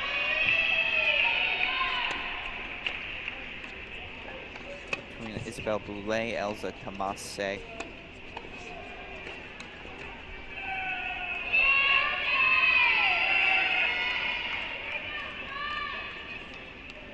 And we're headed to court 2 now in Ohio State, Tennessee.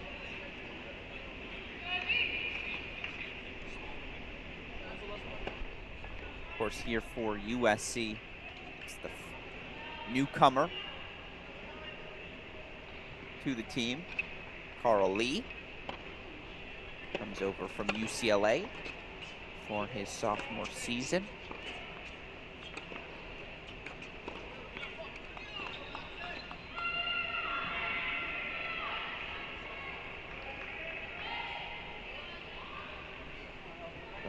He's serving. No, returning on the far side. Lee actually served for the first set here on 6. Broken by his Vanderbilt opponent. Sissom, 5th year in New Zealand.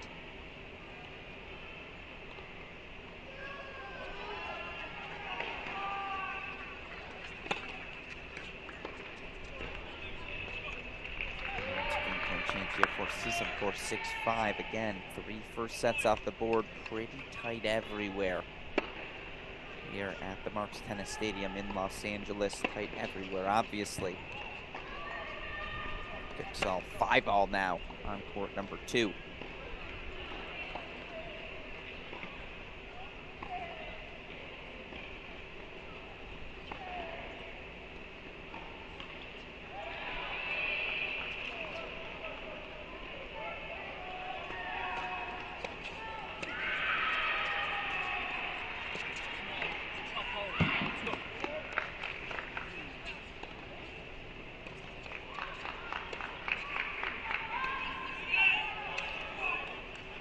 It's a 6-5 lead for Sism on court number 6.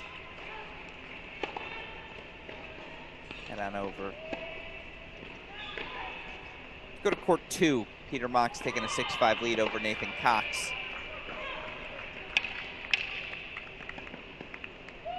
And with that, Elza Tomase. Little left court luck, but it sets up a set point for the Volunteer. Meanwhile, again, it's Mock serving for it here on the near side of your screen. You can ignore that service marker. 6-5 Mock. Here on court number 2. –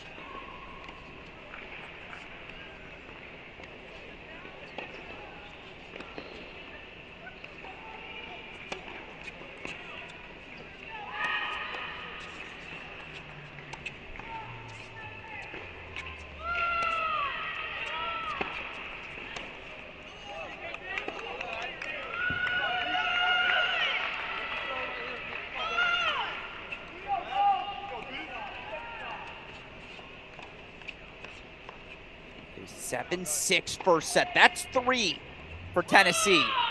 And we head quickly over to court number 1 where they can find a 4th. Court number 1 in Ohio State, Tennessee. Also a first set breaker. We've got a couple matches near the finish line as well. Westhoff, I ask you to go to court 1 on Ohio State, Tennessee, but I also ask you to have court number 5 in the queue. Court 5 in the queue as Shelly Berezniak continues her electric start to this 2023 season, the sophomore out of Israel. 1 game away there.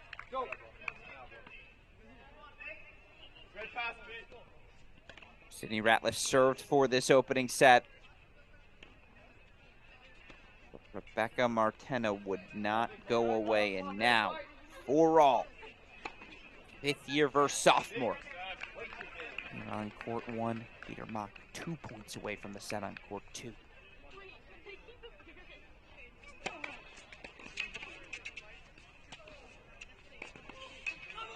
Oh, yes. It's the freshman. Tell you what, Nathan Cox. Bring more of that, please. Cox. Break point chances back now.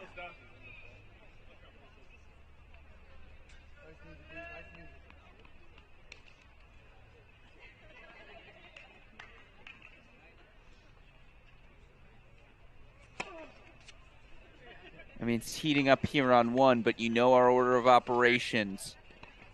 Match points trump game points and set points. So we got to go over to 5, Westhoff. I know it was queued up. We go over to 5 in Ohio State, Tennessee.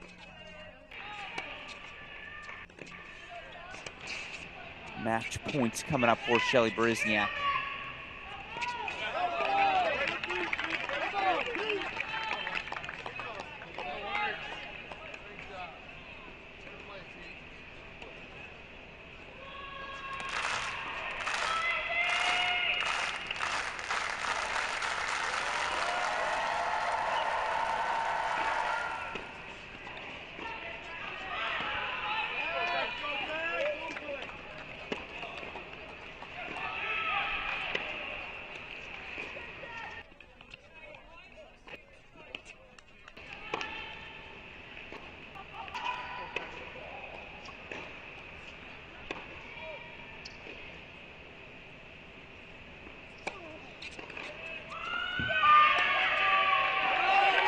Not the way she would have wanted to end it, but she has been a revelation. The sophomore, Shelly Berezniak, is on the rise. And she gives Ohio State point number 2, 6-2, 6-1 win for the Buckeyes at 5. We got to go quickly to court number 4, Westhoff. Actually, court number 1. Not 4, let's go to 1. Set points here for Rebecca Martena. Obviously a little controversy here on court number 2 now. Mock broken, we go to a breaker.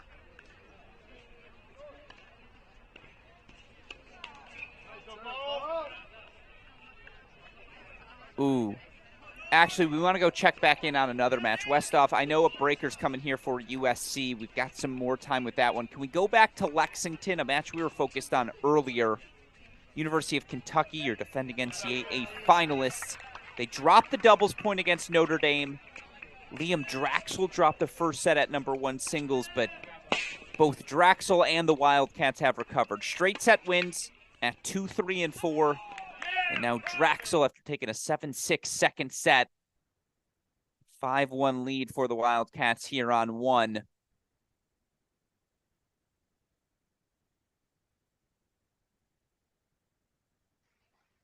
And that's the match.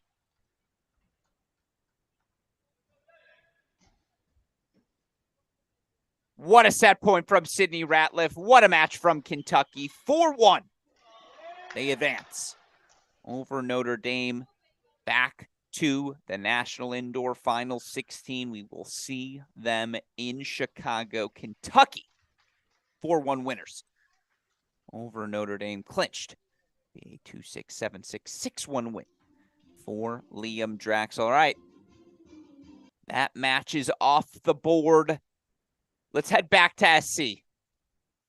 Going to stick here, obviously, in this Ohio State matchup. Coley Allen, for what it's worth, forces a third set on court number 4.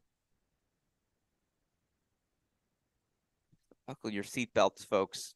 Finish line nowhere in near sight over in Columbus. Meanwhile, again, we head back to USC, that court number 2. It's 1-0 Trojans right now. Trojans have taken first sets at the number 1 and 3 position. It was Vanderbilt with a 6-3 first set at 5. Breakers to decide the first set right now on courts 2 and 6. Of course, another breaker here on court 1. 6-all. Sydney Ratliff served for the set to the Ohio State sophomore.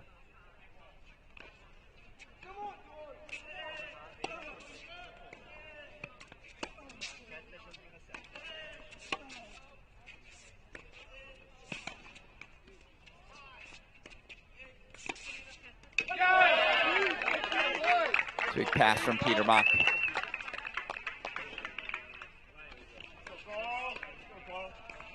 Two all now. Meanwhile, again, Rebecca Martena has brought the goods. The 5th year.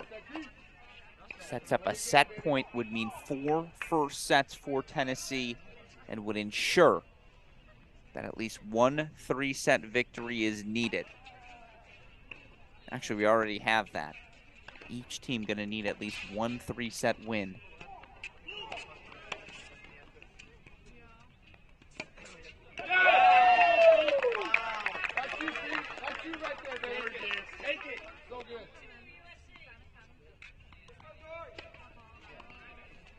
No!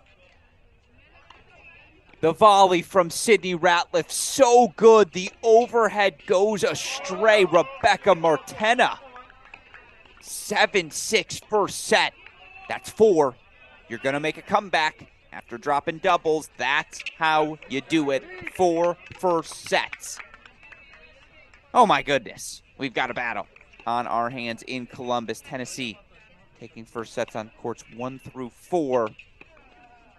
And they're in a pretty comfortable position in a couple of them now as well. We head over to court number 3. In this Ohio State-Tennessee battle, Daria Kutzer. I cannot believe what I'm seeing on the scoreboard. 6-1, 4-1. As good as Kutzer is, 6-1, 4-1. She's up on Arena Kontos. Kontos takes the deuce point 4-4-2, but All-American Arena Kontos losing at 3 singles is not something you would have forecasted. Just feel like she's got a little more fight in her. Meanwhile, Mock looking to make it 3 first sets for the Trojans.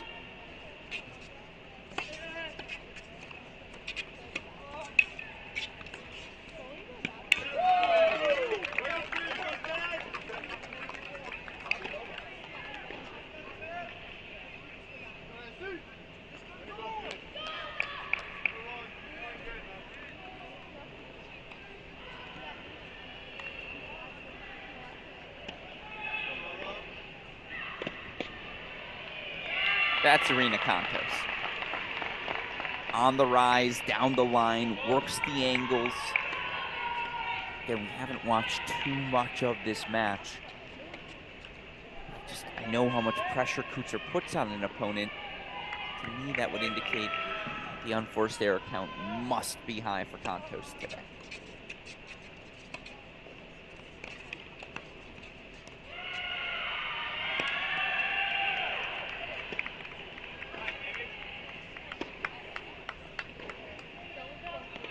No, missed that backhand wide. No, overruled. That's tough.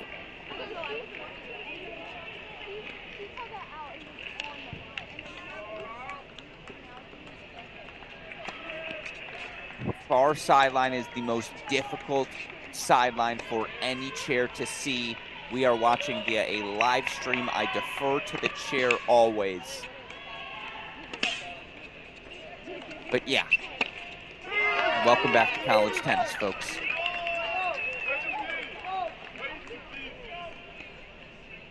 Meanwhile, Peter Mock. 6-3, set points coming up for the Trojans on 2. That would be their fourth first set.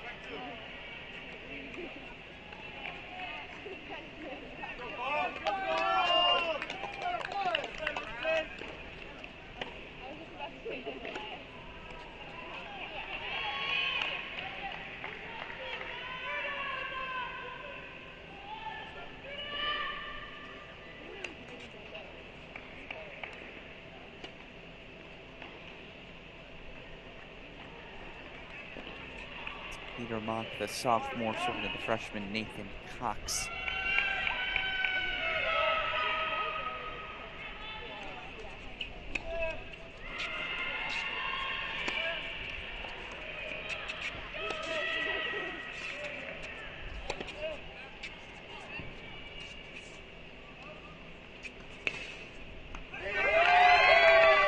Couple of ridiculous passing shots in the breaker. Give set number 1 to number 2 singles. Peter Mock, the sophomore for USC, makes it 4 first sets for the Trojans. They get 1, 2, 3, and 6. Now, for what it's worth, Vanderbilt does take first sets at the 4 and 5 spots, but USC in control. Kontos with a break point on the left with things where they're at in Columbus. We're going to take this time to swap out USC Vandy. USC's in control. Seem to know the direction this match is headed. We don't for the Cal women, as the Cal women drop the doubles point. And as of right now, first set battles everywhere. We'll start out on court number 1 over at Cal if we can. That's a fascinating battle on court number 1, by the way.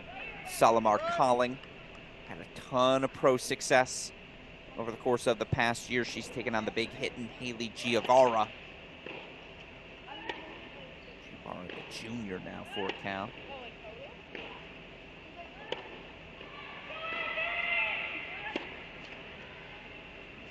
(1-0) San Diego.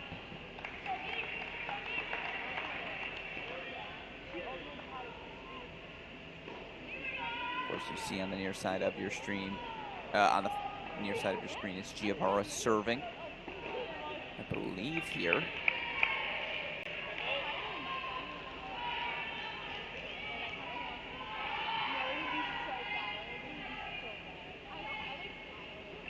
I don't know, some of the serving markers have been mixed up all day. I love this court 1 angle, of course.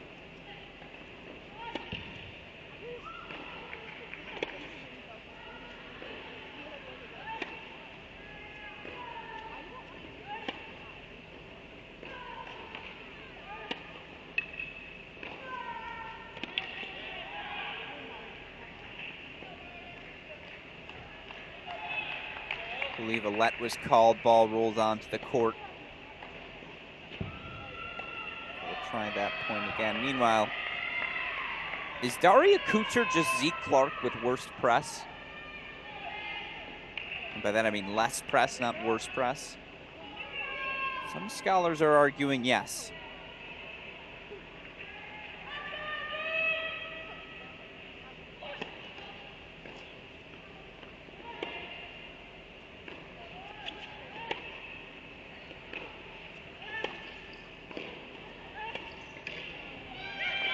That's ridiculous.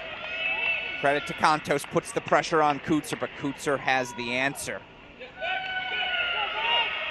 A stunning forehand cross from Daria Kutzer. Lights up.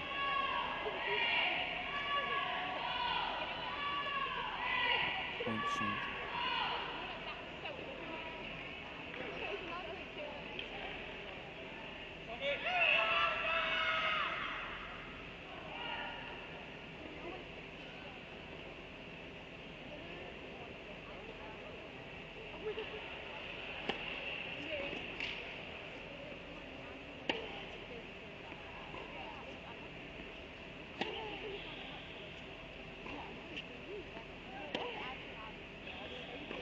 Okay, I knew that scoring moniker, by the way, was incorrect. It's Collings serving for the set on the near side of your screen. Giovara on the far side. I was like, that power tennis is Haley Giovara. Again, trust the instincts, Alex. Trust the instincts. Oh, no.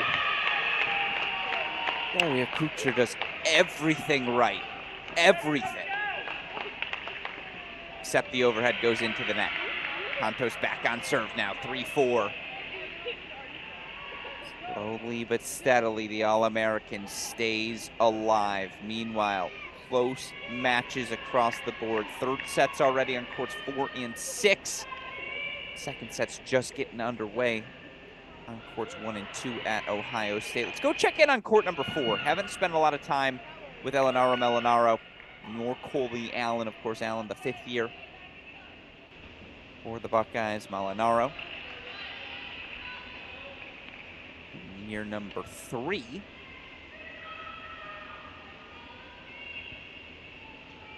Of course, I'll keep my eye on that USC match as well. You see a 6-4 first set for Salomar Calling on court number 1. So San Diego gets that first set on the board. They also took a first set on court number 4. Can we go check on court number 6, please? Court number 6 in this Cal-San Diego match, because that will tell me where things stand. San Diego takes first set on court 1. They got a first set on court number 4. And they also have a first set on court number 6. So we're going to work this graphic later, but upset alert here in Berkeley. San Diego, who knocks off Georgia Tech yesterday, takes the doubles point, and now they're upsets on courts 1. Can we go check that scoreboard on court 4? We know first set's just finished for San Diego on courts 1 and 6. What's that scoreboard look like on 4? And by the way, we're going to switch off this Ohio State match with the scoreboard being as it is. I can hear all of you saying it at home. Let's just go back to Kutzer Kontos. Kutzer Kontos is where we want to be. Court number 3 in that Ohio State match. Wow. 6-1-2-0, a set and a break lead.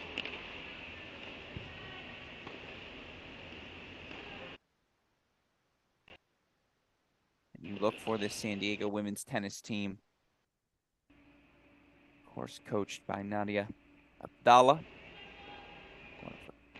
Had a chance to obviously speak with some about her. Everyone speaks so highly of this San Diego coach. You look at this roster here. It's Elizabeth Goldsmith, redshirt junior, Chula Vista, California. Finished all WCC second team last year in both singles and doubles. Ranked as high as number 21 in the world with Salomar Calling.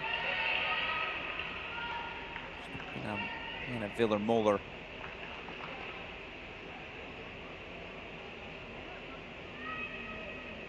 Viller-Moller, junior out of Copenhagen, Denmark.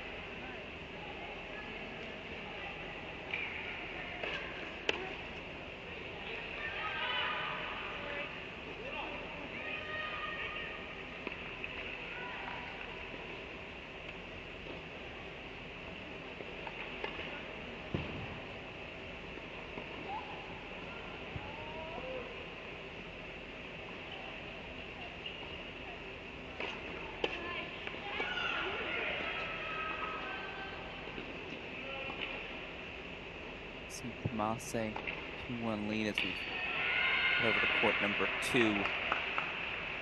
And I apologize. Can we go back to court number 3, Westhoff in Ohio State, Tennessee? Court number 3.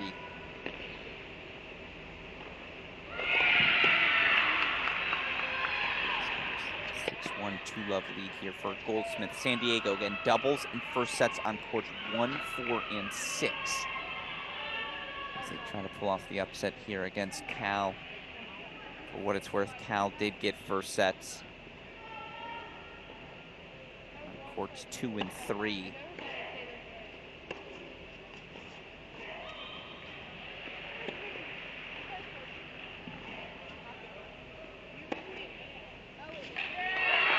Decisive.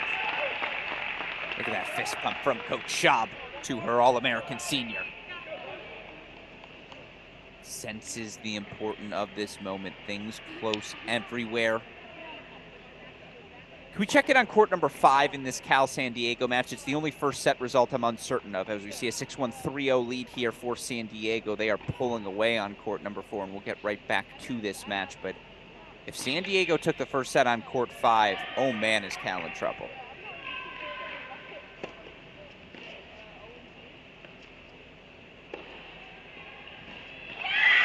And Canto's 3 straight games.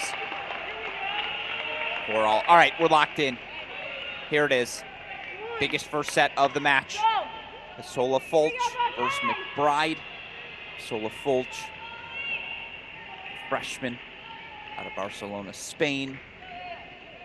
McBride Jr., Thousand Oaks, California.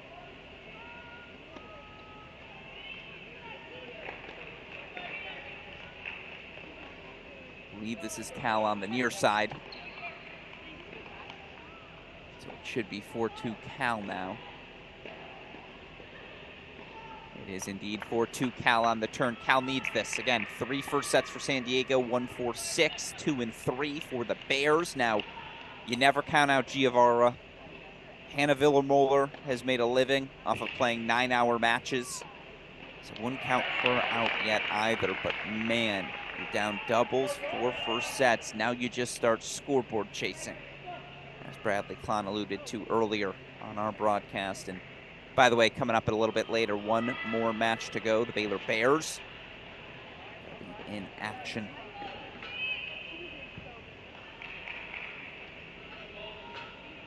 On Arizona State.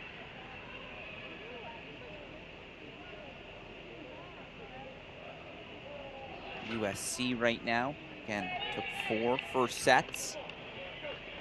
Ooh,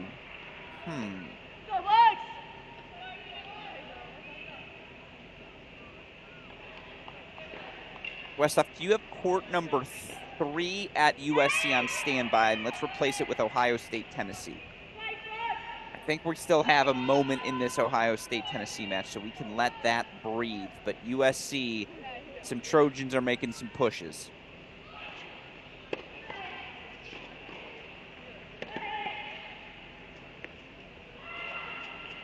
Get back to that Kutzer-Kantos battle, I promise, Buckeye/Vols fans, but we've already missed too much of Bradley Fry. 6-3, 5-3 lead for the senior. Overland Park, Kansas. Fry taking on the sophomore Michael Ross.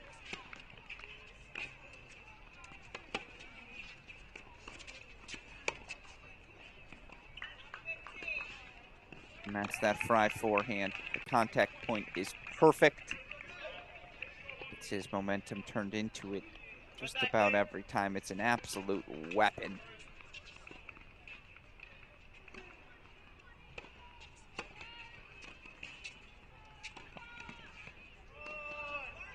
That kick serve from Michael Ross is a joke.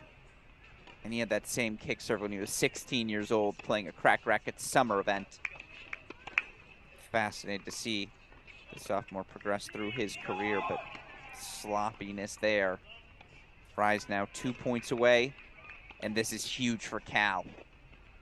Cal now 1 point away as the freshman, Berta Pasola Fulch. Let's go, you back.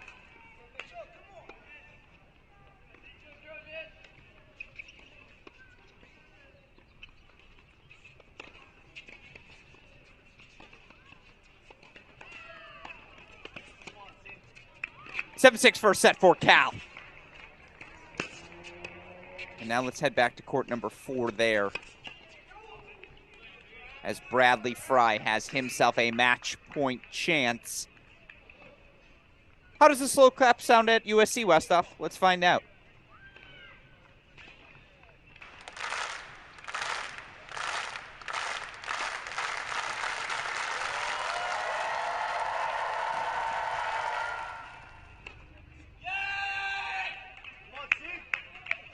Again, court number 4 at Cal, please.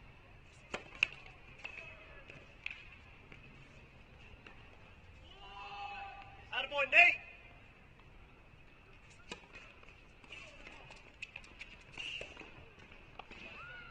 Match point number 1 fought off. Meanwhile, again, Hannahville or Moeller going to have to turn things around. I mean, look, Cal's going to need a 3-set win. They take first sets on 2, 3, and 5.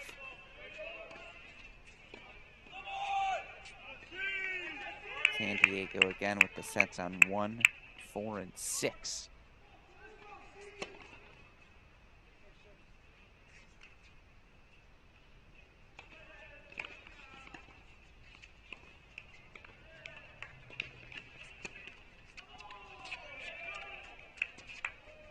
Attaboy, Nate.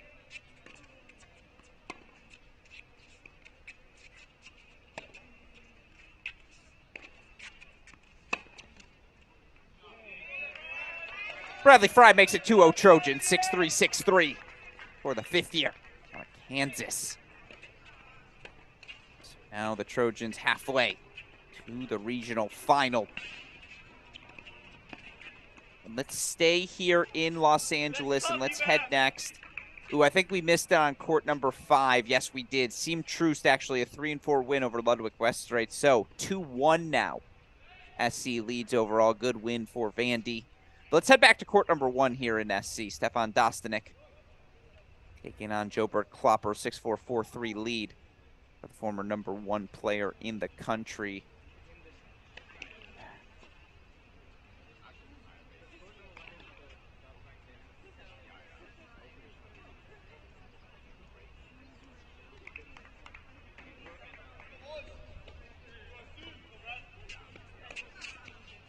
Boy, it is a battle unfolding over in Columbus. We'll get back there in a second. Let's see, is Dostanek up a set and a break?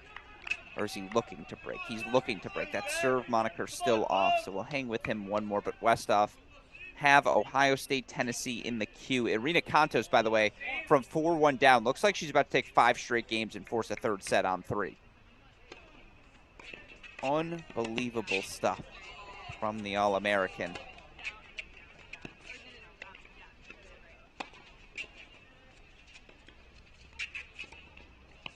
By the way, tennis fans, that's how you hit an overhead.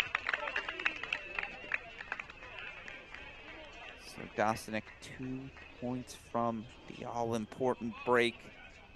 Again, USC took 4 first sets.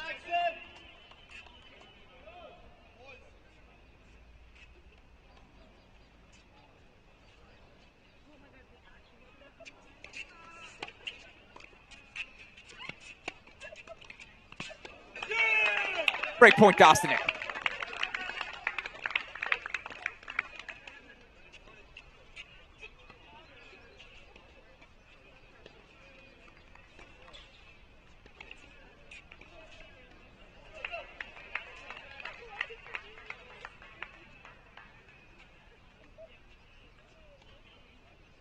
By the way, you gotta love college tennis. You start your day indoors in Big Ten country. You end your day's beautiful sunshine in California. Really taking you around the country here today, folks. Come on, folks.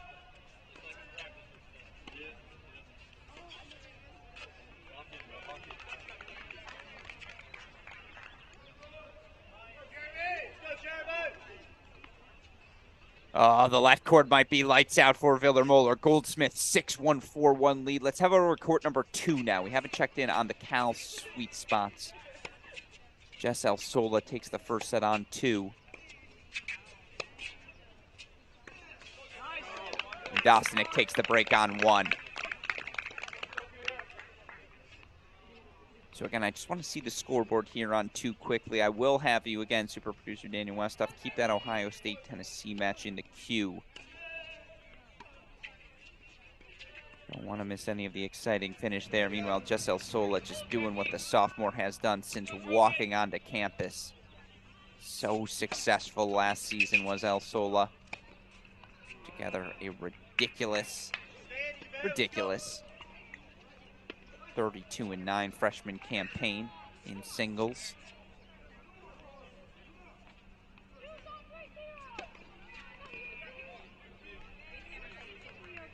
So out of Fresno, California. Spent some time in the Philippines and Ontario, Canada as well in her youth.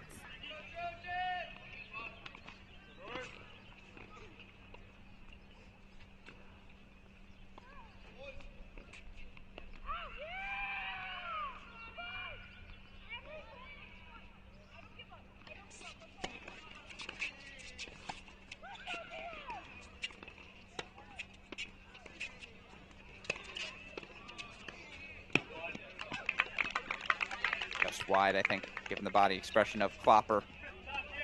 So Dostanic's now 2 points away, putting the Trojans 1 point away, taking this opening weekend match.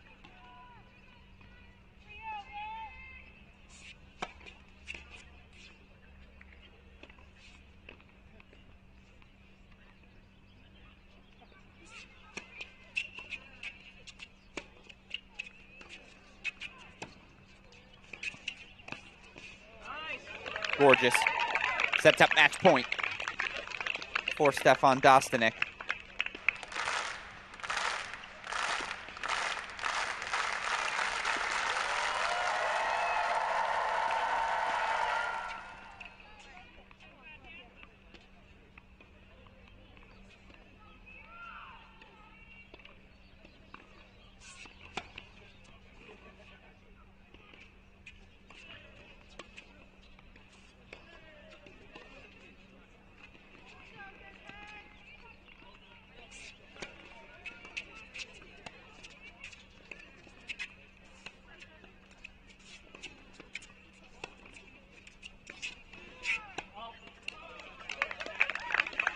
Trojans. Stefan Dostanic, 6'4", 6'3". Takes out Lincoln Klopper here for Vanderbilt. And we got to go back to Ohio State as things are getting to the finish line. Let's start out on court number 6. Have not spent a lot of time on the court number 6 battle, but boy, has it been funky. 6-2 first set to Lucia Marzal. Took her about 22 minutes to get through that first set, but then perhaps just as quickly, Esther Adeshina takes a 6-1 second set, the junior for Tennessee. And now just as quickly in response, it's 5-2 Marzal. Again, the senior Marzal, 22-3. Back during the 2021 season, struggled a little bit more last year, but we know the tennis she's capable of playing.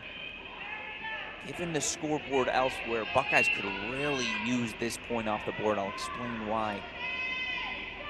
Marzal's 2 points away.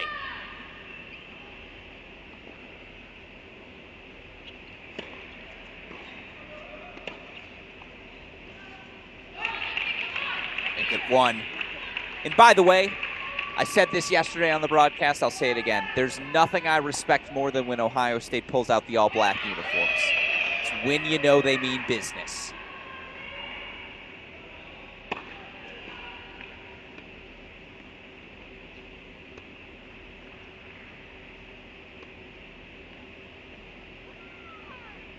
Yes, El Sola 3 points away.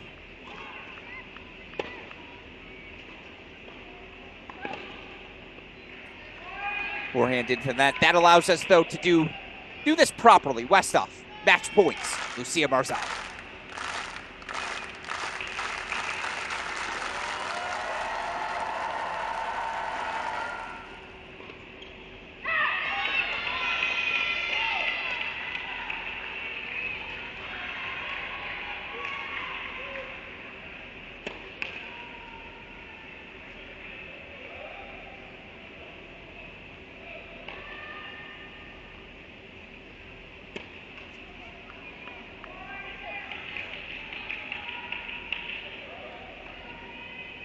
40-30 now. A couple of hiccups, but well, you build the 40-love lead, right?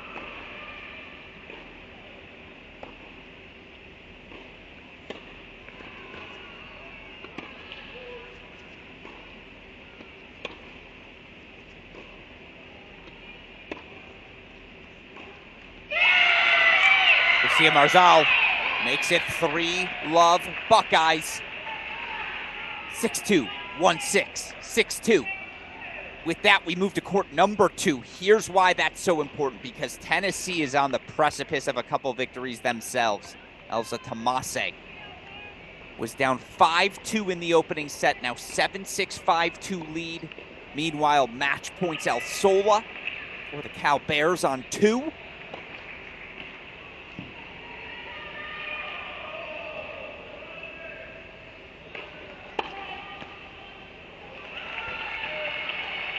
Once again, you take this result with a grain of salt for Isabelle Boulay, still slowly working her way back. But man, it's all breaking the way of the sophomore Jess El Sola. Unequivocally, one of the 20 best players in college tennis. El Sola, 6-3, 6-1, 1-all Cal San Diego. So let's move over to court number 3 in that match.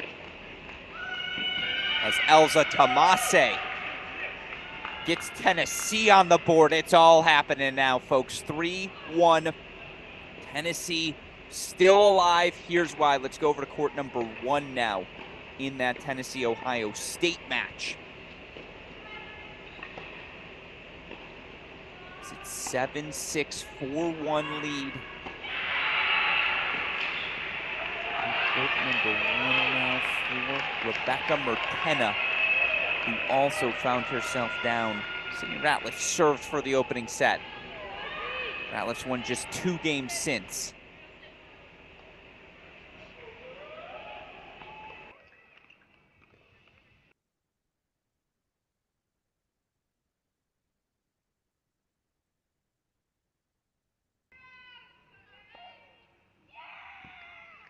And look, this will happen for the sophomore.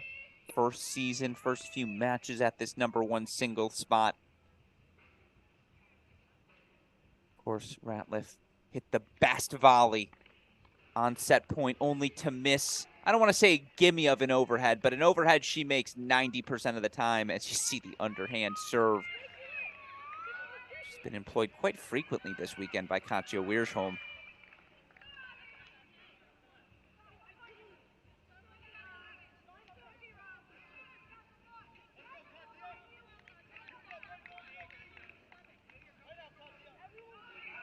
Great play by Ratliff.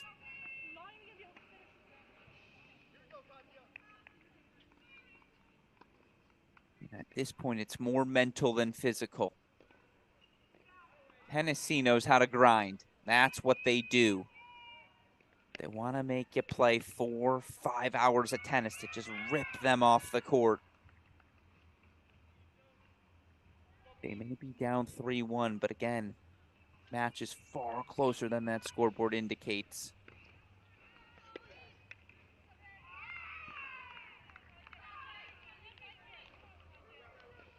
But Tennessee could use this point off the board now. Then they can go focus on their third sets. Again, third set's underway. It's 3-all on court 4. 1-0 Contos, who has won 6 straight games on court 3.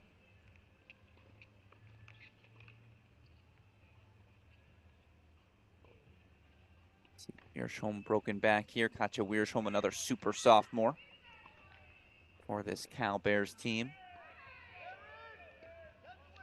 Wiersholm taking on Abigail Desiatnikov. Desiatnikov, of course.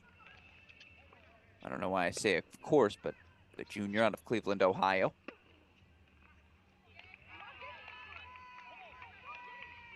Here's a massive deuce point. We saw what the 1 break back did for Contos. Can Ratliff do the same?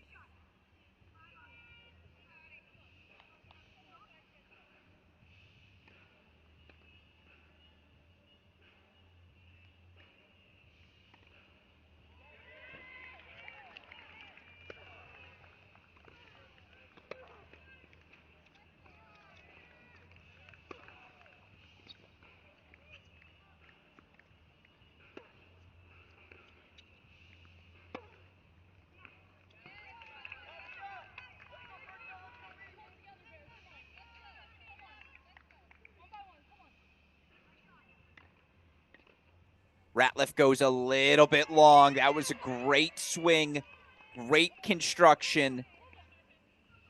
You see the frustration. Again, that's what Mertenna and this entire Tennessee team does with you. To quote the Cranberries, did you have to let them linger?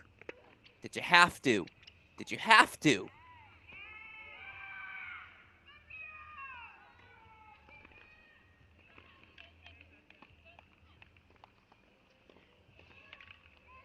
So Mertenna now 1 game away.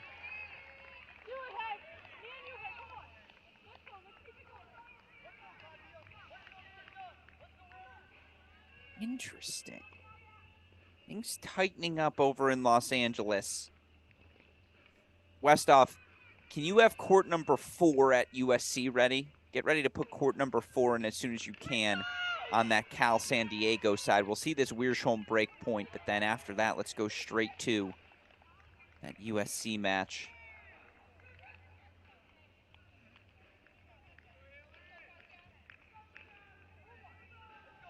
By the way, underway now in Waco. Baylor indoors, taking on a Florida State team. Probably hasn't played indoor tennis since 2012.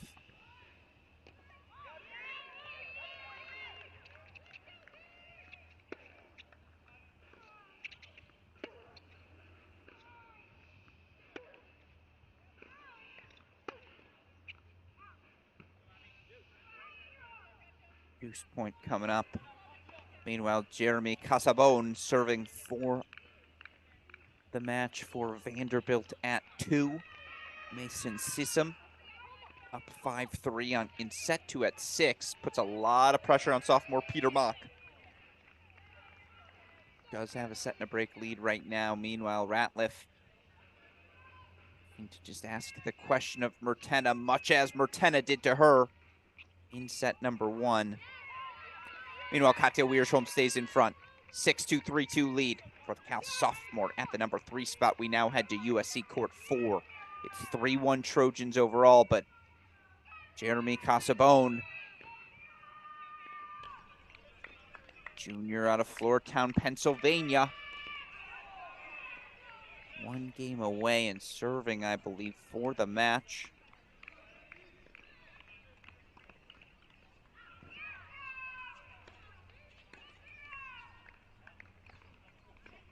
Down 15-30 as you see here.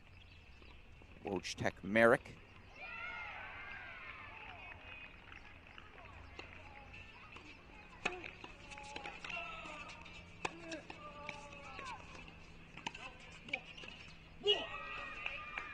It's like this far out.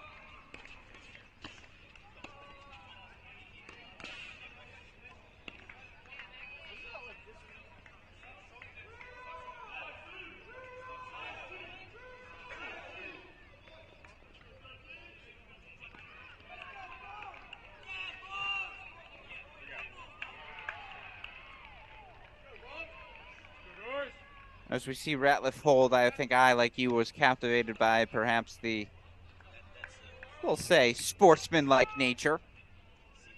The extracurricular things going on court 4 right now. I think no one loves the calls that they're seeing, so 30-all here. Meanwhile, again, 5-2 lead now on court 1 for Mertenna. Let's head over to court number 4 quickly in that Ohio State match. Coley Allen, as she has done so frequently the 5th year.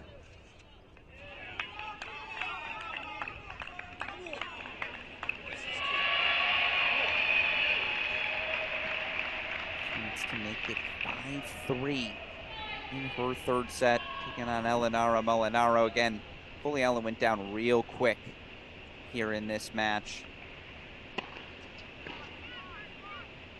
It's 4-3 right now. Allen leads 30-40 in Molinaro's service game. So these are 2 break points for 5-3 Allen.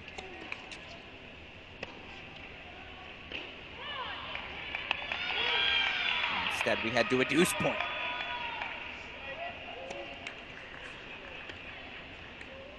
Meanwhile, the double fault on match point sends us. It's a double deuce point.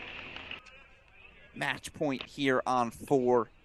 Deciding point here on 4 as well. Double match points Break point on 4. You love to see it.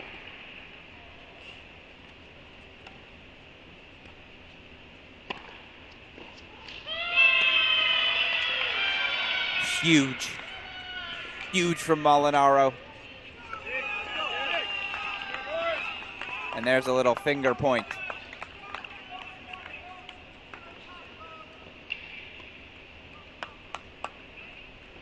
So in the end, 3-2 now.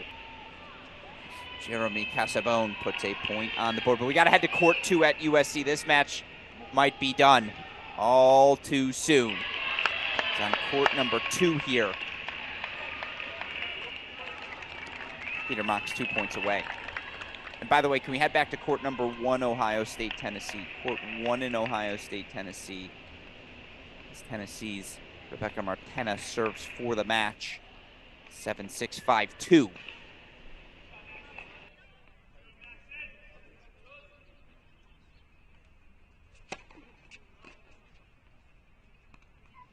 Sophomore Mock serving on the near side. Martena as well.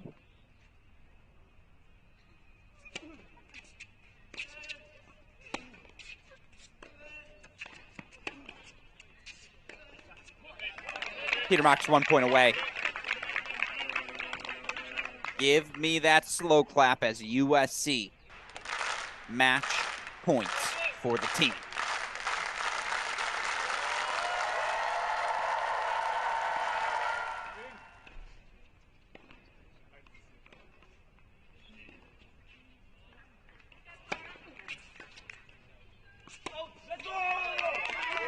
SC advances. 4-2 victory for the Trojans. They knock out Vanderbilt. It's Peter Mock with a 7-6, 6-2 win to clinch the win. And USC advances to the regional final. We're waiting for the Trojans. We'll take on either Memphis or UCLA. I believe UCLA won that battle head-to-head earlier today. So with that said, we can go right back to the action happening over in Cal. We saw El Sola clinch. Let's go check in on how some of those Cal matches are doing. Let's go to court number 4 in that Cal-San Diego match. Court number 4 real quick. Oh, court 1. Super producer Daniel Westhoff tells me court 1 is closest. So that's where we're going to head next.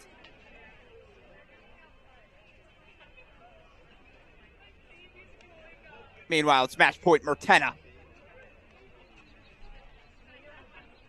They just got wheels down in Knoxville. An ability to extend every rally. And of course, I also know Hayda, head coach for this Tennessee team. Knows head coach Melissa Schaub all too well. Tennessee ties for both extraordinarily strong.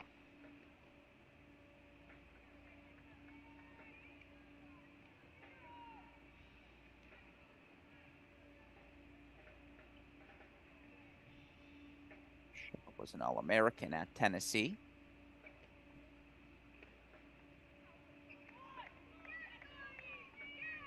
We won't take any solace in a Tennessee victory. It's Rebecca Martena, 7-6, 6-2. She tries to get her teammates going. And it's now 3-2 in Columbus. Ohio State still in front, but Tennessee keeping things oh so close. Meanwhile, we go back to court number 4 now. Coley Allen's 1 game away. She held for 5-4. It will be Eleonora Molinaro, junior out of Luxembourg, serving to stay alive as she takes on the 5th-year Allen on the near side of your screen. Meanwhile, you see here Haley Giovara trailing 6-4 for all. Salamar Colling. All sorts of ITF Pro Circuit events. USTA SoCal Pro Circuit. I had the opportunity to see her a bunch during that here at Cracked Racquets. Colling's the real deal. Those sneaky non-Power 5 players you just want no part of.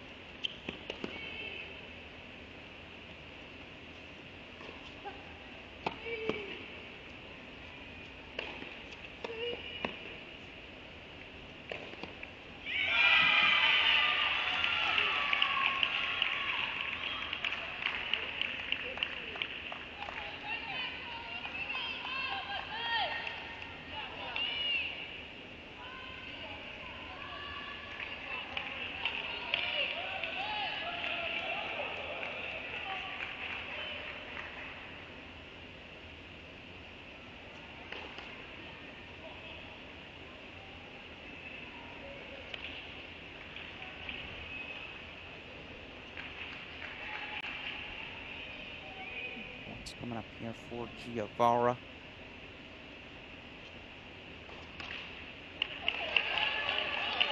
All coming up here now. Molinaro, so Coley Allen, graduate student.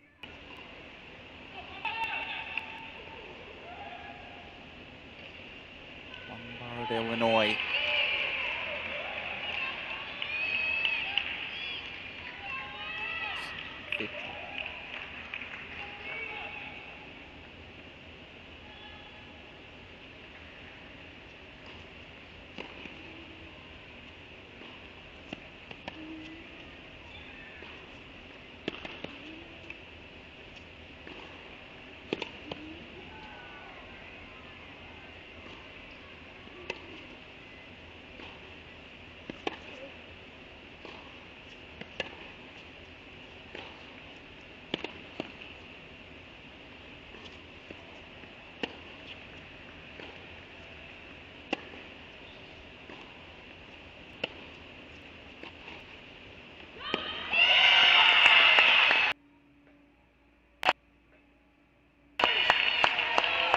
It's the sort of point you show the junior clinics. You show it in the post-match team meeting. The hustle, the grind, the stick saves. Coley Allen has match point for Ohio State.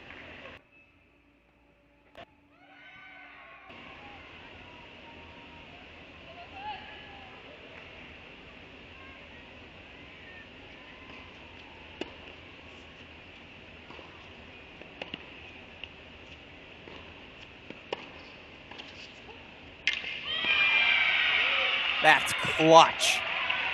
Ice in the veins of Elenara Molinaro. It's a deuce point. It's a match point. Give me the slow clap, Westoff.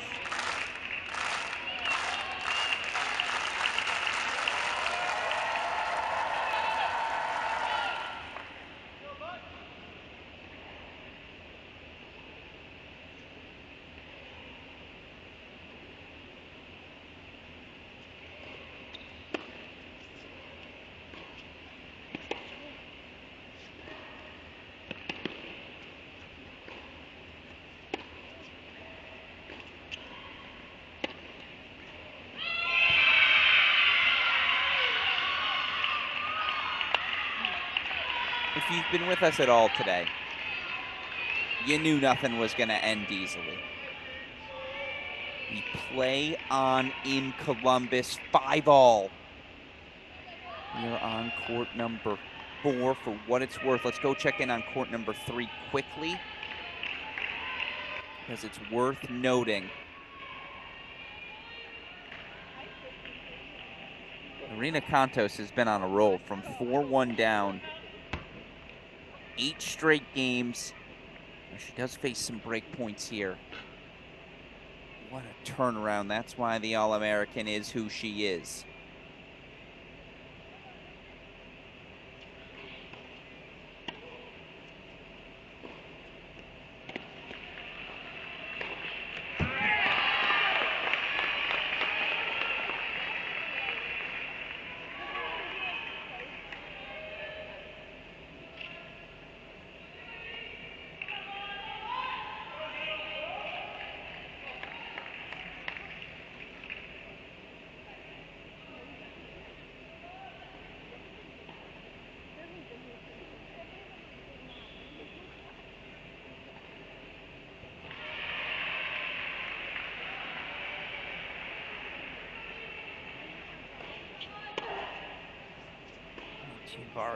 The ball's so big.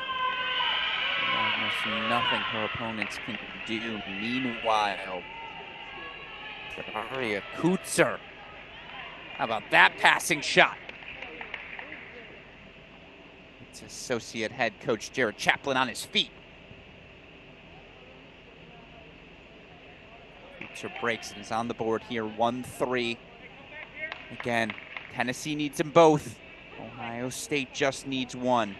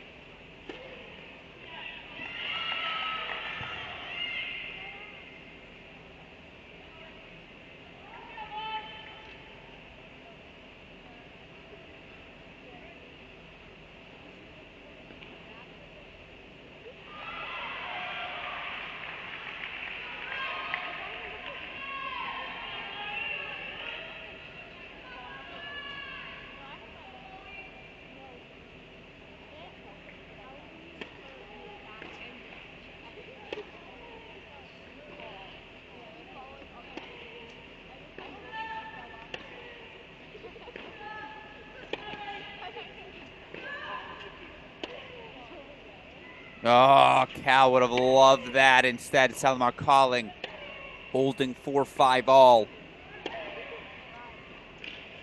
What did I miss that it's 3-1 San Diego?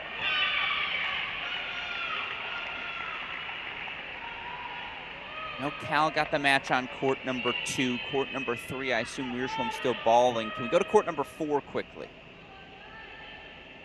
Court number 4 for San Diego Cal.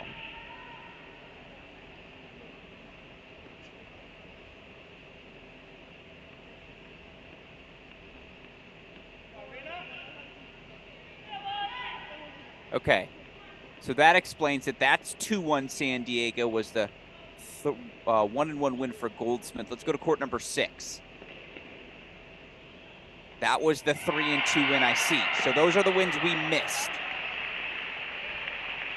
San Diego closing out straight set victories on courts 4 and 6. So that's why they need court number 1 so dearly, does Cal, to extend that match to 3. Can we check in on 5 and 3? Let's just check the scores everywhere. Let's go to court 5, where we're going 3 sets. That's fascinating because McBride is the junior. Jordan McBride for San Diego takes a 6-3 second set over the freshman for Cal. Berta Pasola Fultz, so major upset alert. Let's go check court number 3. Is Katja Wiersholm done? Is it 2-1? Or does Cal have 2 on the board? No, but they're close. So let's stay here for a moment. Again, no online scoreboard. That's why we're doing the check-in here. Meanwhile, let's head back to court number 4. I see Kuchar on the move here, but obviously Allen 5 all right now. Her battle with Molinaro. Excuse me, 6-5 Allen holds once again. So she's going to have another shot to break for the match.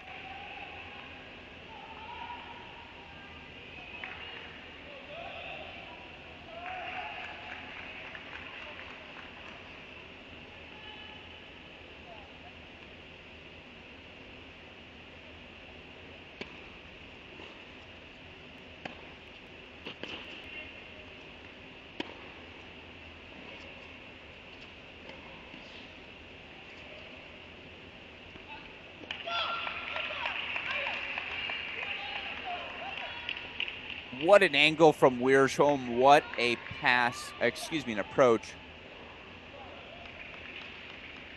from Desientikov. Junior looking to ask the question at least of Wiersholm, who's had all sorts of service troubles. You see that left shoulder heavily taped up.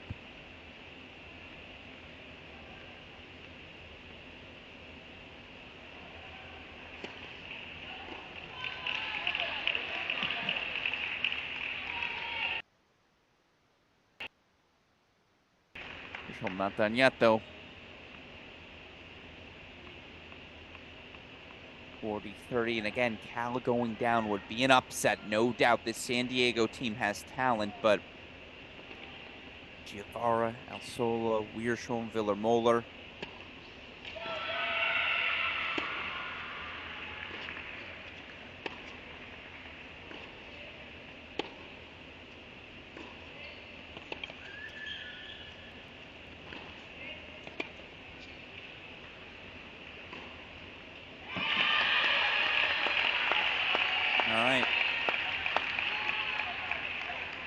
Change ends. Katja Wiersholm will serve for the match. 6-2, 5-4. She leads here on court number 3. Let's go check in on 1.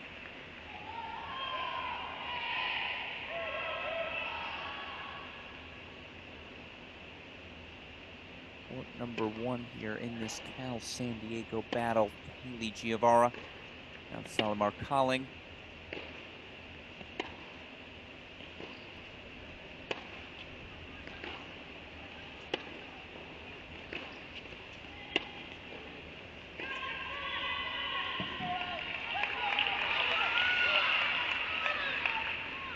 Again, Giavara has to win this set for Cal to stay alive in this match.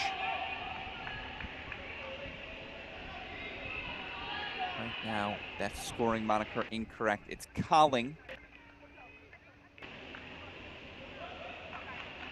Redshirt senior out of Orange County, California. Serving 15-all.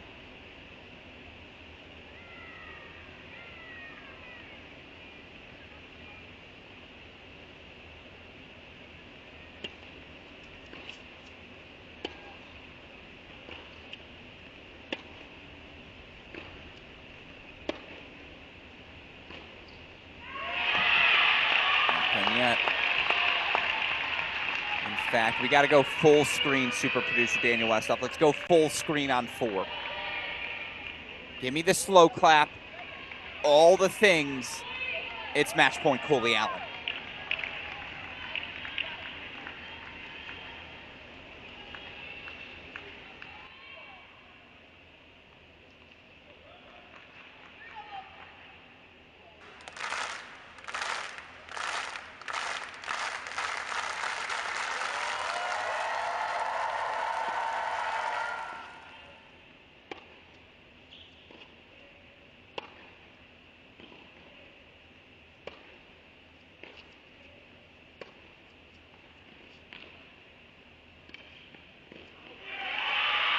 Slice goes wide. Coley Allen sends Ohio State to the national indoors. 4-6, 6-1, 7-5. Your senior. Illinois sending the Buckeyes to the national indoor final 16 field once again. Boy, if you're Tennessee, it's a heck of a match to battle all the way around again. Every court. Reset thrillers.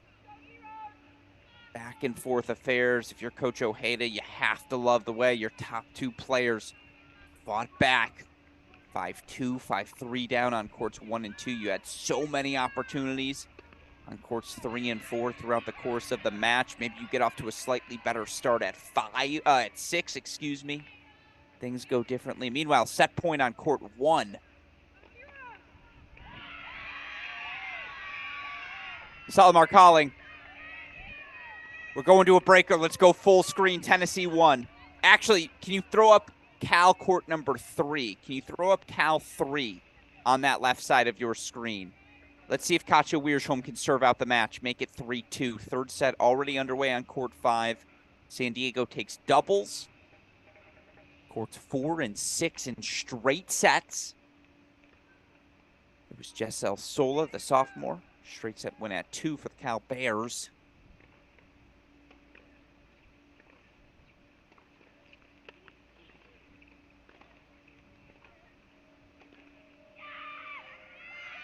All right, we'll go full screen then here. No split screen available, unfortunately.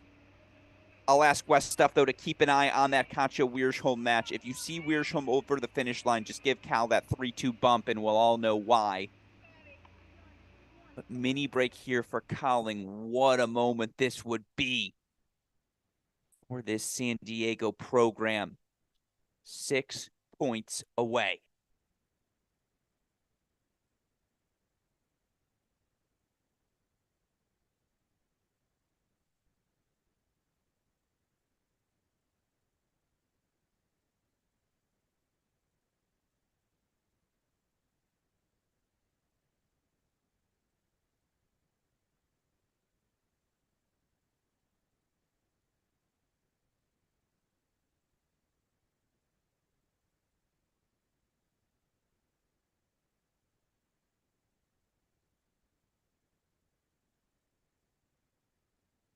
Salamar Colling, the redshirt senior, has made the last 2 NCAA singles fields. Was an All-American back in 2019. Repeated all-time conference pick.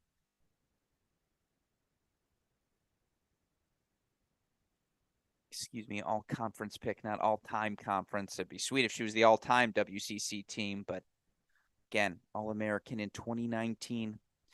3-time All-WCC singles, 2019, 21, 22. Taking on a Haley Giavara. Earned the second singles All-American honor of her career last year. But right now, it's Colling bringing the energy, the intensity. Mini break leads 3-1.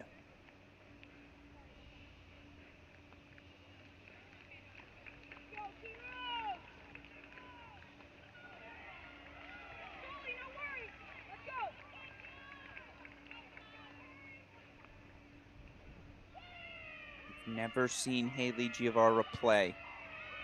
The power tennis is breathtaking. All comes off of her strings like a rocket launcher. Can she rein it in here?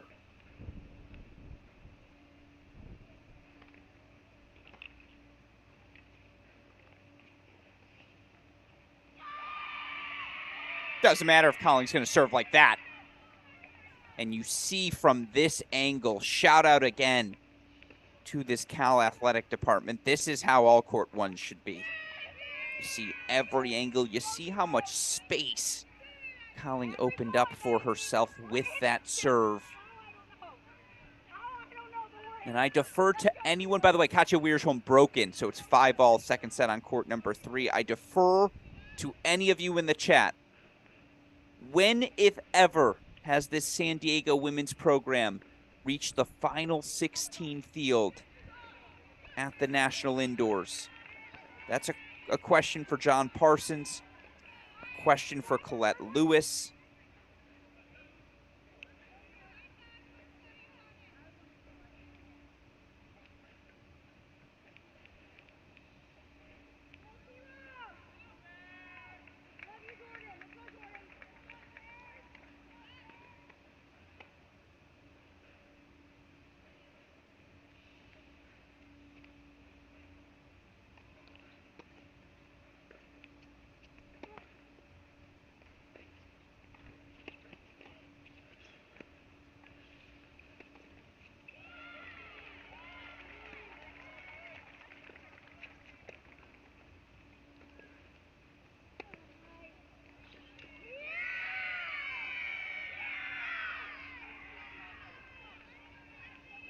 All right, she gets the mini break back, but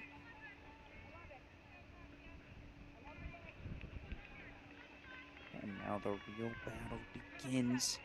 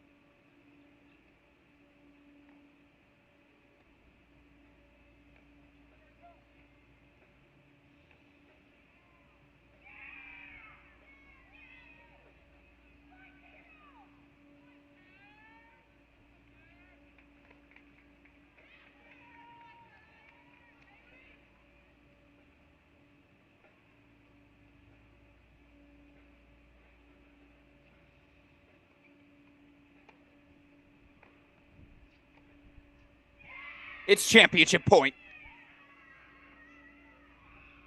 Should say match point. As you win this, you advance simply to the round of 16, but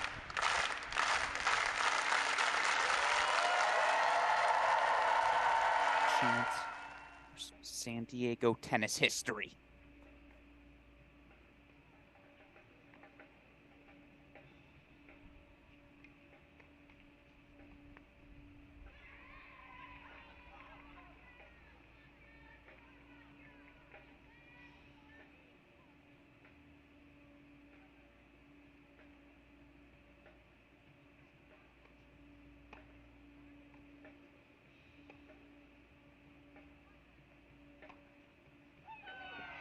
What a response. Have yourself a moment, Haley Giavara.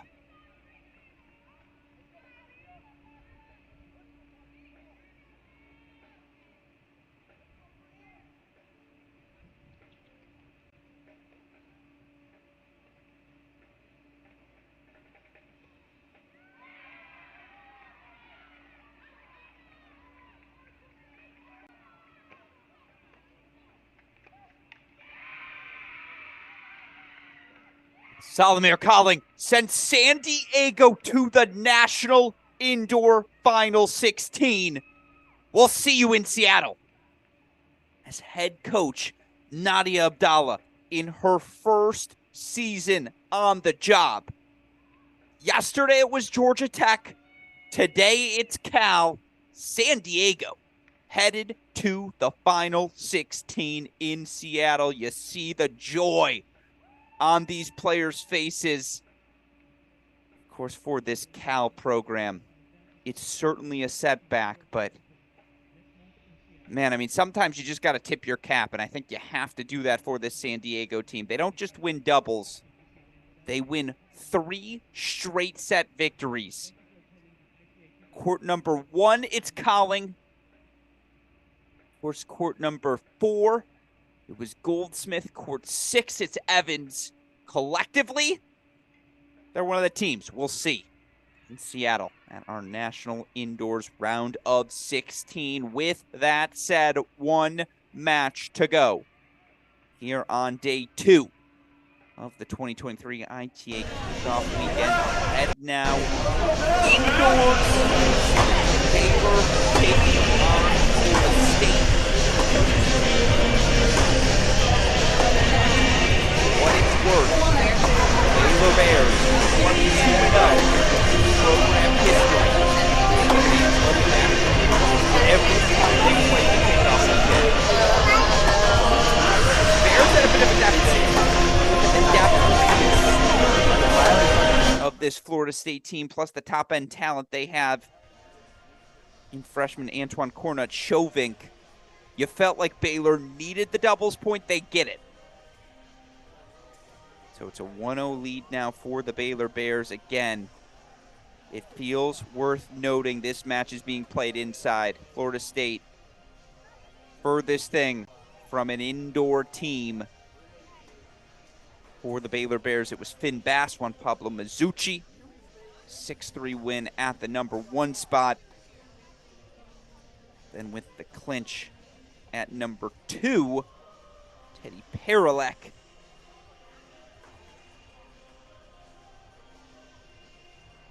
Partners with Jumbor Velt, freshman, 6-4 win for Paralek and Veltz on court number 2. So that's how we get the doubles point. Singles matchups getting set. Players about to walk on court. We're going to take a quick break. We'll break for 5 minutes. We'll be back momentarily, though. You're watching our final match here. Singles coverage to come. Let's fix that scoreboard real quick. Super producer Daniel Westoff. 1-0 Baylor Bears. Still more tennis to come. You're watching our Cracked Racquets coverage of the 2023 ITA Kickoff Weekend.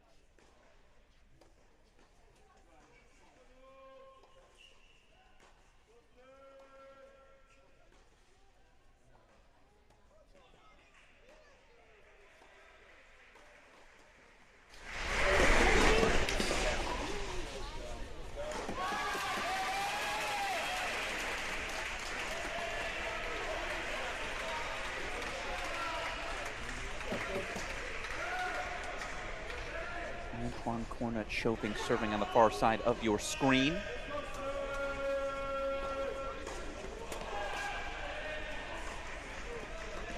Alex Gruskin back here. Our final match on day number 2 of our Cracked Racquets ITA Kickoff Weekend coverage features the Baylor Bears taking on the Florida State Seminoles. Baylor 1-0 doubles point. Wins at the number 1 and 2 positions.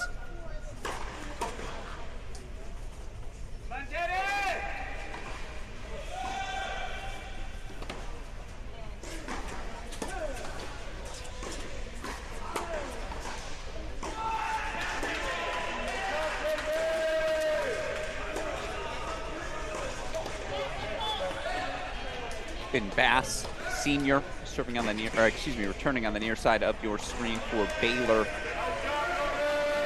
I'm fascinated to know, and I'll have super producer Daniel Westoff text our contacts at Baylor, see if we can't chat with Michael Woodson following this match if the team is victorious. How much was playing indoors a part of Coach Woodson's scheme?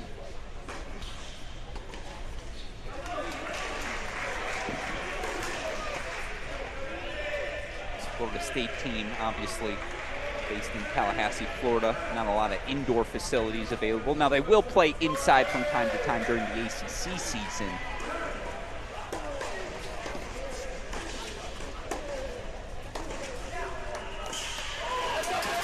This is not a team that's had a ton of success reaching the national indoors of late.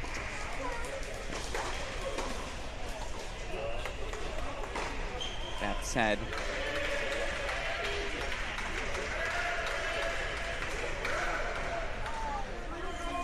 this Florida State team already a win over Georgia this season.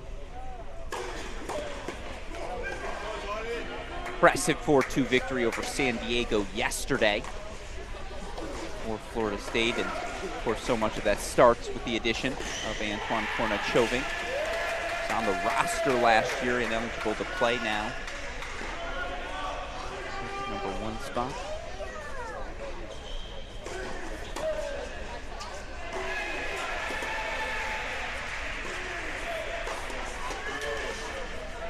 Cornut-Chauvin, or ACC, as he's referred to by those in his circle. Or at least we're trying to make that nickname happen here in college tennis. Only got to take a set off of Ethan Quinn, number 1 player in the country right now at the ITA All-American, who then beats Quinn in the head-to-head last week.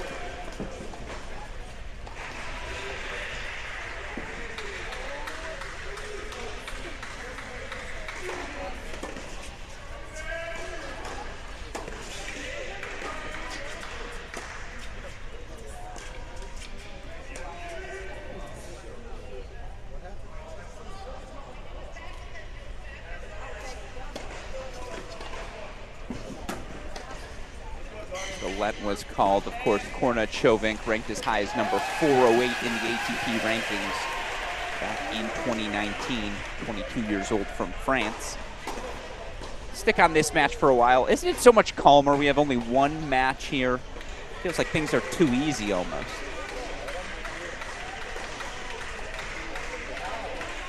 So, of course, when we employ split screen, we'll stay inner match here. For now, we're going to stay here. We'll jump to all 6 courts, introduce all 6 of our singles battles for you here.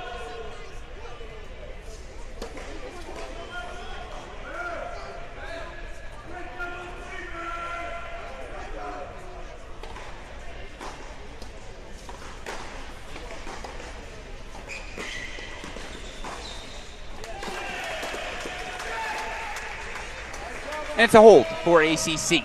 Florida State, 3-1 lead here on court number 1. Let's head over to court number 2. Again, our quest to introduce all the actors here in our day 2 finale. Court number 2. Teddy Paralek.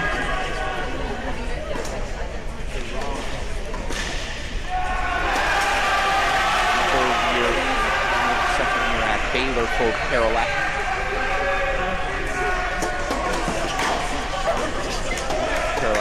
breakpoint chances here on the far side of your screen.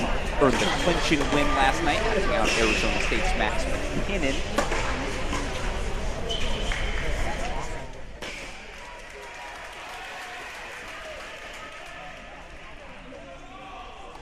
And the junior, another Frenchman, Loris Peroy.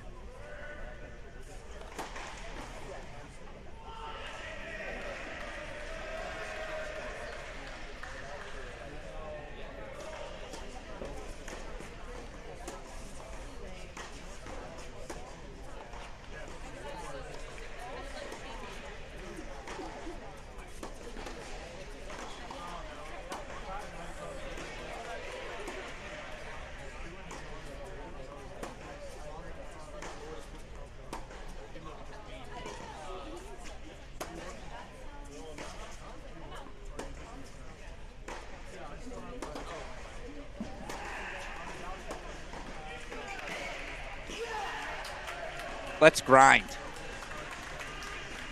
Peroy, whose name I'm almost certainly butchering. We'll go with Loris. First team All-ACC last season. Went 15-8 at the #1 spot for Florida State. That's not too shabby at all, particularly when you're facing an ACC conference filled with so much of the top 50 talent we see here in college tennis. You get the luxury of him now at #2. That's why this Florida State team is the higher ranked team. They're top 10 right now.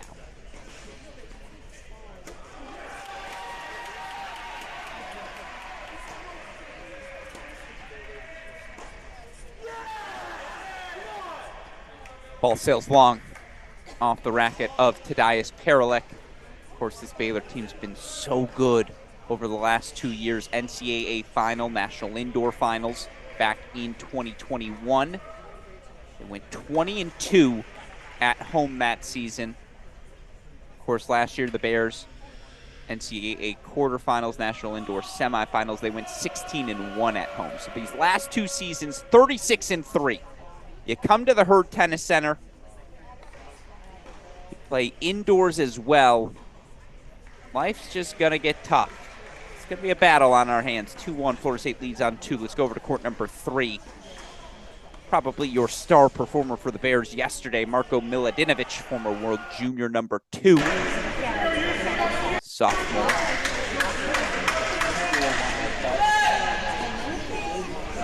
Serbia. Racing out to another lead, and I'll tell you what, we saw this from him yesterday. Milutinovic is starting to look like himself. There's no doubt Marko Milutinovic, by his own standards, disappointed last season. 7-5 in dual match play. That's just not what you expect from a former world junior #2. Dominant last night against Arizona State Jacob Bullard. Now a 5-0 lead here in set #1 on court 3. We'll get back to this one as we feel like we got a first set coming to a close. Let's head over to court 4 quickly. Court 4 quickly. I'll sneak in another 2 intros while we have a little bit of time. Then we'll get back to our action on court #3. On court 4, it's Juan Pablo Mazzucci. Wampy, as he's known by his teammates. Tough loss last night. Knocked out by the freshman, whose name I'm blanking on, from Arizona State.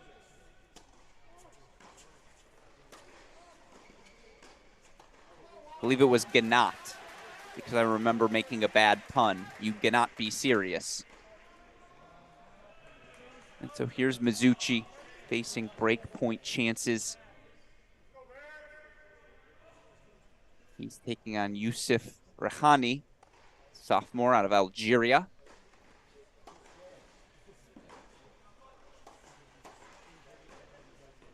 Rahani, number 24 in the country right now, a 2-4 winner yesterday.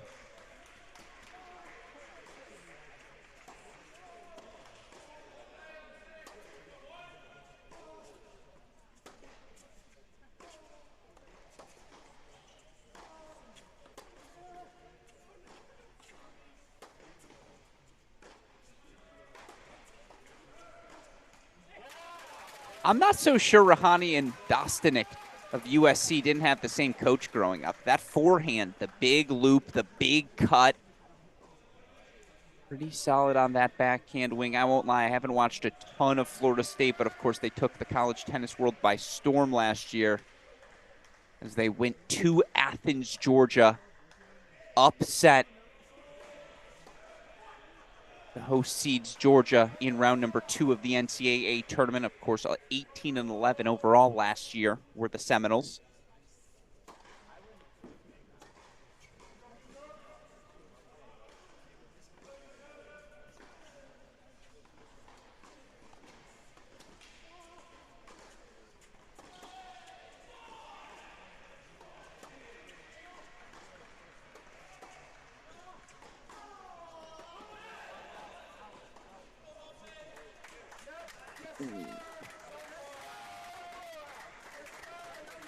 Call confirmed by the chair. Again, it's very, very difficult.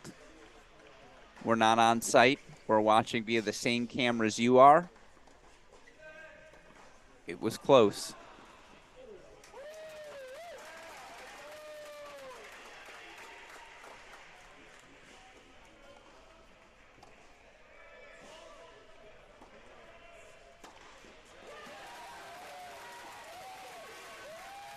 Ball don't lie, they like to say in the tennis world.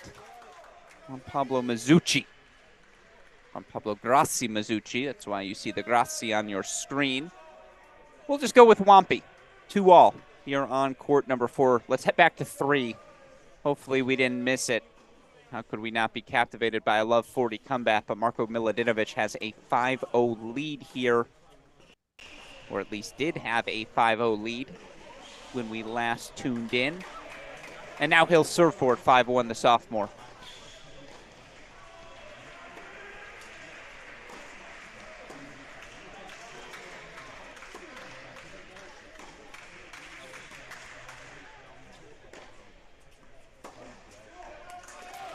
Sophomore Andrea Petrovic Jr. out of Oslo, Norway, comes over from North Dakota. He earned a straight set victory last night for this Florida State team. 6-3 win over Marvin Shaber of San Diego.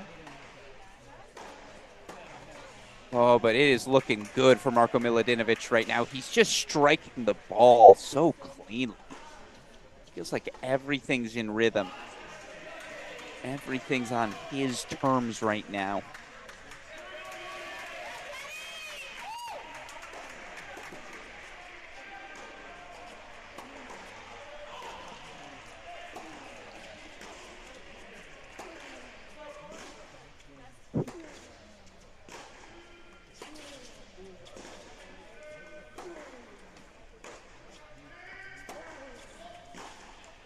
Oh, are we playing on roller skates? Slide right, slide left, slap here, slap there. It's a gorgeous point of tennis. And if you're Andrea Petrovic, maybe this set gets away from you, but just find something to build on moving forward. And Florida State looking to upset Baylor's 22-0 stat. They've never lost a kickoff weekend match. They've advanced to the national indoors every time they've played the event.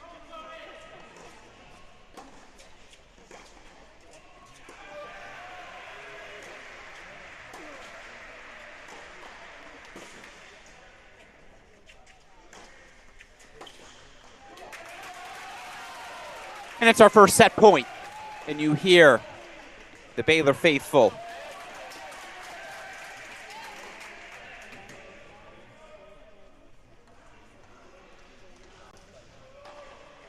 Milutinovic hear it.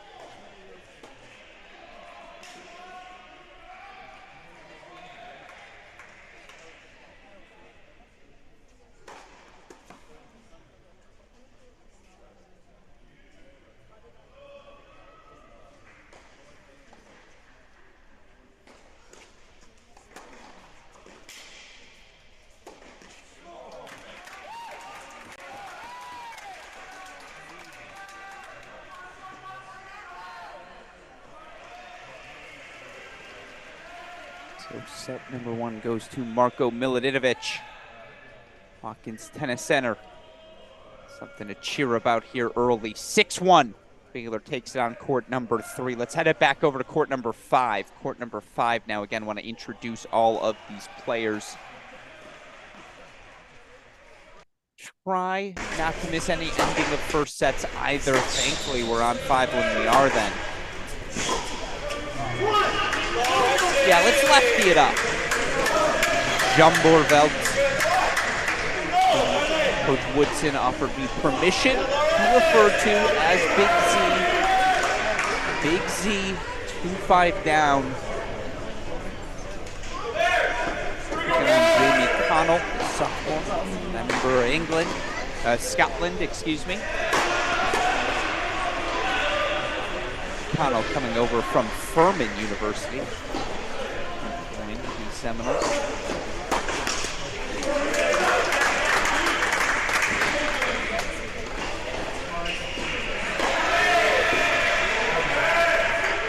Of course, for Jambor last night, dropped the first set before ultimately taking set 2, staying alive in set 3. Didn't finish in Baylor's victory. O'Connell last night. Number 54 in the country right now, by the way, is Connell. He lost a straight set match to Clausen of San Diego. 2 guys looking to right the ship here tonight.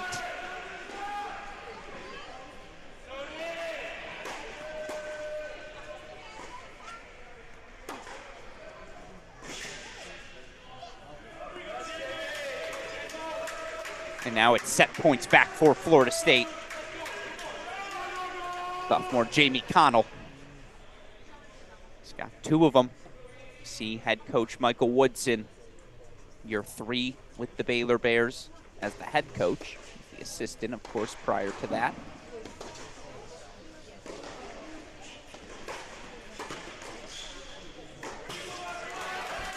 Gorgeous.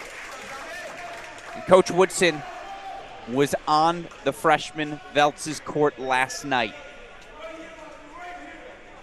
closely monitoring the progress of the man he calls Big Z. Let's see what the lefties got for us on a deciding break set point triple threat.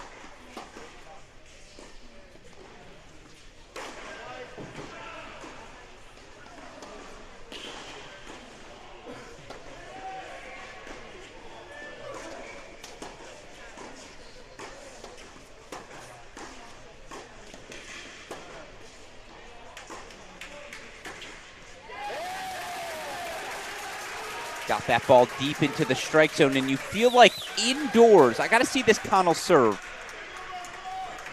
A little whiff on the forehand there. We'll let it slide, but how is Connell going to have time to get into these ground strokes here indoors? It's big backswings on both wings for Connell, who, for what it's worth, last season finished as the freshman of the year in the Southern Conference. All-conference first team in singles, first team in doubles. Finished the season ranked 78th nationally.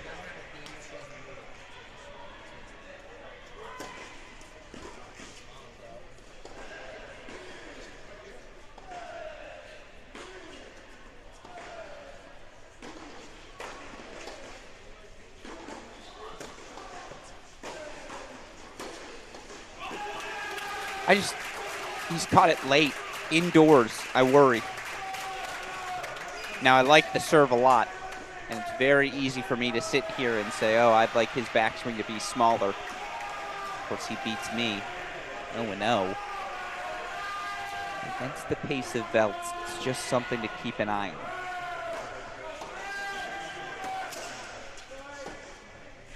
That serve is very nice. Okay.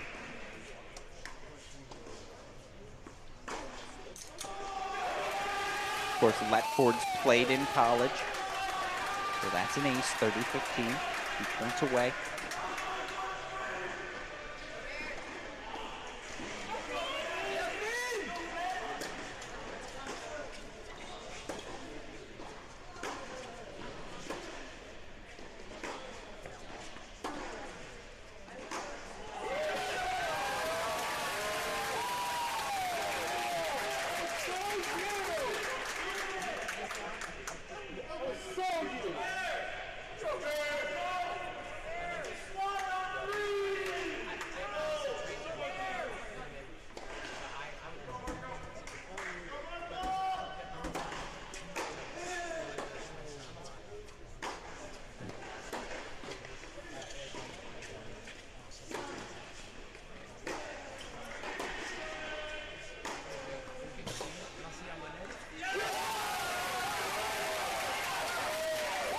Baylor bench goes nuts.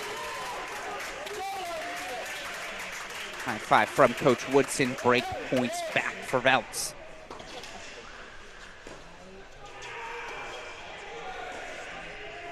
By the way, it's a deuce point set point chance here for Antoine Kona-Chauvin. ACC with a look at one for Florida State.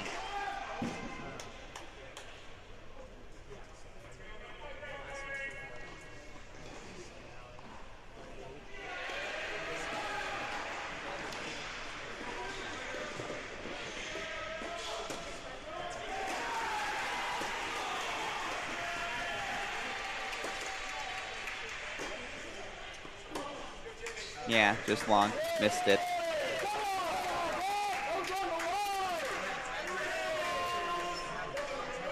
The deuce point, set point chance.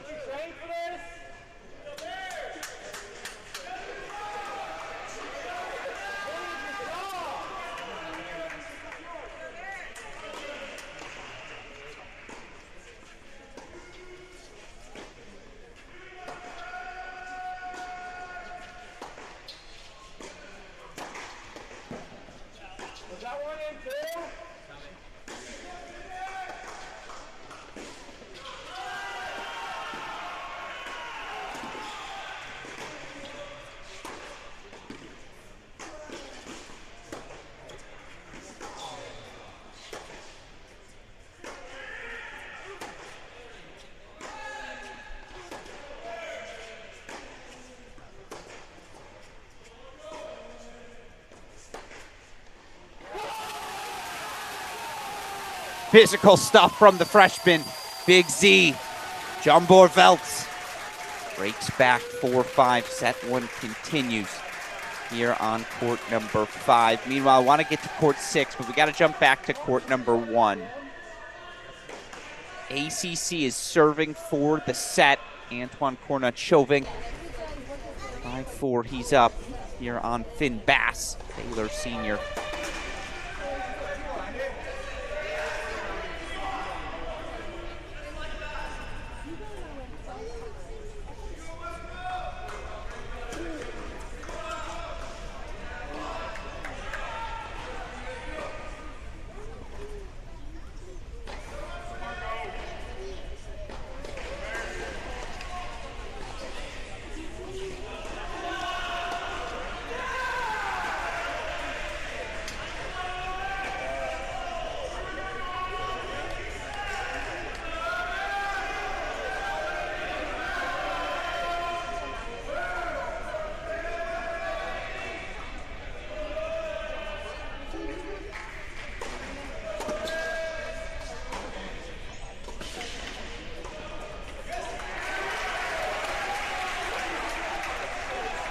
All right, an issue with the ball. That's what that tells me.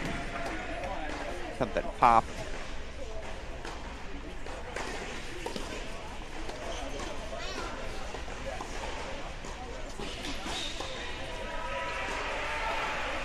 Still ACC 2 points away. I'll keep my eye on that Veltz match. Of course, you hear a ruckus crowd right now in the Hawkins Tennis Center. We're at the we're at the indoor facility here on the campus of Baylor University.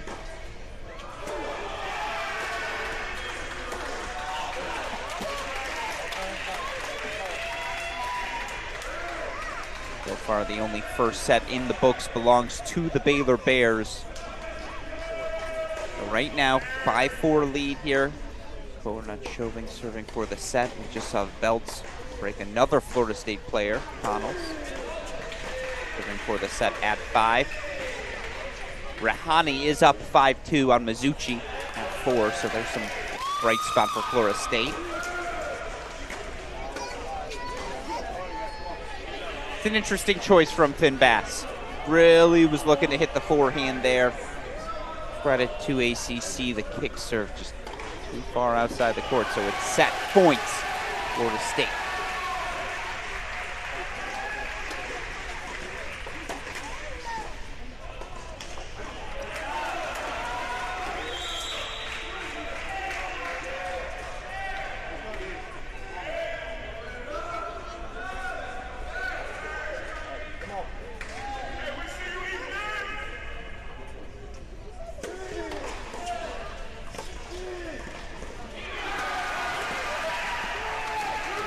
ridiculous first passing shot from ACC. It's a 6-4 first set for Antoine Kornashovic.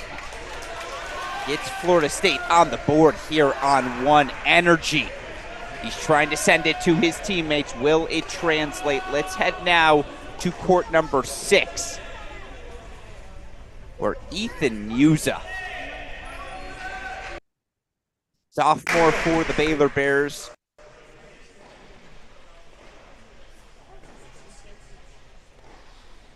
grinds his way to a straight set win, last night.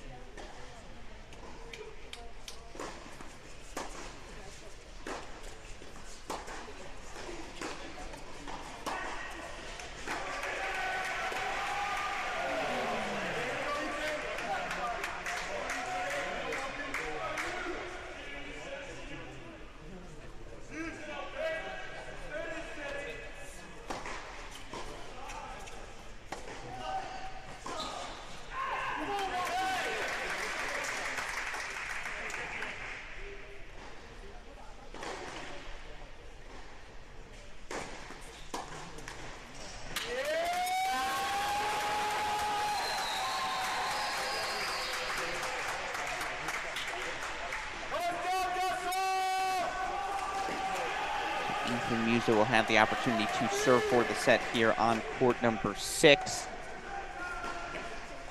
Let's head over to court number 4. Super producer Daniel Westoff, Mizuchi 2-5, but he's got game points to at least ask the question of Rahani. When Musa comes back, go split screen, super producer Daniel Westoff. When 6 is ready for it, we'll go split there. Again, one first set apiece so far. Baylor takes it at 3. Florida State at 1.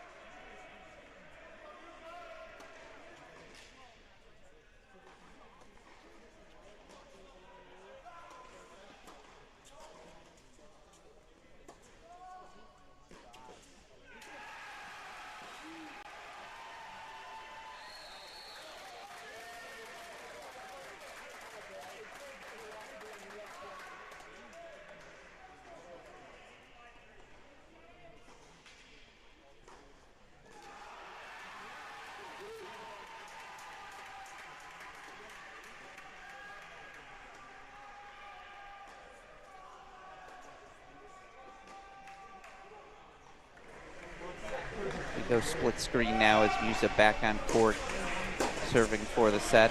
Ty Tucker Tennis Center looking good here this evening. And we'll have that for you momentarily. Mizuchi here. Rahani serving 5-3.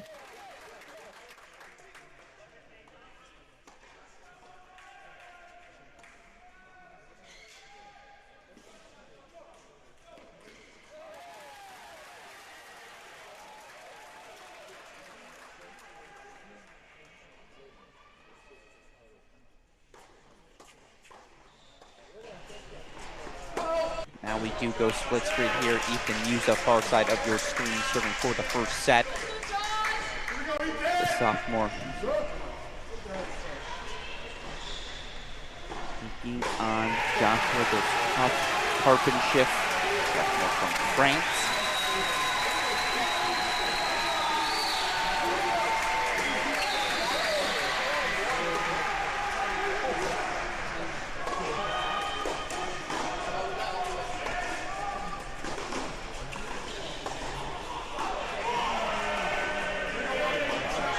Wide there. Tommy's 2 points away.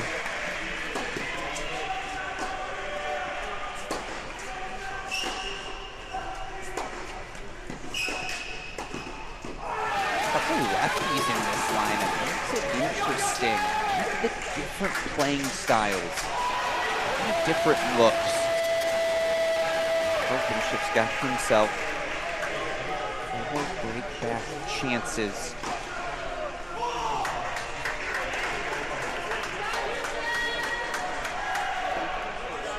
Zucchi changing his call there.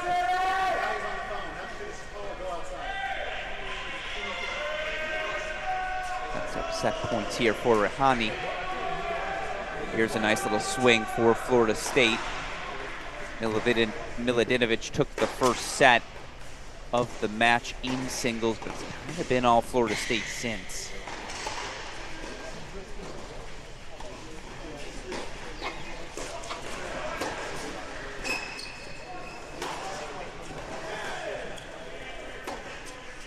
First set, Yusuf Rahani, 6-3. Florida State takes it on 4. Let's go full on 6. Right now, Jumbor Veltz, freshman, 6'5" lead for Baylor, taking on Jamie Connell. Oh no, that was the break for Florida State, 5-all, excuse me. I mean, we'll stay here, because why not? But actually, can we quickly pop over to 2? I think we've got a breakpoint chance on 2. 2 of them coming up for Teddy Perlich. And since it's 5-all here, we'll have the chance to get back to this one should it get heated. More heated.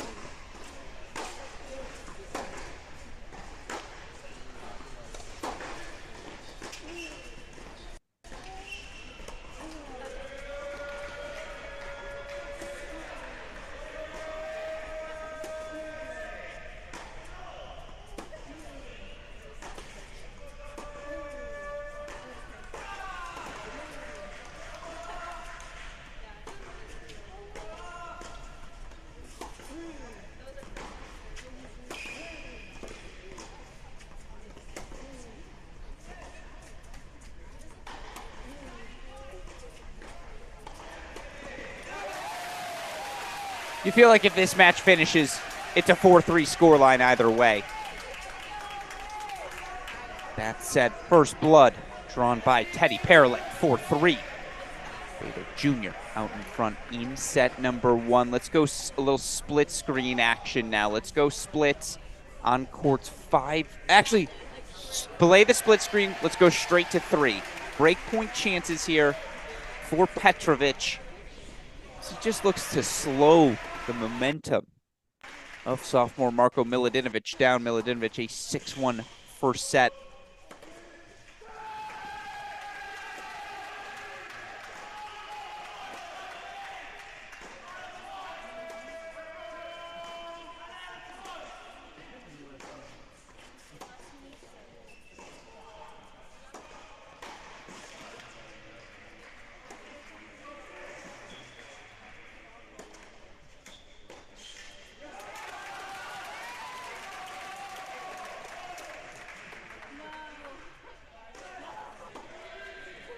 Physical stuff.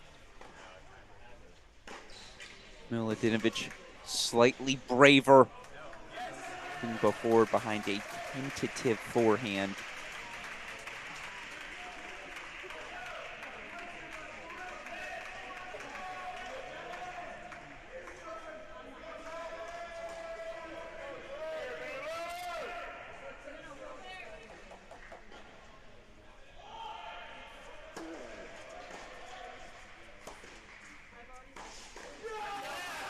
Marko Miladinovich.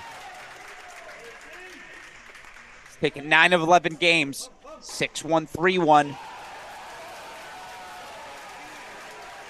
There's just something about the sophomores different. If you watched him play last season, this decisiveness, the confidence, I didn't see it to this degree. But 6-1, 3-1 here. He keeps his nose out in front. Let's go over now. Split screens, courts 5 and 6. First sets in their final stages. Jumbor Veltz, freshman. And sophomore Jamie Connell on court 5, court 6. Joshua Douse. Harpenschiff.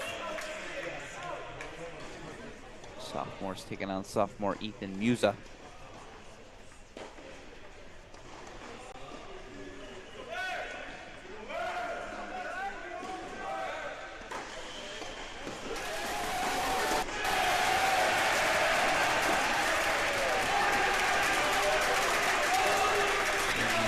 Deuce point, break point coming up on 6. Saw so many breaks of serve in Muse's match yesterday. Not a shock to see a couple consecutive break chances here today. Counter puncher does best. Energy, intensity.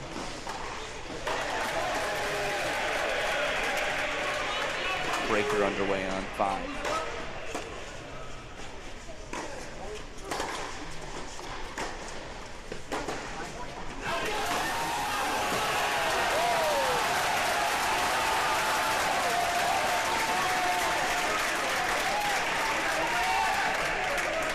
I wonder if that ball would have hit head coach Michael Woodson. Would that have been Florida State's point? Now it's on his front foot, just plays so much more assertively down the home stretch. 6-all now. 2-0 mini break on court 5. Make it a 3-0 mini break consolidated. John Bork. He's out in front, 4 points away. Meanwhile, Musa does get the break, so he'll serve for it on 6. Let's go full on 5 till Musa's back. Yeah, it's Jambor Veltz, Big Z, freshman, Budapest, Hungary.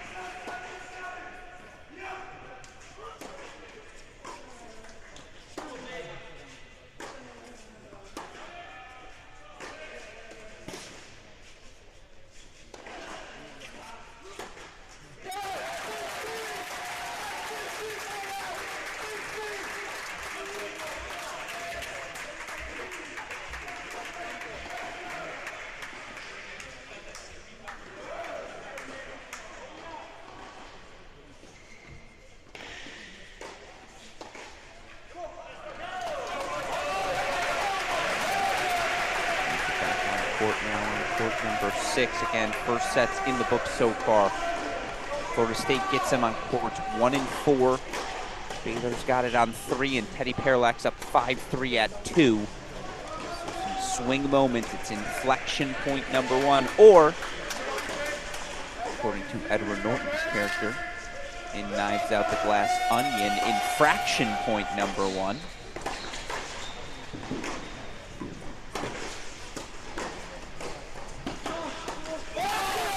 5-0 Big Z.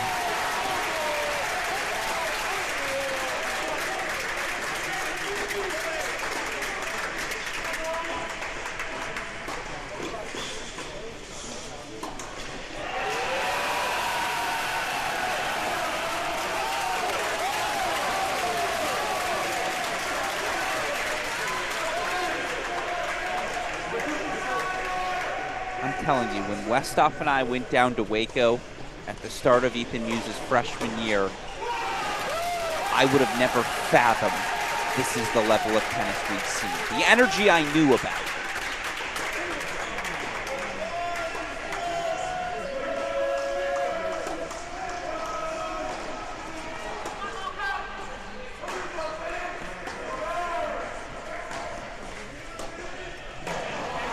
We always used to joke amongst my friends that a tennis player's playing style so often reflects their real-life personality. I think that's what you get from Muse as a fighter. Ties those shoelaces, goes to work. Throws on that headband as well. As we see, by the way, 6 set points coming up for Big Z here on court number 5. Let's go full on 5 for this set point. See if Big Z can't close it out.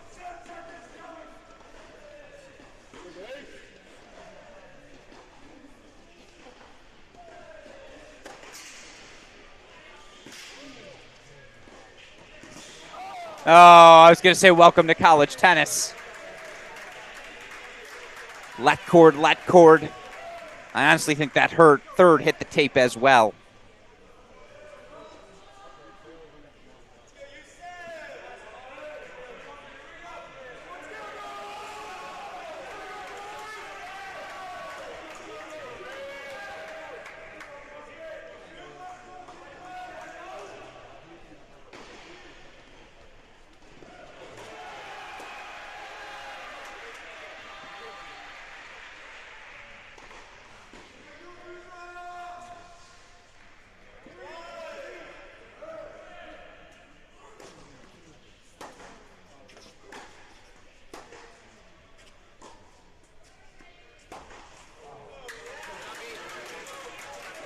it something about that far side?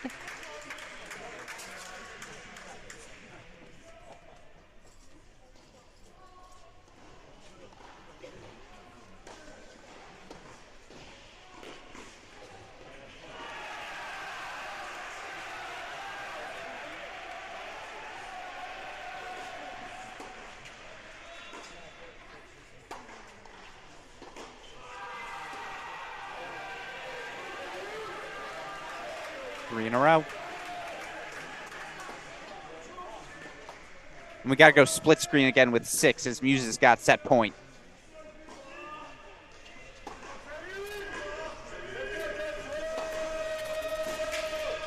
Sophomore Ethan Muse, the freshman. And the Revettes.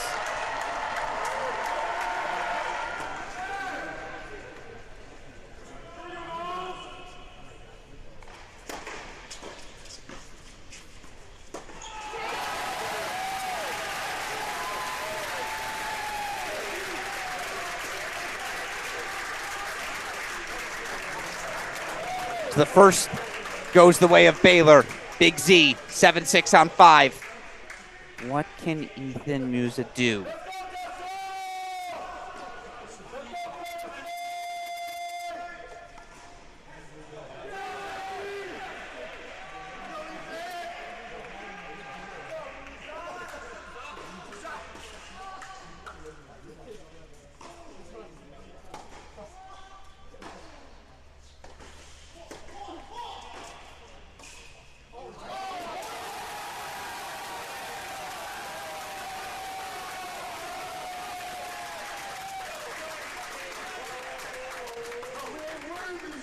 What do I need to say that he isn't saying himself? Madness inside the Hawkins Tennis Center. That's 3 first sets for the Baylor Bears. They take court 2. Let's try that in English again. That's 3 first sets for the Baylor Bears. They take courts 3, 5, and 6. And let's head over to our last first set. Court number 2, Teddy Paralek serving for it, 5-4, 30 love. What a message this would be.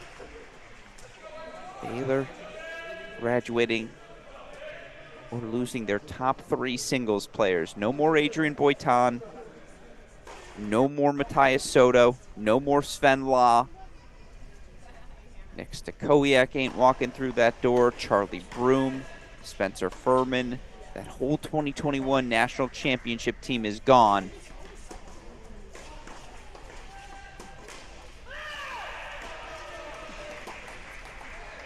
It's actually not fair because Finn Bass was an essential doubles player on that squad. But it's 6 new singles, guys. Much like we talked about with Lucas Greif earlier today, this Baylor team, much like the Florida teams, it's almost a new era. New faces, new names, new personalities like Ethan Musa.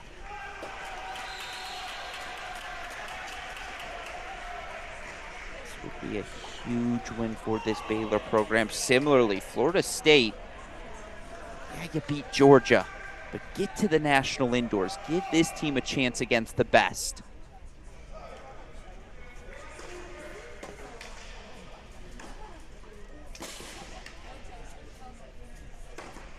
Great wheels. Better execution. Teddy Paralek using every inch of the court. Sets up 4 set point chances for a 4th set point for the Baylor Bears.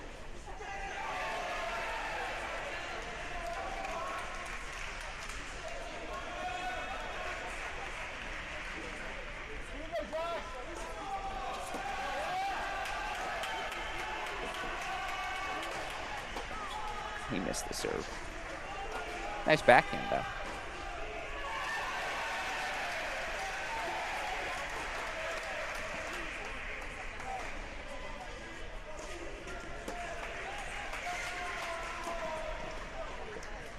Good wheels. Better execution.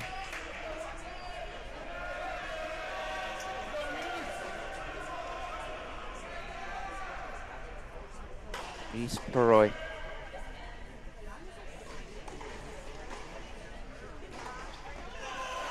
That's off number one. Still three more coming for Teddy.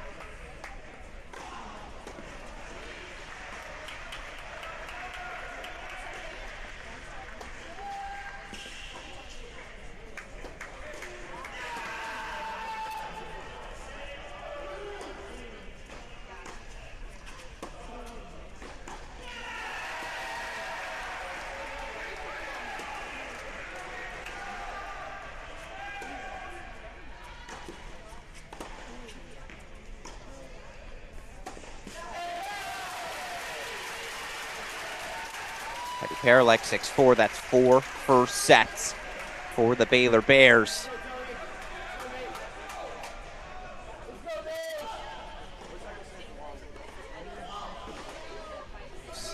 They take it on to 4 first sets in the books. Let's head over to court number 1, though. And actually, we got a split screen. Let's go split courts 1 and 3. These were our first 2 first sets off the board. They've both kind of turned into blowouts. On court number 1, it's ACC. Antoine Kornachovink. 6'4", 4 love.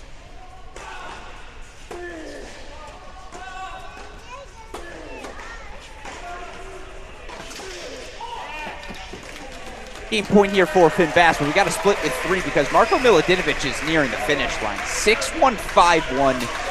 Milutinovic has been the star for the Baylor Bears here this weekend. We certainly will discuss at some point with head coach Michael Woodson this season. He can sustain this. Talk about a piece. It's match points Milutinovic.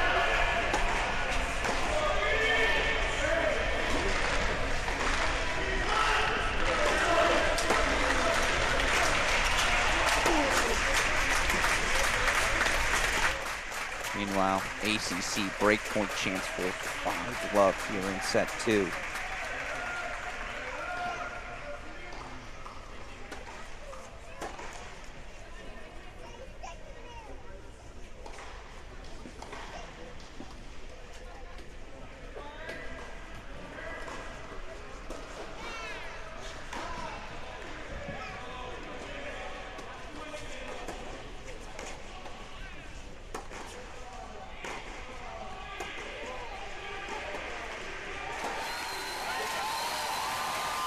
For Milutinovic, 6'1", 6'1". 2-0 Baylor Bears. Let's go full on 1 then for this deciding point.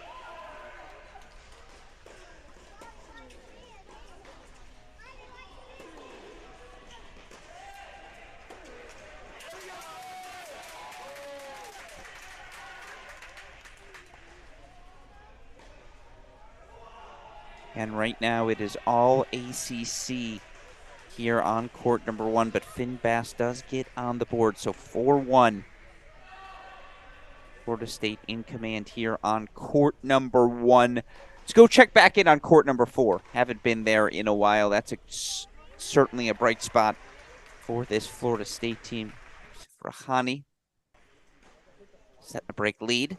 Takes on Mizuchi.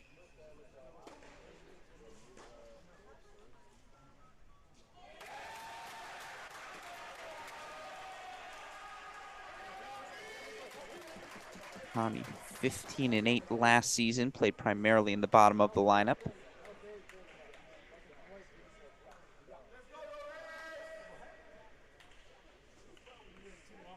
Went 9-6 at the number 5 spot last year.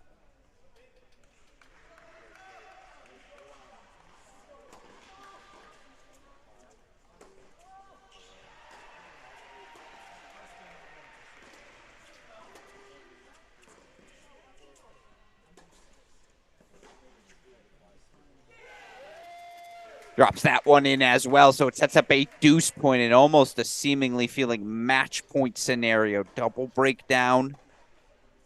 Mizuchi would be just has not had his best tennis this weekend, has Wampy.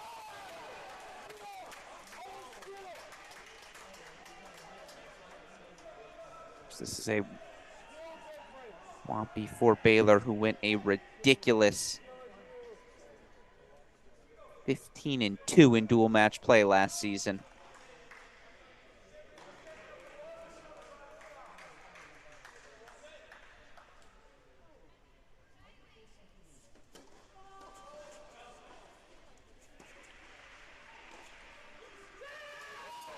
Just wide off the racket of Rahani, so Mizuchi stays alive. Wampy down a set and a break, 6-3, 2-1. Florida State leads here on court number 4. Let's go back to court number 1.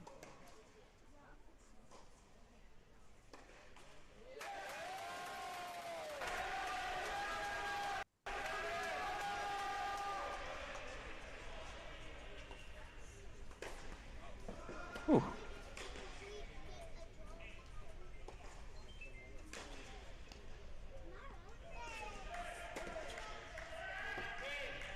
5-1 lead now. Again, get ready to hear the name Antoine Cornut-Chauvin throughout the course of this 2023 college tennis season. Already a top 10 player in the country. Again, if you have a career high ranking, 409 in the ATP rankings, you're doing something right in your life. 22 years old. ACC's ready to compete, ready to contribute right away.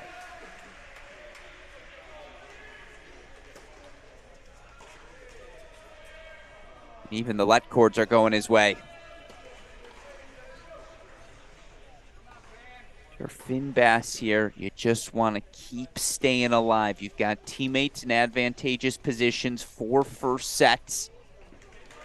Again, for the Bears, they're already a 2-0 lead.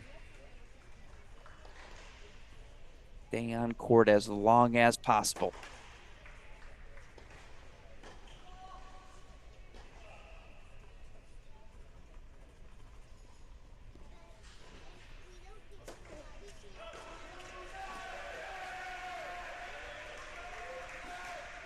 Just long.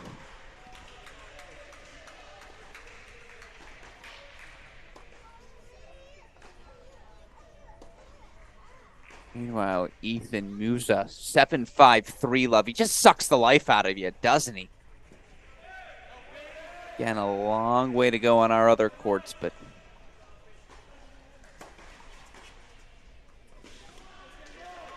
way starting to open to 4 for the Baylor Bears. Meanwhile, ACC's 2 points away.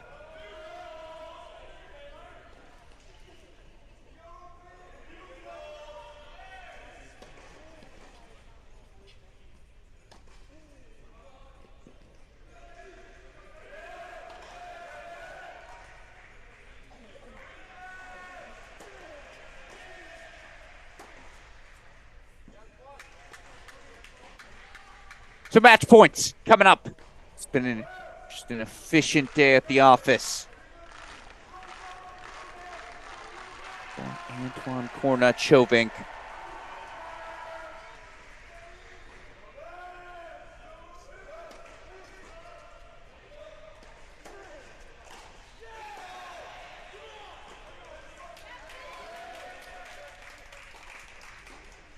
Boy, you can see why so many were so excited.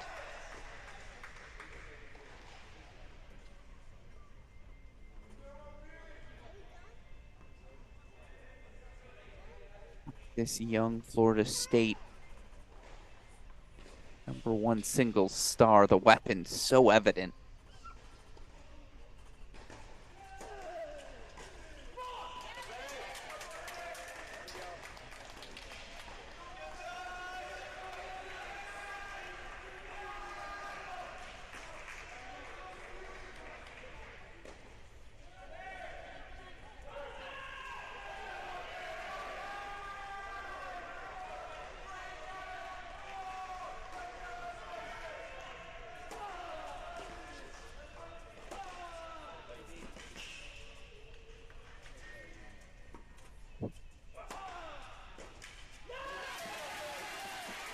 That's a huge hold from Finn Bass. Again, his job now is just to stay alive, stay on court, stay fighting.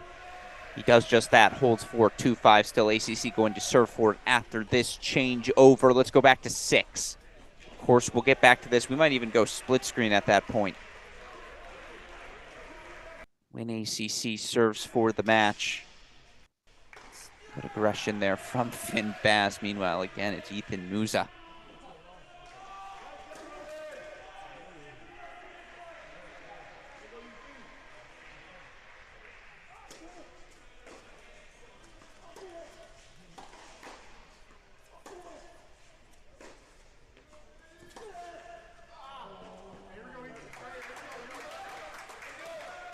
You see Marko Milodinovic now on the sideline cheering on his guys. It's a full-time job.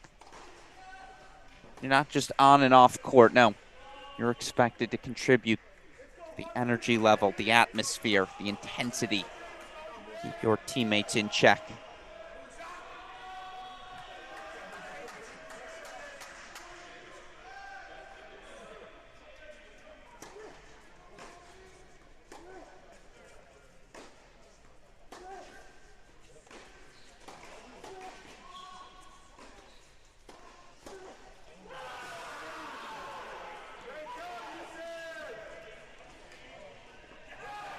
Money. Carpenshift with a push. It's got to be now, and let's go split screen. Court 1 underway. ACC serving for the match.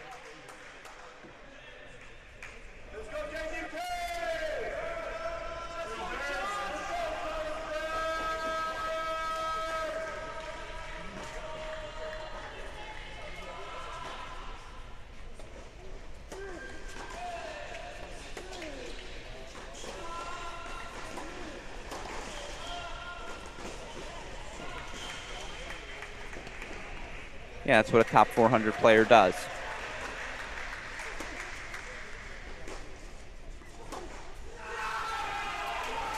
And there's a break. All right, signs of life. Big moment there for FSU. And maybe, hey, ACC wins the match. Carpenshift gets one of the breaks back. See Rahani pulling away as well. Maybe this is where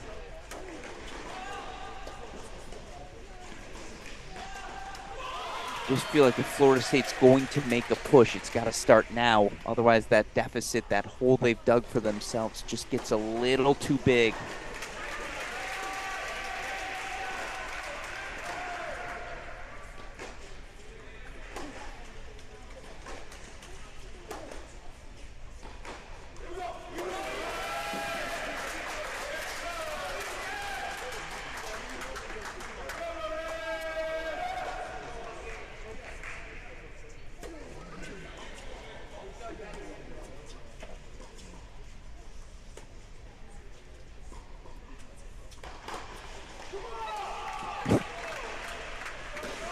It's a great chip and charge. It's a better pass. Unbelievable stuff. And again, if you're this Florida State team on the road, playing what is essentially turned into, again, one of those powerhouse blue blood programs in Baylor, it's an excellent test for a group who we're still not sure how good they can be. Yes, they beat Georgia. Yes, they beat San Diego. What do we know about Wake Forest, North Carolina this year? Why can't Florida State finish second? Or maybe if things really break right, do you challenge Virginia, the defending NCAA champs, give them a run? I believe that match is in Virginia this year, in Charlottesville. I have to check the schedule, but we all know how difficult those trips to Tallahassee are. Wow, they have to travel to Virginia, to Wake, and to NC State. That's brutal.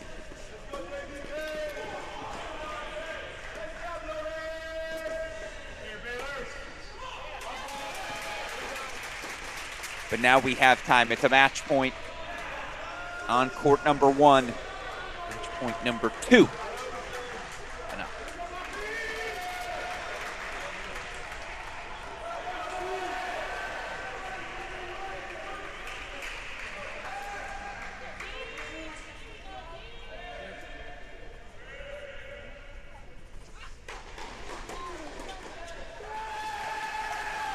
ACC.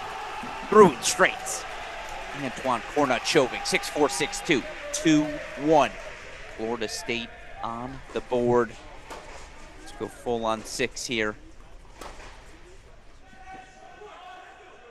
It's 2 straight games for Carpenshift. Narrows the deficit still as Ethan Musa, the sophomore, up a break. 7-5, 3-2 here on court number 6. Let's head now. Place we haven't been in a while. Court number 5 was a tight first set going the way of Baylor freshman Jumbor Belts. Belts lead points now 7-6, 3-all to extend his lead. Still on serve here. Look at the court positioning. I talked about those big backswings for Connell. How difficult it would be for him to deal with the heaviness of that Velt's ball.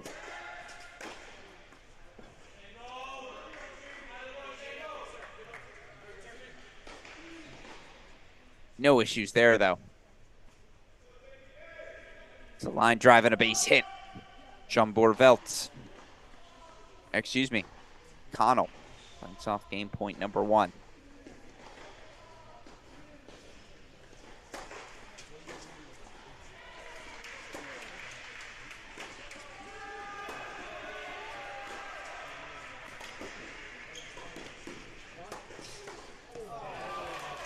Sure, swinging volley. Somewhere Michigan alum Connor Johnston smiling that the legacy of the swinging backhand volley lives on.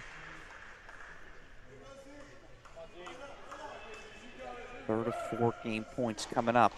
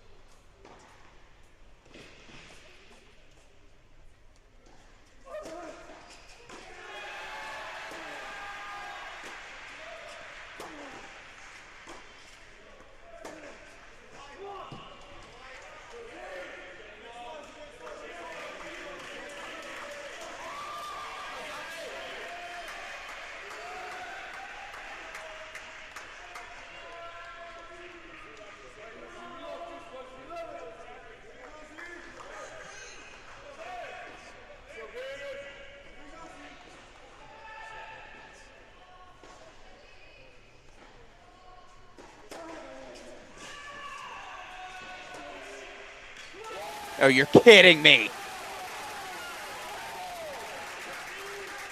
He's a freshman. Yet Big Z coming through in the clutch for the Baylor Bears.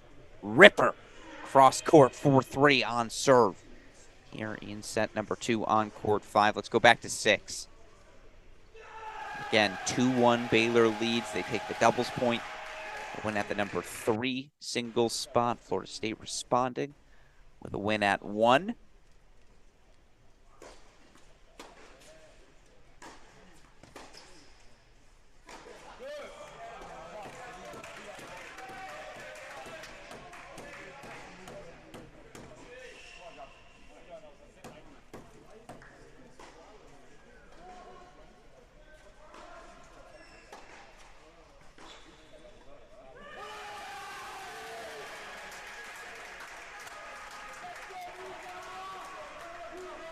Ooh, can we go split screen with 4 as Mizuchi has breakpoint chances back? It could all be rolling Baylor's way in a second.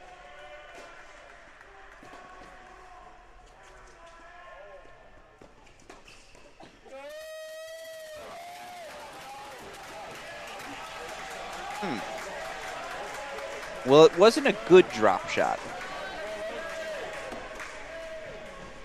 Still good defense from Carpenshift. He stays alive, and now breakpoint chances for 3 straight games.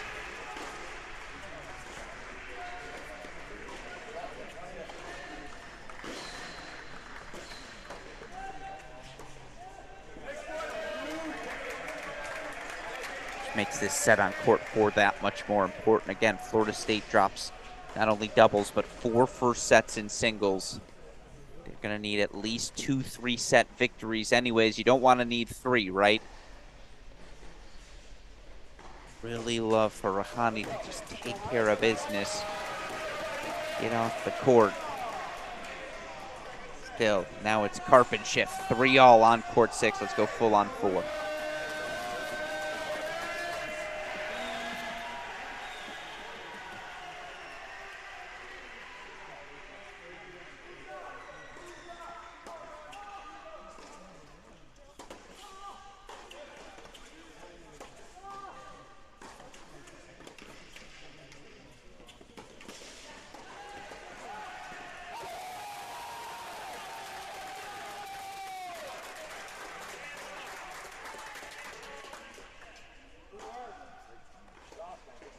I mean, you have to put a pin in it, right? We've had more significant shots throughout the course of kickoff weekend. I'm not sure we've had better. Juan Pablo Mizuchi. And cross-court ripper gets the break back here on court number 4. Again, Baylor's clearest pathway to victory. Let's go back to 5 as one of them's emerged. Jambor Veltz, the freshman. 7'6", 4'3". He's at 15-30 as well. A little dent in the service game of the sophomore Connell. From Furman or Florida State.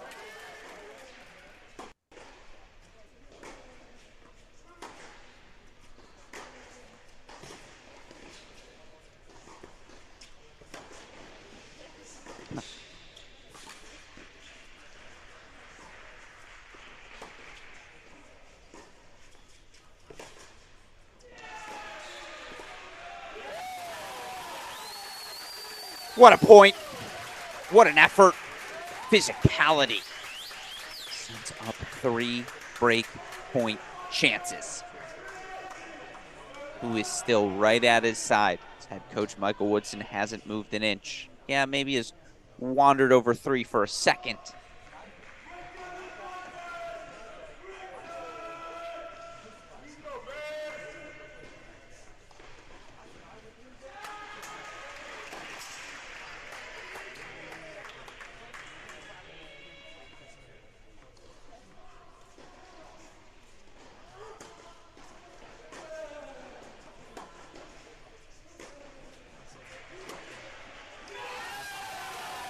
Big Z with the big break. Jambor Veltz, freshman, will serve for the match at 5. Just feel like, again, the best version of this Baylor team. It's going to have the best version of this big hitting lefty.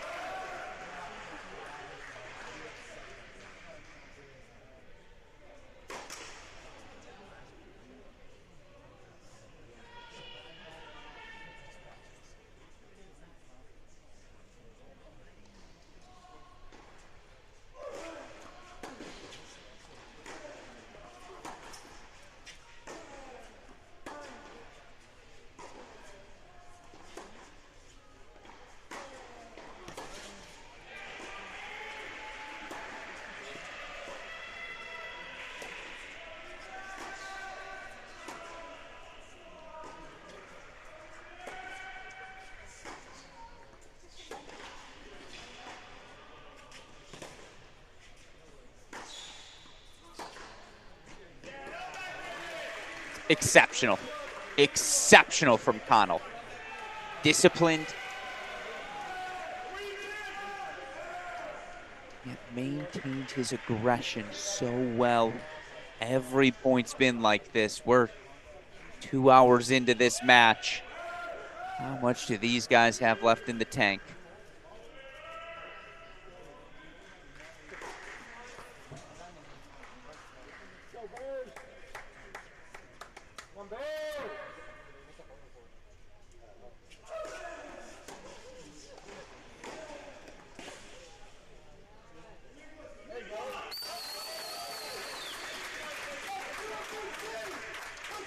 And Musa breaks right back, 7-5-4-3 lead, excuse me, for the Baylor Bear at 6. Now, I refuse to call that a break lead because we know better. But he is up on the scoreboard, 2 games away from the win on 6.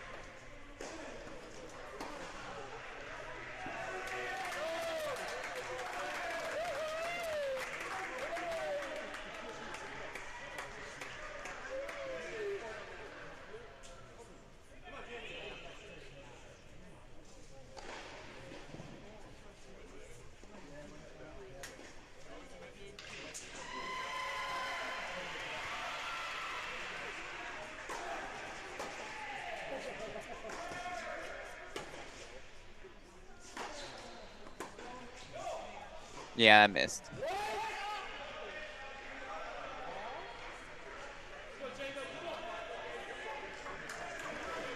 You always love when the coaching staff comes over to offer a word of confirmation. I believe that's Dwayne Holtquist, head coach for Florida State, right there, assuring head coach Michael Woodson that ball was indeed long. Now, as always, you probably take that assurance with a grain of salt. What it's worth, in my eyes, it did look a little long.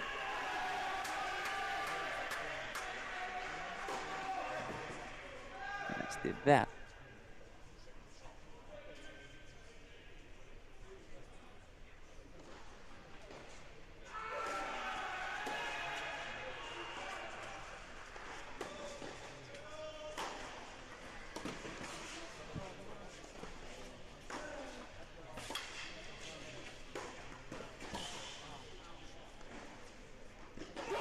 Oh. The level of tennis is extraordinary.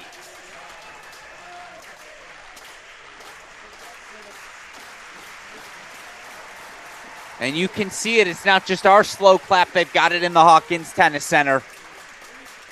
Match points. Big Z.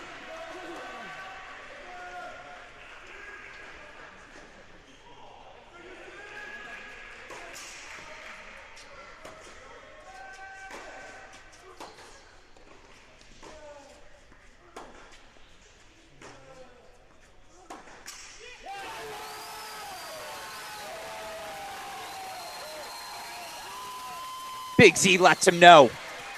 Waco's his town now. Jean Borvelts.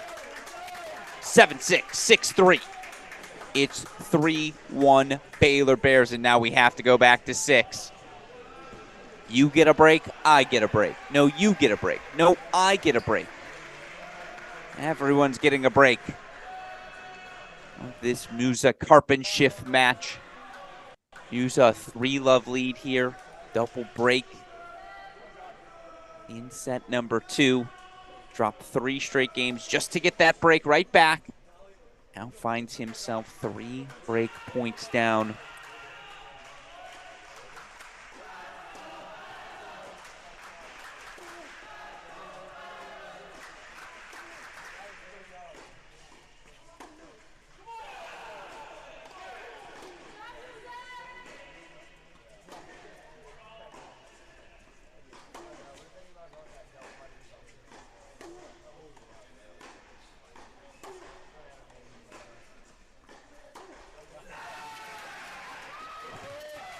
There's a break back.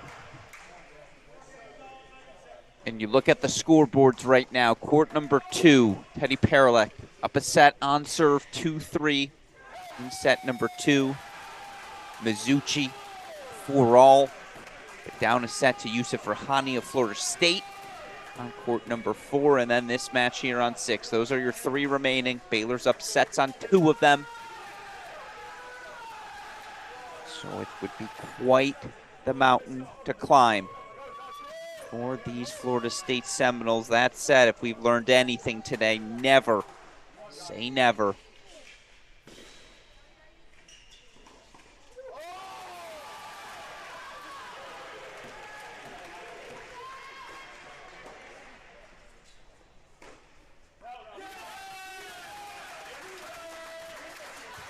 Has to be that good, right? So you know Muse is going to track it down. Can't let him get a clean look on the ball. I like the attempt. That said, I disagree. I'd say make him pass you. It's a great serve into the body.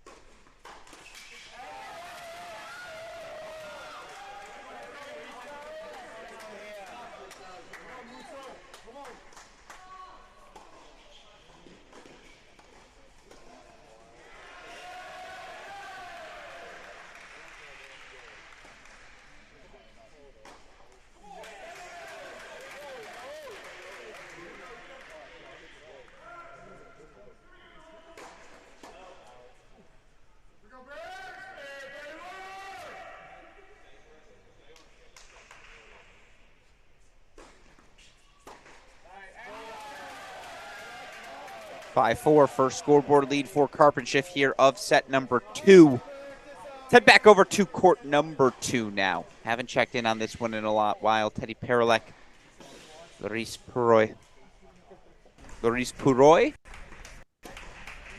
We'll go with that for now until I find the proper pronunciation. By the way, Loris up 3-2 though on serve here in set number 2. Again, Baylor needs one more victory. They'll be on their way for the 23rd time in 23 tries. The National Indoor Finals in Chicago. Ooh, can we go split screen with court 4?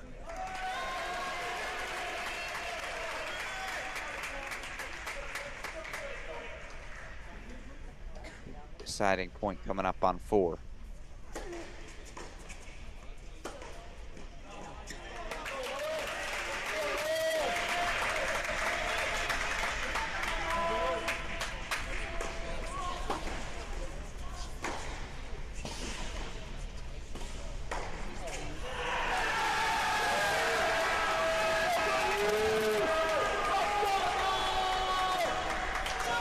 Deciding point coming up on 4.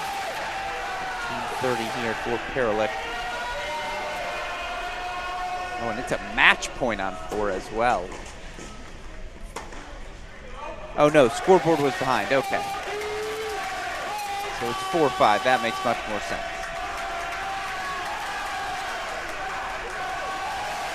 Stays alive. We'll go full on 2. If Musa's not off in straight sets,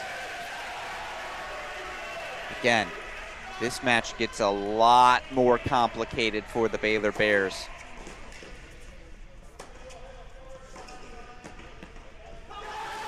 But this is where the rally starts, if you're a Florida State fan. Loris Puroy on the board now. He breaks 4-2 here on court number 2. Meanwhile, Musa, we got to go back to 6, don't we? He's been broken, what, 4 out of his last 5 service games? Something like that. Still serving here 4-5. Somehow finds himself up 30 love. That's why we got to go back. I got to see it to believe it.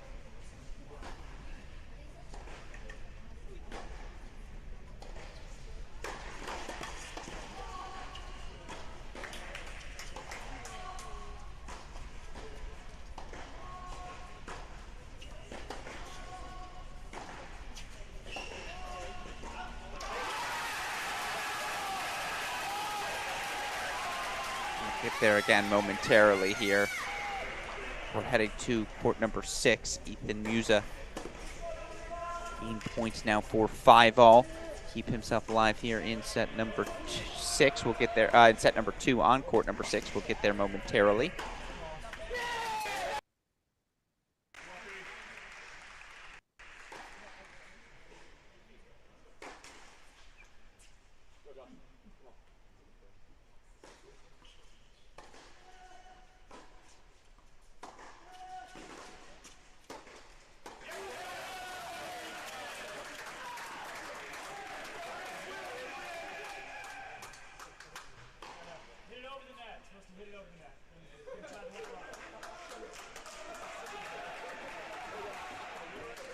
5-all now we play on here. Let's go back to court number 4, please. Court number 4.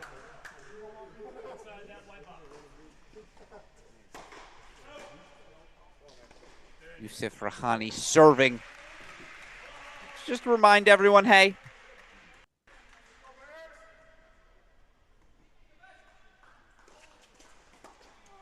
Florida State's not out of this yet.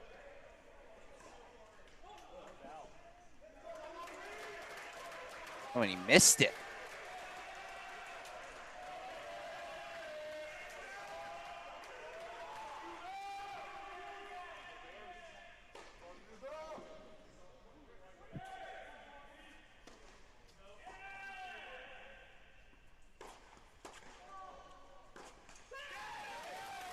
All right, now it's a game from 30-love to 30-all.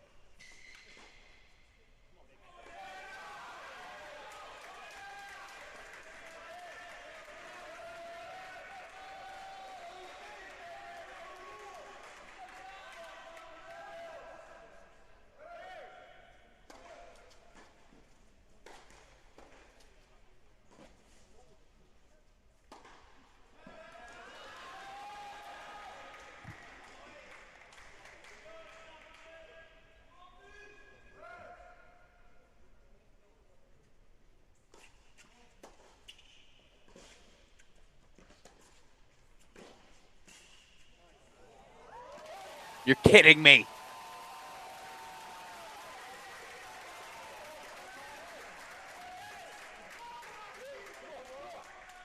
Huge roar from Coach Woodson, who has captain Wampy Mizuchi.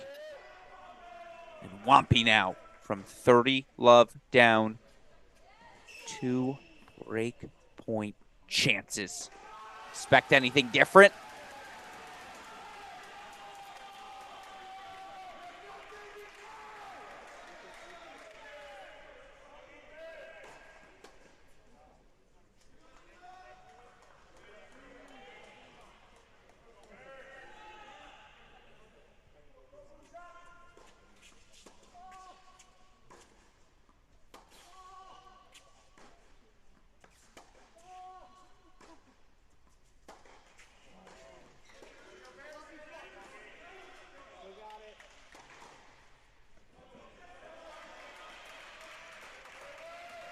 It's a deuce point. It's a match point. It's an inflection point. All the points. Florida State could just love the adrenaline shot in the arm here.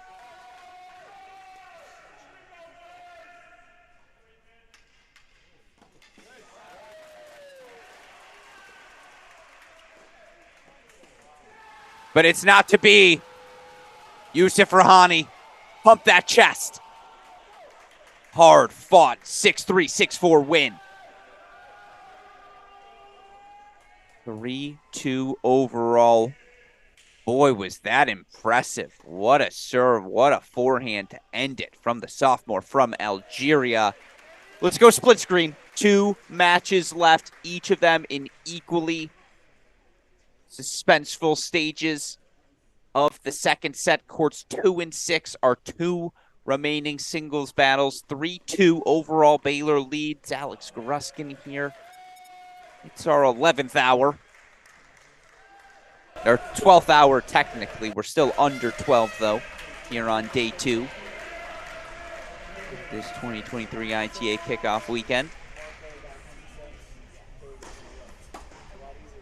You just love it, right? A day, start to finish. Excitement across the nation.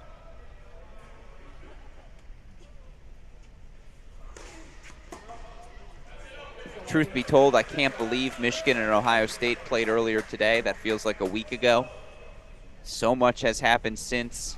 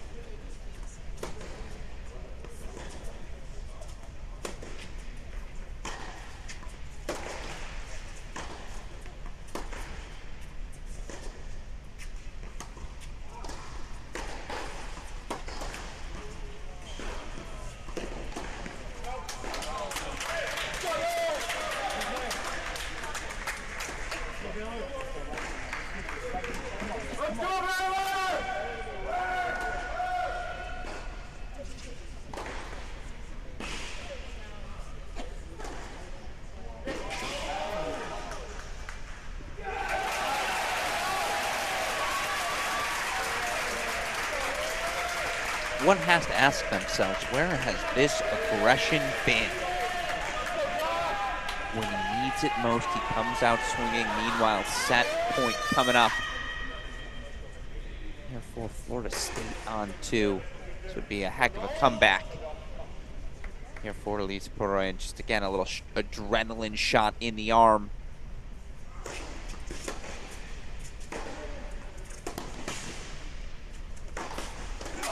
Not yet. What an approach from Teddy Paralek. Finds the short angle. Luis Poroy is going to have to earn it. 3-5 now, set number 2. Florida State will serve for the set on 2. Meanwhile, game points coming up for Musa. We have a breaker on our hands at 6. So yeah, we're either 10 minutes or an hour away from the ending, folks. Let's find out.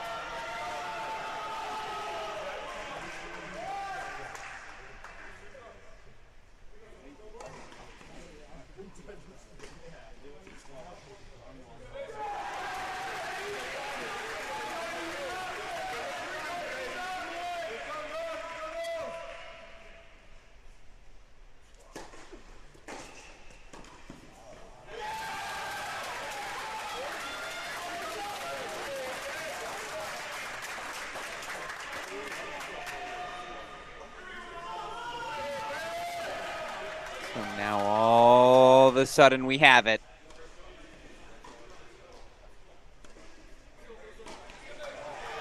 Loose point, set point, break point, extravaganza we've been waiting for.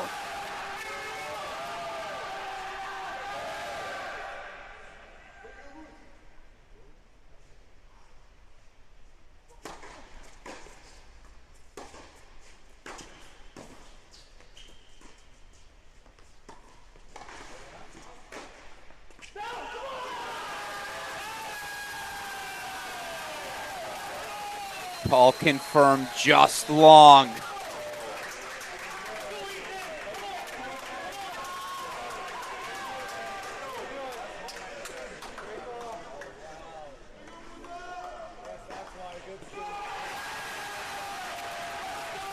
Regardless of whether coach agrees or not, we remember what Will Blumberg said earlier. You're never going to convince a lines person otherwise. You defer to the chair always, and the chair confirms we head to a breaker. By the way, break point for Paralek on 2.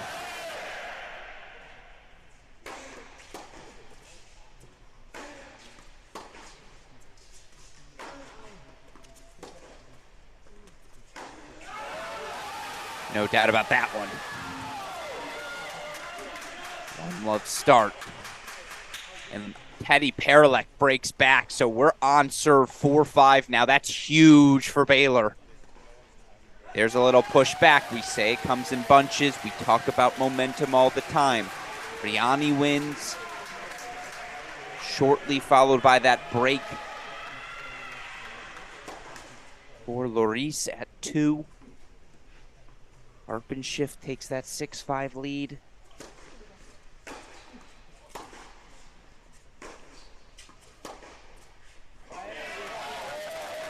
Here came Baylor, but again,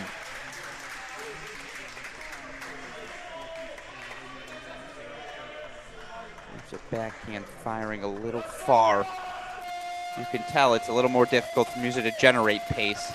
Much more comfortable absorbing, redirecting, uses his speed as his aggression. Beats you to the spot, sneaks forward to the net.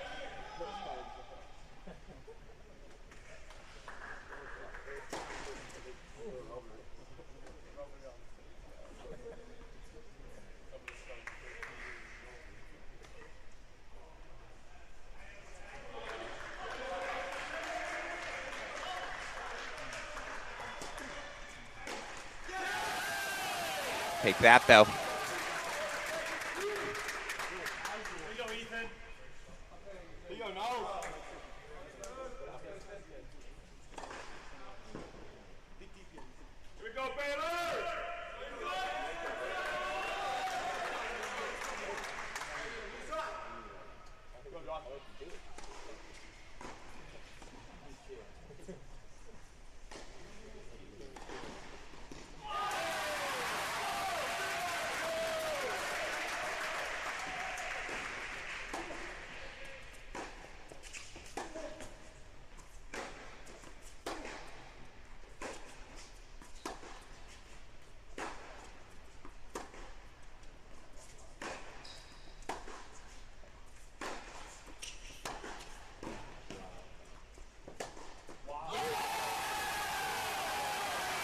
How about a little Musa magic?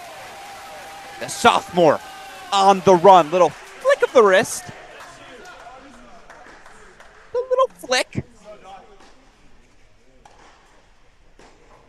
If you're Carpenshift, let him hit that. Clap the racket, say too good, my friend. I love the aggression Carpenshift's played with. That forehand's the biggest weapon on the court.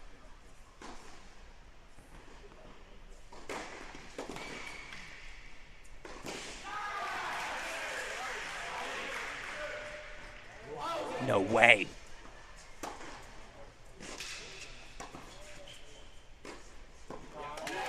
Oh, the Musa magic.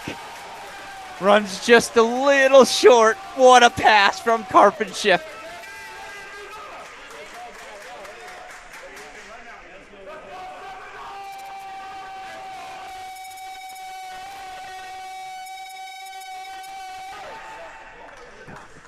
Just hung that forehand volley.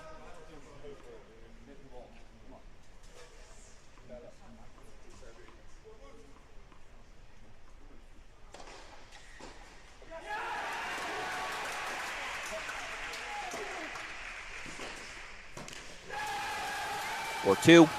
Mini break in hand. Let's go split screen with court number 2 right now. Teddy Paralick serving 6'4", 4'5", 30 all. 30-15.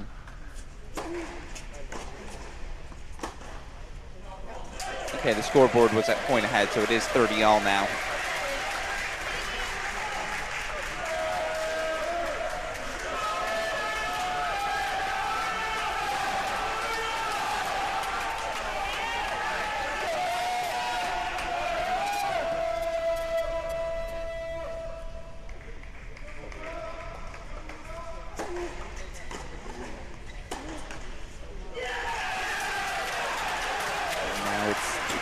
Set points again. We're either 5 minutes or 50 minutes away from the ending here, folks.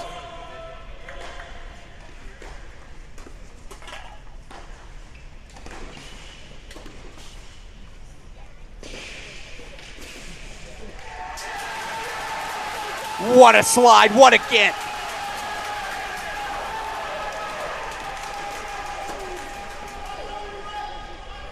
Joshua Dos Carpenshift doing everything in his power to extend this match in Waco.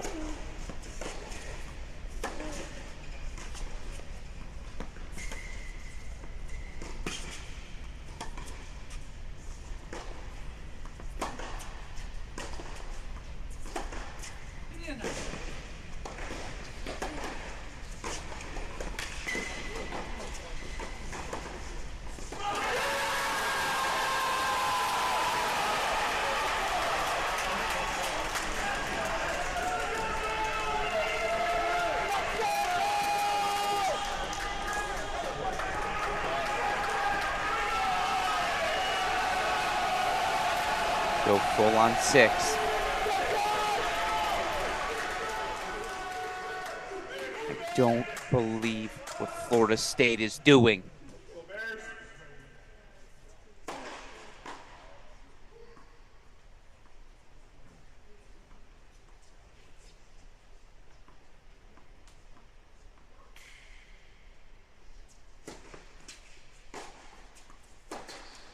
But not done yet. Musa, first set point fought off. 2 serves coming up. And again, Baylor took doubles, 4 first sets. Florida State hasn't gone away. And that's a credit to this team. So many sophomores, juniors, seniors, experienced hands. A group that went to Athens, Georgia last year. Beat Georgia in the round of 32.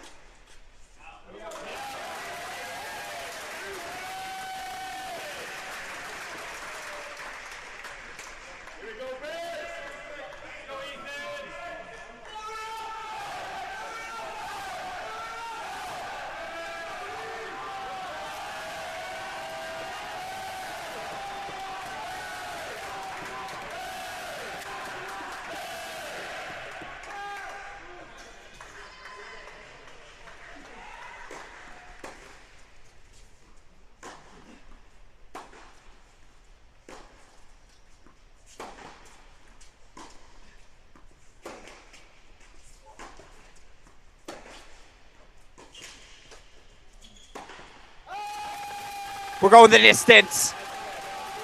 Grab the coffee, grab the snacks, hit the bathrooms. This match isn't over. 7-6. The second set goes. With Joshua Dos Carpenshift, the sophomore from France. We got ourselves a ball game, folks. As we head over to court number 2 for the start of this first set. Alex Gruskin here. Doubles goes to Baylor. They get wins from Marko Milutinovic at 3. Jambor Veltz at 5. Florida State counter straight set wins from Antoine Kornachovink at 1. Yusuf Rahani at 4. And now it's 2 3-set battles.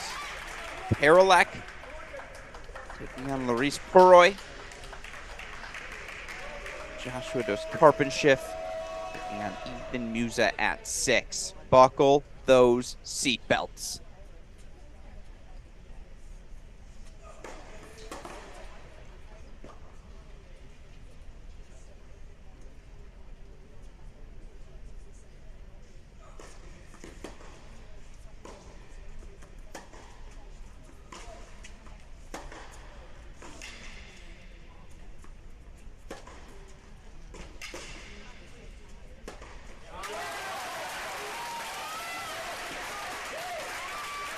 You knew the Bears were going to respond.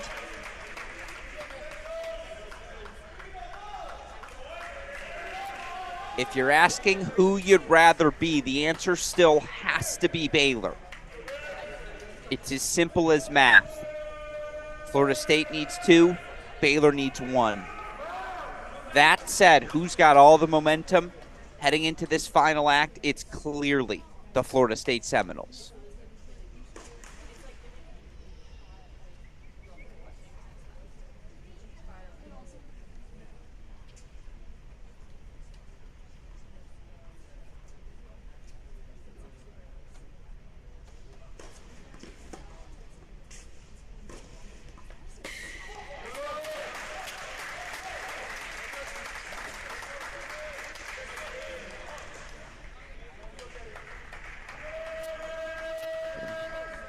Laurice Puroy, the junior out of France, played the number 1 spot for Florida State last season. A very successful 15-8 record.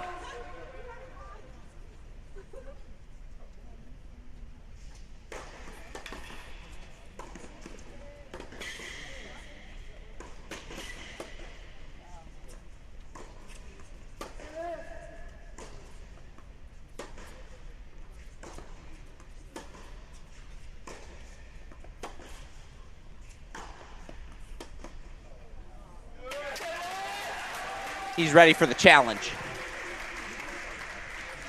As is Tadeusz Paralak. Teddy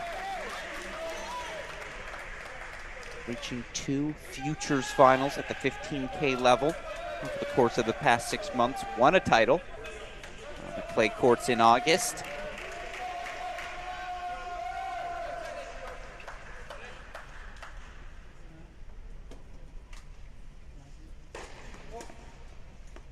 Of course, Paralak clinched the match yesterday for the Baylor Bears. 3-set win over Max McKinnon.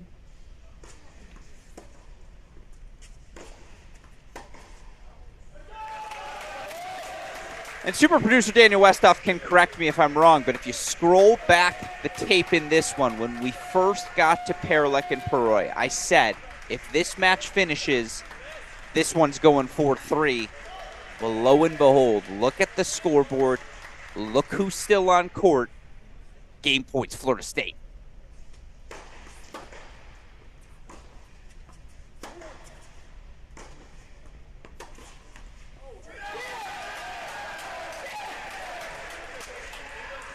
Court goes to Seminoles, so Florida State takes that 1-0 lead here. Starting on court number 2. Court number 6 underway yet? It is indeed not underway quite yet. I believe we've got full locker room break here coming up on court number 6. And Alex Gruskin approaching the 12-hour mark of our Cracked Racquets coverage here on day 2 of this 2023 ITA Kickoff Weekend. What a fun day of tennis we've been treated to.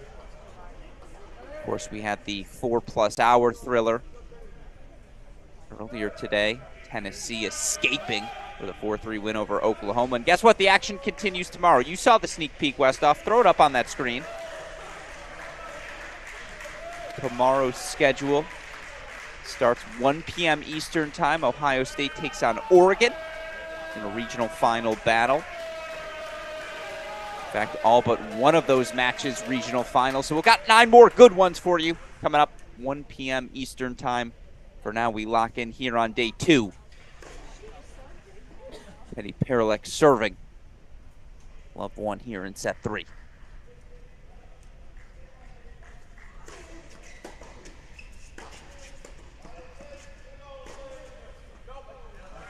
Yeah, I think he just missed it. It looked gorgeous. Good play, though. Attack, attack, attack. It's set number 3. I'm feeling pressure in the commentary booth. You can only imagine what's going through these players' heads.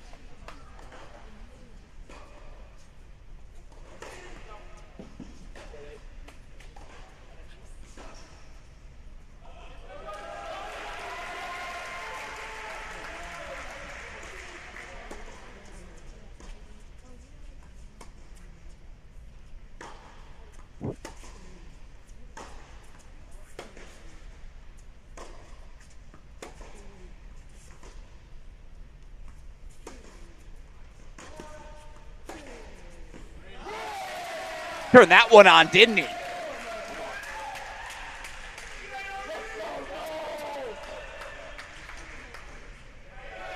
Almost lulled Paralak to sleep. Off speed, inside in ripper.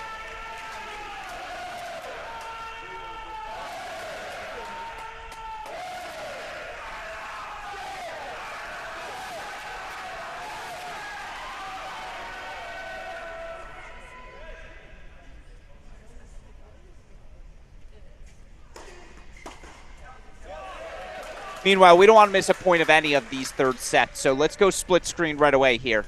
Hughes is back on court. We missed 2 of them. We won't miss another. We're going to stay split screen the rest of the way until we get to a match point. Maybe even a break point as well, but this will be the default. Your last 2 matches remaining. Oh, no. That's going to cause an argument. Overruled. There's clearly a lines person standing behind Ethan Musa on this near side court 6. that linesperson overruling Harpenskiff there. He's going to be furious because it was the far side. That's how the rules work. And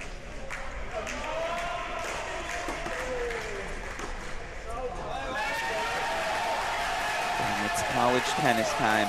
The margins are thin, calls are tight.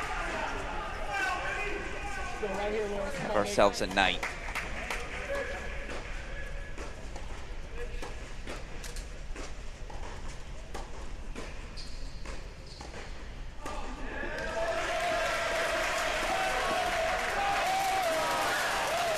Point number one fought off. It's a deciding point. Give me that graphic, Westoff. Court number 2, left side of your screen. Opening service game for Penny Carolyn.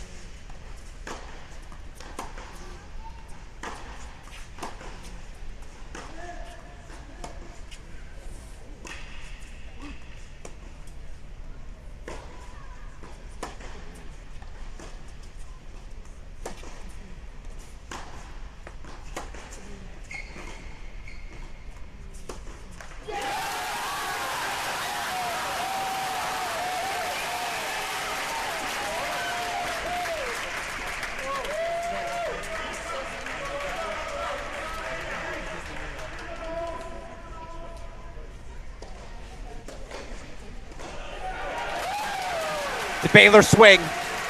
No ifs, ands, or buts about it. Musa holds 4-1 love. It's a deuce point hold for Teddy Perilek. 1-all on court number 2. As soon as that action's back on 6, we'll go back to the split.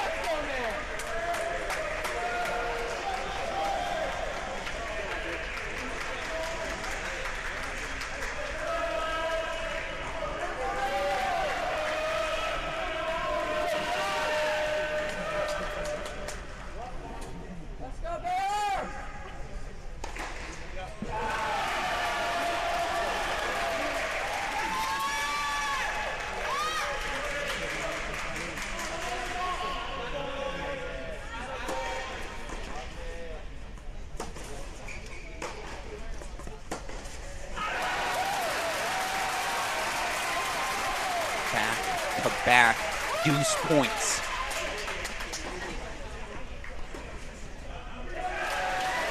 And a deuce point coming up. It's double deciding point. Meanwhile, I will point out, Baylor fans, Texas 4-0 win over the Baylor Bears on the women's side of things. So the two-time NCAA defending champs Longhorns headed to Seattle as part of the final 16 field on the women's side.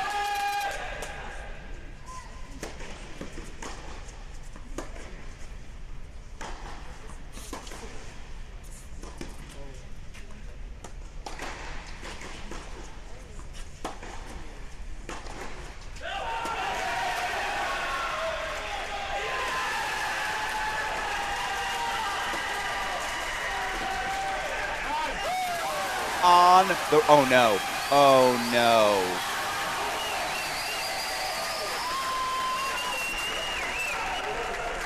That's a crank. You could see it start.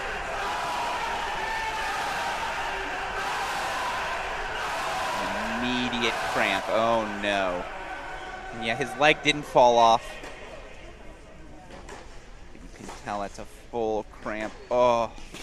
No, not like this. So let's go full on 6. Westhoff will keep his eye on 2. On well on that.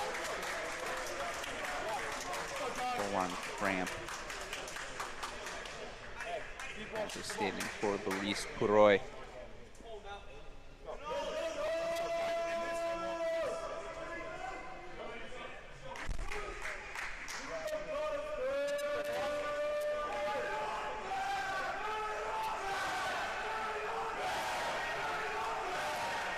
And the hardest part of that is Karpenship's got to keep his eyes on his own court. Cannot let what's happening on 2 affect here.